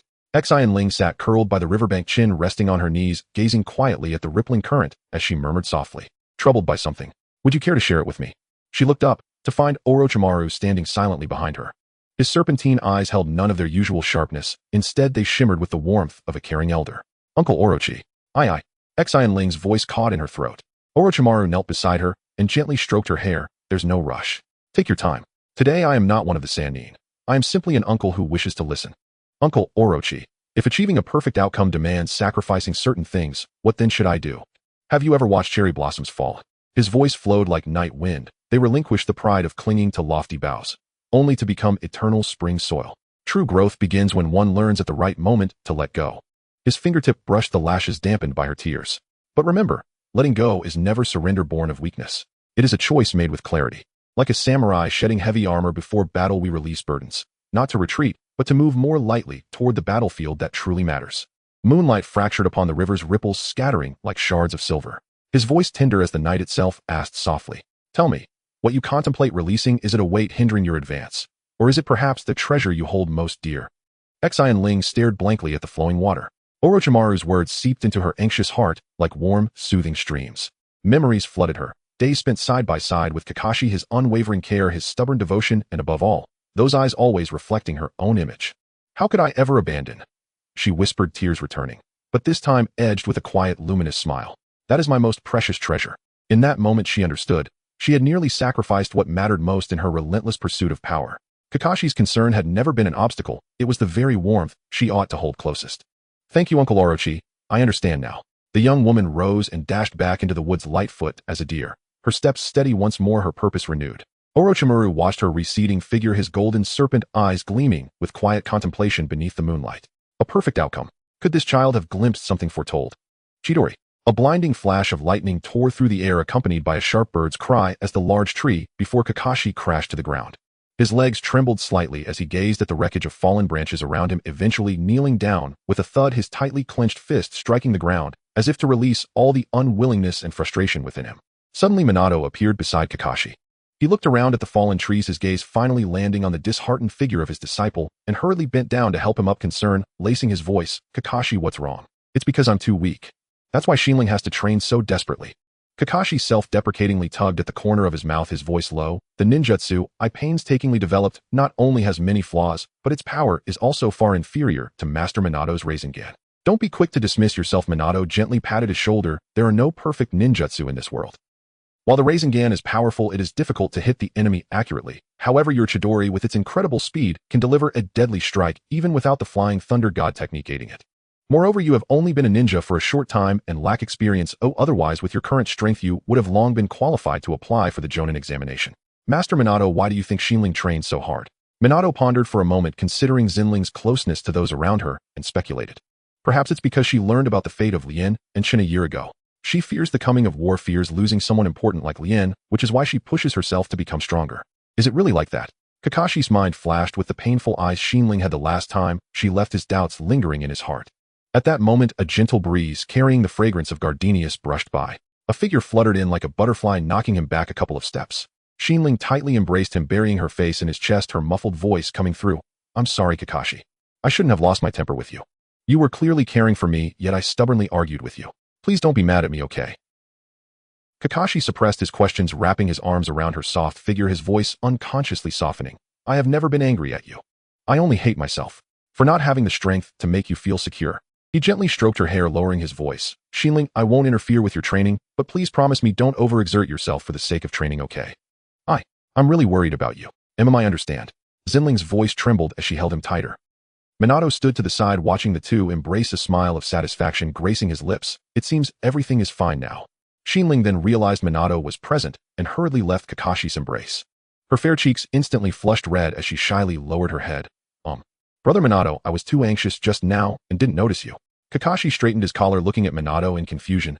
Teacher, don't we usually disperse right after tasks? Did you stay for a specific reason today? Minato scratched his cheek awkwardly. Well, next week is my 18th birthday, and after discussing with Kushina, we decided to set the wedding for 7 days later.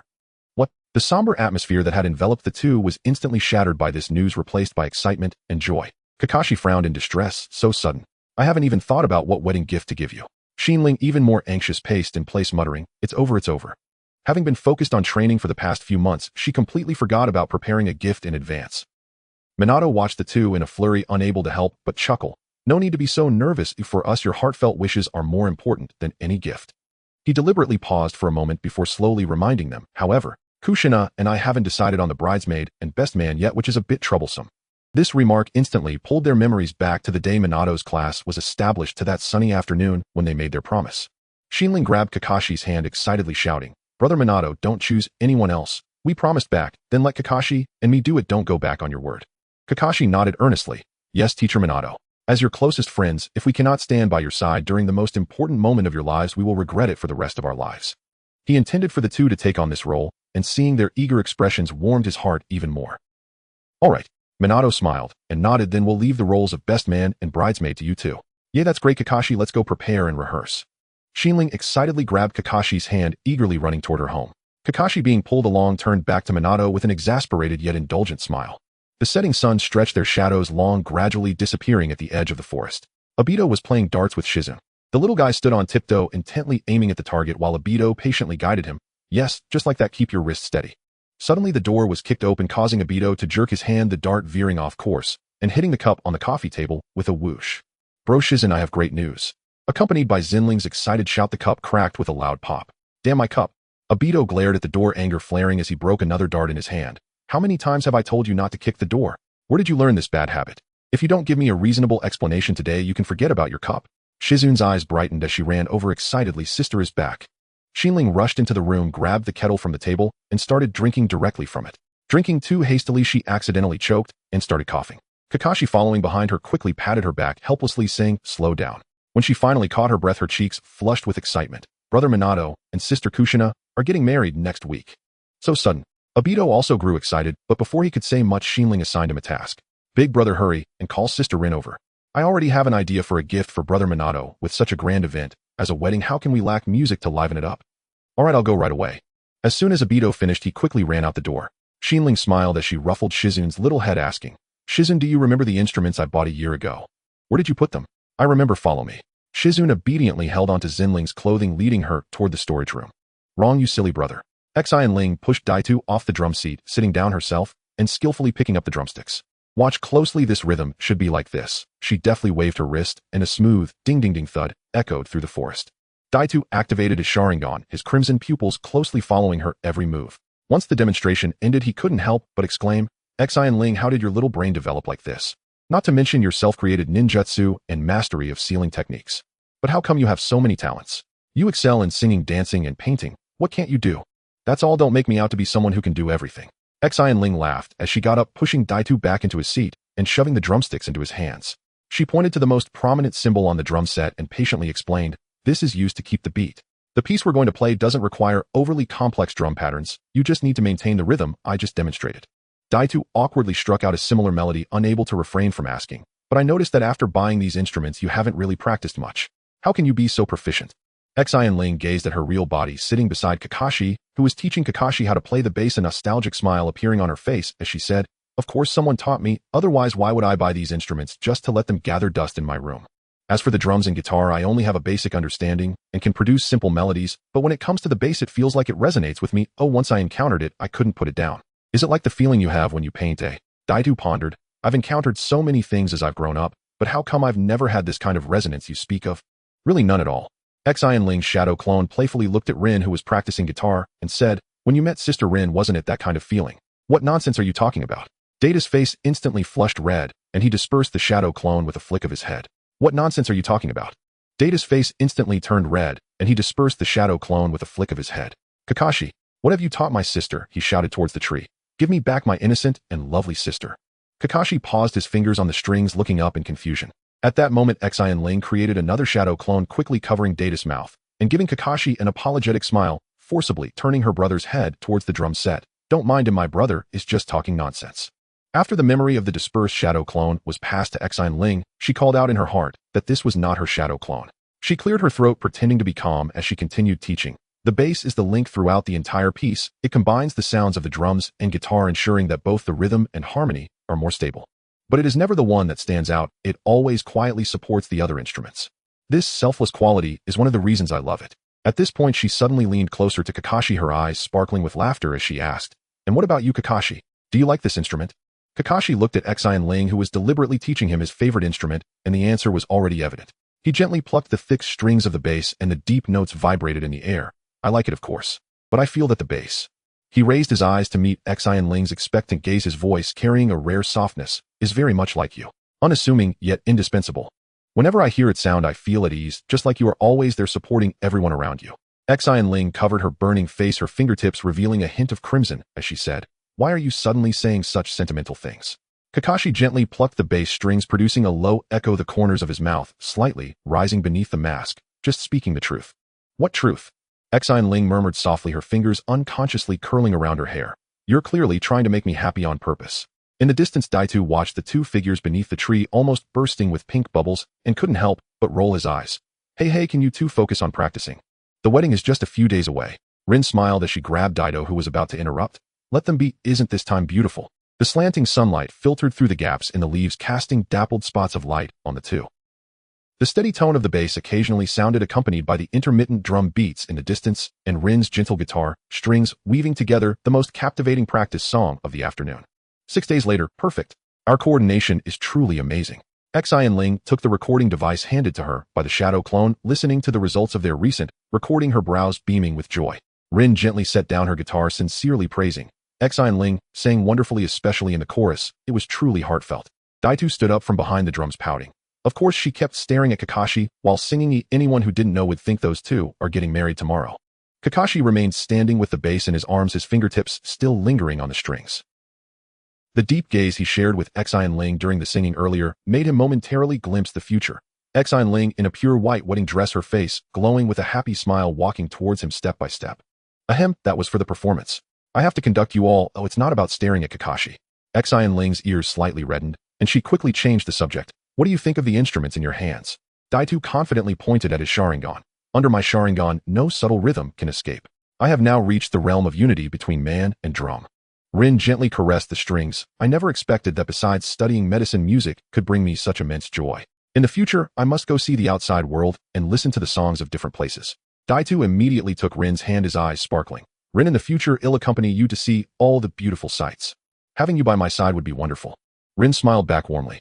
Xin Ling hopped over to Kakashi, who was still lost in thought, and whispered in his ear, "Wake up, my dear bassist." Kakashi looked at the girl with a beaming smile before him, his voice unusually gentle. Xin Ling, how long until we can be like Lord Minato and the others? Xin Ling abruptly turned around, her neck turning crimson. Why are you suddenly bringing this up? It takes at least 10 years. I'm telling you. At this moment, Rin came over to hug Xin Ling excitedly and said, Xin Ling, let's form a band in the future. You can be the lead singer and well accompany you, becoming the #1 band in the ninja world. How about that?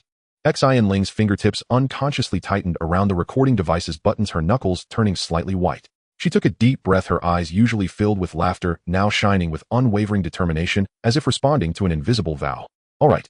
Her voice was lower than usual, yet carried an undeniable strength. We will definitely succeed. This statement felt less like a response to Rin and more like a promise made to the void. Kakashi keenly sensed the unusual resolve in her tone, the bass strings vibrating gently under his fingertips. Xin Ling wore a dusty pink dress, her bangs neatly covering her forehead, while the strands of hair on both sides cascaded naturally to her shoulders. The colorful crossed hairpins nestled among her hair glimmered softly in the morning light. She knelt on a high-backed chair, her hands resting on the back, intently watching Xin Nai, who was putting on her wedding dress in the room. A gentle knocking sound broke the tranquility within. Xin Nai, happy wedding. It's me, your sister Tsunade. Open the door. Xin Ling lightly jumped down from the chair and peeked through the peephole, only to see Tsunade standing outside in a magnificent long-sleeved kimono. I don't believe you. Xin Ling intentionally elongated her tone. If Sister Tsunade had time, she would have come earlier. You must be disguised by Kakashi and the others, right? Well, last night Jiraiya insisted on dragging me out for drinks, and I accidentally overslept. Tsunade helplessly rubbed her forehead, extending her hand with a familiar green glow of healing chakra emanating from her palm. This should prove it right. After confirming her identity, Xin Ling cautiously opened the door, just a crack, lowering her voice to remind. Sister Xin Nai is still adjusting her wedding dress. Be careful not to let any of the male guests in when you come in. The opportunity is right in front of you. Charge with me. Suddenly, Jiraiya, dressed in a patterned hakama, sprang out from the side. Without hesitation, Tsunade threw a punch and swiftly slipped inside. Kakashi in a blue suit and Obito in a black suit stood at the back watching as Jiraiya flew past them, and they both wiped their cold sweat in unison. Fortunately, the master is in front. Damn, I hope Rin won't end up like this in the future. Minato appeared just in time to catch Jiraiya dressed in a black patterned hakama, his golden hair shining brightly in the morning light. Jiraiya sensei, are you okay? Just a small issue, I'm used to it. Jiraiya waved his hand nonchalantly. At this moment, the room was filled with exclamations. So beautiful. That lucky kid Minato is really fortunate. Sister Xin Nai looks like a princess in her wedding dress. Thanks to Rin's help, it would have taken a lot of effort without her. Minato felt an itch in his heart, his imagination already picturing the bride. Kakashi stepped forward and gently knocked on the door. Can we come in now? Not yet. Xin Ling playfully replied. Sister Xin Nai hasn't asked her questions yet. How can I let you in so easily? Xin Nai's gentle voice came from behind the door. Minato, do you remember when we first met? Minato fell into a memory, his lips involuntarily curling up. If we're talking about officially meeting, it was indeed at the Ninja Academy. But even earlier, when you first came to Konoha, I was captivated by your brilliant red hair. Later, when we met again at school, I was secretly happy about this fate. I knew you shared my dream of becoming Hokage, so I couldn't wait to share it with you. His voice gradually lowered. But at that time, I didn't understand that you wanted to gain the recognition of others to have the idea of becoming Hokage. Watching you being bullied, yet solving everything on your own, I greatly appreciated your strength and strong spirit, even considering you as my rival. I thought you didn't need my help, so I never stepped in to assist you.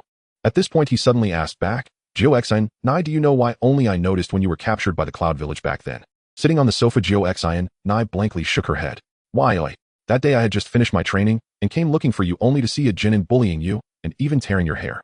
A look of sorrow flashed in Minato's eyes. I rushed over as fast as I could, but you had already solved it yourself. Seeing the broken hair on the ground, I felt immense pain. Later, my motivation to learn the Flying Thunder God technique was to hope I could be by your side at the first moment you needed me. When you questioned me about why I always stood by, I had 1,000 words to explain, but ultimately I couldn't say them out loud. When I finally gathered the courage to apologize to you, all I saw was a floor full of red hair. I didn't have time to call for help. There was only one thought in my mind. Absolutely cannot lose you. I chased for half of the land of fire, finally finding you at the border. Looking at those who had harmed you, I felt murderous intent for the first time. Minato gazed deeply at the door.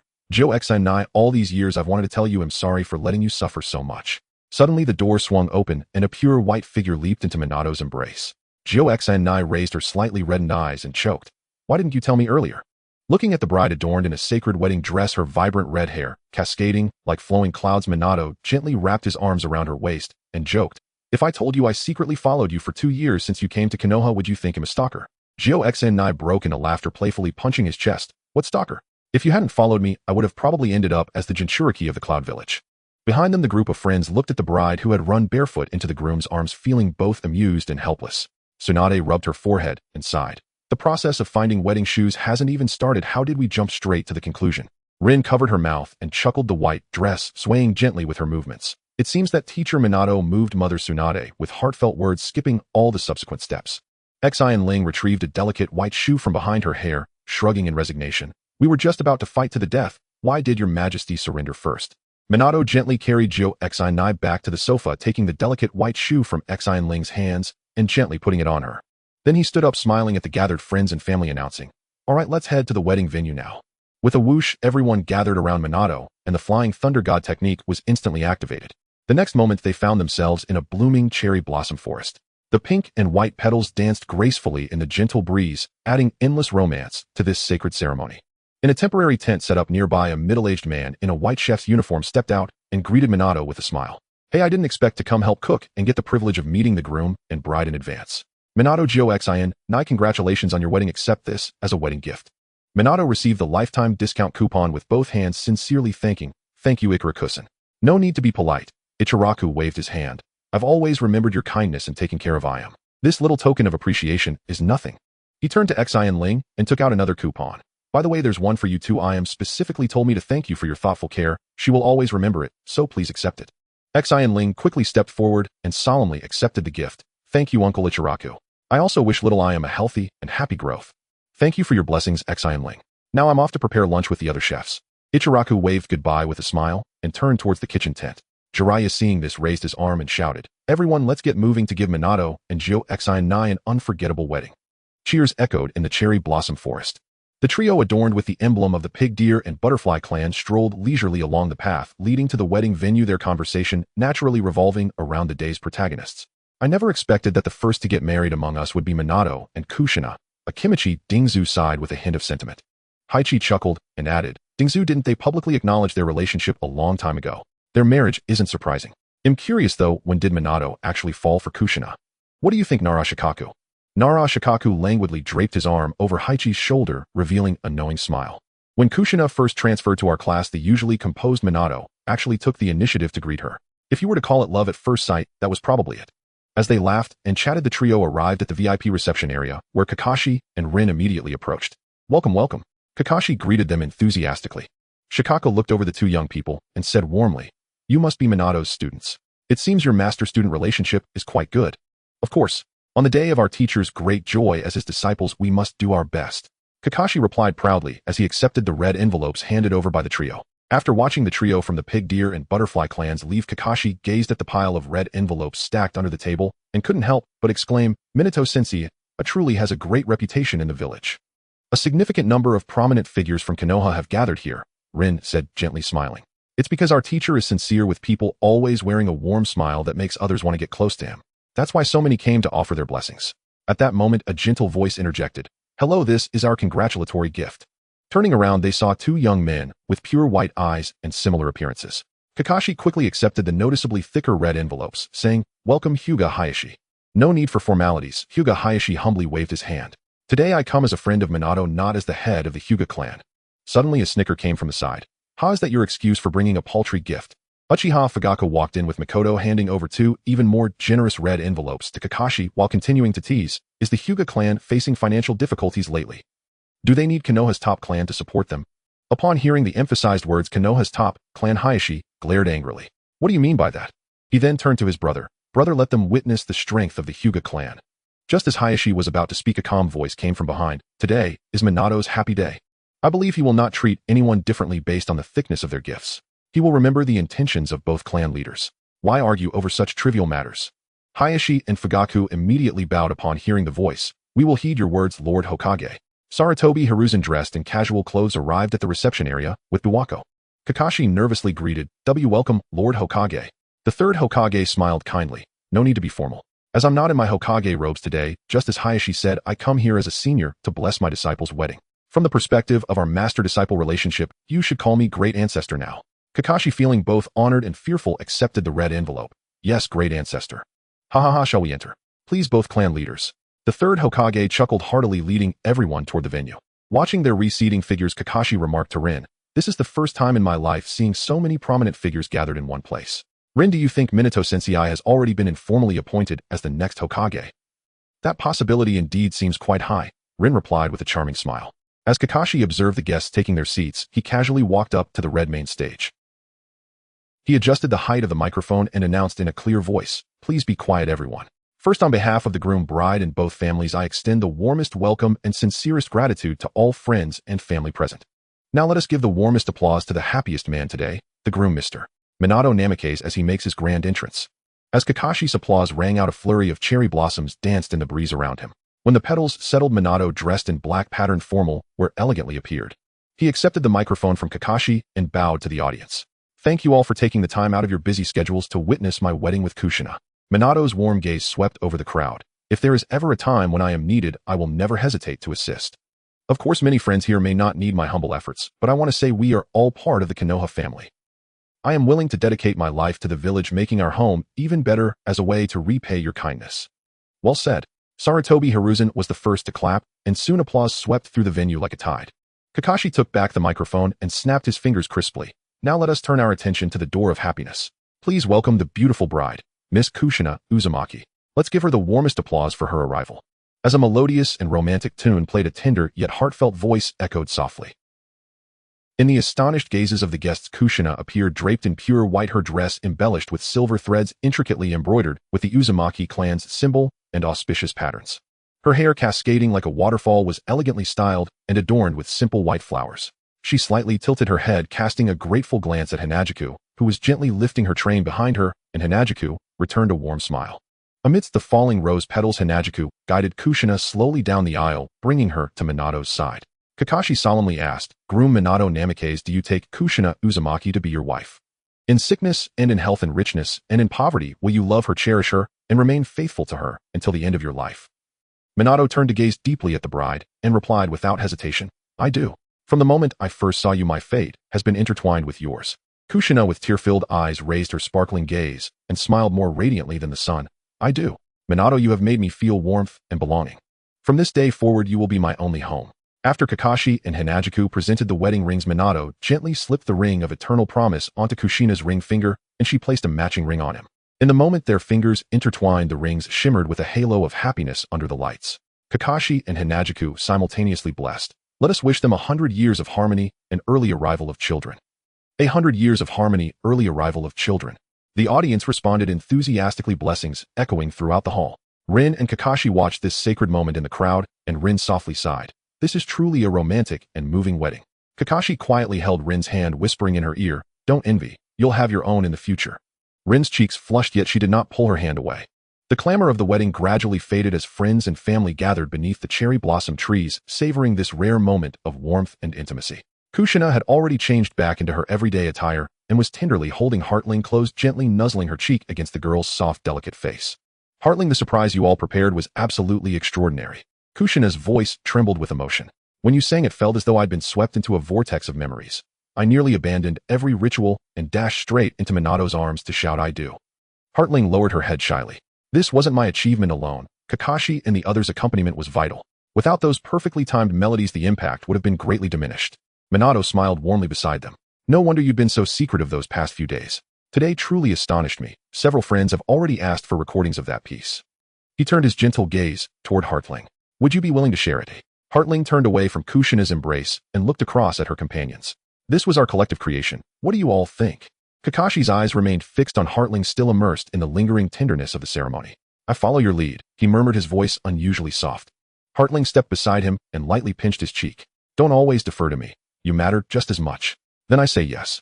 A gentle smile shimmered in Kakashi's eyes. Rin nodded cheerfully. I'm fine with it. What about you, Obito? Of course I agree. Obito spoke with infectious enthusiasm. And didn't you mention forming a band? Releasing this song as our debut would surely attract countless supporters. Minato approvingly clapped Obito on the shoulder. That's remarkably forward-thinking. I truly believe, if you form a band, you'll become one of the finest ensembles in the land. Absolutely. Kushina nodded vigorously. I'll be your #1 fan. Heartling beamed. Since everyone agrees, Brother Minato, could you help us release it? Of course. Just then Jiraiya approached, supporting a slightly tipsy Tsunade. Well, look who's all here. Minato stepped forward with concern. Master Jiraiya, would you and Tsunadesima like to retire and rest first? Leave the rest to us. Jiraiya waved dismissively, his cheeks flushed with wine. He settled Tsunade beside Kushina, then clapped Minato's shoulder with a grin. After all, I served as your stand-in father at this wedding. I couldn't possibly leave before the festivities conclude. Oh, and I haven't yet given you your wedding gift. With that, he withdrew a volume titled The Tale of Unyielding Wolf from his sleeve. Minato, this gift may not be lavish, but it is the fruit of a year spent wandering the shinobi world. Each page born of hard-won insight. May it strengthen your resolve upon the path you've chosen. Minato accepted it reverently with both hands. Thank you, master. I will read it with the utmost care and reflection. Tsunade, overhearing Jiraiya's words, rubbed her temples and offered Kushina an apologetic smile. Look at me. What kind of cousin am I? I nearly forgot your dowry. Kushina tilted her head, puzzled. Huh, I have a dowry. When Tsunade produced a scroll bearing the kanji for life, Heartling gasped. Sister Tsunade, you actually completed it. Rin hugged Heartling tightly, her eyes bright with tears. This is wonderful. Now no shinobi need perish like my father, denied timely healing. Rin, don't grieve. Things will only grow brighter from here. After comforting Rin, Tsunade gently tapped Heartling's forehead. What a brilliant mind you have, to seal the chakra scalpel technique within a scroll. Though its creation demanded immense skill, this breakthrough marks a true milestone in Konoha's medical history. Even squads without dedicated medical need can now administer emergency treatment using this scroll. She turned to Kushina. Half the royalties from this patent go to Heartling, the other half serves as your dowry. Kushina immediately objected. This is far too precious. It belongs to all of you. It's not something I can accept. Tsunade clasped her hand, her voice softening profoundly. Kushina, after grandmother Mito passed, we became each other's closest kin. You arrived in Konoha at the most vulnerable time, and I wasn't there beside you. This gift is more than dowry, it's my recompense. Jiraiya interjected. Just take it. Left with Tsunade, it might vanish overnight. Before he could finish, Tsunade punched him unconscious. Clearing her throat awkwardly, she added, in short, you will accept it. After consoling Rin, Heartling raised her hand timidly. Sister Tsunade, please give my share to Sister Kushina too. Consider it baby formula money for the future. Hey, I haven't agreed to that yet. Kushina pulled Heartling back into her arms and gently pinched her cheek. This is your accomplishment. You must hold on to it. Minato and I aren't so destitute that we need your charity. Heartling's voice dropped low. Sister Kushina, do you still not see me as family? Isn't kinship meant to be seamless and whole? Why does money suddenly make us distant? Seeing the girl's eyes glisten with unshed tears, Kushina's heart melted instantly. She softened her touch, tenderly stroking Heartling's cheek. Foolish child, she murmured, her tone laced with affectionate exasperation. It's precisely because I cherish you as my dearest family that I wish to protect what belongs uniquely to you. Gently lifting Heartling's chin, she met her tear-filled gaze. Do you know? In my heart you've long held a place equal to Minato's. But for that very reason, I want you to forge your own strength. Not out of distance, but... Kushina paused, searching for the perfect phrase. Out of a sister's hope to watch her little sister spread her wings and soar. Her mood lightened at Kushina's words, yet sank again. Only a little sister. Her whisper was barely audible. But, when I marry, I want you there. Not as a sister, but as my mother. Kushina blinked, then smiled knowingly. Ah, that's what's been on your mind. She drew Heartling into a tight, warm embrace, her voice melting snow and steel alike. Of course you may. Heartling, comforted, brightened once more and returned to their earlier topic. Then, Sister Kushina, would you hold on to it for me for now? Kushina sighed, playfully pinching her cheek again. Why are you so stubborn about this? 1 month later, a group of people suddenly appeared on a rural path within the borders of the land of hot springs. Kushina took a deep breath of the flower-scented air, her eyes shimmering with a long-absent radiance. She abruptly turned and embraced Minato, lightly brushing her lips against his cheek before exclaiming, Thank you, Minato. After all this time in Konoha, I never imagined I'd get to step outside again. Minato gently stroked her crimson hair and smiled warmly. We owe this much to Master's forbearance. Jiraiya clapped Minato heartily on the shoulder, his voice boisterous and reassuring. With me and Tsunade as your escort, there'll be no major concerns. Kushina, enjoy this time to truly unwind. Thank you, Jiraiya Sensei. Kushina replied, then dashed cheerfully toward the flower viewing group ahead.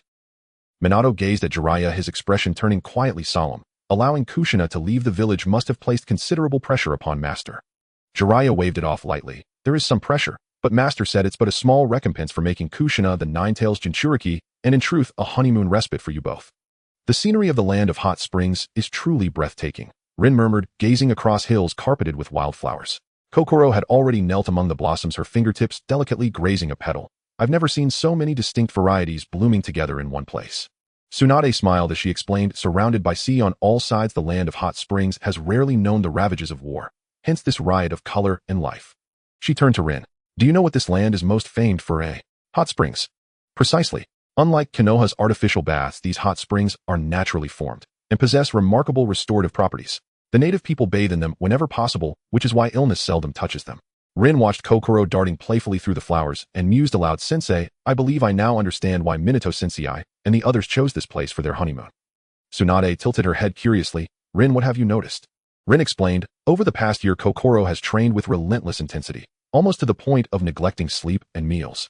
We've urged her repeatedly to rest, yet she always deflected us, insisting that inspiration for new ninjutsu could not wait. A month ago, Kakashi even argued fiercely with her over it. Minato Sensei and the others likely chose the land of hot springs precisely to give Kokoro a chance to rest and restore her body. Is that so? Minato and the others truly thought of Kokoro's well-being. In the flower beds, Kokoro reached toward a scarlet lily, when suddenly darkness fell before her eyes and a deliberately hushed voice whispered beside her ear, guess who I am? Though the tone had shifted slightly, Kokoro recognized it instantly. Kushina-ni. Correct. Here's your reward. Warm lips brushed softly against her cheek. A delicate flush rose across Kokoro's fair cheeks. Kushina-ni, are you in especially high spirits today? So now I sound cold and distant to you. Kushina teased, pinching Kokoro's cheek playfully. No, not at all.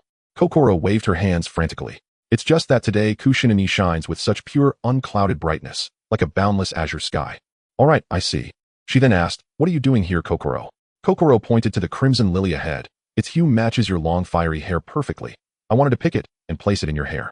It would suit you beautifully. Kushina's gaze softened. May I let you place it there? Yes. Without hesitation, Kokoro stepped forward, drew a chakra-infused short blade from the sheath at her lower back, and carefully severed the bud before returning to Kushina's side. Kushina bent gently, allowing Kokoro to weave strands of her silken red hair into a delicate braid and fastened the lily flawlessly beside her temple. The blooming scarlet flower lent her vivid features an endearing, playful charm.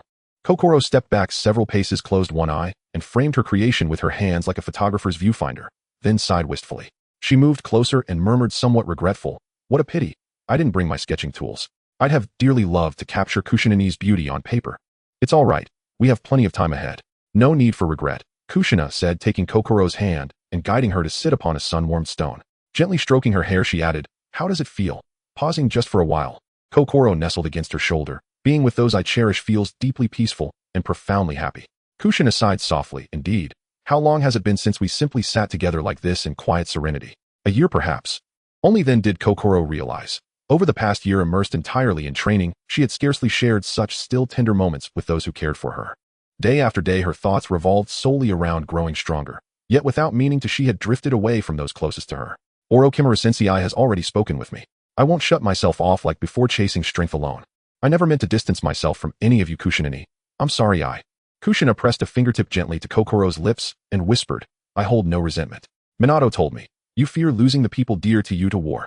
That fear is what drives you so fiercely. Kokoro's gaze hardened with quiet resolve. Everyone I know is irreplaceably precious to me. I'm terrified, truly terrified, that those I love will vanish from my life. I need you all beside me always. I cannot bear the thought of any one of you falling. So I push myself relentlessly to become strong enough to shield everything I hold dear. Kushina drew her close, her voice flowing like calm water. But in our hearts you are just as precious. We don't wish you to carry such weight alone. Behind you stand me, Minato, and your brother, and countless others who care deeply for you. Promise me, Kokoro, don't shoulder every burden yourself. You may lean on us anytime, without hesitation. Touched by Kushina's sincerity, Kokoro's eyes glistened faintly. Thank you, Kushina-ni. I understand now. Suddenly Kakashi's actions over the past month flashed through her mind. So Kakashi wanted to become someone I could rely upon. Without delay, Kokoro hurried back into the flower beds, searching intently. Kushina followed, and seeing Kokoro cradling 2 kinds of blue flora in her palms, asked curiously, what is it, Kokoro? What are you planning? I just remembered. I haven't yet given Kakashi an apology gift. I'll make one for him now, before he competes with my brother. Haven't you already reconciled? Why send an apology gift then? Kokoro smiled softly. Reconciliation is one thing, but expressing heartfelt intent is another. Her nimble fingers began weaving the stems, bluebells and forget-me-nots intertwining gracefully, gradually forming an exquisitely delicate bracelet. Kakashi loves the color blue. Both bluebells and forget-me-nots bloom in that hue. She murmured, head bowed in quiet concentration. Bluebells symbolize gratitude and gentle affection. Forget-me-nots embody eternal memory and sincere devotion. I want him to know how deeply I value his care, and how vividly I recall every moment we've shared. Watching Kokoro's graceful practiced hands cushion his eyes filled with tenderness, Kakashi will surely be deeply moved. The bracelet took shape beneath her fingers, blue blossoms arranged with artful asymmetry, fresh and serene, as if capturing a fragment of clear, boundless sky. In the woods, Obito was desperately chasing after Kakashi ahead of him. Seeing that silver-haired figure getting further away, he couldn't help but shout, "Kakashi, why don't you try not using lightning release to speed up?" "Lightning release has long activated my cells, it's become passive, and I can't turn it off," Kakashi explained while slightly slowing his pace, his tone tinged with helplessness. "Besides, according to your request, I didn't even use wind-walking technique. If I had known it would come to this, why did I bother in the first place?" He glanced back at Obito and continued to complain, "It would have been much better to take the Flying Thunder God Express with Lord Minato directly to the Land of Soup, but you insisted on getting off at the last stop and insisted on racing with me. I really don't understand what you were thinking." Obito stomped his feet in anger. "Damn, it's not like Xin Ling said I'm the slowest man in the team. No one can stand that." Seeing that hard tactics weren't working, Obito softened his tone and pleaded, "Kakashi, let me prove myself, please." Kakashi shot back, "If I lose, how will Xin Ling look at me?" "Goodbye." After saying that, his speed actually increased beyond before. Obito watched as Kakashi gradually disappeared from his sight, muttering to himself, "So what if you have lightning release chakra? If I can master space-time ninjutsu like Lord Minato in the future, what will you compare to me?" Just as Obito was on his way, he noticed an elderly man sitting on a stone ahead. The man wore a blue robe and had a head full of white hair, with the upper half of his face wrapped in bandages, revealing only his wrinkled cheeks and mouth, leaning on a cane beside him. Since Obito couldn't catch up to Kakashi, he approached the old man and asked with concern, "Grandpa, where is your home? I can help you get back." The old man trembled and pointed to a mountain in the distance. As Obito helped him on the way home, he curiously asked, "Grandpa, what happened to your eyes? If there's anything wrong, my friend can take a look." "I don't have eyes." The old man's deep and powerful voice cut off Obito's next attempt to persuade him to accept treatment. "I'm sorry. I didn't know." Obito quickly apologized, feeling a pang of regret in his heart. The old man didn't pay attention to his words, but instead asked, "Why do you want to help me?" "I act out of righteousness, as is the duty of my generation," Obito replied without hesitation. "Is that so? Young people like you who still hold passion in such a cruel world are rare indeed." Obito was slightly taken aback, recalling the encounters of Rin and Kakashi, and connecting it with the old man's blindness. He seemed to understand something. This world is indeed unfair to some people. Many are experiencing cruelty. His voice lowered, but he soon thought of everything. He had his kind and gentle grandmother, his lively and lovely sister, the hard-headed, yet caring brother Kakashi, his good teachers and mentors, and finally Rin, who he had come together with. A warm smile unconsciously appeared on Obito's face. "But this world is not only filled with pain, there is also beauty. I cherish the happiness I have now, and I want to pass this beauty on to more people, making this world a better place." The old man fell silent for a moment, gently tapping his cane on the ground, his voice low, yet as cold as iron. "You speak lightly, because you have yet to be crushed by this world." Suddenly the lean hand grabbed Obito's wrist with surprising strength. "Today you help a blind man home, and tomorrow he will have his heart ripped out due to your kindness from his enemies. You grant him a bit of light, and that light will illuminate the shadows behind him, where monsters that devour people are hidden." Releasing his grip, the old man's voice became hoarse, sounding like both a warning and a curse. "People in this world all wear different masks, and no one knows what lies beneath what seems beautiful. Want to change the world? Your naive thoughts are destined to be impossible to realize." Obito looked at the approaching wooden house ahead, stubbornly retorting, "Why not?" The old man turned his back to Obito, a slight smirk on his lips as he coldly laughed. "You will understand in the future." At this moment, Rin noticed that Kakashi had returned to the team, but there was still no sign of Obito, so she quickly walked up to ask, "Kakashi, where's Obito?" "He's behind, he should be here soon," Kakashi replied, then looked around, his gaze lingering among the flowers, searching for the figure he had been thinking about. Suddenly he felt a gentle tap on his right shoulder. Turning around, he caught a whiff of the familiar fragrance of gardenias drifting by, and the corners of his eyes unconsciously lifted. "Hey!" Just as he turned back, he saw Rin standing in front of him with a beaming smile. Her hands were behind her back, her eyes sparkling with playful light, and a few small flower petals were stuck in her hair, as if she had just walked out of a sea of flowers. "Were you looking for me?" she asked, tilting her head, her voice filled with undeniable amusement. Kakashi gazed at the girl before him, whose smile was like a flower, and his voice softened unconsciously. "Yeah, I was wondering where you ran off to. I've been waiting for you." Then Rin stretched her right hand from behind her back, gesturing for Kakashi to come closer, as if she had something important to discuss with him. Kakashi, come a bit closer, I have something to tell you. Kakashi leaned closer to Rin and saw her take out a flower crown made of blue flowers and grass from behind, gently placing it on her own head. This sudden gift warmed Kakashi's heart. He then pulled out a charm he had been carrying close to him from his collar and smiled at Rin, saying, "Why are you suddenly giving me a gift again? Is it for the same reason as this one?" "Exactly, I just wanted to give it to you." She playfully blinked. "What do you think of my craftsmanship? Isn't it impressive?" Kakashi gently touched the flower crown atop his head, praising her affectionately. "Impressive, impressive. Rin is unparalleled in the world, exceptionally clever, like a fish falling into the water." Stop, stop, stop. Rin quickly covered his mouth with her hand, her cheeks slightly flushed. "If you keep praising me, I might just float away." Soon after, Obito dashed back in a hurry, bending over with hands on his knees, breathing heavily. "Did something happen on the way?" Rin asked with concern. Obito waved it off casually. "Nothing serious. Just helped an old man home. Took a little time." At that moment, Heartling suddenly popped out from the side, a mischievous grin curling at the corner of her lips. "Brother, who are you trying to fool? This is the middle of nowhere. Where on earth did you find an old man? Just say you're slow. It's not shameful. Why make up excuses?" Obito's expression darkened. In one swift motion, he lunged forward and seized Heartling's collar just as she tried to slip away. He lifted her up to eye level and leaned in close, whispering near her ear with quiet menace.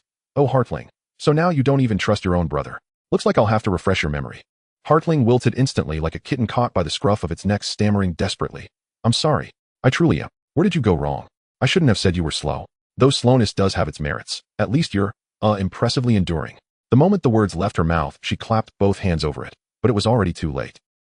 Obito's face turned pitch black. After a heavy silence, he dragged Heartling straight to Kakashi, who was still admiring a flower crown, and set her down before him. "Explain yourself, Kakashi." Obito's voice drew every gaze toward them. "Did you plant something unhealthy in my sister's head, eh?" Under the collective scrutiny, both Heartling and Kakashi broke into cold sweat. Kakashi's inner alarm blared. "What? Did Heartling just spill the beans about my hidden collection of forbidden scrolls? No way. Absolutely not." Heartling panicked inwardly. "Oh no. Ever since I sneaked a peek at that strange book, Kakashi keeps these absurd thoughts keep bubbling up unbidden." She stole a glance at Kushina, who stood nearby watching the spectacle with amusement, and her heart sank further. "This is it. I'm doomed. If Kushina finds out I read the 3 forbidden scrolls of shinobi, what will she think of me?" Ahem, ahem. Heartling steeled herself, coughing twice to catch Kakashi's attention. She shot Obito a quick, nervous glance, then frantically blinked at Kakashi, clasping her hands together and bowing repeatedly, her eyes screaming silent pleas for salvation. Seeing her pitiful, pleading expression, Kakashi knew there was no escaping this blame. His face went utterly ashen, like a weary office worker whose entire proposal had just been rejected by his boss, and he surrendered with a hollow, defeated sigh. "Yes. She's only 7 years old. How could you possibly think such things?" Obito released Heartling and bolted toward Kakashi, grabbing his collar and shouting in outrage, "Kakashi, you always act so aloof and composed, yet behind closed doors you're shockingly lewd. I completely misjudged you." Faced with Obito's furious accusation, Kakashi could offer no defense. Only a wounded, betrayed glare aimed squarely at Heartling. Heartling met Kakashi's gaze, the look of a man willingly bearing another's guilt, and offered a sheepish, apologetic smile, bowing even more fervently, as if ready to prostrate herself fully. Jiraiya covered his face and burst into laughter. "Honestly, I see nothing wrong with it. I completely understand, Kakashi. Boys mature early, it's perfectly natural." Before he could finish, Tsunade punched him clean off his feet. "Get lost. You're the #1 most wanted pervert at the Konoha women's bathhouse. Don't corrupt these kids." "Kakashi, exposure to such material is far too premature for someone your age," Tsunade added sternly. Kushina stepped forward, gently chiding Kakashi before turning to Heartling and speaking softly but firmly. "Heartling, you're absolutely forbidden from reading any of that nonsense. Do you understand?" Heartling's eyes darted sideways, her cheeks burning crimson, her voice barely a whisper. "Yais. I understand." Having delivered their reprimands, the group resumed their journey toward the onsen village. At the rear of the procession, Kakashi squeezed Heartling's soft, plump cheeks between his palms and sighed mournfully. "Heartling, you've utterly ruined me this time. I'll never hold my head high in front of your brother again." Heartling mumbled incoherently through his grip. "Duh, fix it." Kakashi released her cheeks and pressed further. "And earlier, you swore you'd guard it for me. So why did you end up reading it yourself?" Heartling covered her flushed cheeks. Whether from his kneading or sheer embarrassment, she couldn't tell, and stammered. "Two only glanced once, honestly, just once." Kakashi knew instantly it was a lie, but chose not to press deeper. He simply exhaled, resigned. "I demand compensation." Heartling peered at him through her fingers. "What would you like?" "I'll agree to anything." Kakashi smoothly pulled down his mask, scratched idly at his cheek, and murmured with deliberate implication, "Feels like something bit me here. It's rather itchy." Maybe 2 soft, cool lips pressed gently against it would soothe the irritation. You scoundrel." Her face erupted in flames, her ears blazing scarlet. With a defiant surge of courage, she flung herself into Kakashi's arms and attacked his face with a flurry of clumsy, affectionate nips, mumbling half-intelligibly, Bite it off. Bite it off.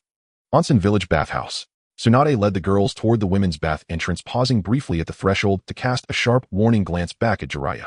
Clenching her fist and giving it a firm shake, Jiraiya, if I catch you peeking, you'll regret it. Jiraiya stood tall and solemnly thumped his chest. Rest assured, I won't. If I do, you may strike me, and I'll not raise a hand in defense.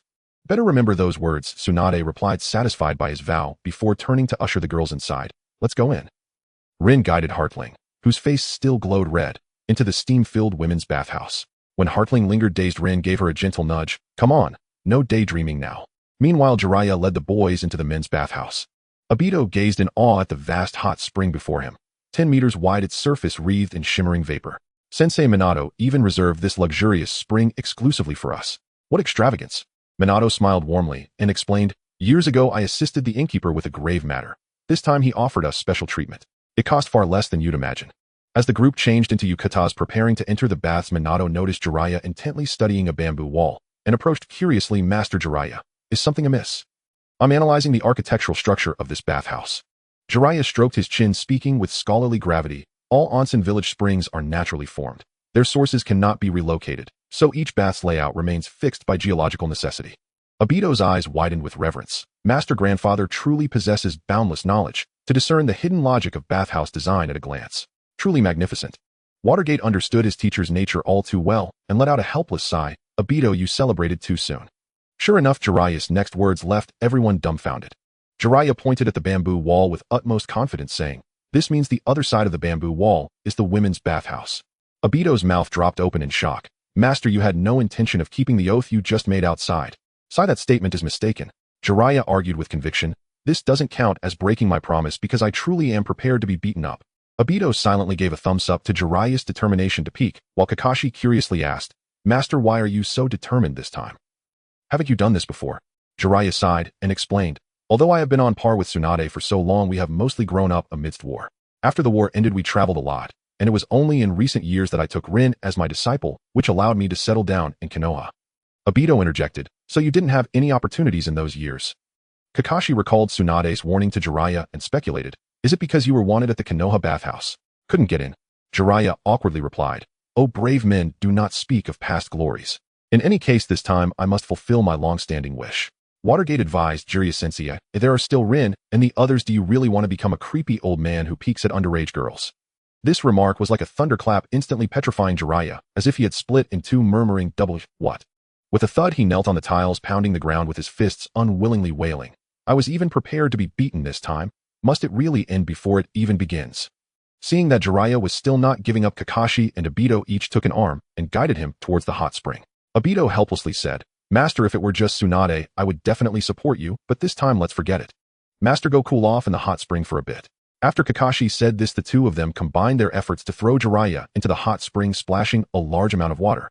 No. Inside the women's bathhouse, Rin and Kushina were setting up some kind of technique on the other side of the bamboo wall. Hearing Jiraiya's miserable scream, they looked at each other. What's going on? I don't know. Tsunade snorted coldly. It must be that Jiraiya is up to no good and was stopped by Watergate and the others. You don't need to worry about him. I still understand what kind of person Jiraiya is. I just don't feel secure without some insurance. In the men's bathhouse, Obito discussed Kakashi's questionable reading materials, saying, Kakashi, you really aren't honest. You secretly look at these things behind my back.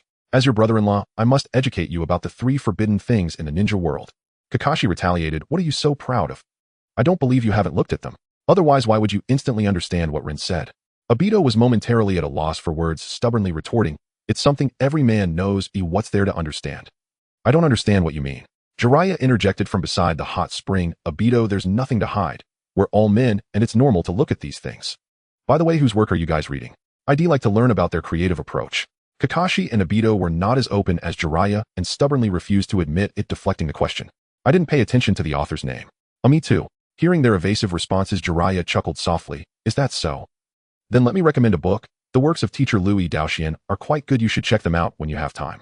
Upon hearing this pen name, Obito and Kakashi's pupils constricted as they were about to deny it, but they were interrupted by the sounds of playful banter coming from the women's bathhouse. Oh Rin, don't be so shy. Come here, let me see if your development is normal. No, Sister Rin. After a splash of water, the girl's laughter grew even livelier. Wow, Rin's skin is so fair. How to describe it? Milk skin. Yeah, not only fair, but also quite soft. Don't touch me randomly. Watch out, water chaos. I. The sound of water splashing mixed with the girl's laughter inevitably led the men in the bathhouse to indulge in their imaginations. Kakashi unconsciously shifted closer to the bamboo wall, and Obito pressed down on his shoulder questioning, "Kakashi, what are you trying to do?" Kakashi brushed off his hand and said, feigning calm, "What do you mean? I just want to ask Watergates and see if the next outing can be by the sea. Oh, I want to learn how to swim." Obito smirked, scoffing, "Learn to swim? Who would believe you? Kakashi, your plans are transparent. You're trying to play coy." Kakashi glared with his dead fish eyes, saying, "If you have the guts, don't go. I think going to the seaside to learn how to swim wouldn't be a bad idea." Obito put away his smile and looked at Watergate. "Sensei, what do you think?" Watergate chuckled, placing a hand on his forehead and making an okay gesture with his other hand. At this moment, a conversation came from the women's bathhouse. "Tsunade Sensei, this place is really turbulent. What do you think, Rin?" Yeah, comparing the two is like comparing plains to mountains. "Oh, don't be so disappointed. You are still young, and you will develop in the future." "Why is it so dark? I can't see anything." An abrupt male voice interjected. The men in the bathhouse turned in shock to find Jiraiya peering over the bamboo wall with a hole the size of a finger in the wall. Obito and Kakashi rushed forward, trying to pull Jiraiya back, while constantly pointing at him. "Master, how come you were faster than Watergate Sensei when you did this? You didn't pay any attention. It's truly despicable. Master, I'm so disappointed in you. I didn't expect you to even not spare young girls." Bang! A figure that resembled a cannonball flew past Obito and Kakashi, crashing directly into the cement wall on the other side of the bathhouse and creating a human-sized hole. The two stiffly turned their heads to see Jiraiya embedded in 3 walls with a dent in his chest, cold sweat streaming down. "Jiraiya, you really dare to peek. You truly have no shame." Tsunade emerged slowly from behind the bamboo wall, draped in a white bathrobe, glaring at the two and warning, "This is the consequence of peeping. You two understand." The two turned pale, huddling together and trembling. Yes. We understand." At night inside the inn of Yuan village, a ghostly wail echoed beside Kakashi's bed. Ka. Sure. Kakashi stirred awake, blinking groggily, only to find a ghastly pale face hovering inches from his own. Instinctively, he kicked out. With a thunderous thud, the figure was hurled clean through the window. "Ah!" The cry sounded strangely familiar. Kakashi leaned out the window, and beneath the silver moonlight, he saw Obito sprawled in disarray on the ground below. "What are you doing breaking into my room at this hour?" Kakashi sighed, rubbing his temples in exasperation. Obito staggered upright, clutching his lower back. "Blame Yuan village's seafood. It gave me stomach cramps all night. I'm no medic. I'd send you straight to Rin." Obito scratched his nose awkwardly. "I'm feeling better now, just starving. Thought I'd ask you for a midnight snack." "Fine." Kakashi recalled that Heartling had barely touched her dinner, likely unaccustomed to the local cuisine. He slipped back inside, pulled on his coat, slung his ninja gear pouch over his shoulder, and tenderly sprinkled water over the slightly withered blue flower crown resting on the nightstand, before carefully placing it upon his head. "Do you really need to wear that just for a midnight snack?" Obito frowned. "Every gift Heartling gives is precious," Kakashi murmured, gently tracing the delicate petals. "This crown won't last long. I must cherish its fleeting beauty even more." Obito shrugged. "I'll cede the title of Konoha's most devoted to you. Save me. Save me." Just then Rin came sprinting toward them in a powder blue nightgown, panic-stricken. She ducked behind Obito and pointed shakily in the direction she'd come. "Obito, there's a ghost." Obito instantly stepped forward, shielding her. "Don't be afraid. I'm here." Kakashi scanned the shadows, searching for Heartling. After all, she shared a room with Rin. If something truly had happened, shouldn't Heartling be with her? "What's going on? Tell us everything." "I woke up chilled by a draft, and Heartling was gone," Rin stammered, still trembling. "When I went out looking for her, I saw dozens of white ghosts hanging from the trees, lunging at me. Heartling must have been taken by a ghost."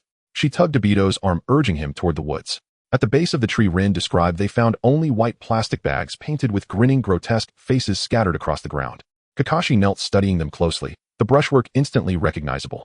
A whisper floated through the air, "Naughty girls, get eaten by ghosts, you know. Obito, help, help." A spectral voice echoed from behind. Rin whirled around, and there floated a white-clad figure, its face marked by 3 hollow voids, 2 slender white tendrils reaching toward her. She flinched backward, hiding once more behind Obito. He activated his Sharingan, tracing the chakra pathways within the white mass, then sighed, pinching the bridge of his nose. "Heartling, why on earth are you scaring Rin?" "Heartling." Rin peeked out timidly. "Wail." The little girl let out another theatrical roar, adorable, utterly devoid of menace. Kakashi chuckled softly and lifted the white sheet from her head, revealing Heartling clad in pink pajamas beneath. "What on earth possessed you to play ghost at midnight? Is today Halloween?" Kakashi asked, half amused, half weary. Heartling smoothed her rumpled sleepwear as Rin stomped forward and pinched her cheeks. "Little Heartling, was teasing me really that fun?" "Well, who told you to grope me in the hot spring?" Heartling mumbled under her breath. Rin flushed, defending herself. "I was just scrubbing your back." Recalling the scene in the bathhouse, Heartling's face burned crimson. "That wasn't scrubbing, that was playing. You and Kushinasen treated me like a doll, and you even." Her words were cut off as Rin clapped a hand over her mouth and shot her a sharp glance toward the two boys standing nearby. And what else did we do? Kakashi leaned in curious. Rin hastily changed the subject. Oh, never mind. What are you two doing out so late anyway? Kakashi, noticing Heartling's deep blush, tactfully dropped the matter. Obito chimed in. We're off for a midnight snack. Care to join us? At once Heartling perked up, wrapping her arms around Kakashi's arm and leaning in with practiced charm. Kakashi, I want you to cook for me. This ploy never failed. He ruffled her hair fondly. All right, the spice box is in your gear pouch. Grab it, and let's hunt for game in the mountains. Be right back. Before the words faded, she'd vanished. Cold moonlight spilled across the inn's roof, where a black silhouette slipped silently overhead. Fortune favors me. In the depths of the forest, two pairs of crimson eyes gleamed amid the shifting shadows. 3 shurikens sliced the air. One struck another mid-flight with a crisp ting, their collision propelling both sideways at perfect right angles, each striking a wild chicken hidden behind a tree trunk. Hearing the bird's startled cries, Heartling smirked triumphantly at Obito, only to hear another ting. She turned and saw Obito's shuriken deflect hers midair, sending it spiraling into a second bird. Obito strode forward, holding both birds aloft. If you think you can rival your big brother's skill, train another 2 centuries first. Heartling stamped her foot. It's just because your Sharingan's stronger. What's there to brag about?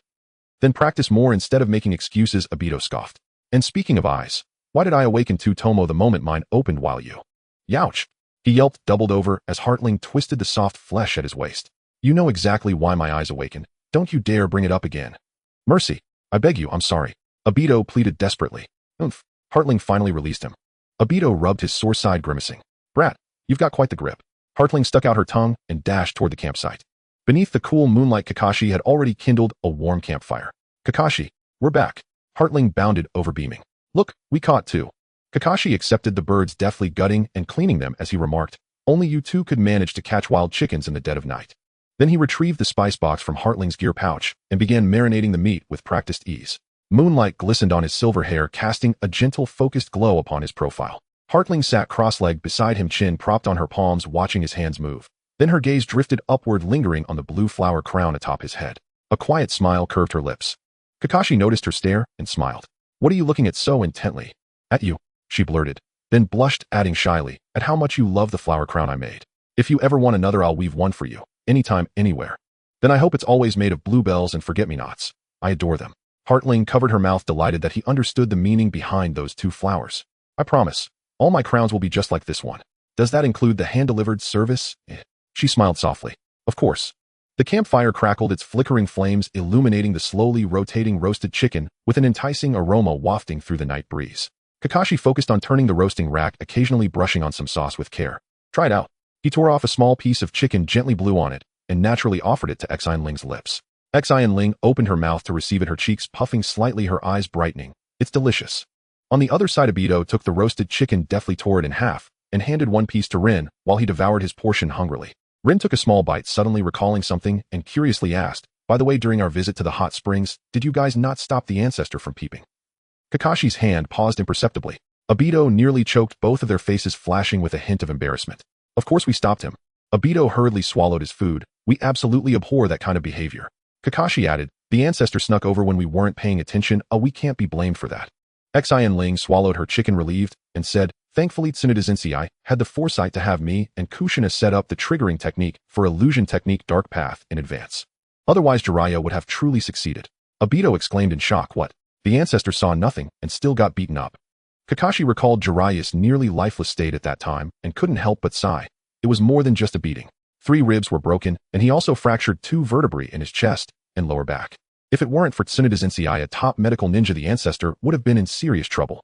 Rin awkwardly defended their teacher. Maybe he was just too worried about us and lost control of his strength in a fit of anger. Moreover, didn't she take care of the ancestor meticulously afterward? I'm sure he'll recover soon. The surroundings suddenly fell into a dead silence. Even the cicadas ceased their chirping, and the group tacitly stopped their casual chatter.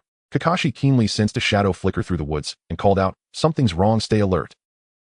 The group immediately entered combat mode, each on high alert in different directions, with Obito and Xin Ling simultaneously activating their Sharingan. Suddenly the sound of slicing air echoed as countless shuriken flew toward Xin Ling from directly ahead. 3 o'clock direction, enemy attack. Xin Ling calmly reported the situation. She drew a chakra short sword from her ninja tool pouch, with wind-style chakra instantly wrapping around the blade. She swung her sword to unleash a compressed airflow which collided with the shuriken, creating a powerful gust that knocked them all down.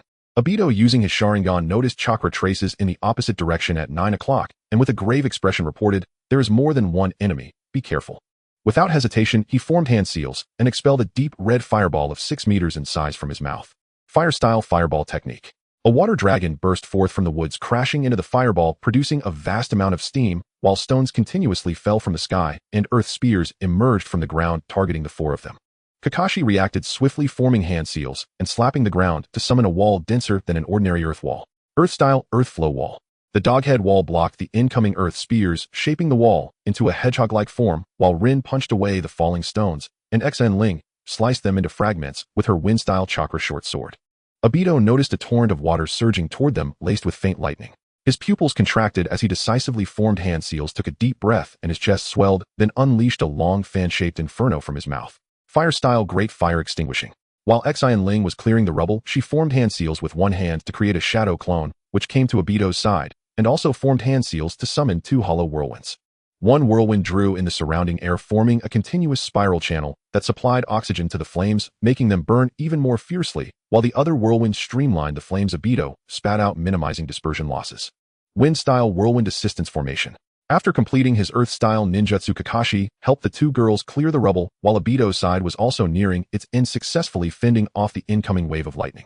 At that moment, a shadow burst forth from the 3 o'clock direction, wielding a long knife, clad in a black cloak, and wearing a black-faced mask, charging straight for the exhausted Obito. The shadow clone of Xin Ling pushed Obito aside, only to be cut down by a single strike. "Stay away from him." Rin noticed the situation on Obito's side, and after sending a massive rock flying through a punch toward the masked man. The masked man raised his hand to block, but was still forced back a few steps by the terrifying power. Then he exerted force in his legs and instantly appeared beside Rin, the 3 tomo in his blood-red right eye slowly rotating. Rin locked eyes with that eye, and under the impact of the illusion, she froze in place, only to be kicked out of the battlefield by the masked man. "Rin!" Obito shouted in alarm, glancing at the Sharingan, feeling a wave of dizziness wash over him.